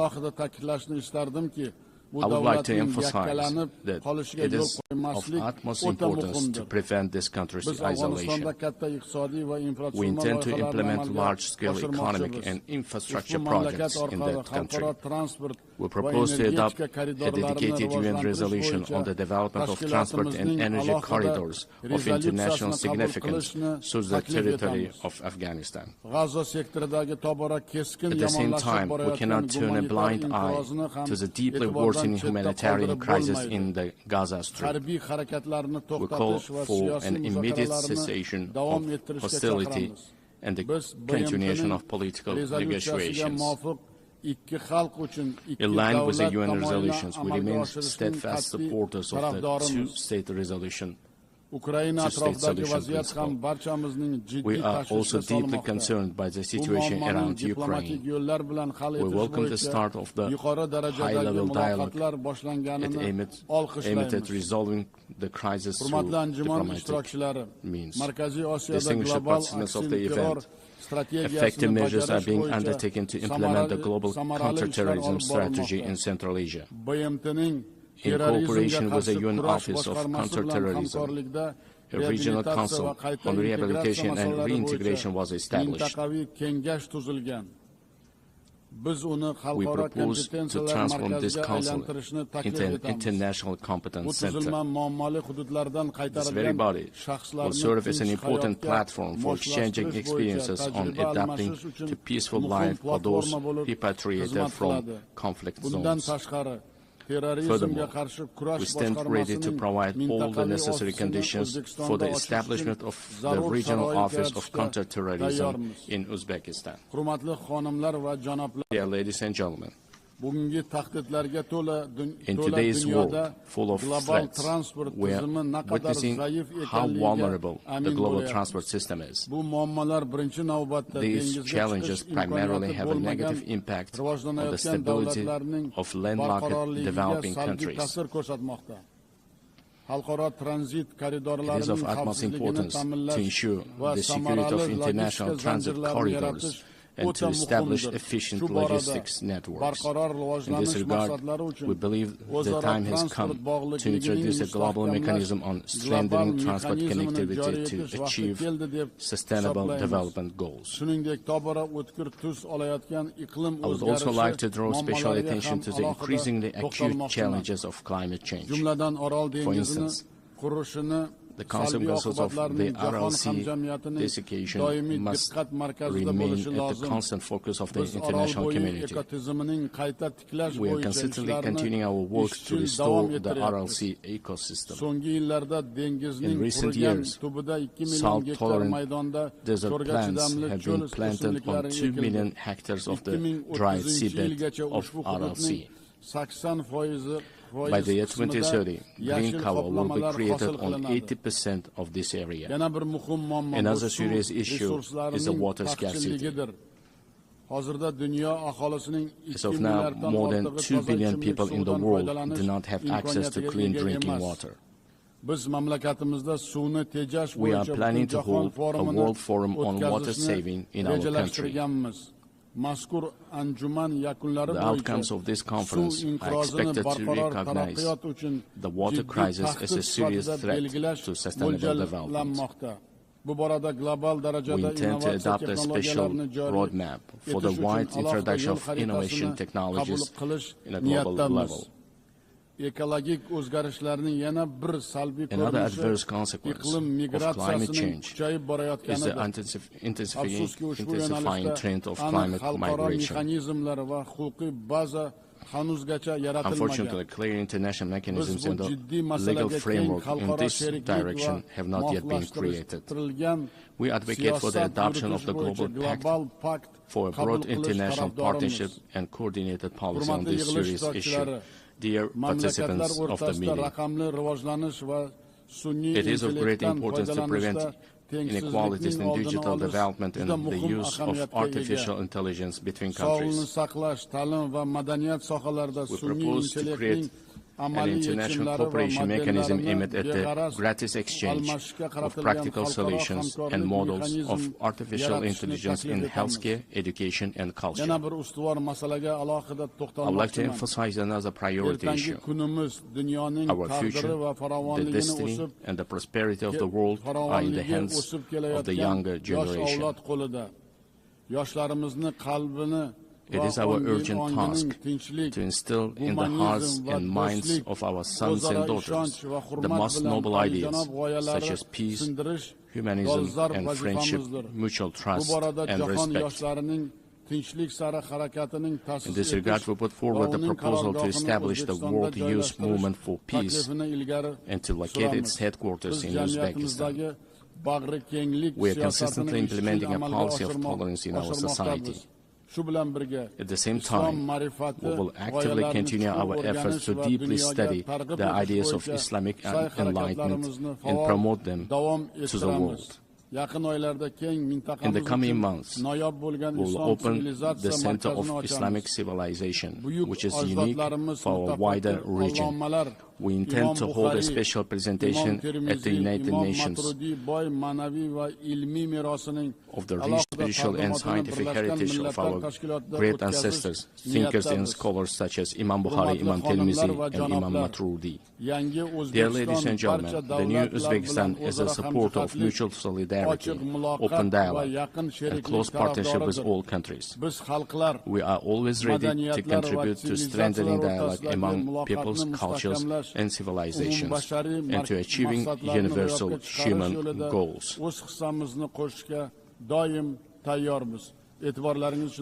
I thank you very much for your attention.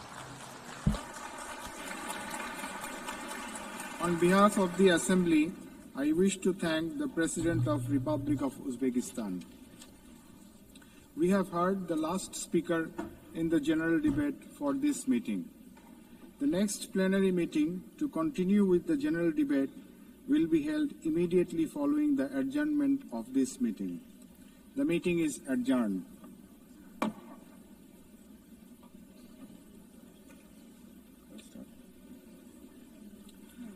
The fifth plenary meeting of the General Assembly is called to order. The Assembly will hear an address by His Excellency Hurelsuk Ukna, President of Mongolia. I request protocol to escort His Excellency and invite him to address the Assembly.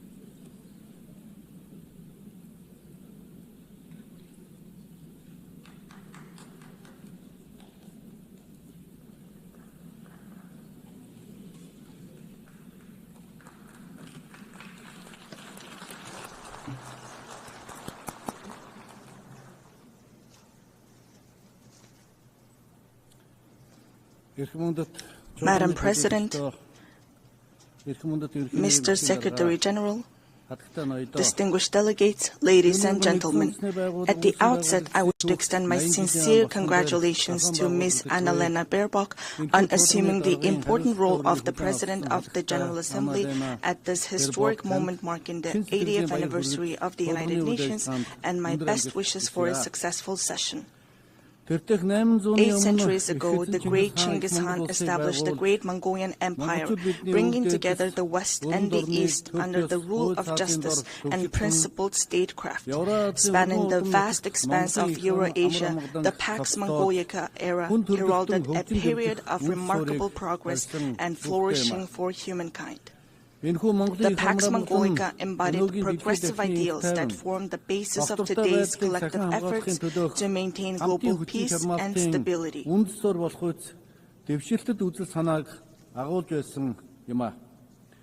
Then, 8 decades ago, when the dust and ashes of the World War had not cleared yet and humanity had not healed yet from fear and anxiety, the United Nations, a great family of nations, rose to prominence as a guarantor of world peace and security and a sanctuary of hope and trust. Since its establishment, the United Nations has illuminated humanity's path, serving as a steadfast beacon of hope and trust for nations to maintain peaceful coexistence and share a prosperous future. In today's volatile and challenging international environment, we welcome Better Together, 80 years and more for peace, development, and human rights as the theme for the 80th session of the General Assembly and the general debate.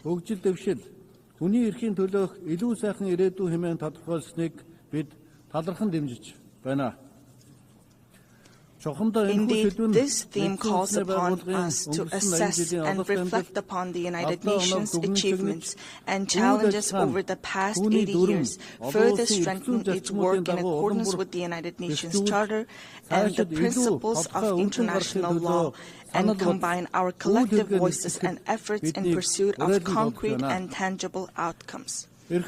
Distinguished delegates, Mongolia has consistently upheld the United Nations Charter and universally recognized principles and norms of international law, respecting the independence, sovereignty, and territorial integrity of all states, resolving disputes by peaceful means, respecting human rights and freedoms, and fostering equal and mutually beneficial cooperation. Since becoming a full-fledged member of the United Nations in 1961, Mongolia has steadfastly supported the organization's efforts to strengthen international peace and security. It has demonstrated its enduring commitments to disarmament and non-proliferation and declared its territories nuclear weapon-free status. Furthermore, Mongolia has actively collaborated with the United Nations at all levels, including establishing a dialogue mechanism in Northeast Asia, participating in the United Nations peacekeeping operations, and putting forward various proposals and initiatives in the areas of socio-economic development, environment, and climate change to advance the implementation of development policy and goals. During his visit to Mongolia in 2022, United Nations Secretary General Mr. Antonio Guterres described our nation as a symbol of peace in a troubled world. It is a profound recognition of Mongolia's humble contributions and dedication to the work of the United Nations and its enduring commitment to the cause of peace.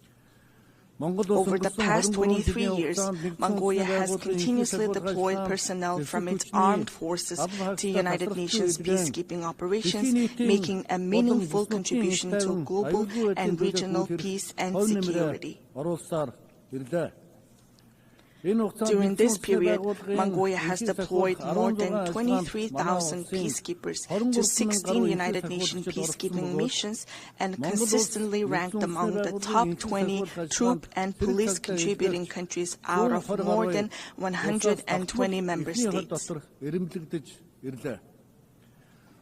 As we mark the 25th anniversary of UN Security Council Resolution 1325 on women, peace, and security, it is a pleasure to announce that through the steady increase in the deployment of female military personnel, the proportion of women peacekeepers from Mongolia has reached 14% in 2025. Mongolia will continue to extend its unwavering support to the United Nations in its efforts to maintain international peace and security, and it remains committed to contributing to peacekeeping operations.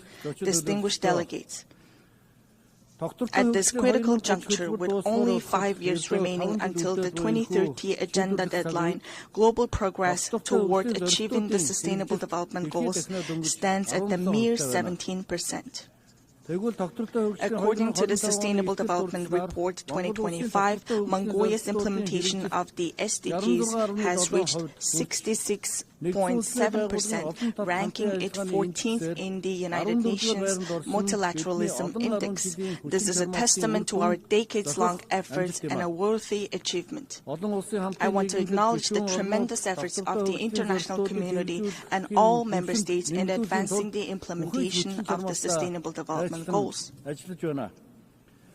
We welcome the outcomes of the 4th International Conference on Financing for Development, held recently in Seville, Spain, where broad consensus was reached on the crucial role of financing in achieving the Sustainable Development Goals. We also appreciate that the conference agreed to increase the engagement of developing countries and take comprehensive actions aimed at reforming the current international financial architecture. Within the framework of implementing the Seville commitment adopted at the conference, it is essential to direct international development cooperation towards supporting the most vulnerable groups and addressing their challenges.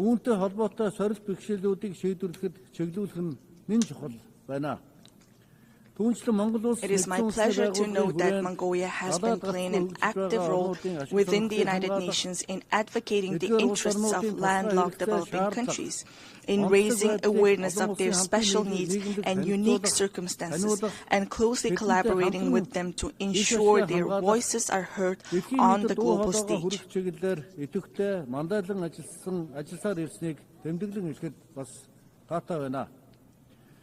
The 3rd United Nations Conference on Landlocked Developing Countries convened in August in Turkmenistan and adopted the Avaza Program of Action for 2024 and 2034.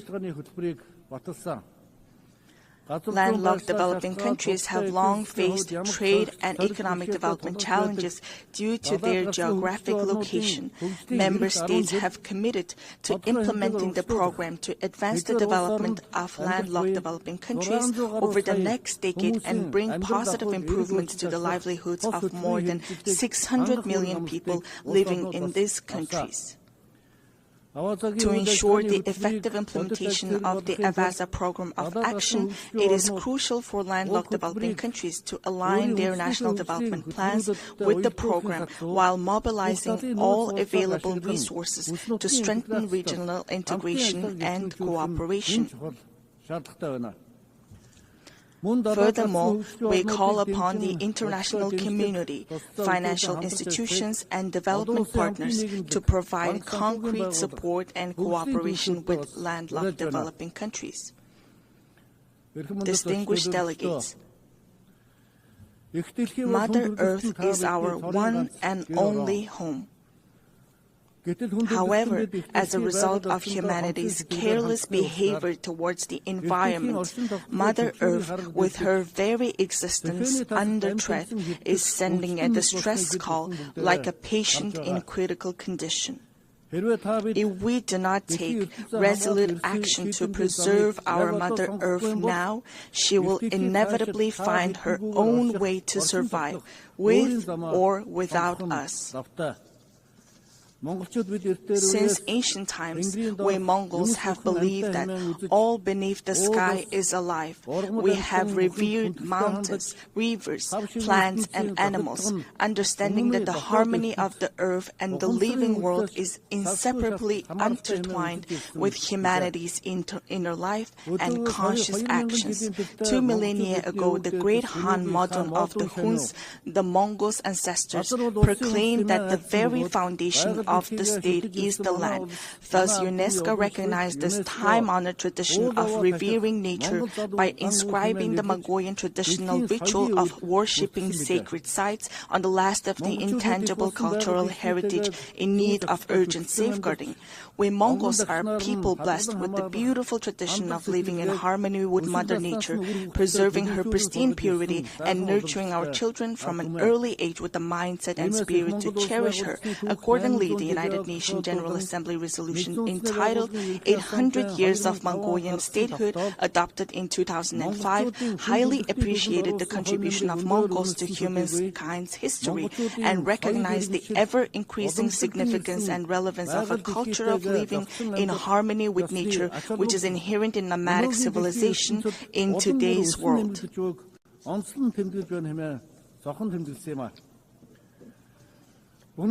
Today, we are committed to sharing our cultural heritage and traditional knowledge, rooted in a profound respect for living in harmony with nature, with the international community, as a valuable contribution to building resilience and enhancing adaptation to climate change.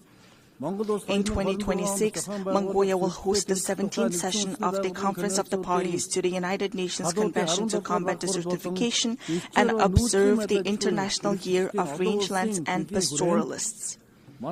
In this spirit, our country, in partnership with the United Nations, spearheads the international 10-year Rangeland Flagship Initiative. We warmly invite you to join us in supporting and collaborating on this important endeavor. Mongolian people say, the source of life is water, and the source of water is tree. Access to safe drinking water is declining worldwide, with 3.6 billion people currently affected by water scarcity. Therefore, it is imperative for countries to implement integrated management of land and water resources in a coordinated manner and to place special emphasis on preventing water scarcity. I cordially invite you all to participate at the highest level with broad participation in the 17th session of the Conference of the Party to the United Nations Convention to Combat Desertification, scheduled from August 17 to 28, 2026 in Ulaanbaatar. This conference seeks comprehensive solutions to adapt to climate change, protect and enhance water resources, and combat desertification and land degradation. Distinguished delegates, from the the moment of birth, we Mongols have grown up on horseback, carrying our glory across the world on noble steeds and contributing to the writing of humanity's proud and enduring history. We Mongols are a nation steeped in a unique cultural heritage. We honor our noble horse in our state emblem, craft our state flag with the mane and tail hair of our swift steeds, and the souls of people around the world are spellbound by the haunting melody of horse fiddle known as the morning horn. Since ancient times, horses have been integral to human livelihoods, culture, and civilization.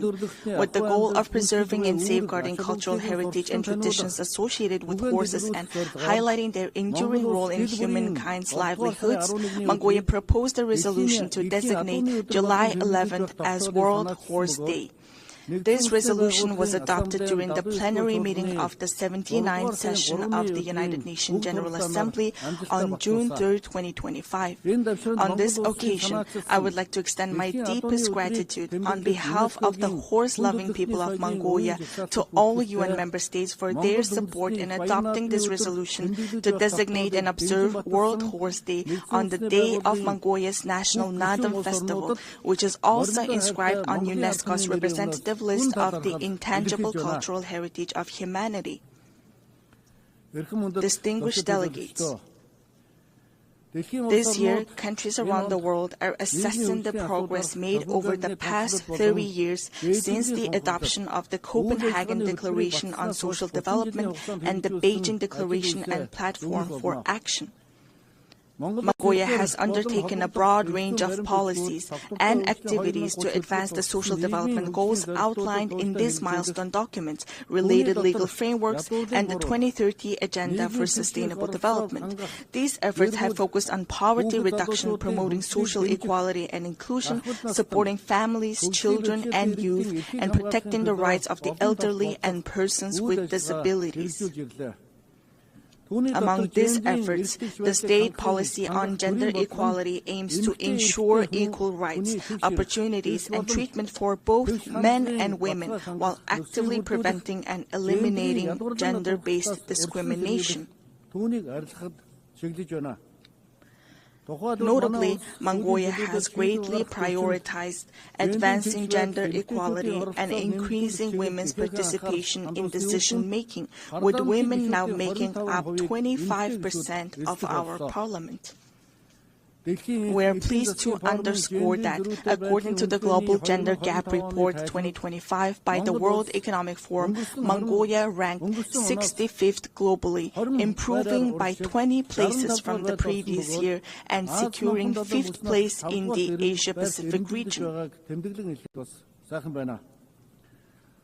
In recent years, Mongolia has regularly hosted international events dedicated to women and gender equality, including the International Conference on Strengthening the Role of Women in Peacekeeping in 2022, the Female Foreign Ministers Meeting in 2023, and the World Women's Forum in 2024 in cooperation with the United Nations. Last month, we successfully hosted the World Women Entrepreneurs Forum under the theme Inspire, Impact, Invest in Ulaanbaatar. I wish to extend my heartfelt gratitude to all countries that supported and participated in the forum. Mongolia will continue to serve as a strong bridge of partnership, cooperation, and solidarity in advancing women's leadership and participation at all levels of social and political life.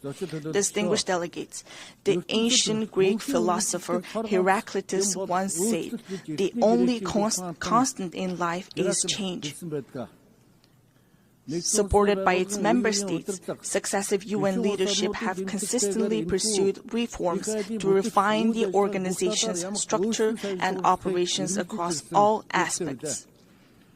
In this context, Mongolia welcomes and supports the UN 80 initiative that the United Nations Secretary-General Antonio Guterres presented. We are confident that ensuring gender equality in senior leadership positions within the United Nations will undoubtedly have a positive impact on fostering more transparent, balanced, and inclusive decision-making processes.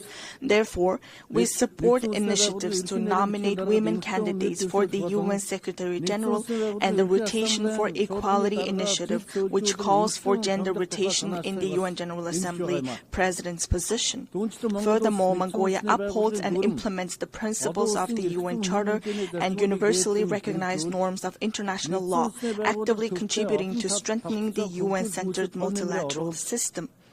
Mongolia reaffirms its commitment to the UN reform, particularly of the Security Council, to ensure it reflects current realities and embodies equitable and fair representation, inclusivity, transparency, effectiveness, democracy, and accountability. In an era defined by escalating conflicts, rising walls of distrust, and deepening divisions, it is more vital than ever to foster international relations grounded not merely in multipolarity, but on multi-pillar principles that honor each nation's history, culture, civilization, national interests, and unique development paths.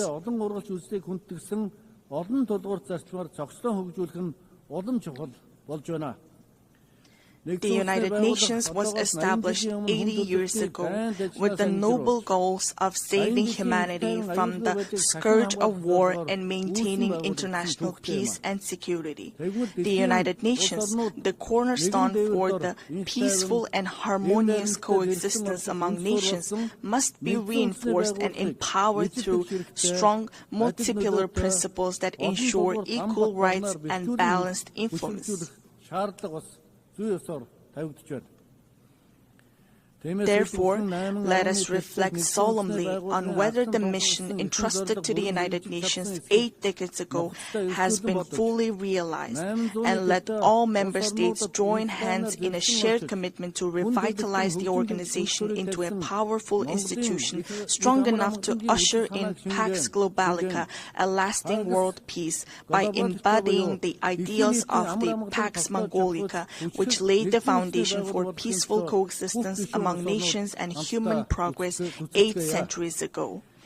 At this pivotal moment, as we commemorate the historic 80th anniversary of the United Nations, I would like to emphasize the growing importance of its role in fostering mutual understanding, trust, and respect among nations, as well as in advancing peace, stability, development, and the vision of a world free from war.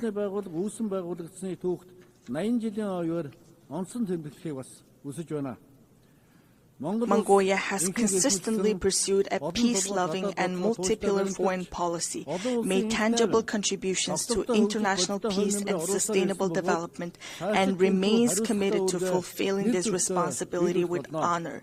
I extend my heartfelt congratulations to you all on the momentous occasion of the 80th anniversary of the United Nations. May the eternal blue sky bless us with peace throughout the world. Thank you for your attention.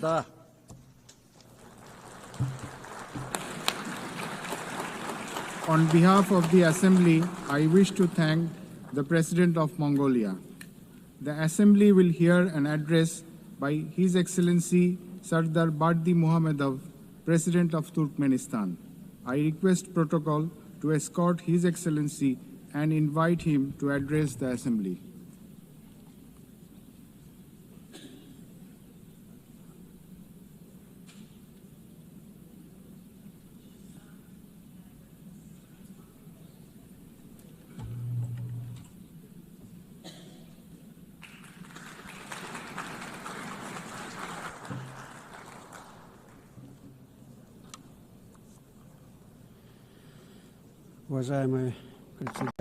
Distinguished Mr. President, distinguished heads and members of delegations, ladies and gentlemen, first of all, allow me to congratulate you on the opening of the 80th session of the United Nations General Assembly and to wish you a productive session.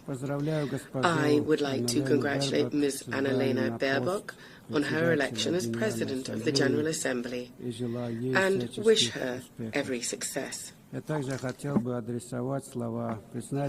would also like to express my sincere appreciation to Ambassador Philemon Yang for his skillful and effective leadership of the General Assembly during the previous session. Distinguished participants, the current state of global affairs, as well as the nature and trends of political, economic and social processes, objectively require a decisive shift towards coordinated interaction among states and international organizations in order to achieve our shared overarching goal, the maintenance of peace and security, the creation of conditions for further progressive development, and the preservation of the legal foundations underpinning the modern world order. It is precisely from this standpoint that Turkmenistan views the main objectives of the 80th session of the General Assembly, placing great hopes in its role in shaping a robust, balanced and secure global architecture. A key area of Turkmenistan's cooperation with the United Nations is ensuring international peace and security. Recognizing its responsibility as a permanently neutral state, Turkmenistan stands ready to take further practical steps to foster an atmosphere of cooperation, mutual understanding and respectful dialogue. These are the principal defining conditions for ensuring stability and sustainable development at the global and regional levels. We are convinced that one of the most effective mechanisms for advancing and achieving these goals today is the practical application of the principle of neutrality. In this regard, Turkmenistan has initiated the inclusion of a separate item on the agenda of the 80th session of the United Nations General Assembly entitled Neutrality for Peace and Security. We deem this important in light of the growing recognition by the international community of the significance of neutrality, as well as the awareness of its potential and utility in the context of the UN's peace-building strategy. In line with this, during this session, Turkmenistan will propose a draft resolution entitled The Role and Importance of the Policy of Neutrality in Maintaining and Strengthening International Peace, Security and the Process of Sustainable Development. As you are well aware, this year has been proclaimed by the General Assembly the International Year of Peace and Trust on the initiative of Turkmenistan. This landmark event coincides with the anniversary of the establishment of the United Nations. In December this year, Turkmenistan will host a major high-level international forum on the Year of Peace and Trust. We see this as a tangible contribution to achieving the strategic goals of the United Nations, and we look forward to broad and representative international participation. We believe that harmonizing national approaches to global development trends, as well as to establishing and strengthening trust and mutual understanding, should be systematic and consistent. In this regard, Turkmenistan is seeking to initiate the convening of a World Summit on a culture of peace and trust. One of the key objectives of this summit would be to develop a global code of international trust. This would serve as a universal foundation for building relations between states based on the respect for sovereignty and territorial integrity, as well as on cooperation and joint efforts to address global problems. We believe that ensuring universal peace peace and mutual understanding is inseparable from the civilizational aspects of modern development and from the need to preserve and foster cultural and spiritual ties. In this context, Central Asia, which for centuries has played a clear role as a bridge spanning the civilizations of East and West, is now called upon to revive its historic mission to become a space for dialogue, cooperation and the convergence of values and worldviews. Therefore, during this session, Turkmenistan will propose, in cooperation with the United Nations, an international forum to be held entitled Central Asia, a Space of Peaceful Coexistence. Countries of the region will participate, as well as other interested states and international institutions. Turkmenistan will also submit a draft resolution to the General Assembly on proclaiming an International Day of Mediation. This would emphasize the importance of diplomacy and neutral platforms in preventing and resolving conflicts. One of our country's priorities remains our active involvement in implementing the Sustainable Development Goals and in strengthening cooperation in key areas such as transport and energy. As Turkmenistan is one of the centers of multilateral dialogue on these issues, we will continue to contribute to establishing a fair, balanced, and inclusive international development system. During this session, Turkmenistan will initiate the proclamation of a United Nations Decade for Sustainable Transport for the period 2026-2035 and will submit the relevant draft resolution. We are convinced that this will help to consolidate the efforts of the international community in developing transport corridors, enhancing their sustainability and ensuring accessibility for all countries. Our country will also submit a draft resolution to the General Assembly entitled The Key Role of Reliable and Stable Energy Connectivity in Ensuring Sustainable Development. At present, one of the priority issues on the development agenda is the digital transformation. We are convinced that this transformation must be balanced. It must reflect the realities and legitimate interests of all states, including the developing world, and also must be free from politicization and bias. In this regard, Turkmenistan intends to put forward an initiative to establish a world platform on digital integration. This to be based on the principles of equality, trust, and on preventing the use of information and communication technologies to harm peace, security, and sustainable development. During the 80th session, Turkmenistan will continue its work on environmental and climate issues. It will strive for them to be taken into consideration systematically, as they are basic components of ensuring security, and we will advocate for the establishment of multilateral mechanisms to monitor and respond to climate, environmental and man-made disasters. Turkmenistan will seek to bring about a regional center to combat desertification for Central Asian countries. It is our belief that the establishment of such a center would contribute to building regional capacity, to strengthening cooperation in the field of environmental protection, and would also make a significant contribution to achieving the Sustainable Development Goals, particularly in combating climate change and protecting land-based ecosystems.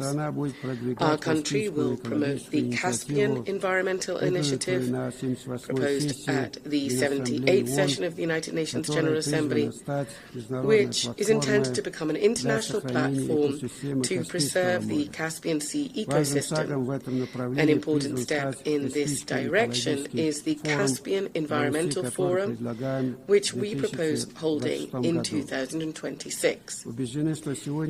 We are convinced that now it is especially important to strengthen the role of the UN in fostering broad humanitarian cooperation, in promoting rapprochement and mutual understanding among peoples, and in overcoming value and spiritual barriers, as well as engaging effective channels of cultural diplomacy. To develop intercultural dialogue and to lend practical support to General Assembly resolutions on multilingualism in international relations, we are proposing proclaiming an International Day of Multilingual Diplomacy as well.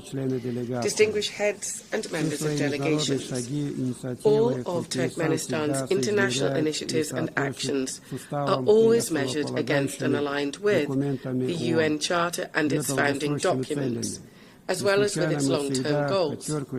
It is no coincidence that we always emphasize that cooperation with the UN is a strategic priority for Turkmenistan. We say this with the conviction that the UN is the only international organization endowed with universal legitimacy. In this regard, it must remain the guarantor of peace and development and be the backbone of global security and stability. Turkmenistan will continue to advocate consistently for strengthening the central role of the UN in international affairs. We consider strengthening the primacy of international law and in improving the international legal framework and increasing the effectiveness of the implementation of UN conventions, treaties, agreements and other multilateral documents as key factors in this regard. In this context, Turkmenistan is initiating the proclamation of the Year of International Law in 2028. This will become an important step in strengthening the international legal foundations of peace and cooperation. Ladies and gentlemen, this session holds special significance for Turkmenistan. 30 years ago, within these very walls, the United Nations General Assembly unanimously adopted the resolution on the permanent neutrality of Turkmenistan. For our country, this was a momentous historic event. In essence, it determined the entire subsequent course of Turkmenistan's foreign and international policy. International recognition of our neutrality also contributed to boosting the country's domestic development by providing favorable external conditions for this.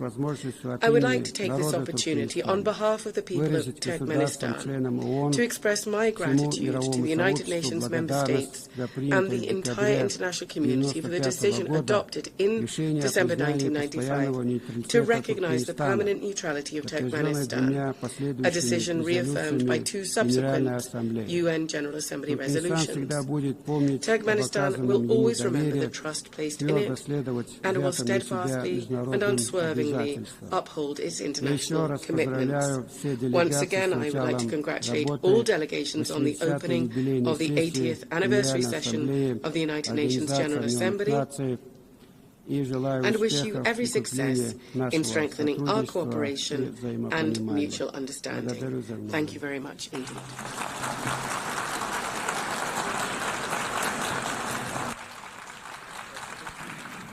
On behalf of the Assembly, I wish to thank the President of Turkmenistan. The Assembly will hear an address by His Excellency Gabriel Boric Font, President of the Republic of Chile. I request protocol to escort His Excellency and invite him to address the Assembly.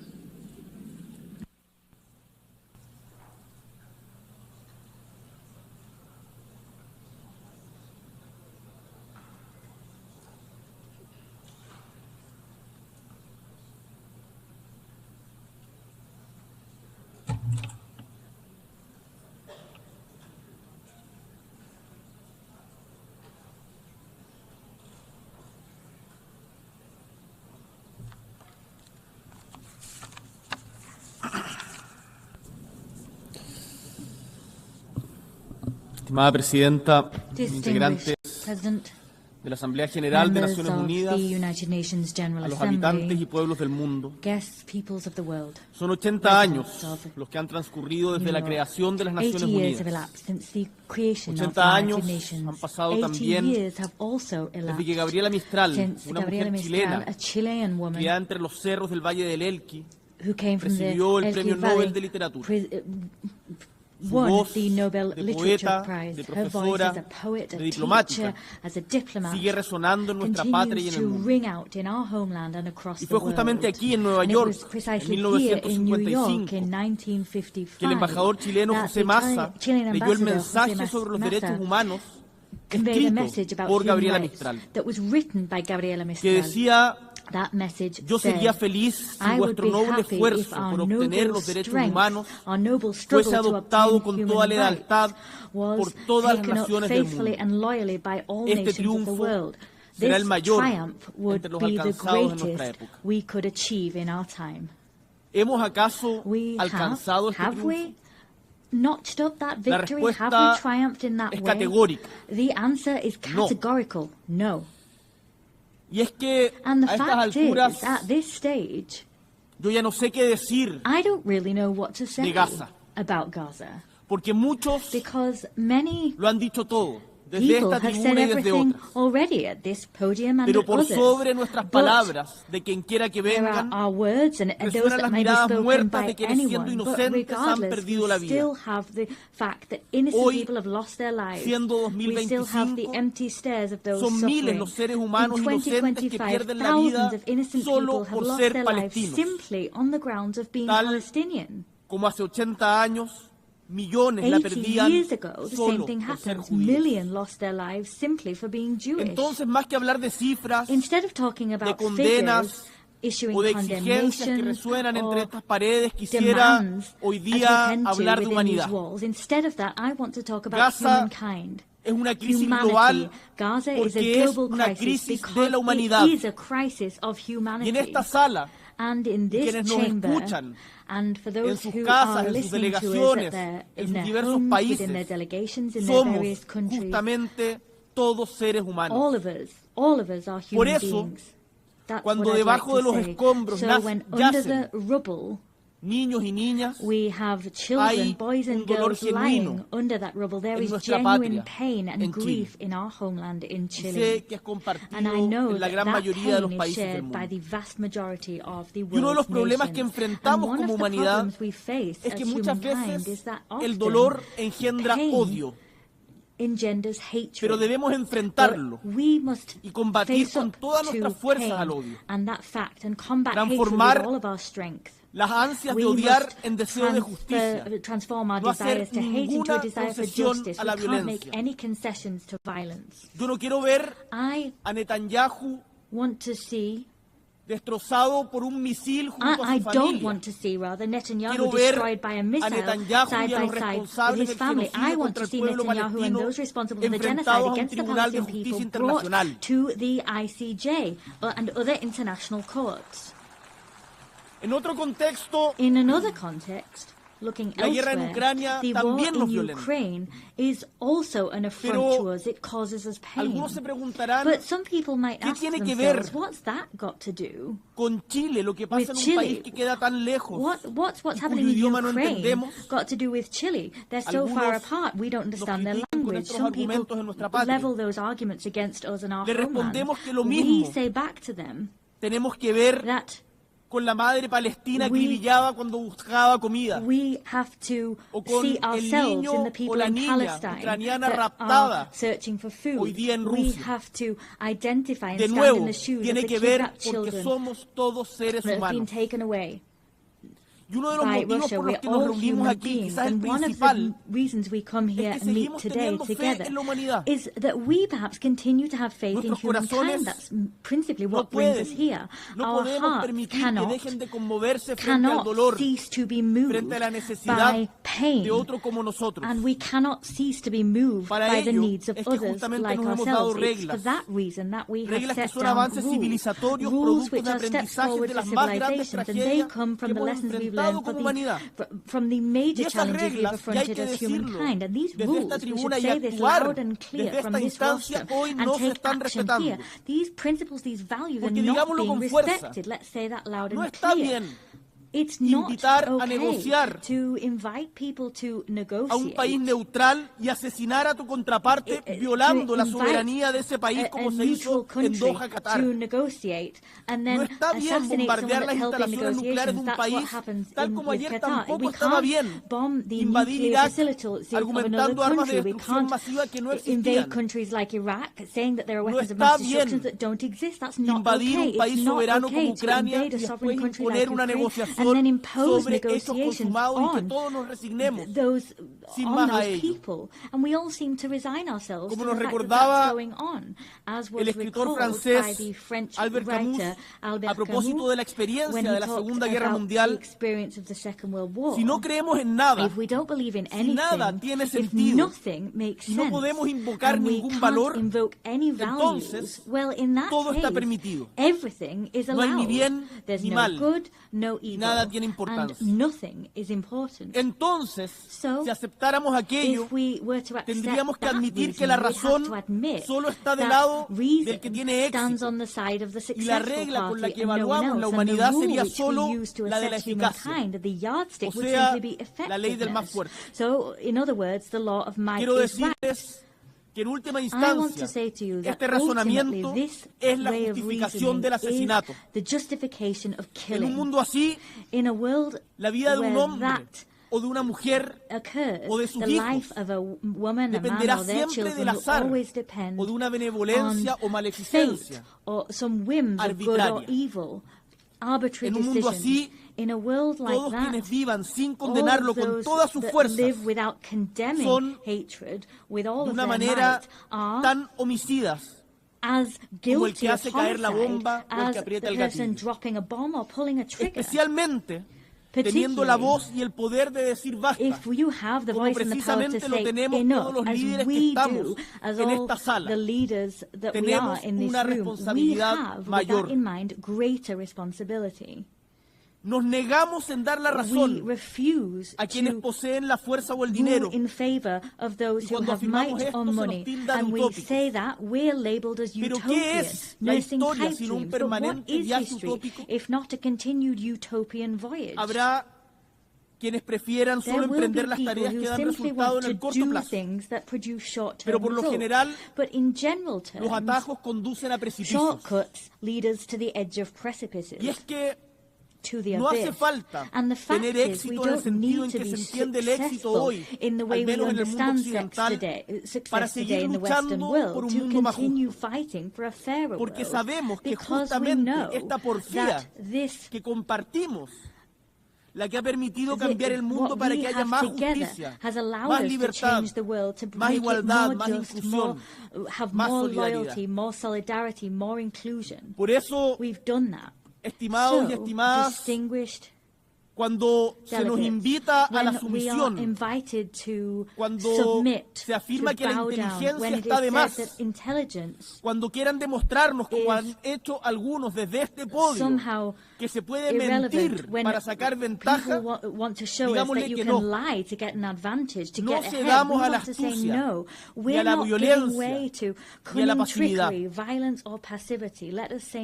Yo puedo y debo respetar a quien le guste más el color azul que el rojo, a quien profese una fe distinta a la mía, a quien crea que es mejor aumentar o disminuir impuestos según las circunstancias. En el fondo, puedo y debo respetar la diversidad de opiniones. Pero a la vez que respeto la diversidad de la opinión de quien piensa distinto, enfrento la insolencia de quien miente, más aún cuando aquella persona es consciente de ello. Por ejemplo, se ha afirmado en este mismo podio hoy día que no hay tal cosa como el calentamiento global.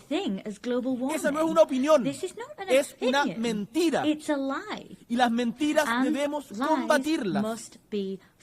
Podemos, por cierto, discutir cuáles son las mejores formas de enfrentar el calentamiento global. o quiénes son más responsables que otros, pero no podemos negarlo.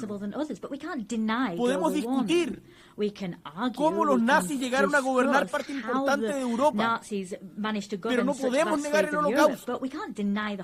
Podemos estudiar los efectos secundarios de una vacuna, pero no podemos afirmar sin pruebas que las vacunas provocan autismo.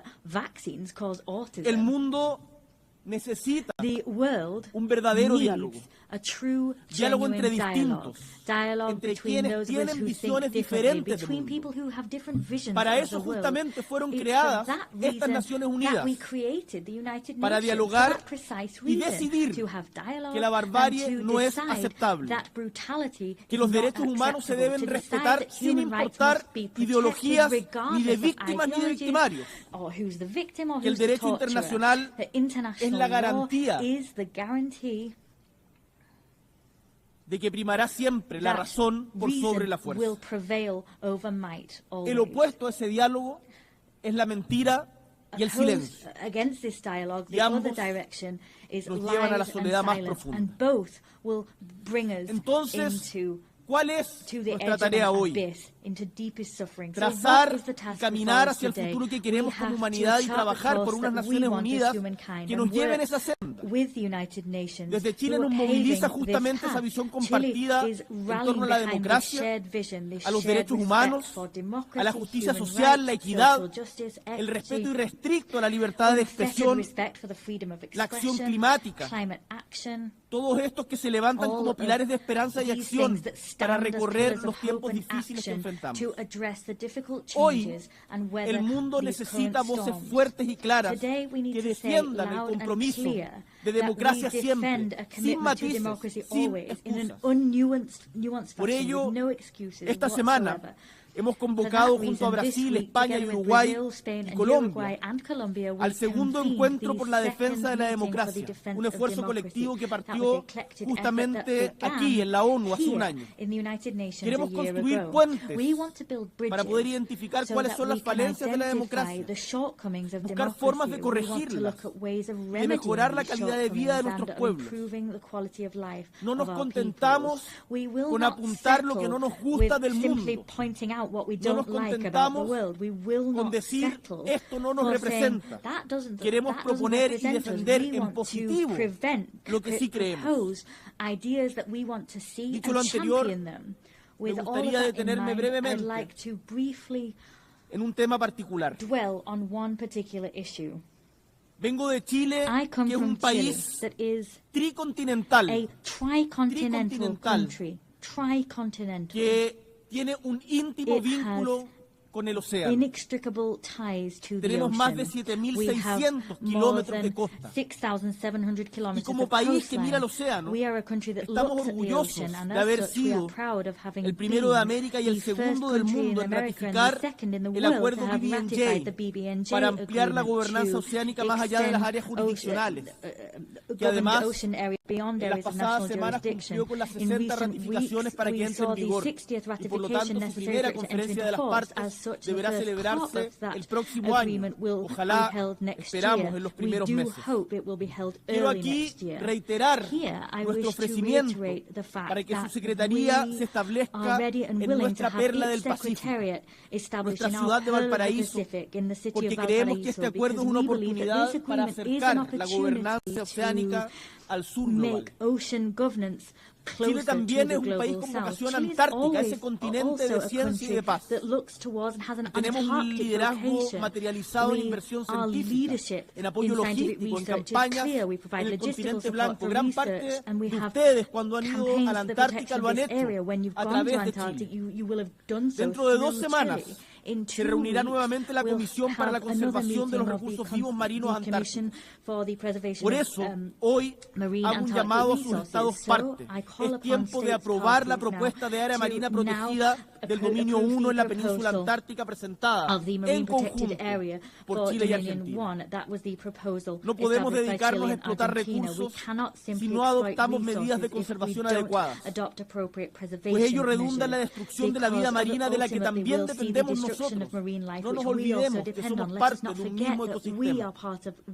Sostener la vida en la Tierra es una tarea que debemos asumir con urgencia y con responsabilidad por quienes nos antecedieron, por quienes hoy comparten la vida con nosotros en el mundo y por las generaciones que están por venir.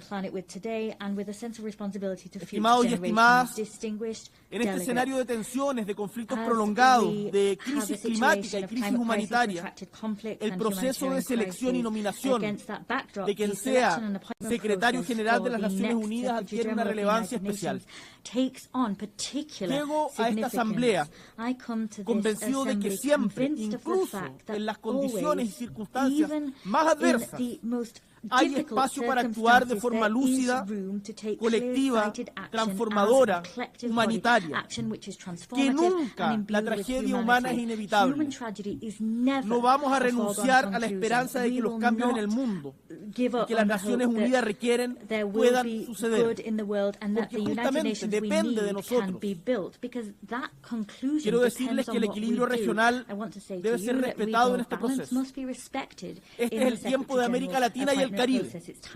Somos una región sin guerras, con una rica tradición diplomática forjadora de consensos y un compromiso inquebrantable con la Carta de Naciones Unidas desde su fundación.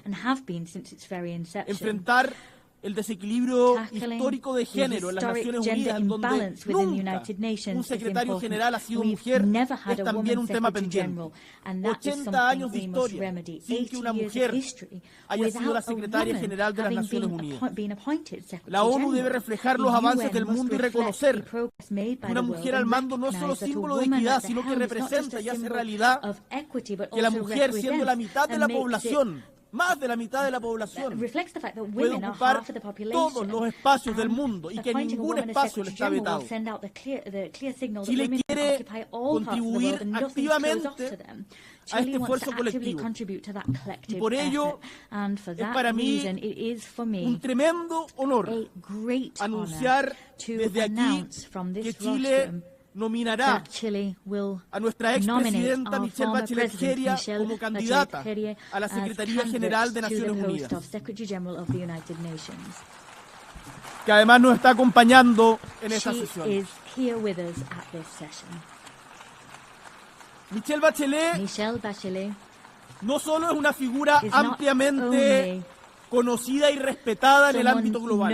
Es una mujer con una biografía profundamente coherente con los valores que inspiran esta organización. Ha sido jefa de Estado de Chile en 2 ocasiones. Por cierto, la primera mujer. Fue también ministra de Salud y de Defensa. Fue directora ejecutiva de ONU Mujeres y también alta comisionada de las Naciones Unidas para los Derechos Humanos.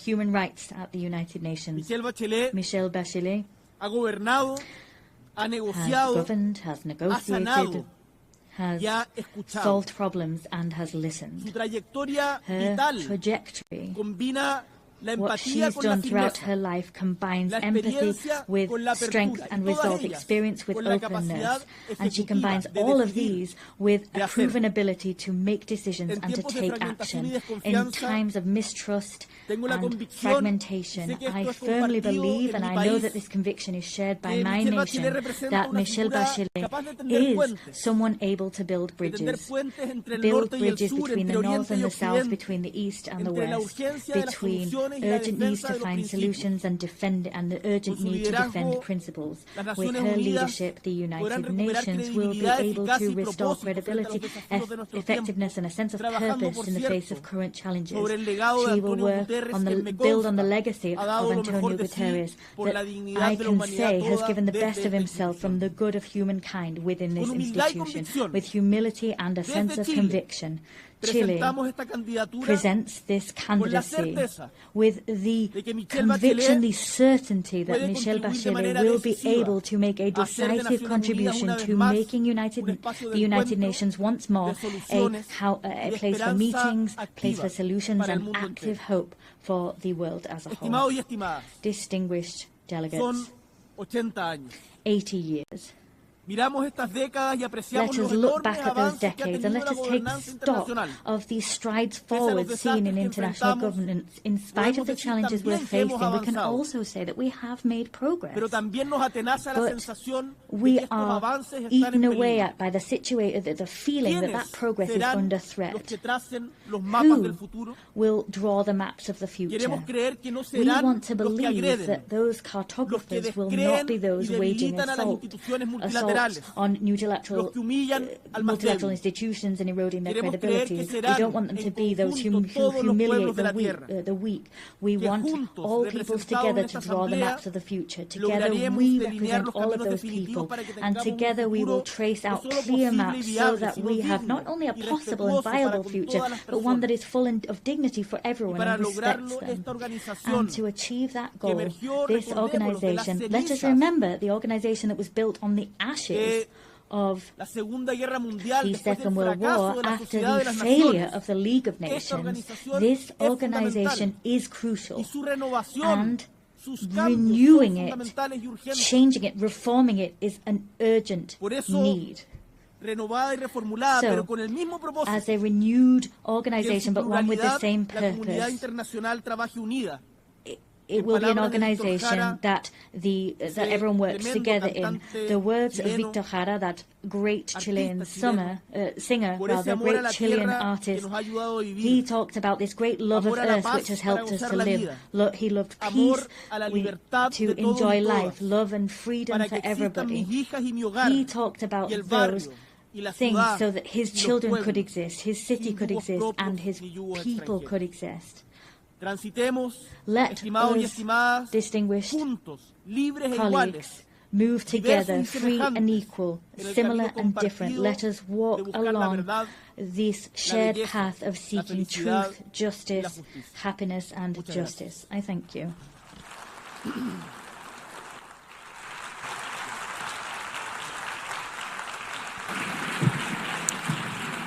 Muchas gracias. On behalf of the Assembly, I wish to thank the President of the Republic of Chile.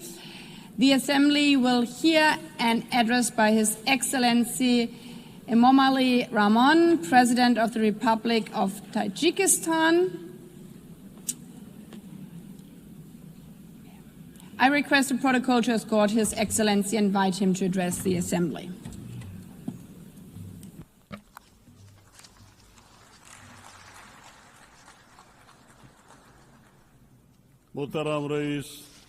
Your Excellency, Madam President, Excellency, ladies and gentlemen, today as we commemorate the 80th anniversary of the adoption of the United Nations Charter, I extend to all member states my heartfelt congratulations and best wishes on this occasion. The contemporary world is undeniably experiencing a period of instability, turbulence, unpredictability, and escalating complexity. Geopolitical tensions, efforts to reshape the framework of international relations, conflicts and confrontations in different parts of the world, along with series of security threats and challenges, have posed significant risks to lasting peace and safety. At the same time, the consequences of climate change and growing social inequality impose restrictions on the process of sustainable development and sustainable global development. In such a complex and turbulent circumstances, the role of the United Nations as a platform for inclusive dialogue, cooperation and the promotion of peace and security worldwide becomes more important than ever. In this regard, our countries should make joint and consistent efforts in international practice to protect this principle, return to full compliance with international law. In this process, strengthening equal cooperation among small and large states is also considered to be an important and timely step. Madam President, Tajikistan's National Development Strategy 2030 is fully aligned with the Sustainable Development Goals, and we support a full and timely implementation of this item of global agenda. Unfortunately, developing countries, particularly those mountainous and landlocked, face multiple challenges and difficulties in achieving these goals. Particularly vulnerable countries feel the need to take serious measures to ensure sustainable development, financing, and improve access to financial resources.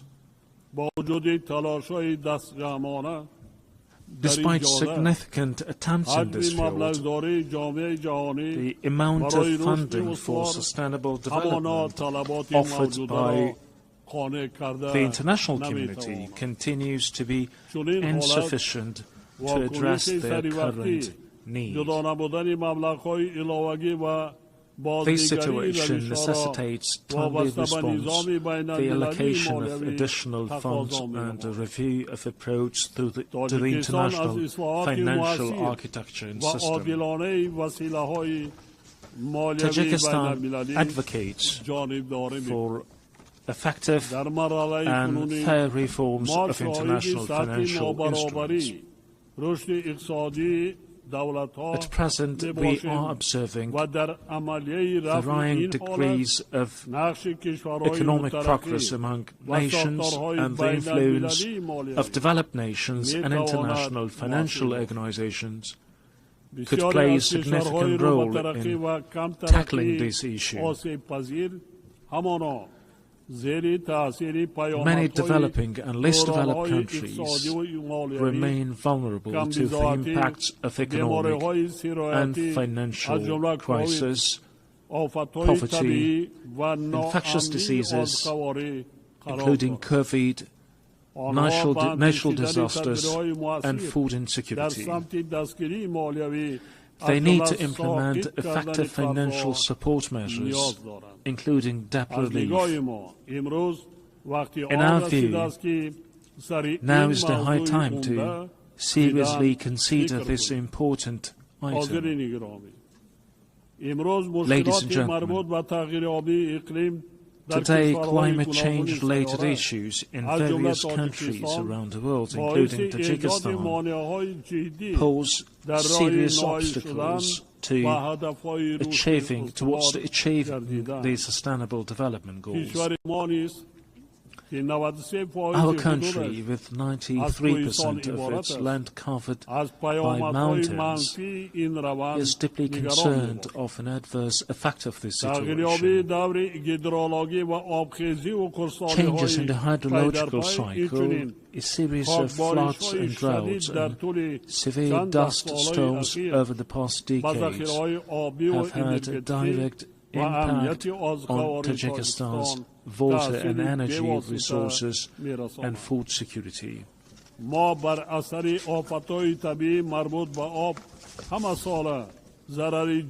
Every year we suffer tremendous material and financial losses due to water-related natural disasters. Regrettably, These phenomena often result in loss of life and the destruction of vital infrastructure. The impacts of climate change and rising temperatures have led to accelerated melting of glaciers and the deterioration of marine and ocean ecosystems. I would like to recall that Tajikistan hosted the high-level International Conference on Glaciers Preservation this summer in Dushanbe. This meeting brought the international community together to intensely deliberate on issues related to the biosphere. It is worth noting that of Tajikistan's 14,000 glaciers, which are one of the region's main sources of drinking water, more than 1,300 have completely melted, and the rate of melting of these ices is accelerating. This is even though Tajikistan's glaciers and other water sources account for up to 60% of St. Lucia's water resources. We must not remain indifferent to the matter of addressing issues related to the source of human life, water. Distinguished delegates, ladies and gentlemen, Tajikistan plays a proactive role in water diplomacy. Our country is taking practical steps in cooperation with its international partners as a part of its latest initiative, the International Decade for Action Water for Sustainable Development 2018-2028.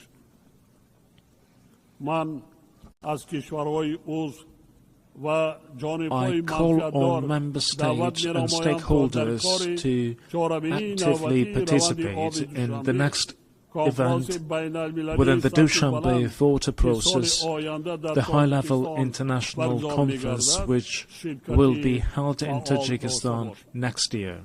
This event will undoubtedly give a new impetus to our continued joint efforts within the framework of the Water Action Agenda. We are confident that it will also serve as a solid foundation for preparations for the 2028 United Nations Water Conference in Dushanbe. Madam President, strong institutions and legal literacy are the ground of a just and stable society. Today, the international community is witnessing disrespectful and violation of international law, which is the foundation of order, peace and stability throughout the world. We emphasize the need for strict adherence to international law and the resolution of all disputes and disagreements within the framework of the law. Being deeply aware of this reality, Tajikistan proposes that the United Nations General Assembly considers proclaiming an International Year of Legal Literacy. We call on all member states to join this initiative and strengthen the global culture of transparency and justice. Ladies and gentlemen, the rapid adoption of digital technologies and the effective use of artificial intelligence can noticeably contribute to the achievement of the Sustainable Development Goals. I would like to extend my profound gratitude to all member states for their unwavering support of Tajikistan's proposal to adopt a special resolution entitled The Role of Artificial Intelligence in Creating New Opportunities for Sustainable Development in Central Asia. I'm confident that the resolution adopted by the General Assembly on July 25th of this year will serve as a key instrument for the safe and equitable use of artificial intelligence in our region. We, in this context, consider the establishment of a regional center for artificial intelligence in Dushanbe to be favorable. This center would undoubtedly facilitate an implementation of joint initiatives and projects among Central Asian countries in the field of artificial intelligence. It is worth noting that, along with the improvement of digital technologies, a number of new security threats, particularly cybercrime, is also growing. We therefore emphasize that cybersecurity must be an important component of collective security. It is evident that, along with cybercrime, terrorism, extremism, illegal weapons smuggling, drug trafficking, and other forms of transnational organized crime continue to pose a serious threat to the global security. Tajikistan supports the further expansion of international cooperation on global security within the framework of the Dushanbe counter-terrorism process. We are determined and willing to establish constructive interaction within this process with international organizations and the UN member states to even more enhance efforts to counter the aforementioned threats and security risks. We believe that relevant UN agencies, in particular the Office of Counter-Terrorism, can make an effective contribution to the comprehensive implementation of global counter-terrorism strategies and programs, and strengthen their support to all member states in this area. Distinguished participants, Tajikistan gives full support of the resolution of all disputes and conflicts through political and diplomatic means. We must redouble our efforts to enduring, lasting and comprehensive peace based on international law. A year ago, from this podium, I proposed considering a special United Nations resolution proclaiming a decade of promotion of peace for future generations. A year later, the adoption of such a resolution has become even more pressing. In today's complex and volatile world, this initiative will create conditions for international cooperation to achieve lasting peace. I call on all UN member states to support this proposal for the sake of our current stability and a better and prosperous life for the generations to come. Ladies and gentlemen, we emphasize our principled, invariable position on the Palestinian issue. We believe that lasting peace in the Middle East is possible only through the implementation of the United Nations resolutions and the principle of the two-state solution. In this regard, we recall the need to resolve this issue exclusively through negotiations and diplomatic means in accordance with the international law, particularly the Charter of the United Nations. We call for a lasting ceasefire in Gaza and access to humanitarian aid. Tajikistan also supports peace and stability, overall security and socio-economic development in neighboring Afghanistan. We are ready to render our full assistance in these places, and in this regard, call on the international community to provide humanitarian assistance, especially to regions affected by drought and recent severe earthquakes. Distinguished participants,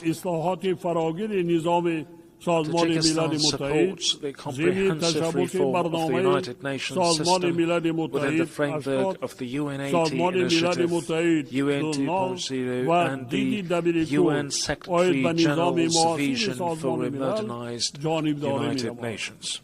At the same time, we welcome the Pact for the Future as an important collective initiative to promote peace and sustainable development.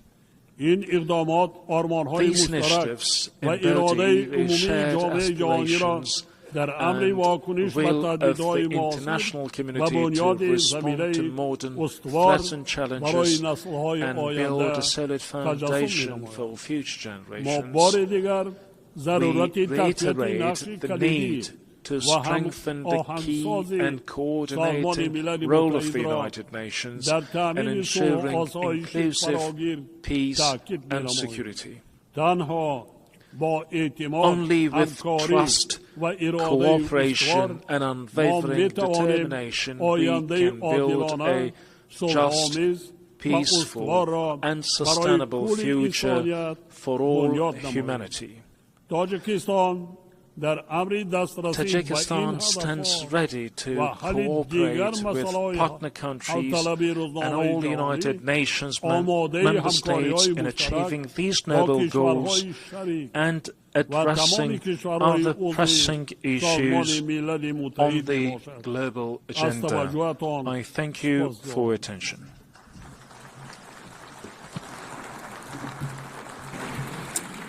On behalf of the Assembly, I wish to thank the President of the Republic of Tajikistan.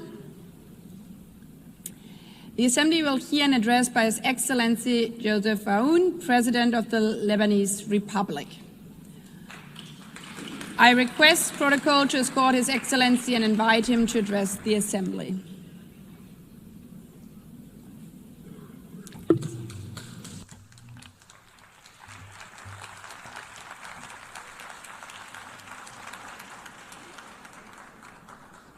السيدة الرئيسة Madam President, السيد الأمين العام Mr. Secretary زملاء General, السيدات والسادة رؤساء الدول والوفود heads of state and أقف delegation, الآن أمامكم I stand متحدثا before عن you today السلام to talk about والتنمية peace, وحقوق الإنسان development and human rights فيما بعض أهلي at a time يقتلون when some of my fellow citizens ومناطق are من أرضي facing محتلة death. Parts of my country ووطني are under وشعبي occupation, معلقان and بين while الحياة my والموت. homeland and my people live in تعيدني هذه uncertainty. الدوامة This situation 77 takes me عاما في back some الزمن 77 years إلى ago لجنة صياغة to the الإعلان drafting العالمي committee of the لحقوق Universal الإنسان Declaration of Human عام Rights in 1948 1948.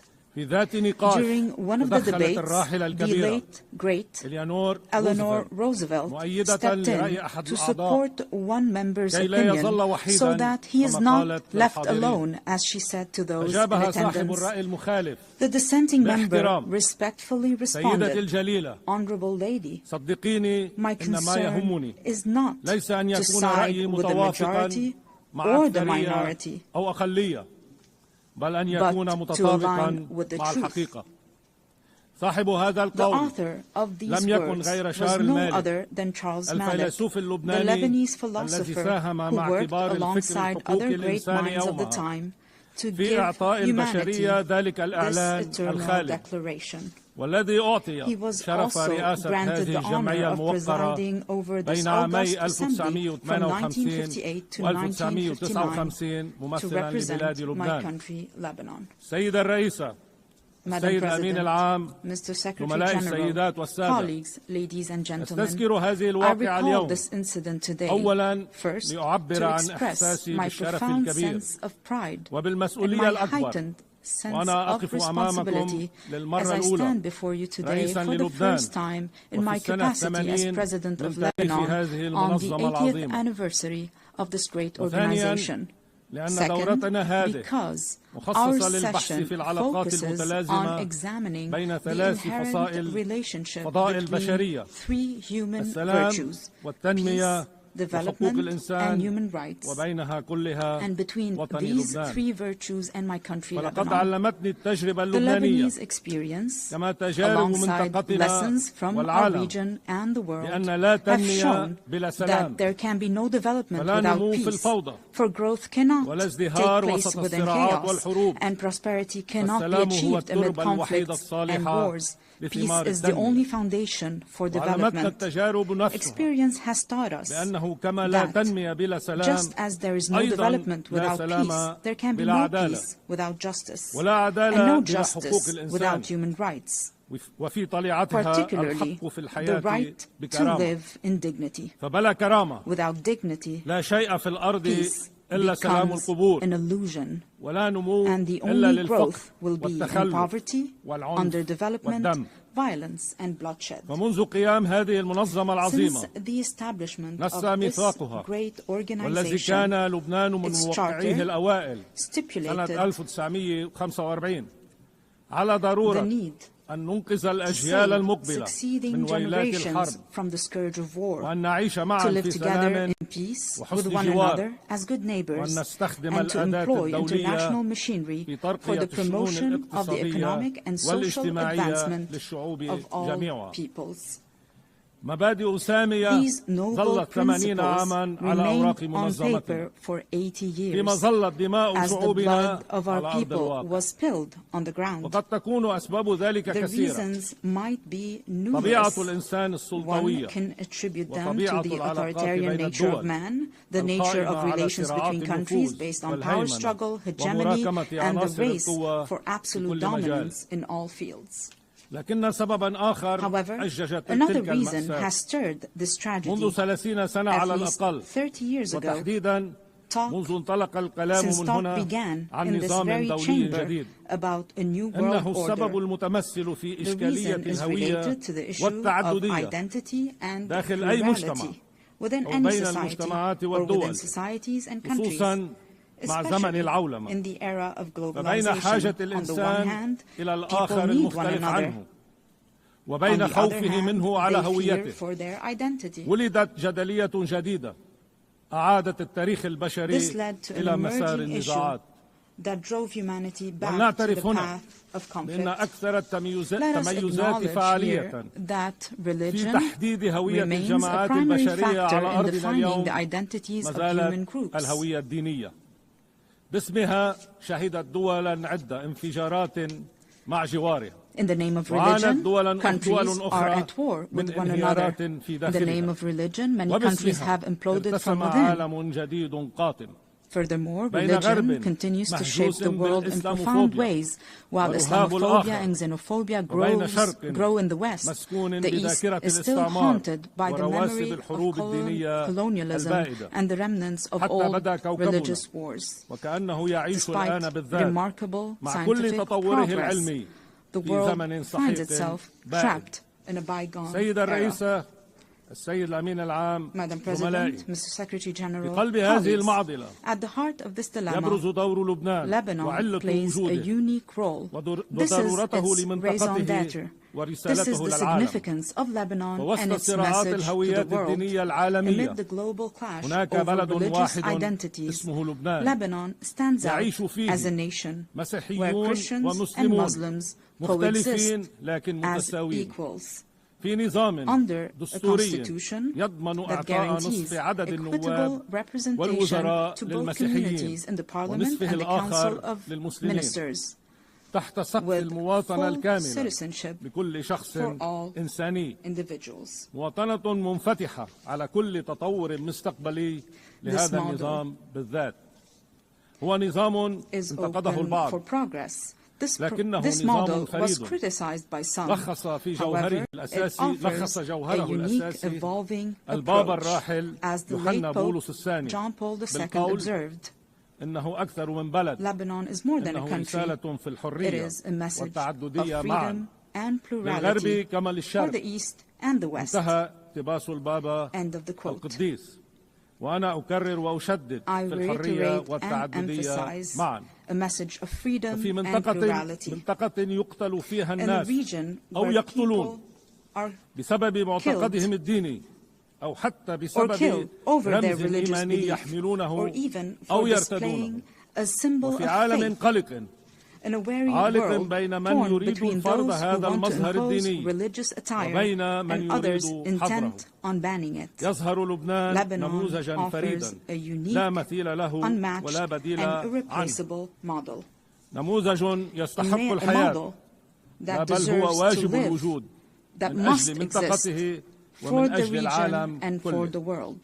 نموذج سمح لي أنا اللبناني العربي بأن أكون رئيس الدولة المسيحي الوحيد من أقصى آسيا حتى شواطئ أوروبا، وأن يكون وطني لبنان بلد العلمانية الإنسانية المدنية والمؤمنة في آن معا بلا عقد من أي نوع ولا فرض أو حظر من أي صنف.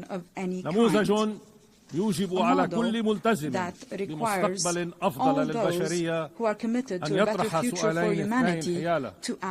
أولا، لماذا هناك واجب دولي وأممي في الحفاظ على هذا اللبنان؟ وثانيا، كيف يمكن تحقيق ذلك؟ أولا، نعم، هناك واجب إنساني في الحفاظ على لبنان، لأنه إذا سقط هذا النموذج في العيش بين جماعتين مختلفتين دينيا ومتساويتين كليا، فما من مكان آخر على الأرض يصلح لتكرار هذه التجربة. فإذا زال المسيحي في لبنان سقطت تلك المعادلة وسقطت عدالتها. وإذا سقط المسلم في لبنان انتكست هذه المعادلة أيضا وانتكس اعتدالها. وإذا سقط لبنان بسقوط أي من الاثنين سيكون البديل حتما the fall of Lebanon, precipitated by the loss of any of its integral components, would foster the rise of extremism, violence, and bloodshed both in our region and in the world. It is clear to me today that many of the underlying causes of the war on Lebanon, as well as the deeper, more insidious motivations behind it, have been aimed at dismantling Lebanon's unique model. These actions serve to justify an Orient fractured by conflicting identities and perpetual ethnic rivalries, destined to remain in a state of ongoing conflict. While certain may benefit from this situation, however, it is ultimately in the interest of the world and humanity to strive for international peace. Hence, the success of the Lebanese experience will set a benchmark for any country. This model today is a vibrant, steadfast, and energetic country determined to live, resolutely refusing to succumb to adversity. What it takes to save it? Simply a clear and firm stand in words and action aimed at liberating all the Lebanese territory and securing the exclusive sovereignty of the Lebanese state, enforced solely by its legitimate and legal armed forces over its land. This is the unanimous will of the Lebanese people since the Declaration of November 27, 2024, which was adopted with the support of the United States and France and this very organization as a mechanism to enforce UN Security Council Resolution 1701. I reaffirmed this commitment in my inaugural address following my election as President in January 2024. It was also approved by the government in its ministerial statement of February 2024. إلى مفاوضاتنا مع موفد الرئيس الأمريكي دونالد ترامب السفير توم باراك، والتي انتهت إلى وضع ورقة لضمان الاستقرار الكامل على أرضنا. ما زلنا نلتزم بأهدافها ونأمل أن يلتزم المعنيون بها على حدودنا. هذا كل ما يطلبه لبنان. أما الباقي فدعوني أصارحكم به أكثر. Let me be more frank. Allow me to feel some pride for my country and my people, for they do deserve it. Ladies and gentlemen, we are truly an exceptional country by all measures. We are a country that each year receives people from the Lebanese diaspora, the equivalent of a third of the country's residents. This underlines the unwavering connection between the Lebanese people and their homeland. There is hardly a major project in our region that does not bear the signature of a Lebanese person, nor a cultural or artistic event that lacks a Lebanese imprint. In fact, it is almost certain that Lebanese contributions can be found in every significant endeavor among the member states of this distinguished organization. One could scarcely find a nation that does not have within its borders a member of the Lebanese diaspora who is engaged, productive, and creative. These individuals integrate harmoniously with their host societies.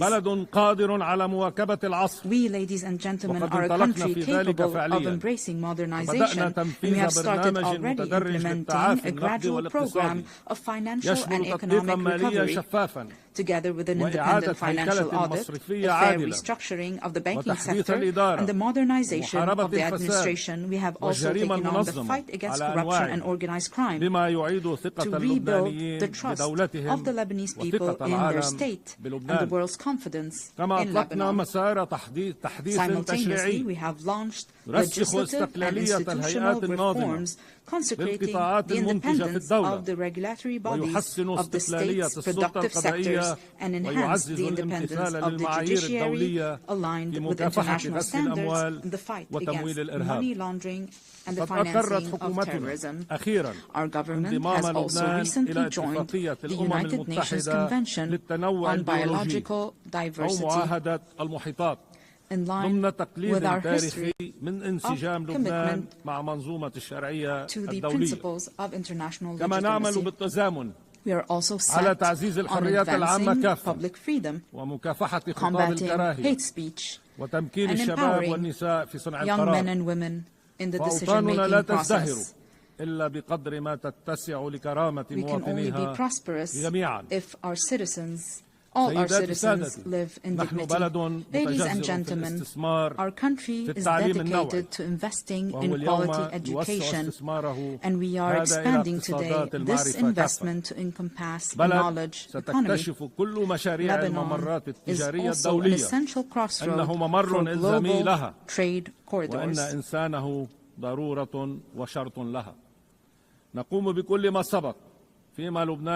While advancing on all these fronts, our country simultaneously shoulders numerous burdens.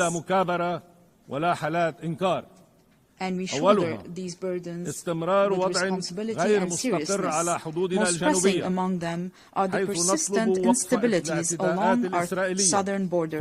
We call for the immediate cessation of Israeli aggression, the full withdrawal of its occupying forces from all Lebanese territory, and the release of our hostages that we shall not forget nor leave behind. And we insist on the complete implementation of UN Security Council Resolution 1701. This will be achieved with the help of the mandate given to UNIFIL, working in coordination with the Lebanese army over a transitional period to achieve peace and stability. In this context, allow me to extend my gratitude to the members of the Security Council who adopted the resolution to renew UNIFIL's mandate to help us achieve lasting peace and stability. However, the deep underlying causes of our crisis extend beyond our immediate borders. This is why it is our moral, human, and political obligation to call for an immediate end to the devastation taking place in Gaza. We urge the revival of a new political track aimed at finding a just and permanent solution to the Palestinian question based on the resolutions of international legitimacy, the principle of the two-state solution, ensuring the right of both states to a secure, and dignified existence as ratified by your General Assembly with a majority of 142 states out of 164 states in the New York Declaration. The second major burden Lebanon is carrying now is the unprecedented displacement situation taking place on its soil, which, measured by capita, stands as the largest in history. Lebanon looks to the United Nations and its specialized agencies, as well as to the Syrian authorities, to address this critical issue. Through direct negotiations and with the support of the Kingdom of Saudi Arabia, we aim to reach comprehensive understandings and agreements across different aspects of our bilateral relations, the goal being the dignified and safe return of the displaced Syrian citizens, as well as the restoration of the special relations between Lebanon and Syria in good neighborliness and close cooperation in various fields, overcoming the misunderstandings of the past. The third burden crippling us today is the reconstruction of Lebanon following the Israeli aggression on our soil, especially with respect to the infrastructure necessary for the return of the Lebanese Authority to the Lebanese border towns and to the rebuilding of homes and villages bulldozed and demolished by the aggression.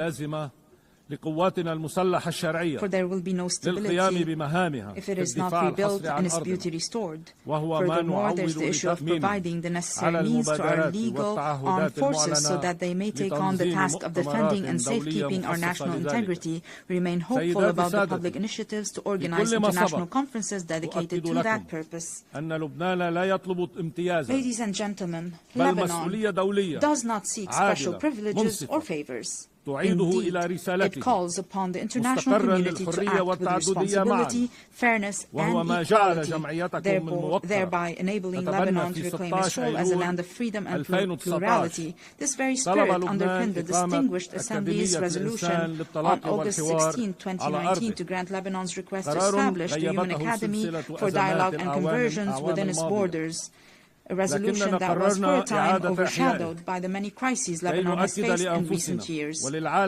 Today, Lebanon is intent on reviving this vital initiative. Our intention is both to reassure ourselves and to send a message to the world. Lebanon is returning to its rightful place, both within the international community and among the nations gathered at the United Nations, a true platform for human values and the advancement of humanity.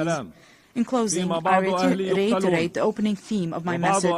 While I stand here today advocating for peace, my countrymen are being killed. The conflict is still very fierce between Lebanon being a land of life and joy and a platform that spreads both values to the region and the world, and Lebanon being a place of sorrow and wars, spreading both woes to the region and the world.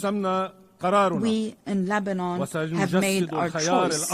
We choose to be a land of life and joy, and we shall abide by it. I call upon you all, for the sake of peace in our region, for the good of humanity, stand with us.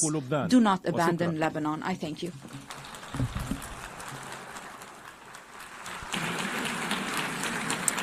On behalf of the Assembly, I wish to thank the President of the Lebanese Republic.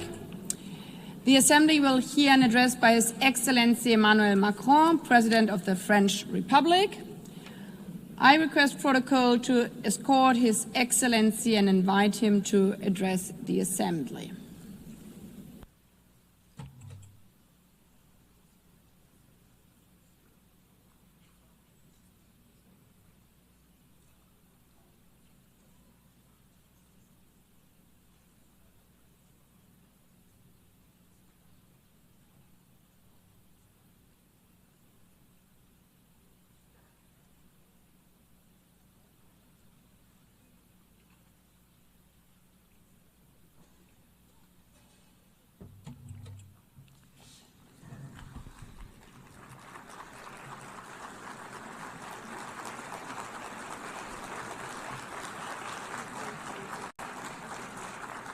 Madame la Présidente de l'Assemblée Générale, Monsieur le Secrétaire Général, Madame la Secrétaire Générale adjointe, Monsieur le Secrétaire Général adjoint, Mesdames et Messieurs les chefs d'État et de gouvernement, Mesdames, Messieurs les ministres, Mesdames, Messieurs les ambassadrices, ambassadeurs et délégués, je suis heureux de m'exprimer une nouvelle fois devant vous lors de cette 80e session de l'Assemblée générale des Nations Unies.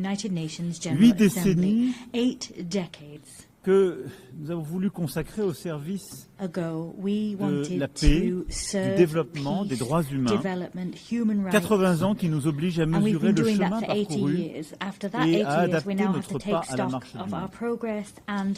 Le 26 juin 1945, nous adoptions la Charte des Nations Unies après 2 guerres mondiales, alors que les combats faisaient encore rage en Asie, que la décolonisation était à peine entamée, que l'Union soviétique étendait son empire et que nous comptions les morts par millions et découvrions l'horreur de la Shoah.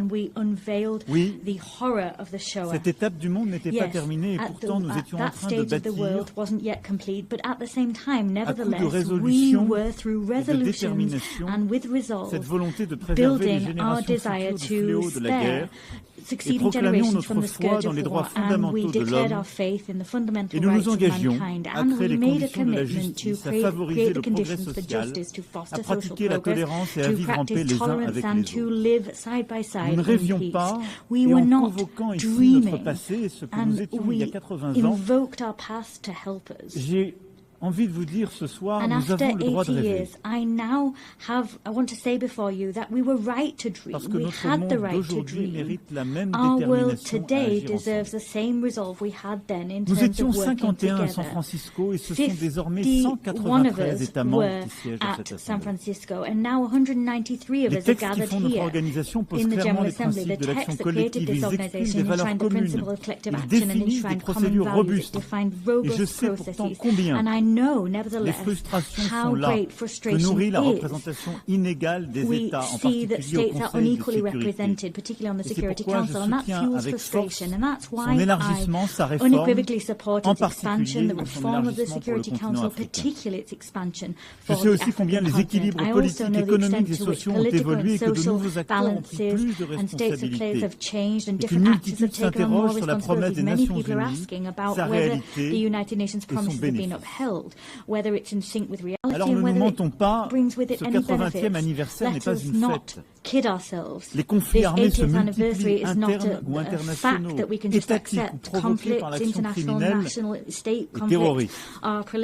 Et les belligérants bafouent délibérément les conventions de Genève, comme si l'horreur servait la vengeance ou la terreur la victoire.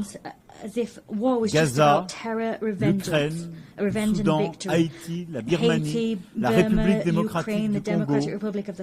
La liste est aussi longue qu'insoutenable des violences que subissent les populations dans ces territoires de guerre. De grandes transformations sont aussi en cours pour nous tous sur cette planète. Le changement climatique n'est pas maîtrisé, l'effondrement de la biodiversité se poursuit. Les efforts que la plupart d'entre nous sont prêts à faire se heurtent au cynisme de quelques-uns qui peuvent faire la différence mais s'y refusent encore. Et nous voyons l'accélération des technologies qui ouvrent d'immenses horizons, d'immenses opportunités, mais laissent aussi le champ libre à des forces d'autant plus dangereuses qu'elles ne sont pas régulées. Nous voyons le commerce mondial qui vit l'heure des guerres tarifaires, lesquelles s'ajoutent aux déséquilibres mondiaux. Cette alarme n'éteint pour autant pas l'espoir. Out loud, but that doesn't extinguish hope. Our divisions do not mean que l'Ukraine tient bon et que la paix est possible dans la région des Grands Lacs. Nous avons aussi approuvé des traités et des accords ambitieux que certains pensaient impossibles. Un traité sur les pandémies, un traité pour protéger la haute mer, un autre pour financer le développement. C'est bien que la complexité du monde n'est pas une raison de renoncer à nos principes et nos ambitions. En quelque sorte, nous vivons un moment paradoxal où nous avons besoin, plus que jamais, de restaurer l'esprit de coopération qui a prévalu il y a 80 ans. Et où pour autant nous sommes en train de nous diviser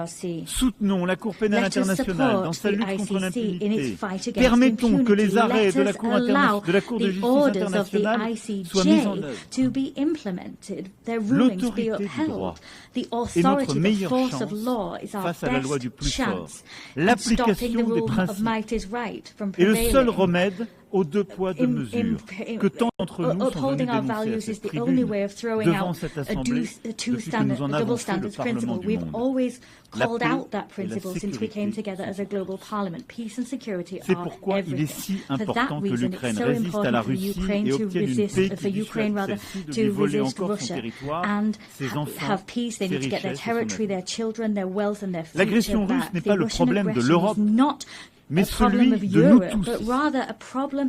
Elle pose l'éternelle question de l'autorité du droit face à la loi du plus fort, de la liberté face à l'impérialisme. L'Ukraine n'a pas voulu la guerre. Elle veut la paix. La France aussi veut la paix. Les Européens veulent la paix. Les États-Unis d'Amérique veulent la paix. Pour cela, l'Ukraine a un droit fondamental, celui de vivre en sécurité et de ne plus craindre que la Russie l'attaque à nouveau. C'est pourquoi la France, avec le Royaume-Uni, a bâti une coalition des volontaires rassemblant 35 nations pour donner à l'Ukraine des garanties indispensables à sa sécurité dans la durée. Nous créons ainsi les conditions d'une paix solide et juste qui permettra aux Ukrainiens d'accomplir leur vie. Et ce qui s'est passé ces dernières semaines dans l'espace aérien de la Pologne, de la Roumanie, les provocations vues en Estonie ou ailleurs sont la preuve aussi que tous les Européens sont défiés aussi par des menaces et des volontés de déstabilisation russe qui supposent une telle unité. L'Ukraine l'a dit souvent, elle est prête au cessez-le-feu et accepte la négociation. Il revient désormais à la Russie de prouver qu'elle peut choisir la paix alors qu'elle multiplie aujourd'hui les attaques contre les civils en Ukraine et les provocations que je viens d'évoquer. Dans cette attente, la France se tiendra fermement aux côtés de l'Ukraine avec ses partenaires européens et tous ceux qui comprennent l'importance de mettre la Russie en échec pour préserver l'ordre mondial. Et je me félicite des propos il y a quelques heures du président des États-Unis d'Amérique, rappelant l'affaiblissement progressif de l'économie russe, les échecs sur le terrain de la Russie, qui, imaginez-le, en peu de 1000 jours, à peine pris 1% du territoire ukrainien, malgré tant et tant de pertes, tant et tant de victimes. There have been so much loss, so many civilian victims, and few territorial gains. I welcome the fact that the President of the USA believes in Ukraine's ability not only to hold the cost, but to uphold and C'est parce qu'elle refuse le double standard, ce deux poids deux mesures, que la France s'engage aussi aux côtés de l'Ukraine, comme je viens de l'évoquer, comme elle le fait pour la paix au Proche-Orient. Hier, nous avons adopté un plan crédible pour mettre fin à la guerre à Gaza, préserver une solution à deux États, Israël et la Palestine, permettre la libération de tous les otages et sauver tant et tant de vies. Nous avons tracé un chemin vers la paix qui nécessite avant toute autre chose que les otages encore détenus par le Hamas soient libérés, que les frappes sur Gaza cessent. Et je suis heureux que l'Arabie Saoudite et la France aient convaincu un grand nombre de membres de cette Assemblée de signer la déclaration de New York. Nous sommes 142 membres de cette Assemblée. Attendre la main pour bâtir un chemin de paix. La paix immédiate, libération des otages, la stabilisation de Gaza, la démilitarisation et le démantèlement du Hamas, et une reconnaissance réciproque de deux États et un État de Palestine démilitarisé, reconnaissant Israël et un État d'Israël reconnaissant un État de Palestine. Et tous les États de la région qui ne l'ont pas encore fait reconnaissant ainsi l'État d'Israël. Par cette reconnaissance qui est en fait un chemin vers la paix, c'est aussi la stabilité de la région tout entière que nous cherchons à bâtir. Il ne peut pas y avoir de sécurité, de stabilité pour Israël si c'est une guerre permanente avec tous les voisins qui est paix avec la Palestine, en Cisjordanie et à Gaza, et à travers Jérusalem. Paix au Liban, où la lutte contre le terrorisme ne peut pas se faire au détriment de la souveraineté des Libanaises et des Libanais.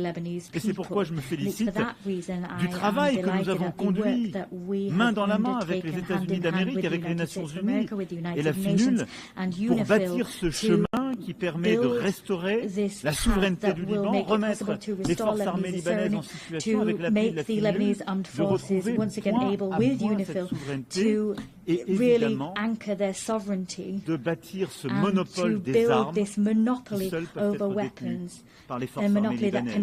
Le Liban respire mieux quand le Hezbollah est moins fort. Le Liban respirera encore mieux quand l'ensemble des caches d'armes, quand l'ensemble des armes détenues par le Hezbollah seront reprises à la main des forces armées libanaises. Il n'y a pas d'autre choix. La France réunira prochainement une conférence de soutien à la reconstruction du Liban et nous appuierons aussi la conférence que nos amis saoudiens tiendront en soutien aux forces armées libanaises. De la même manière, In the same La Syrie doit retrouver son unité et sa souveraineté. La Syrie est plus libre depuis que le régime d'Assad est tombé. J'ai reçu le président de la transition à Paris, je le reverrai demain avec plusieurs États de la région. Nous œuvrons pour que la Syrie puisse respecter toutes les composantes de sa société civile, et en même temps puisse, en retrouvant cette unité, trouver la pleine maîtrise, elle aussi, de sa souveraineté. Et puis, la région ne pourra être en paix que si le programme nucléaire iranien, qui a été partiellement détruit,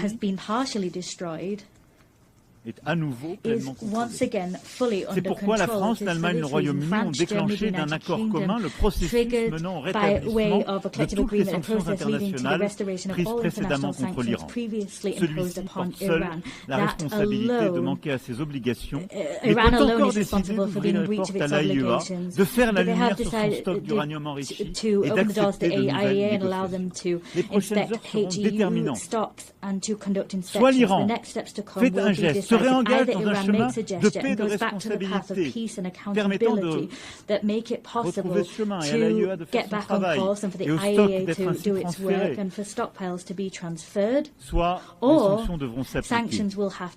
J'aurai l'occasion de m'en entretenir demain avec le président. Sur chacune de ces questions cruciales, la France avance des solutions concrètes. Le plan pour que cesse la guerre en Ukraine existe. Le plan pour faire la paix au Proche-Orient existe.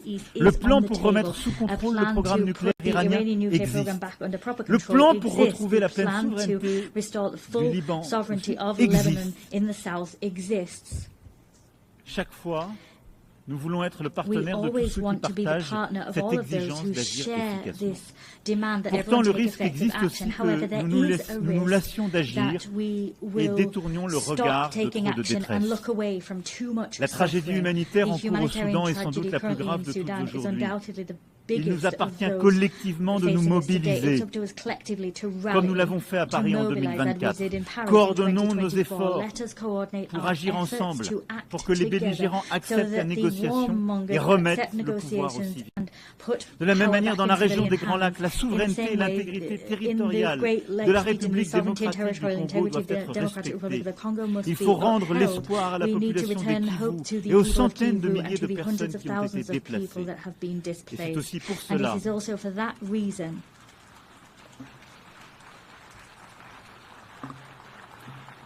Et c'est aussi pour cela que nous réunirons le mois prochain à Paris tous ceux qui peuvent répondre à l'urgence humanitaire et faire converger les initiatives de paix. Et je me félicite de ce qui a été conduit par l'Union africaine, par tant de voisins, par le Qatar, par les États-Unis d'Amérique. Mais l'urgence humanitaire, là aussi, est indispensable.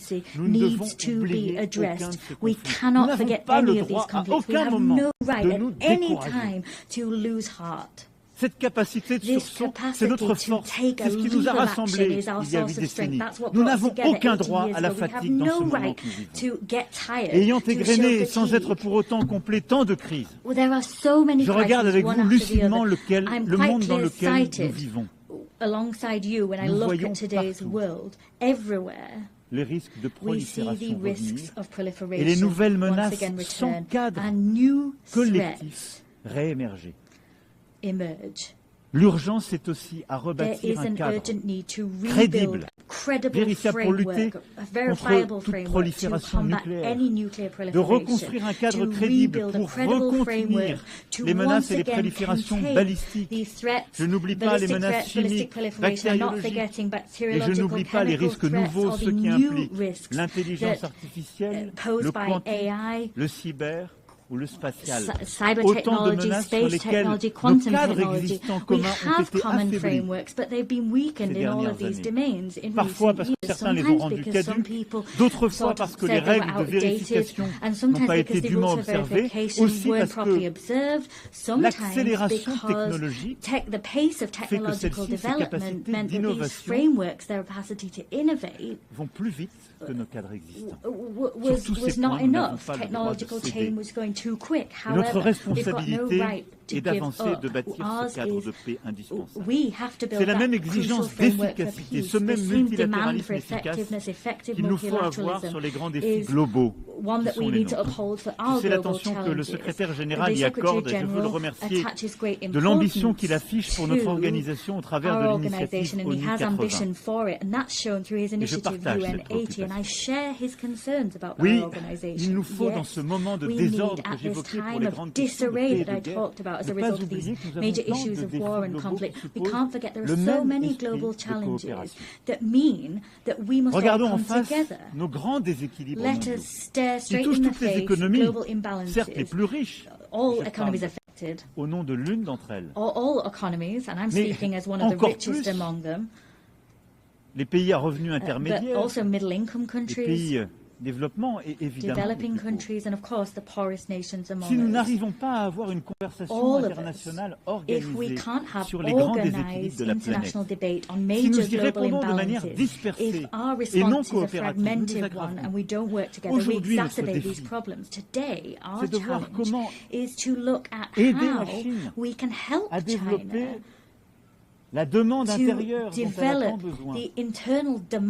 Comment essayer de faire que les capacités de production remarquables qu'elle a su développer ces dernières années, ces capacités technologiques, font l'objet parfois de transferts de technologies, mais aussi s'accompagnent d'un développement harmonieux. Comment faire face aujourd'hui aux déséquilibres commerciaux américains de manière coopérative et pas par des tarifs qui viendront fracturer notre commerce international. Et comment faire que nous ayons une Europe qui arrive à répondre aux besoins d'investissement collectifs and we need to shoulder that responsibility. These challenges mean that we need to cooperate. There needs to be cooperation between major economies, but we can't pit the G7 against the BRICS, and that's the very rationale behind our agenda for the French G7 of 2026. Of course, we'll work with the Canadian presidency of G7 and the coming presidents of G20. We need to return to that spirit of cooperation that Parce que c'est ce qui nous permettra aussi d'avoir un agenda commun pour financer les défis mondiaux qui sont les nôtres. Regardons-nous aujourd'hui. Nous sommes partout en train de réduire nos ambitions communes pour financer les grands défis du monde. Baisse des financements collectifs pour la santé. Baisse des financements collectifs pour la sécurité alimentaire. Baisse des financements collectifs pour l'éducation. Ces défis sont pourtant les nôtres, autant et encore plus qu'ils l'étaient avant la pandémie de Covid-19. Et donc il est absolument indispensable que collectivement nous sachions bâtir des solutions concrètes, des financements nouveaux pour le faire. Les Européens ont décidé de se mobiliser et je remercie la présidente de la Commission qui a eu un discours fort en la matière et mobilise les instruments de financement que Européens nous avons mis ensemble pour répondre à ces grands défis. Mais nous devons le faire aussi dans un cadre rénové, celui que nous avons essayé ensemble de bâtir pendant la pandémie elle-même, avec nos partenaires africains, lors du sommet de financement que nous avions ensemble construit en 2021, celui ensemble que nous avons poursuivi lors du sommet des 4P, où nous avons bâti ce pacte pour la prospérité des peuples et la planète, au fond avec un même agenda. Nous devons ensemble mieux coopérer face aux déséquilibres économiques mondiaux. Nous devons bâtir un agenda de croissance partout. Mais nous devons le faire pour aussi aider les pays à financer des efforts d'éducation, de santé, de stabilisation et de sécurité alimentaire et pour relever les défis de la biodiversité.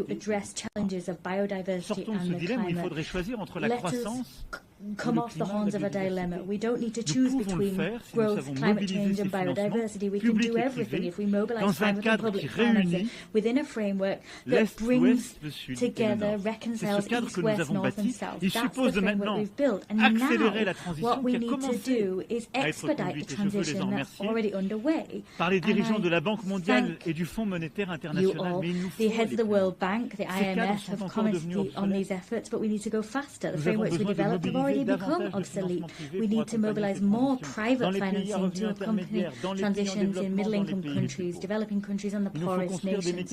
We must develop guarantee mechanisms that losses will be covered, and we need to mobilize more private financing to help those countries and help them to grow. That is vital if we want to avoid crises, destabilization tomorrow. This agenda is an agenda which brings us together. Et qui sort en quelque sorte quelques-uns de leur égoïsme. In some way forces some people to cast aside selfishness and avoids a situation whereby others are alone facing their challenges. C'est pourquoi aussi nous devons continuer, quels que soient les vents mauvais qui soufflent, à nous whatever the ill mobiliser winds that blow, continue to mobilize to stop biodiversity loss and help the climate. As I was saying, together we were able to notch up victories recently. The Nice Treaty that entered into force through collective rallying, we finally have a regulation framework for our oceans. That was something we've been waiting for decades. The same collective mobilization is what we must see on plastic. We need to develop an international treaty that aims to put an end to plastic pollution. The same mobilization is what we need to have to mobilize biodiversity credits and give more consistency to our carbon credits. This same rallying needs to be seen as we move towards the Belém COP. France and Europe will be at that meeting, and we will be in step with the 2030 goals. We will mobilize all financing necessary to usher in this transition, whether that be public or private financing. We have no right to turn away, stray from the course towards the goals we set ourselves. We have no right to simply crumble and become isolated. As you see, all of these global challenges, education, healthcare, agriculture, food security, biodiversity, climate, the fight ultimately against all inequalities that destabilize our global order require the same spirit of cooperation. The same spirit that I talked about, the spirit we showed in the face of war and destabilization. Our challenge is the fact that crises, there's a plethora of them, they're growing in number. Mais je vous rassure, je vais l'arrêter là. My speech was long and quite comprehensive, but I do reassure you I'm coming to an end. But I forcefully say to you once more, in spite of all that, in spite of the long list that sometimes gives the impression that we might be overwhelmed, notre devoir our duty is to remain on our feet and to continue to act together. 80 years ago, those that preceded us were facing collapse. The war hadn't finished. Le pire venait de se produire. The worst had just come to pass. Déjà divisé était en train de se composer. Et ils ont décidé de construire ce trésor que sont les Nations Unies. On pourrait accabler notre Assemblée de plein de reproches, y compris des reproches. Overwhelm our assembly, level criticism against it, reproach it for everything. Not all reproaches are fair, some are. Si elle est inefficace, c'est que quelques-uns la bloquent, et souvent les plus puissants. Si elle ne va pas assez vite, c'est que nous ne sommes pas assez déterminés pour la faire avancer. Les Nations Unies, c'est nous tous. Il y a une chose, c'est que nous n'avons pas droit au cynisme. Nous n'avons pas droit à la fatigue. Nous n'avons pas droit à l'esprit de défaite. Parce que notre monde est là devant nous.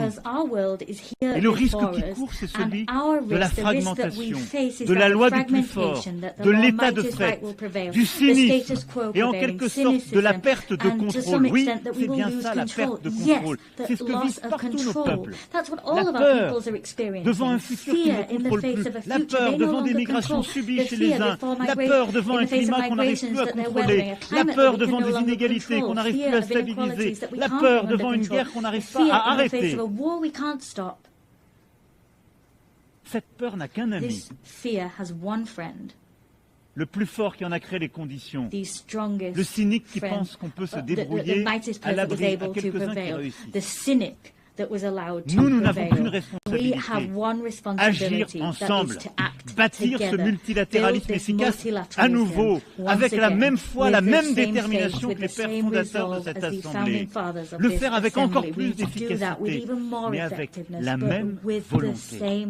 Ne rien céder aux injustices. Ne rien céder à la fatalité.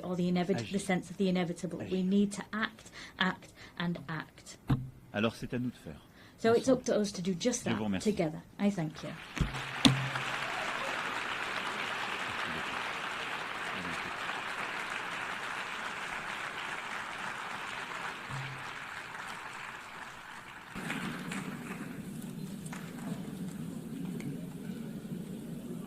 On behalf of the Assembly, I wish to thank the President of the French Republic.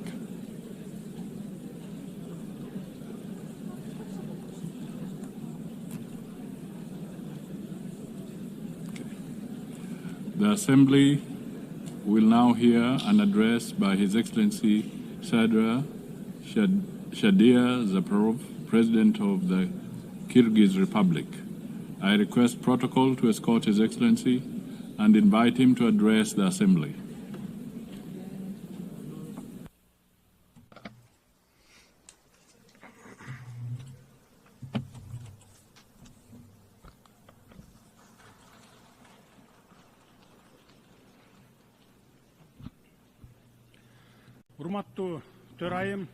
Madam President, Mr. Secretary General, distinguished heads of delegations, ladies and gentlemen, allow me to sincerely congratulate Ms. Annalena Baerbock on her election as the President of the 80th session of the United Nations General Assembly and to wish her every success in her work. This year, we mark the 80th anniversary of the UN, a unique institution that has stood guard over peace, security, and development for nearly a century. Over these 80 years, despite numerous conflicts, the world has fortunately been spared the outbreak of a Third World War. The United Nations has undoubtedly played a key role in this achievement. The organization has become not only an international platform for dialogue, but also played a special role in preventing global conflicts. Today, the trend of regionalism in world politics is strengthening. We are witnessing continued price hikes, a shortage of liquidity, and a war of sanctions in the global economy. The threat of terrorism and extremism has spread across all countries. Despite criticism, the UN remains the only true universal organization endowed with both moral authority and institutional capacity. Today, Kyrgyzstan takes pride in the political stability it has achieved and in ongoing social and economic transformation. These achievements did not come easily to us. For us, the price of attaining freedom and independence was very high. But I can state one thing with confidence. We have been able to establish Kyrgyzstan as a state. This achievement allows us to set ambitious goals for the future. International organizations, including the UN, recognize Kyrgyzstan as one of the freest and most stable states on the Eurasian continent with a strong civil society. A large-scale and irreversible fight against corruption and crime is considered a priority area of state policy in Kyrgyzstan. Today, our task is to pursue political modernization and economic development in line with the demands of tomorrow. We are committed to improving the investment climate, building an information society, and establishing fair and transparent public governance. Ladies and gentlemen, every year in New York, leaders of all world's nations gather to once again remind themselves and each other of the great mission for which the UN was created. I too have come to New York with this mission. Today, my diplomatic staff have prepared a polite text that takes into account the international diplomatic situation. However, this year, standing at this high podium, I decided not to speak as a diplomat. This year, from this podium, I wish to speak not only as the head of state, but as an ordinary person and a citizen of my country, openly expressing my true thoughts and reflections on the international events happening in the world. This year marks the fourth time I am delivering a speech at the UN General Assembly. For 3 consecutive years, I came here and delivered pleasant, beautiful words. But today I have decided to speak openly and directly about the problems that trouble the hearts of millions of people in different parts of the world, in Europe, the Middle East, Africa, and Asia. New armed conflicts and wars are erupting. Millions of people losing their homes, are forced to abandon their native lands, and millions become victims. Who suffers the most? First and foremost, ordinary people. We cannot turn a blind eye to the suffering of many peoples. Palestina'nın, Ukrayna'nın, Sudan'ın, Suriye'nin, cana başkalarının azap çekip çatkanına göz yumup olturbaşımız gerek. Aljerilerde soğuşluk hareketleri kullanıp, karapayım adamlar kırılıp, adam hukukları buzulurlar.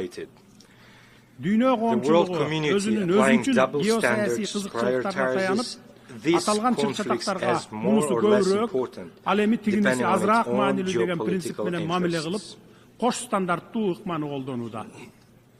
Ukrayna'da değerlik 4 yıldan beri janjal ulanıp, adamlar ölüp, jaranları ülkeden kaçıp çıkıda.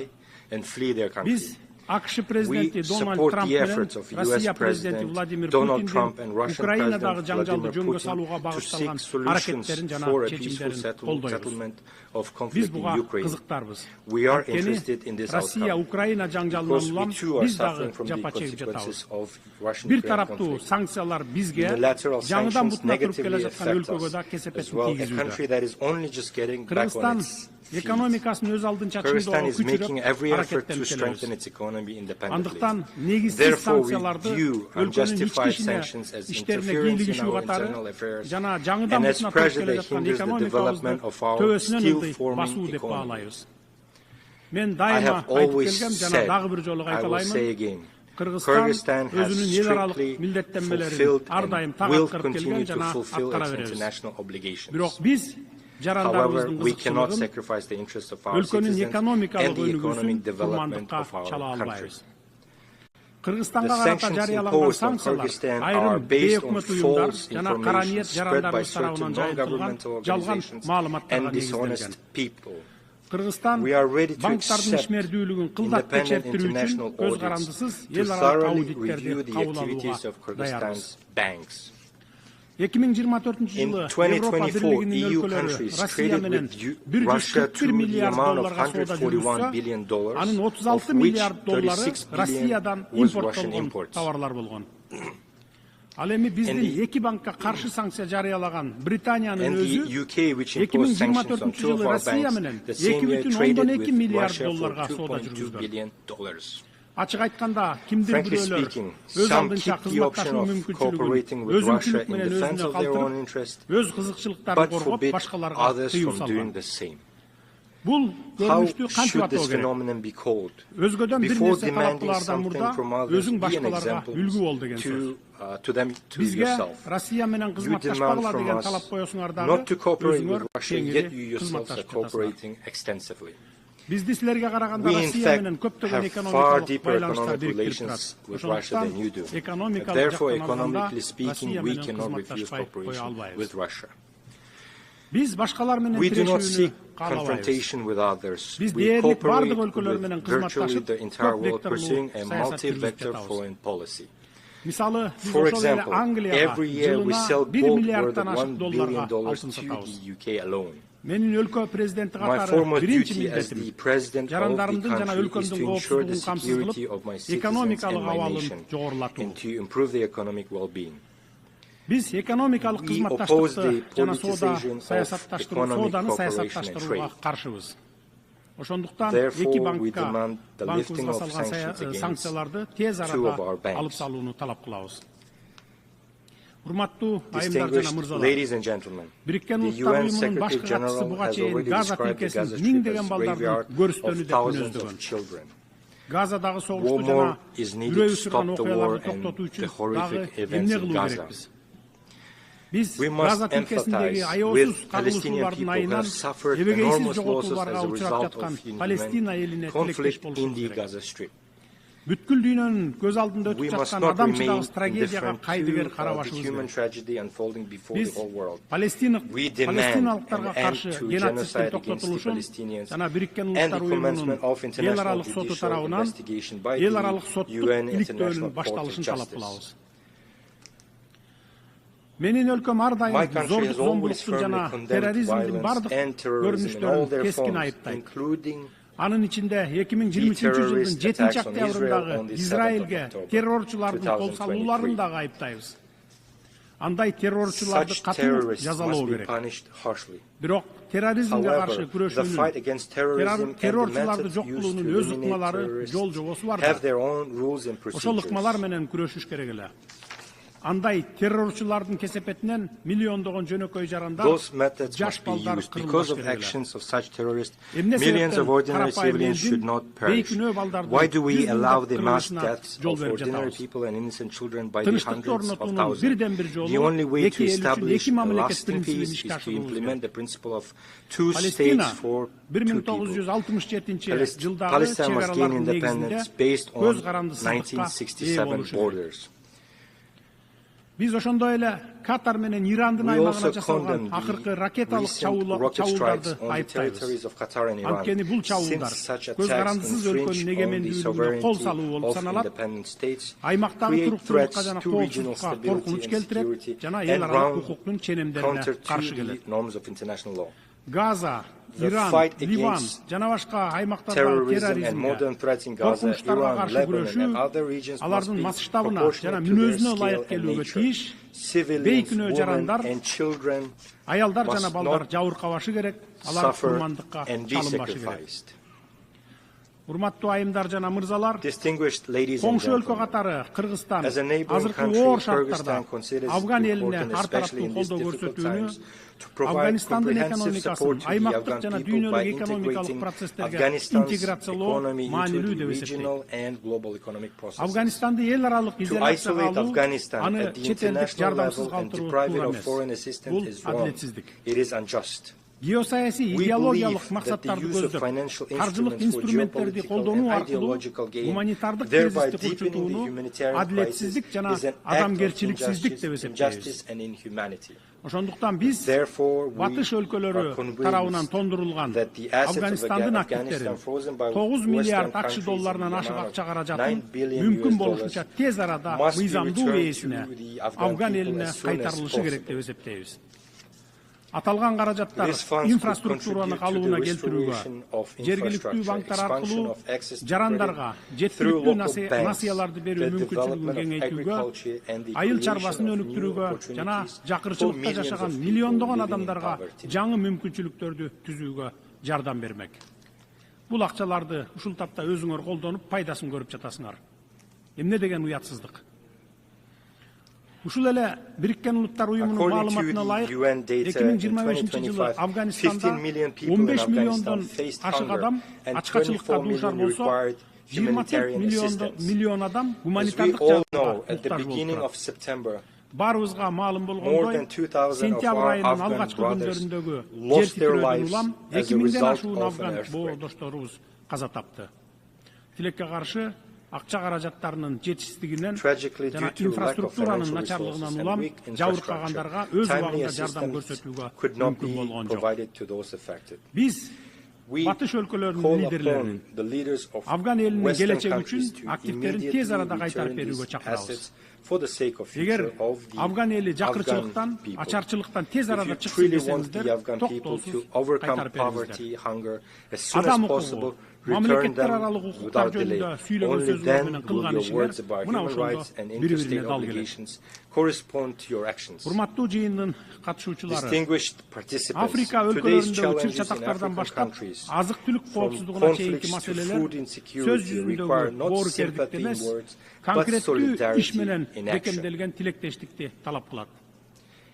Африка 1,5 миллиарддан ашык халкы бар, 54 мамлекет жайгашкан Евразиядан кийинки эле экинчи чоң континент. Afrika possesses enormous reserves of resources, and we are confident that in the near future Africa's role in the global economy and international politics will multiply several times. Therefore, the continent's colossal natural wealth must serve the accelerated development of Africa itself and the fulfillment of its own interests. The peacekeeping work of the UN must be strengthened. My country began sending its peacekeepers on UN missions at the dawn of its independence in the early 1990s. This once again proves that we are sincerely wish to contribute to the cause of strengthening peace and security in the world. The contribution of a state should not be determined by its size, but by the depth of its commitment and sincere desire for peace and solidarity. We support the strengthening of international treaties, including the Treaty on Non-Proliferation of Nuclear Weapons. It is important to educate the younger generation to perceive a world without nuclear weapons. It is essential to raise awareness among young people about the devastating consequences of weapons of mass destruction. The International Day for Disarmament and Non-Proliferation Awareness, initiated by Kyrgyzstan and supported by the UN member states, is an excellent platform for implementing this concept. Kyrgyzstan is one of the initiators and the depository of the Treaty on Nuclear Weapon-Free Zones in Central Asia. We have acceded to all fundamental international instruments on disarmament and non-proliferation, including the Treaty on Non-Proliferation of Nuclear Weapons and the Comprehensive Nuclear Test Ban Treaty. In line with the principles of consistency, this year the Kyrgyz Republic made the political decision to sign the Treaty on Prohibition of Nuclear Weapons. We firmly believe that our planet must exist without nuclear weapons. This human invention must be used solely for peaceful purposes. Ladies and gentlemen, for sustainable development and regional integration, the countries of Central Asia require equal dialogue and active cooperation. Despite complex historical and geographic factors, Kyrgyzstan has peacefully resolved its border issues with neighboring countries, in particular Tajikistan and Uzbekistan. This process involved lengthy negotiations and at high political levels, expert levels, and was resolved with due respect for the interests of all sides. I can state with confidence that today the borders between Kyrgyzstan and Tajikistan and Uzbekistan are borders of friendship, trade and cooperation. This experience confirms that peace is possible where there is political will, respect and dialogue, which enabled us to resolve existing contradictions and embark on a path of creation and development. Kyrgyzstan is ready to share this experience of resolving complex issues with the international community. Let us use the more than $3 trillion that are spent annually on armaments worldwide to improve people's lives, eradicate hunger, protect our environment, and clean the air. After all, there are no borders when it comes to breathing air. We all breathe the same air. Therefore, I call on us to live not in a race for who has the most powerful weapons, but in a competition for whose country has the cleanest nature and air. Dear friends, climate change is a reality we are witnessing today. We face threats of drought, melting glaciers, changes in ecosystems, and loss of biodiversity. Kyrgyzstan, as a mountainous country, is particularly vulnerable to these changes. We are already experiencing the threat of declining water resources and risks to agriculture and biodiversity. Although Kyrgyzstan is landlocked, it actively participates in international environmental initiatives and can play a significant role in supporting agreements aimed at protecting global ecosystems. The Kyrgyz Republic consistently advocates for recognition of the interconnection of natural systems from mountains to oceans, which are two poles of a single system. The future of the oceans begin on the mountaintops. In this context, we ratified the agreement on conservation and sustainable use of marine biological diversity and became among the first 60-plus countries to join the agreement. Rivers that sustain marine and coastal ecosystems originate in mountains. Thus, the protection of mountain ecosystems and the sustainable management of the oceans are interconnected. At present, the country is preparing the second Bishkek Plus 25 summit, scheduled for 2027, as a central platform for states, international organizations, and experts on sustainable development of mountain regions. We invite all of you to take an active part in this event.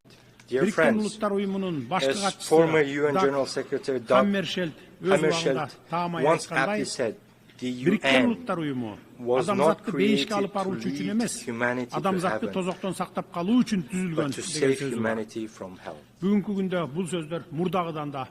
Today these words are more relevant than ever. The organization was born from the horrors of war, but lives and on thanks to faith in cooperation, dialogue and respect. Now more than ever, it is important to preserve and strengthen the system of multilateralism as a shield against anarchy and unilateral positions. There is an urgent need to develop fundamentally new international mechanisms that adequately respond to contemporary challenges and threats. Our organization needs to change. This is no longer a choice, but a requirement of time and today's realities. In this context, we support the effort of the Secretary General to reform the UN under the initiative UN-80. It is also time to improve the reform work of the UN Security Council. At present, 50 members of the Security Council effectively decide the fate of all world's states. Questions of war and peace, security and stability depend on whether they can reach a consolidated position. Moreover, the 5 permanent members of the Security Council can always block any decision. Kyrgyzstan advocates for a necessary measure to improve the UN Security Council in a way that takes into account the interests of majority of states. In this regard, it is important to achieve a compromise on all aspects of Security Council reform as soon as possible. This reform must be based on principles of universality, broad geographical representation, and wide support among UN member states. Kyrgyzstan considers it legitimate and fair to expand the rights of African states to membership in the Security Council and to eliminate historical imbalances. More than 60 member states, including Kyrgyzstan, have never been elected to the Security Council, while some countries have been elected 5 or 6 times. We think it's not fair. Distinguished delegates, Kyrgyzstan strives to make its contribution to peace, global security, and sustainable development.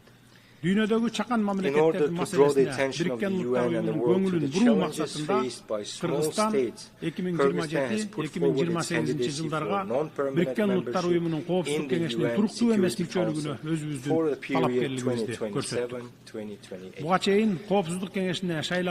The support of countries that have never been elected to the Security Council will strengthen confidence in equality among members and thereby raise the authority of organizations and reinforce trust in it. We sincerely believe in the principle of justice, and I ask UN member states to support us in the elections in June next year.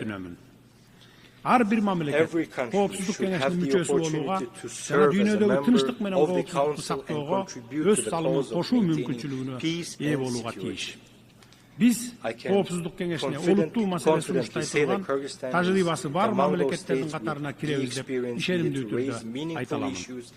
Биз эл аралык укукту, адилеттүүлүктү, адам укуктарын коргоону бекем карманабыз жана өз ара урматтоого, кызыкчылыктардын балансына жана келечек муундардын жоопкерчилигине негизделген көп тараптуу системаны колдойбуз. Урматтуу айымдар жана мырзалар, учурдун чакырыктары жалпыбызга тиешелүү жана аларга карата жоопторубузда бирдиктүү болушу керек. Айткан сөзүбүз менен ишибиз дал келүүсү кажет. Биз аракетсиздикке жол бербешибиз керек. Дүйнө аракетти талап кылат. Планетабыздын келечеги баарыбыздын жалпы жоопкерчилигибиз. Көңүл бурганыңыздарга рахмат. Thank you very much for your attention.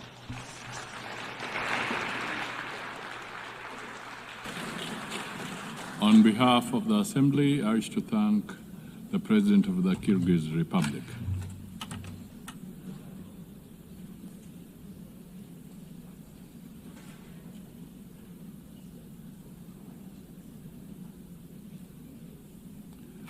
The Assembly will hear an address by His Excellency Gustavo Petro Urrego, President of the Republic of Colombia.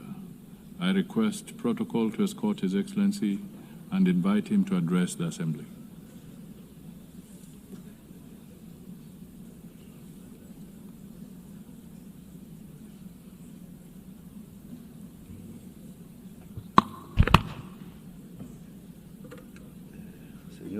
Señor presidente de la Asamblea, President. Este es mi último discurso como presidente aquí, ya es el cuarto. En el primero anuncié a la Asamblea que era muy posible que estallara un conflicto al lado de Ucrania en Palestina. Pedí que se hiciera una conferencia de paz. Los que no tenemos bombas ni grandes presupuestos no somos escuchados aquí, pero 4 años después, ya hoy,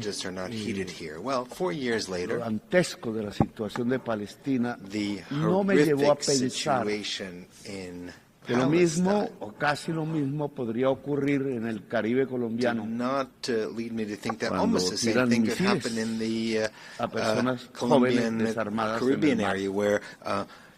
Entonces ahora estamos ante una situación diferente, quizás más global. La barbarie hoy es del planeta. Hoy cae sobre la humanidad entera.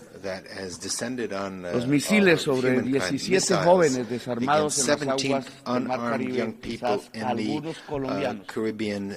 La persecución, aprisionamiento y encadenamiento y expulsión de millones de migrantes. Los misiles que caen sobre las 70.000 personas en Gaza y los matan. La falta de acción sobre la crisis climática, cuyas palabras se borran por orden de Trump, están ligados y obedecen a la misma causa. La migración es una excusa para que una sociedad rica, blanca y racista se crea la raza superior y no mire que sus dirigentes la llevan con toda la humanidad al abismo de su propia extinción. Dicen que los misiles en el Caribe eran para detener las drogas. Mentira, dicha aquí, en este mismo sitio. En el año 2023 y 2024 fueron los años donde más cocaína se incautó y más de 700 capos del narcotráfico fueron extraditados a Estados Unidos y Europa. Los extradité yo y la cocaína la incautó mi gobierno. Y no tiramos un solo misil ni asesinamos ningún joven. Los años donde probé que es más eficaz sustituir voluntariamente con los cultivos de hoja de coca que erradicarla forzadamente con glifosato y fuerza sobre los campesinos pobres de Colombia. He cambiado la fracasada y violenta guerra contra las drogas por una eficaz política antinarcotraficante, que es diferente. No confundir la sustancia muerta con la persona religiosa. Not based on mix up between an inert substance that is drugs with people who actually use it and practice it. But what was necessary is to destroy dialogue and to shoot missiles. Was it really necessary on unarmed poor young people in the Caribbean? The anti-drug policy is not meant to stop cocaine that is coming to the United States. La política antidrogas es para dominar los pueblos del sur en general. Of the South no mira la droga, mira el poder y la dominación. You shouldn't look at the drugs, you should look at who has the power and who dominates. This is why I speak to you as a decertified president. I've been decertified by President Trump. Without him having any right to do this, a human right or divine right, or any sensible reason. They want to force by violence tens of thousands of peasants to do what the U.S. government wants to do, which are influenced by mafia groups in Colombia. Thousands of peasants are massacred in Colombia by politicians who were senators, who were presidents, who were ministers that were bribed and on the payroll of the drug mafia. And at the same time, they were allies of the extreme right based in Florida of the United States, and now allies of the Trump administration. They've been allied for decades with drug lords, cocaine drug lords in Colombia.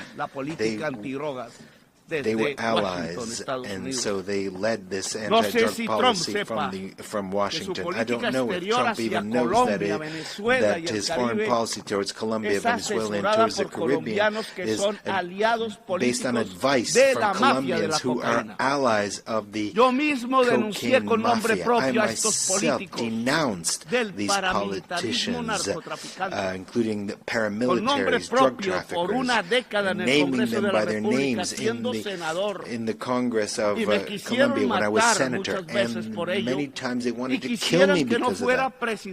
And they did not want me to become president. They wanted me to shut up. And now they don't want another progressive government to be reelected. That is why I've been personally decertified, and they have spread calumny against Colombia. Colombia has confiscated the highest amount of cocaine in the history of the country under my government, and I've been decertified. En Colombia hemos logrado detener el crecimiento de la tasa de crecimiento de los cultivos de hoja de coca, rate of expansion of coca crops that was 43% under the government of Duque, and has dropped to 3%. And Duque was not decertified. Who had someone who financed his campaign who was a drug trafficker, and instead they decertified me. So the anti-drug policy is not aimed at the public health of a society, but rather to prop up a policy of domination. They don't want They don't want to give the power to the people. Young people that were killed using missiles in the Caribbean. Que nadie quizás conozca aquí su nombre. We're not, ni de Hamas. We're not from Eran Hamas. Caribeños, posiblemente they were not from other terrorist groups. They were poor Colombians. Con el perdón de quienes dominan las Naciones Unidas. With apologies to those who dominate the United Nations, there should be criminal cases against those officials of the United States for doing this, including the utmost official, President Trump, that allowed the shooting of missiles against these young people who were simply trying to escape poverty. Jóvenes en una lancha, si tuvieran un cargamento ilícito, Youths no eran in a narcotraficantes. speedboat who might have had a certain amount of drugs were not drug traffickers. They were simply poor youth. Narcotraficantes viven en otra parte y no But es the en real América drug Latina. traffickers live somewhere else, not in Lanzan America, misiles sobre not in lanchas Latin America. desarmadas de migrantes So it's easy y los to acusa de narcotraficantes y to shoot missiles terroristas against the sin speedboats ellos with tener una migrants sola and arma accusing them of Cuando terrorism los and drug trafficking when they don't have a single weapon to defend themselves. When the real drug traffickers live in New York, here, just a few blocks from here. In Miami. Y hacen acuerdos con la DEA, and they reach agreements with the DEA. Traficar en África, and they're allowed to traffic in Africa, in Russia, in China, but not in the United States. País que detiene el crecimiento del consumo de cocaína sin rebajarlo, solo porque sus enfermos drogadictos to reduce its consumption of cocaine. Because it's drug addicts, or rather they did manage to reduce the consumption of cocaine simply because their addicts switched to another type of drug, fentanyl, which is much deadlier. This fentanyl is produced in the industrial heartland of the United States, here. Not y aquí far están from los here. consumidores. And the consumers are Es here el as well. autoconsumo estadounidense It's que deriva produced lo peor and consumed de lo que se ha podido entender de drogas en la historia de la humanidad desde que supimos del vino, del alcohol o de la cerveza. That is adictos al fentanilo y a la gasolina. They're addicted to Venenos fentanyl and to de gasoline. la vida en el mundo. The two main poisons of life in the world. And gasoline is even worse than Solo los pueblos negros de aquí, only the ancestrales de people aquí, here, de más de those 20,000 who are años de ancestral here, antigüedad, that were thousands of years, las mujeres que no quieren ver morir en masa a sus hijos, blancas, negras, de todos los colores, que aún piensan, no duermen bajo el fentanilo o bajo la televisión mentirosa y que pueden detener la tiranía dentro de Estados Unidos mismo y en el mundo. Los ciudadanos que salen a las calles en California, en Nueva York, en Filadelfia, donde se tocó la campana de la libertad, a pesar de los ejércitos que manda Trump contra su propio pueblo para amedrentarlo a los estados de las ciudadanías libres, en los mismos estados que dejan de estar unidos hoy ante la tiranía. De mal en peor, el presidente de los Estados Unidos no ve que han caído asesinados 1 millón de latinoamericanos entre sí mismos, el mayor porcentaje de ellos compuesto por colombianos. Y otro millón morirá de norteamericanos por el fentanilo en 10 años. La cocaína mataba por venenos que le mezclaban 3,000 personas al año en este país. Hoy el fentanilo mata 100,000. 33 veces más. Mejoró Estados Unidos con 50 años de una política absurda. O empeoró y está conduciendo a su sociedad a la muerte dantesca de la droga que mata el cerebro y el pulmón. En esa mortandad de la humanidad, Trump no solo deja que caigan misiles contra los jóvenes en el Caribe, no solo encarcela y encadena migrantes, sino que permite que lancen misiles contra niños, jóvenes, mujeres y viejos en Gaza. Se hace cómplice del genocidio porque es genocidio y hay que evitarlo una y otra vez. Este recinto es testigo mudo y cómplice de un genocidio en el mundo de hoy, cuando creíamos que era solo propiedad de Hitler. Trump no habla de democracia, no habla de crisis climática, no habla de vida, solo amenaza y mata y deja matar a decenas de miles. En cambio, en mi gobierno, en Colombia, no hemos aumentado la tasa de homicidio we in Colombia have not increased the rate of killings. We have the lowest unemployment rate in the country this century. We have e impulsamos nuestra agricultura 10% anual real y nuestra industria al 5% anual y llegaron turistas como nunca por millones a mirar nuestra enorme belleza, el país de la belleza y de la diversidad natural y humana y cultural. Y buscamos paz hablando con narcos y rebeldes. No me da pena hablar siempre para salvar vidas, poniendo por principio la erradicación total de las economías ilícitas y la erradicación de los cultivos de hoja de coca por voluntad misma de los campesinos que están cansados de la violencia.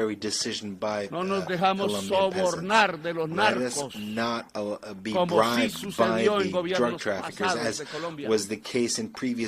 Y ya llevamos 25,000 hectáreas erradicadas voluntariamente. Tenemos éxito en nuestra política nueva, que no es de drogas, es It's not an anti-drug policy, but an anti-drug traffickers policy. That is something different. And we're grateful to the countries that have helped us, such as Qatar, Cuba, Mexico, Vatican, Norway, Brazil, and Venezuela.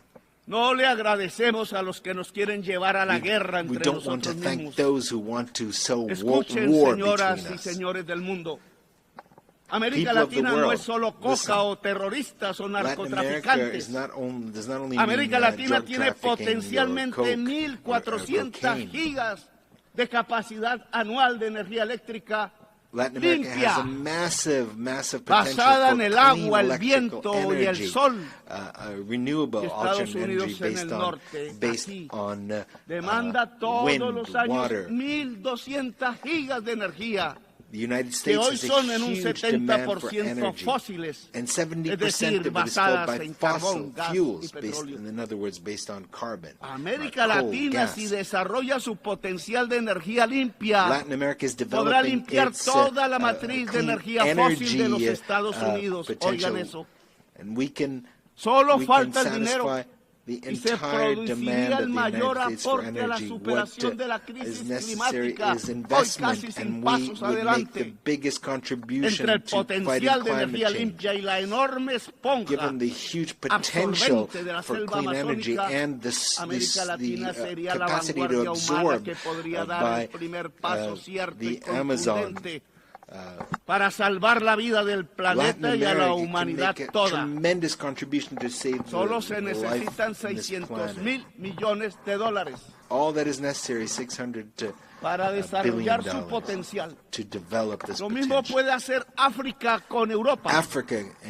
La suma de este aspecto de descarbonización fundamental nos daría $1.2 billones o $1.2 trillion, como se habla en inglés.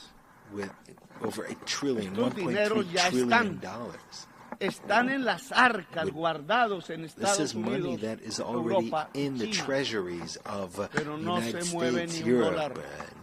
No es rentable, o peor aún, puede ser muy rentable en términos de vida humana, incluida la vida en Estados Unidos, Europa y China. Pero no quieren interdepender de América Latina y África.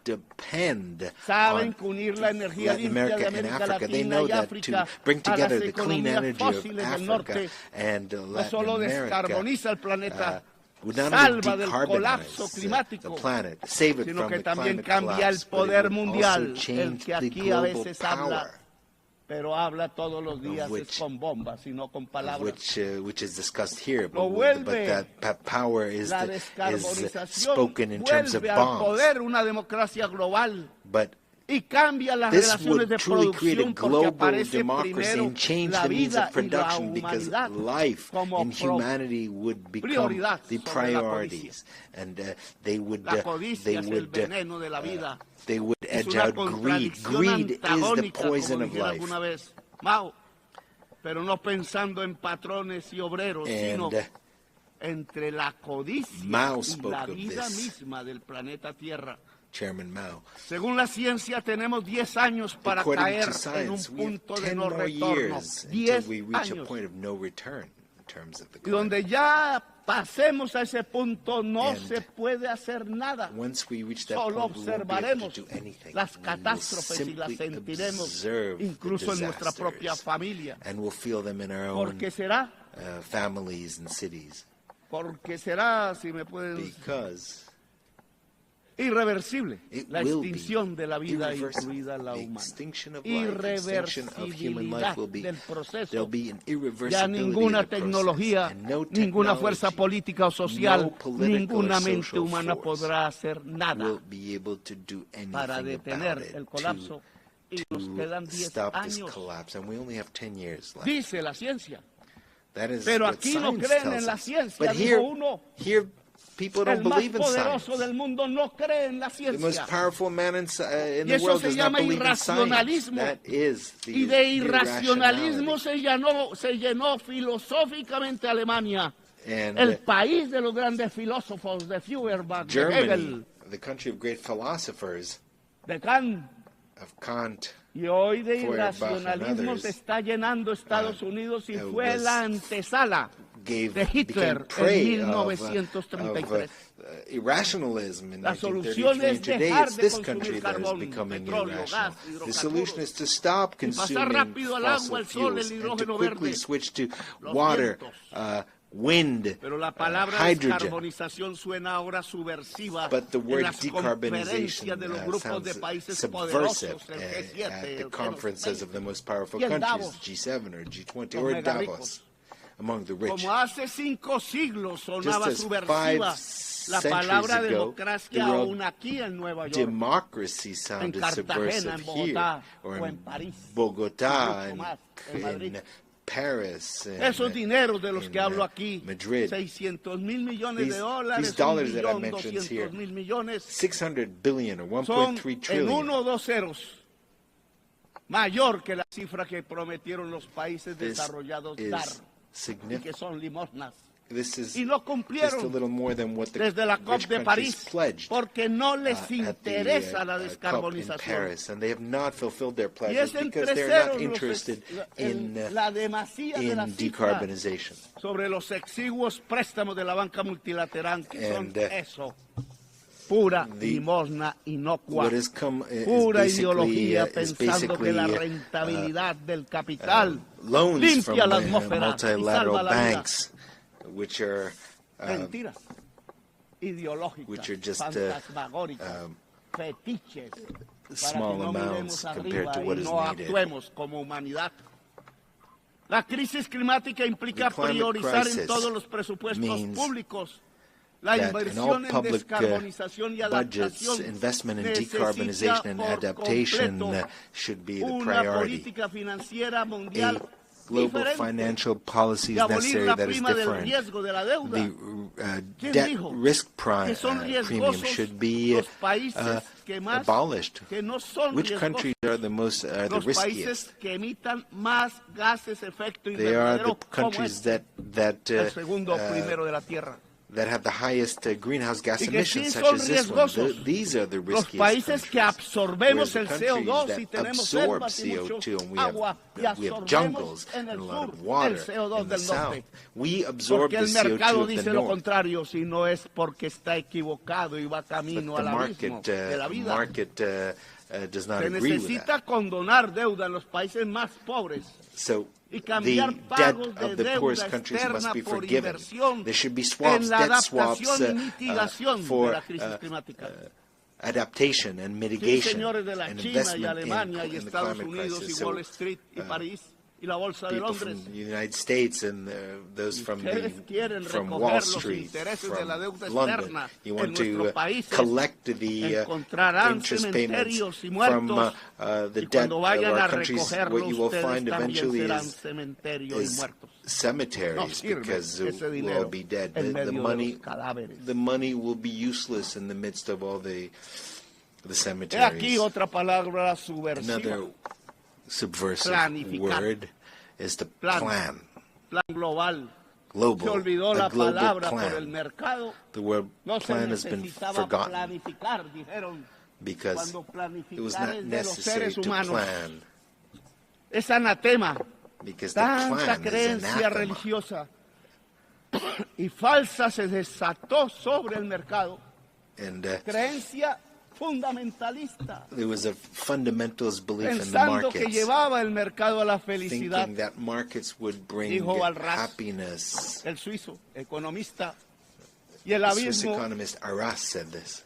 Lo que lleva el mercado and in fact, no a la felicidad, the market leads to an abyss. It leads to death, as we are already witnessing today.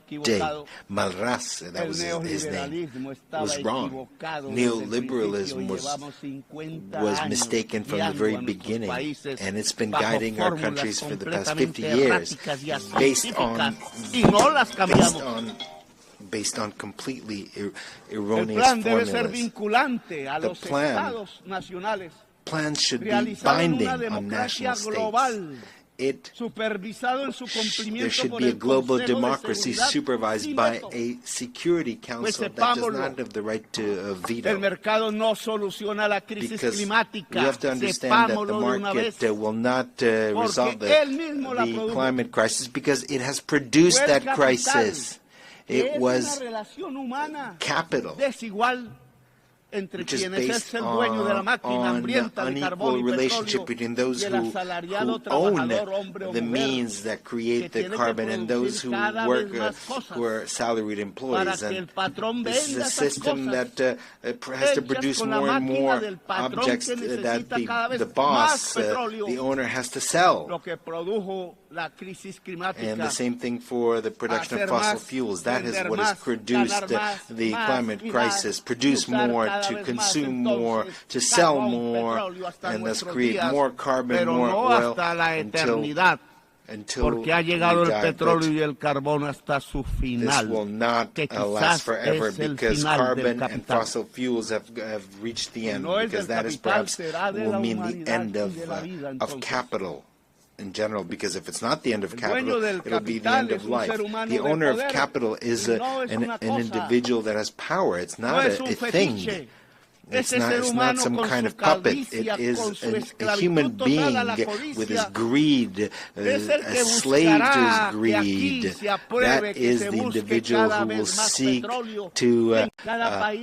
to make sure that more and more oil is produced in their countries, even if it poisons his life, and continue to dig for more oil, even if it destroys the atmosphere and destroys life. So we have to choose either life or greed, either the Stone Age or local and global democracy. Freedom or death, as Bolivar said. And that was his slogan, his red and black, white and white banner. Freedom red, death black, and possible peace white. That is what is necessary, is a revolution by the peoples of the world to overcome the climate crisis and not to allow this crisis to reach a global collapse. It is a revolution of the united peoples of civilizations that need to engage in dialogue, more than states themselves. It is a revolution of entire humanity to save life on the planet, and perhaps with the cooperation of certain governments that want to support life.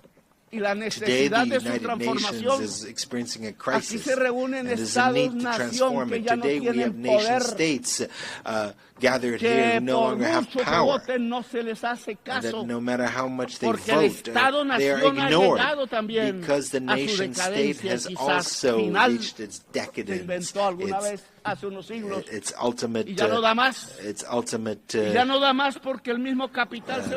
fall. No estatal. Because capital has become global. It's not contained in a state. Pero Stalin no tenía las entendederas para ello y creyó más en la tribu y condenó en Yalta una revolución mundial en España, en Italia, en Grecia y quizás hubiera sido América Latina y otros. La humanidad es el nuevo sujeto político que aparece, no el Estado-nación.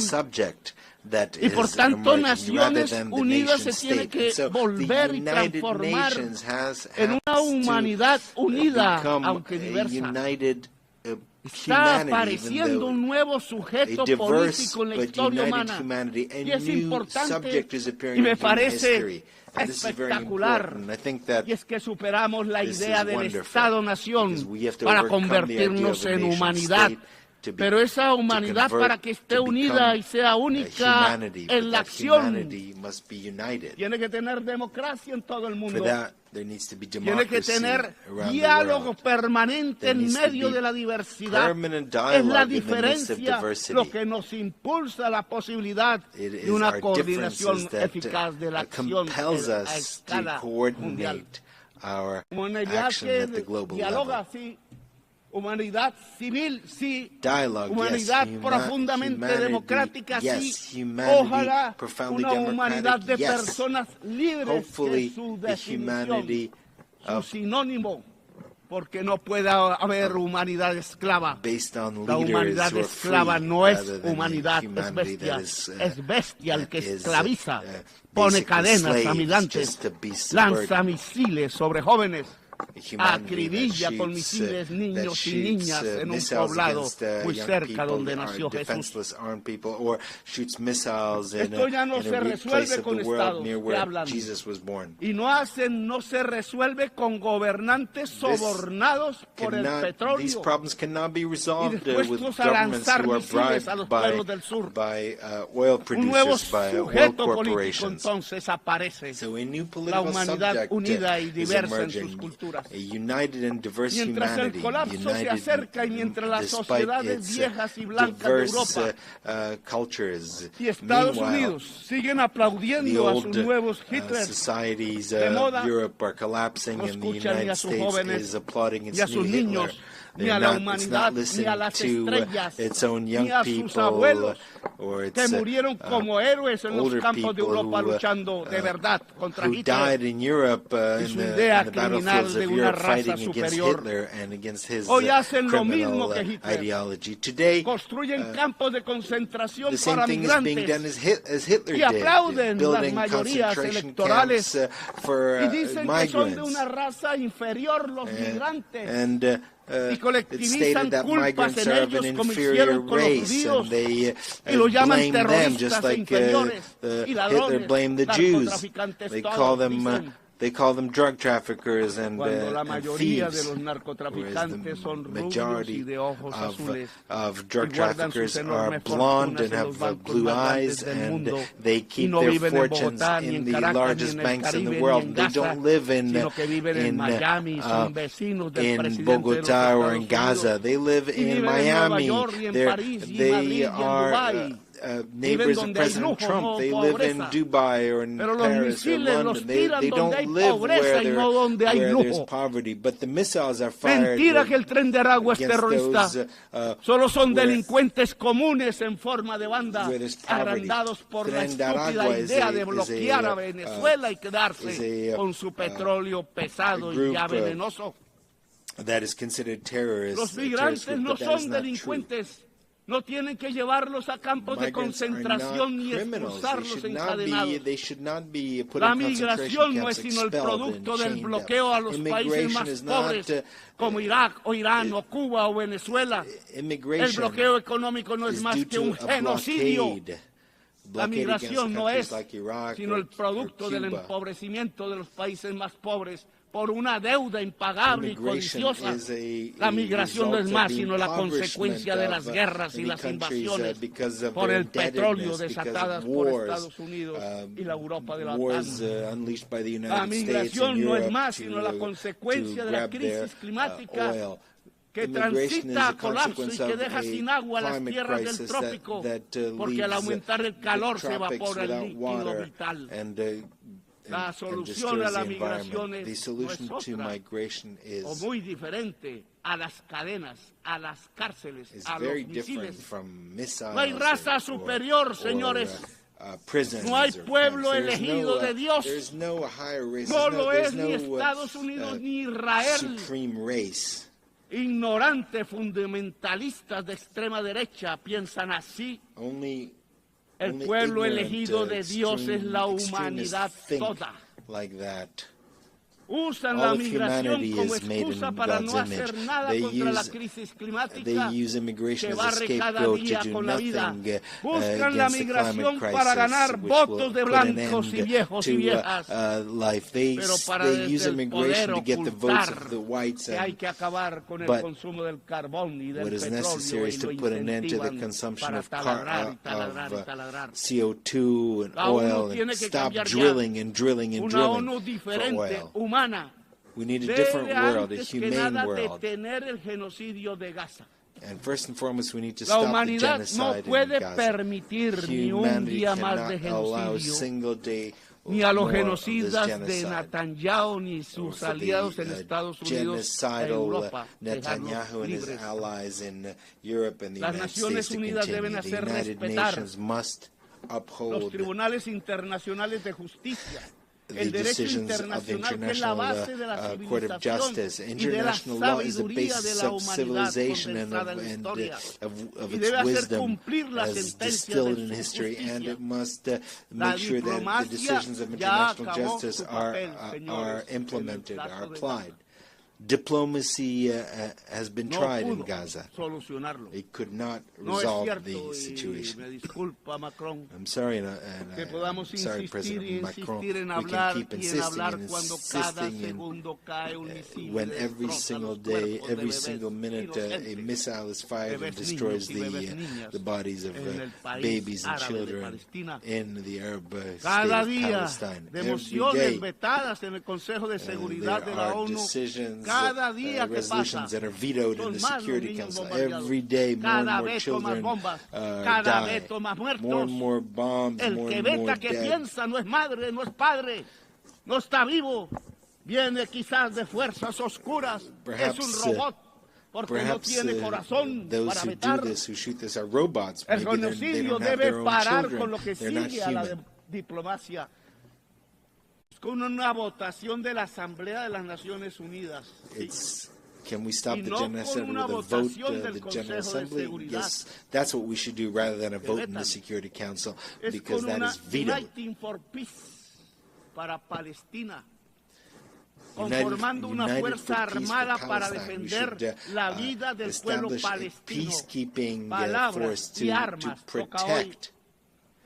No son cascos azules, no entrenados, not blue helmets that are often lack training, indispuestos para lo que toca. Not ready es un ejército to do this. No, what we need is a powerful army of countries that do not accept genocide. That is why I invite nations of the world and their peoples most importantly, as a integral part of humanity to bring together weapons and armies and to defend Palestine. I invite the armies of Asia and the great people, the great Slavic people who defeated Hitler, and the Latin American people of Bolivar, Garibaldi, and others. En la hora de la espada, de la libertad o muerte de Bolívar, today the time has come to use the slogan of Bolivar, freedom or death, sino a la humanidad que clama libertad, porque desde Washington y la OTAN matan la democracia y hacen renacer la tiranía y el totalitarismo a nivel global. And they are spreading totalitarianism at the global level. We need to raise the red and black banner flag. Que levantó junto al rojinegro color de la paz como esperanza para que haya esperanza de vida en la tierra y en el corazón de la humanidad. Los Estados Unidos ya no enseñan democracia, sino que la matan en sus migrantes y su codicia. Estados Unidos enseñan tiranía especially among its immigrants, filled with greed. The UN should begin its change by stopping the genocide in Gaza with an army of liberation and salvation. And there should be a decision here taken in the General Assembly without any veto. After Gaza, we can start working on decarbonization so that we can found a truly global democracy and a new Security Council can be established without any vetoes and where its decisions would be binding. And the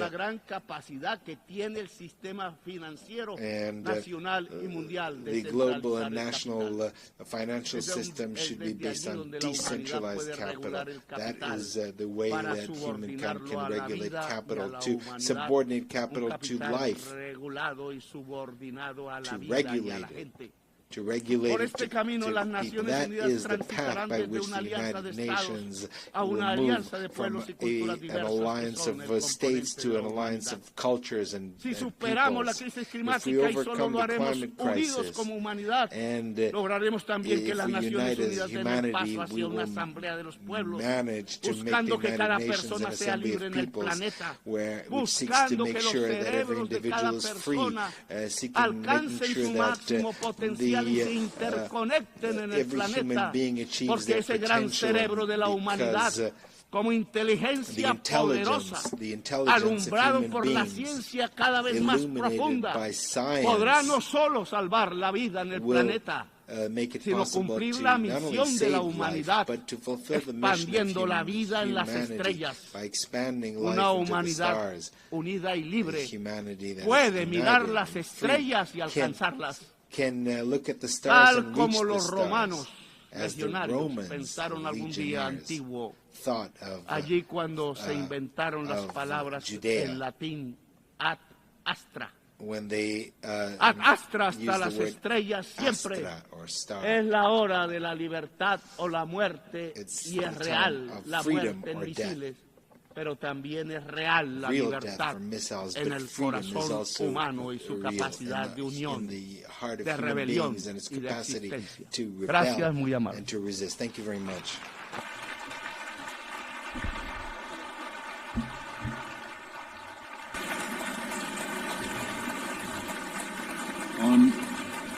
On behalf of the Assembly, I wish to thank the President of the Republic of Colombia.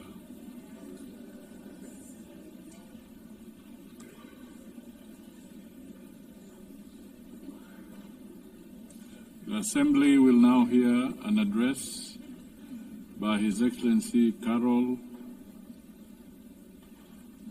Nawrocki, President of the Republic of Poland. I request protocol to escort His Excellency and invite him to address the Assembly.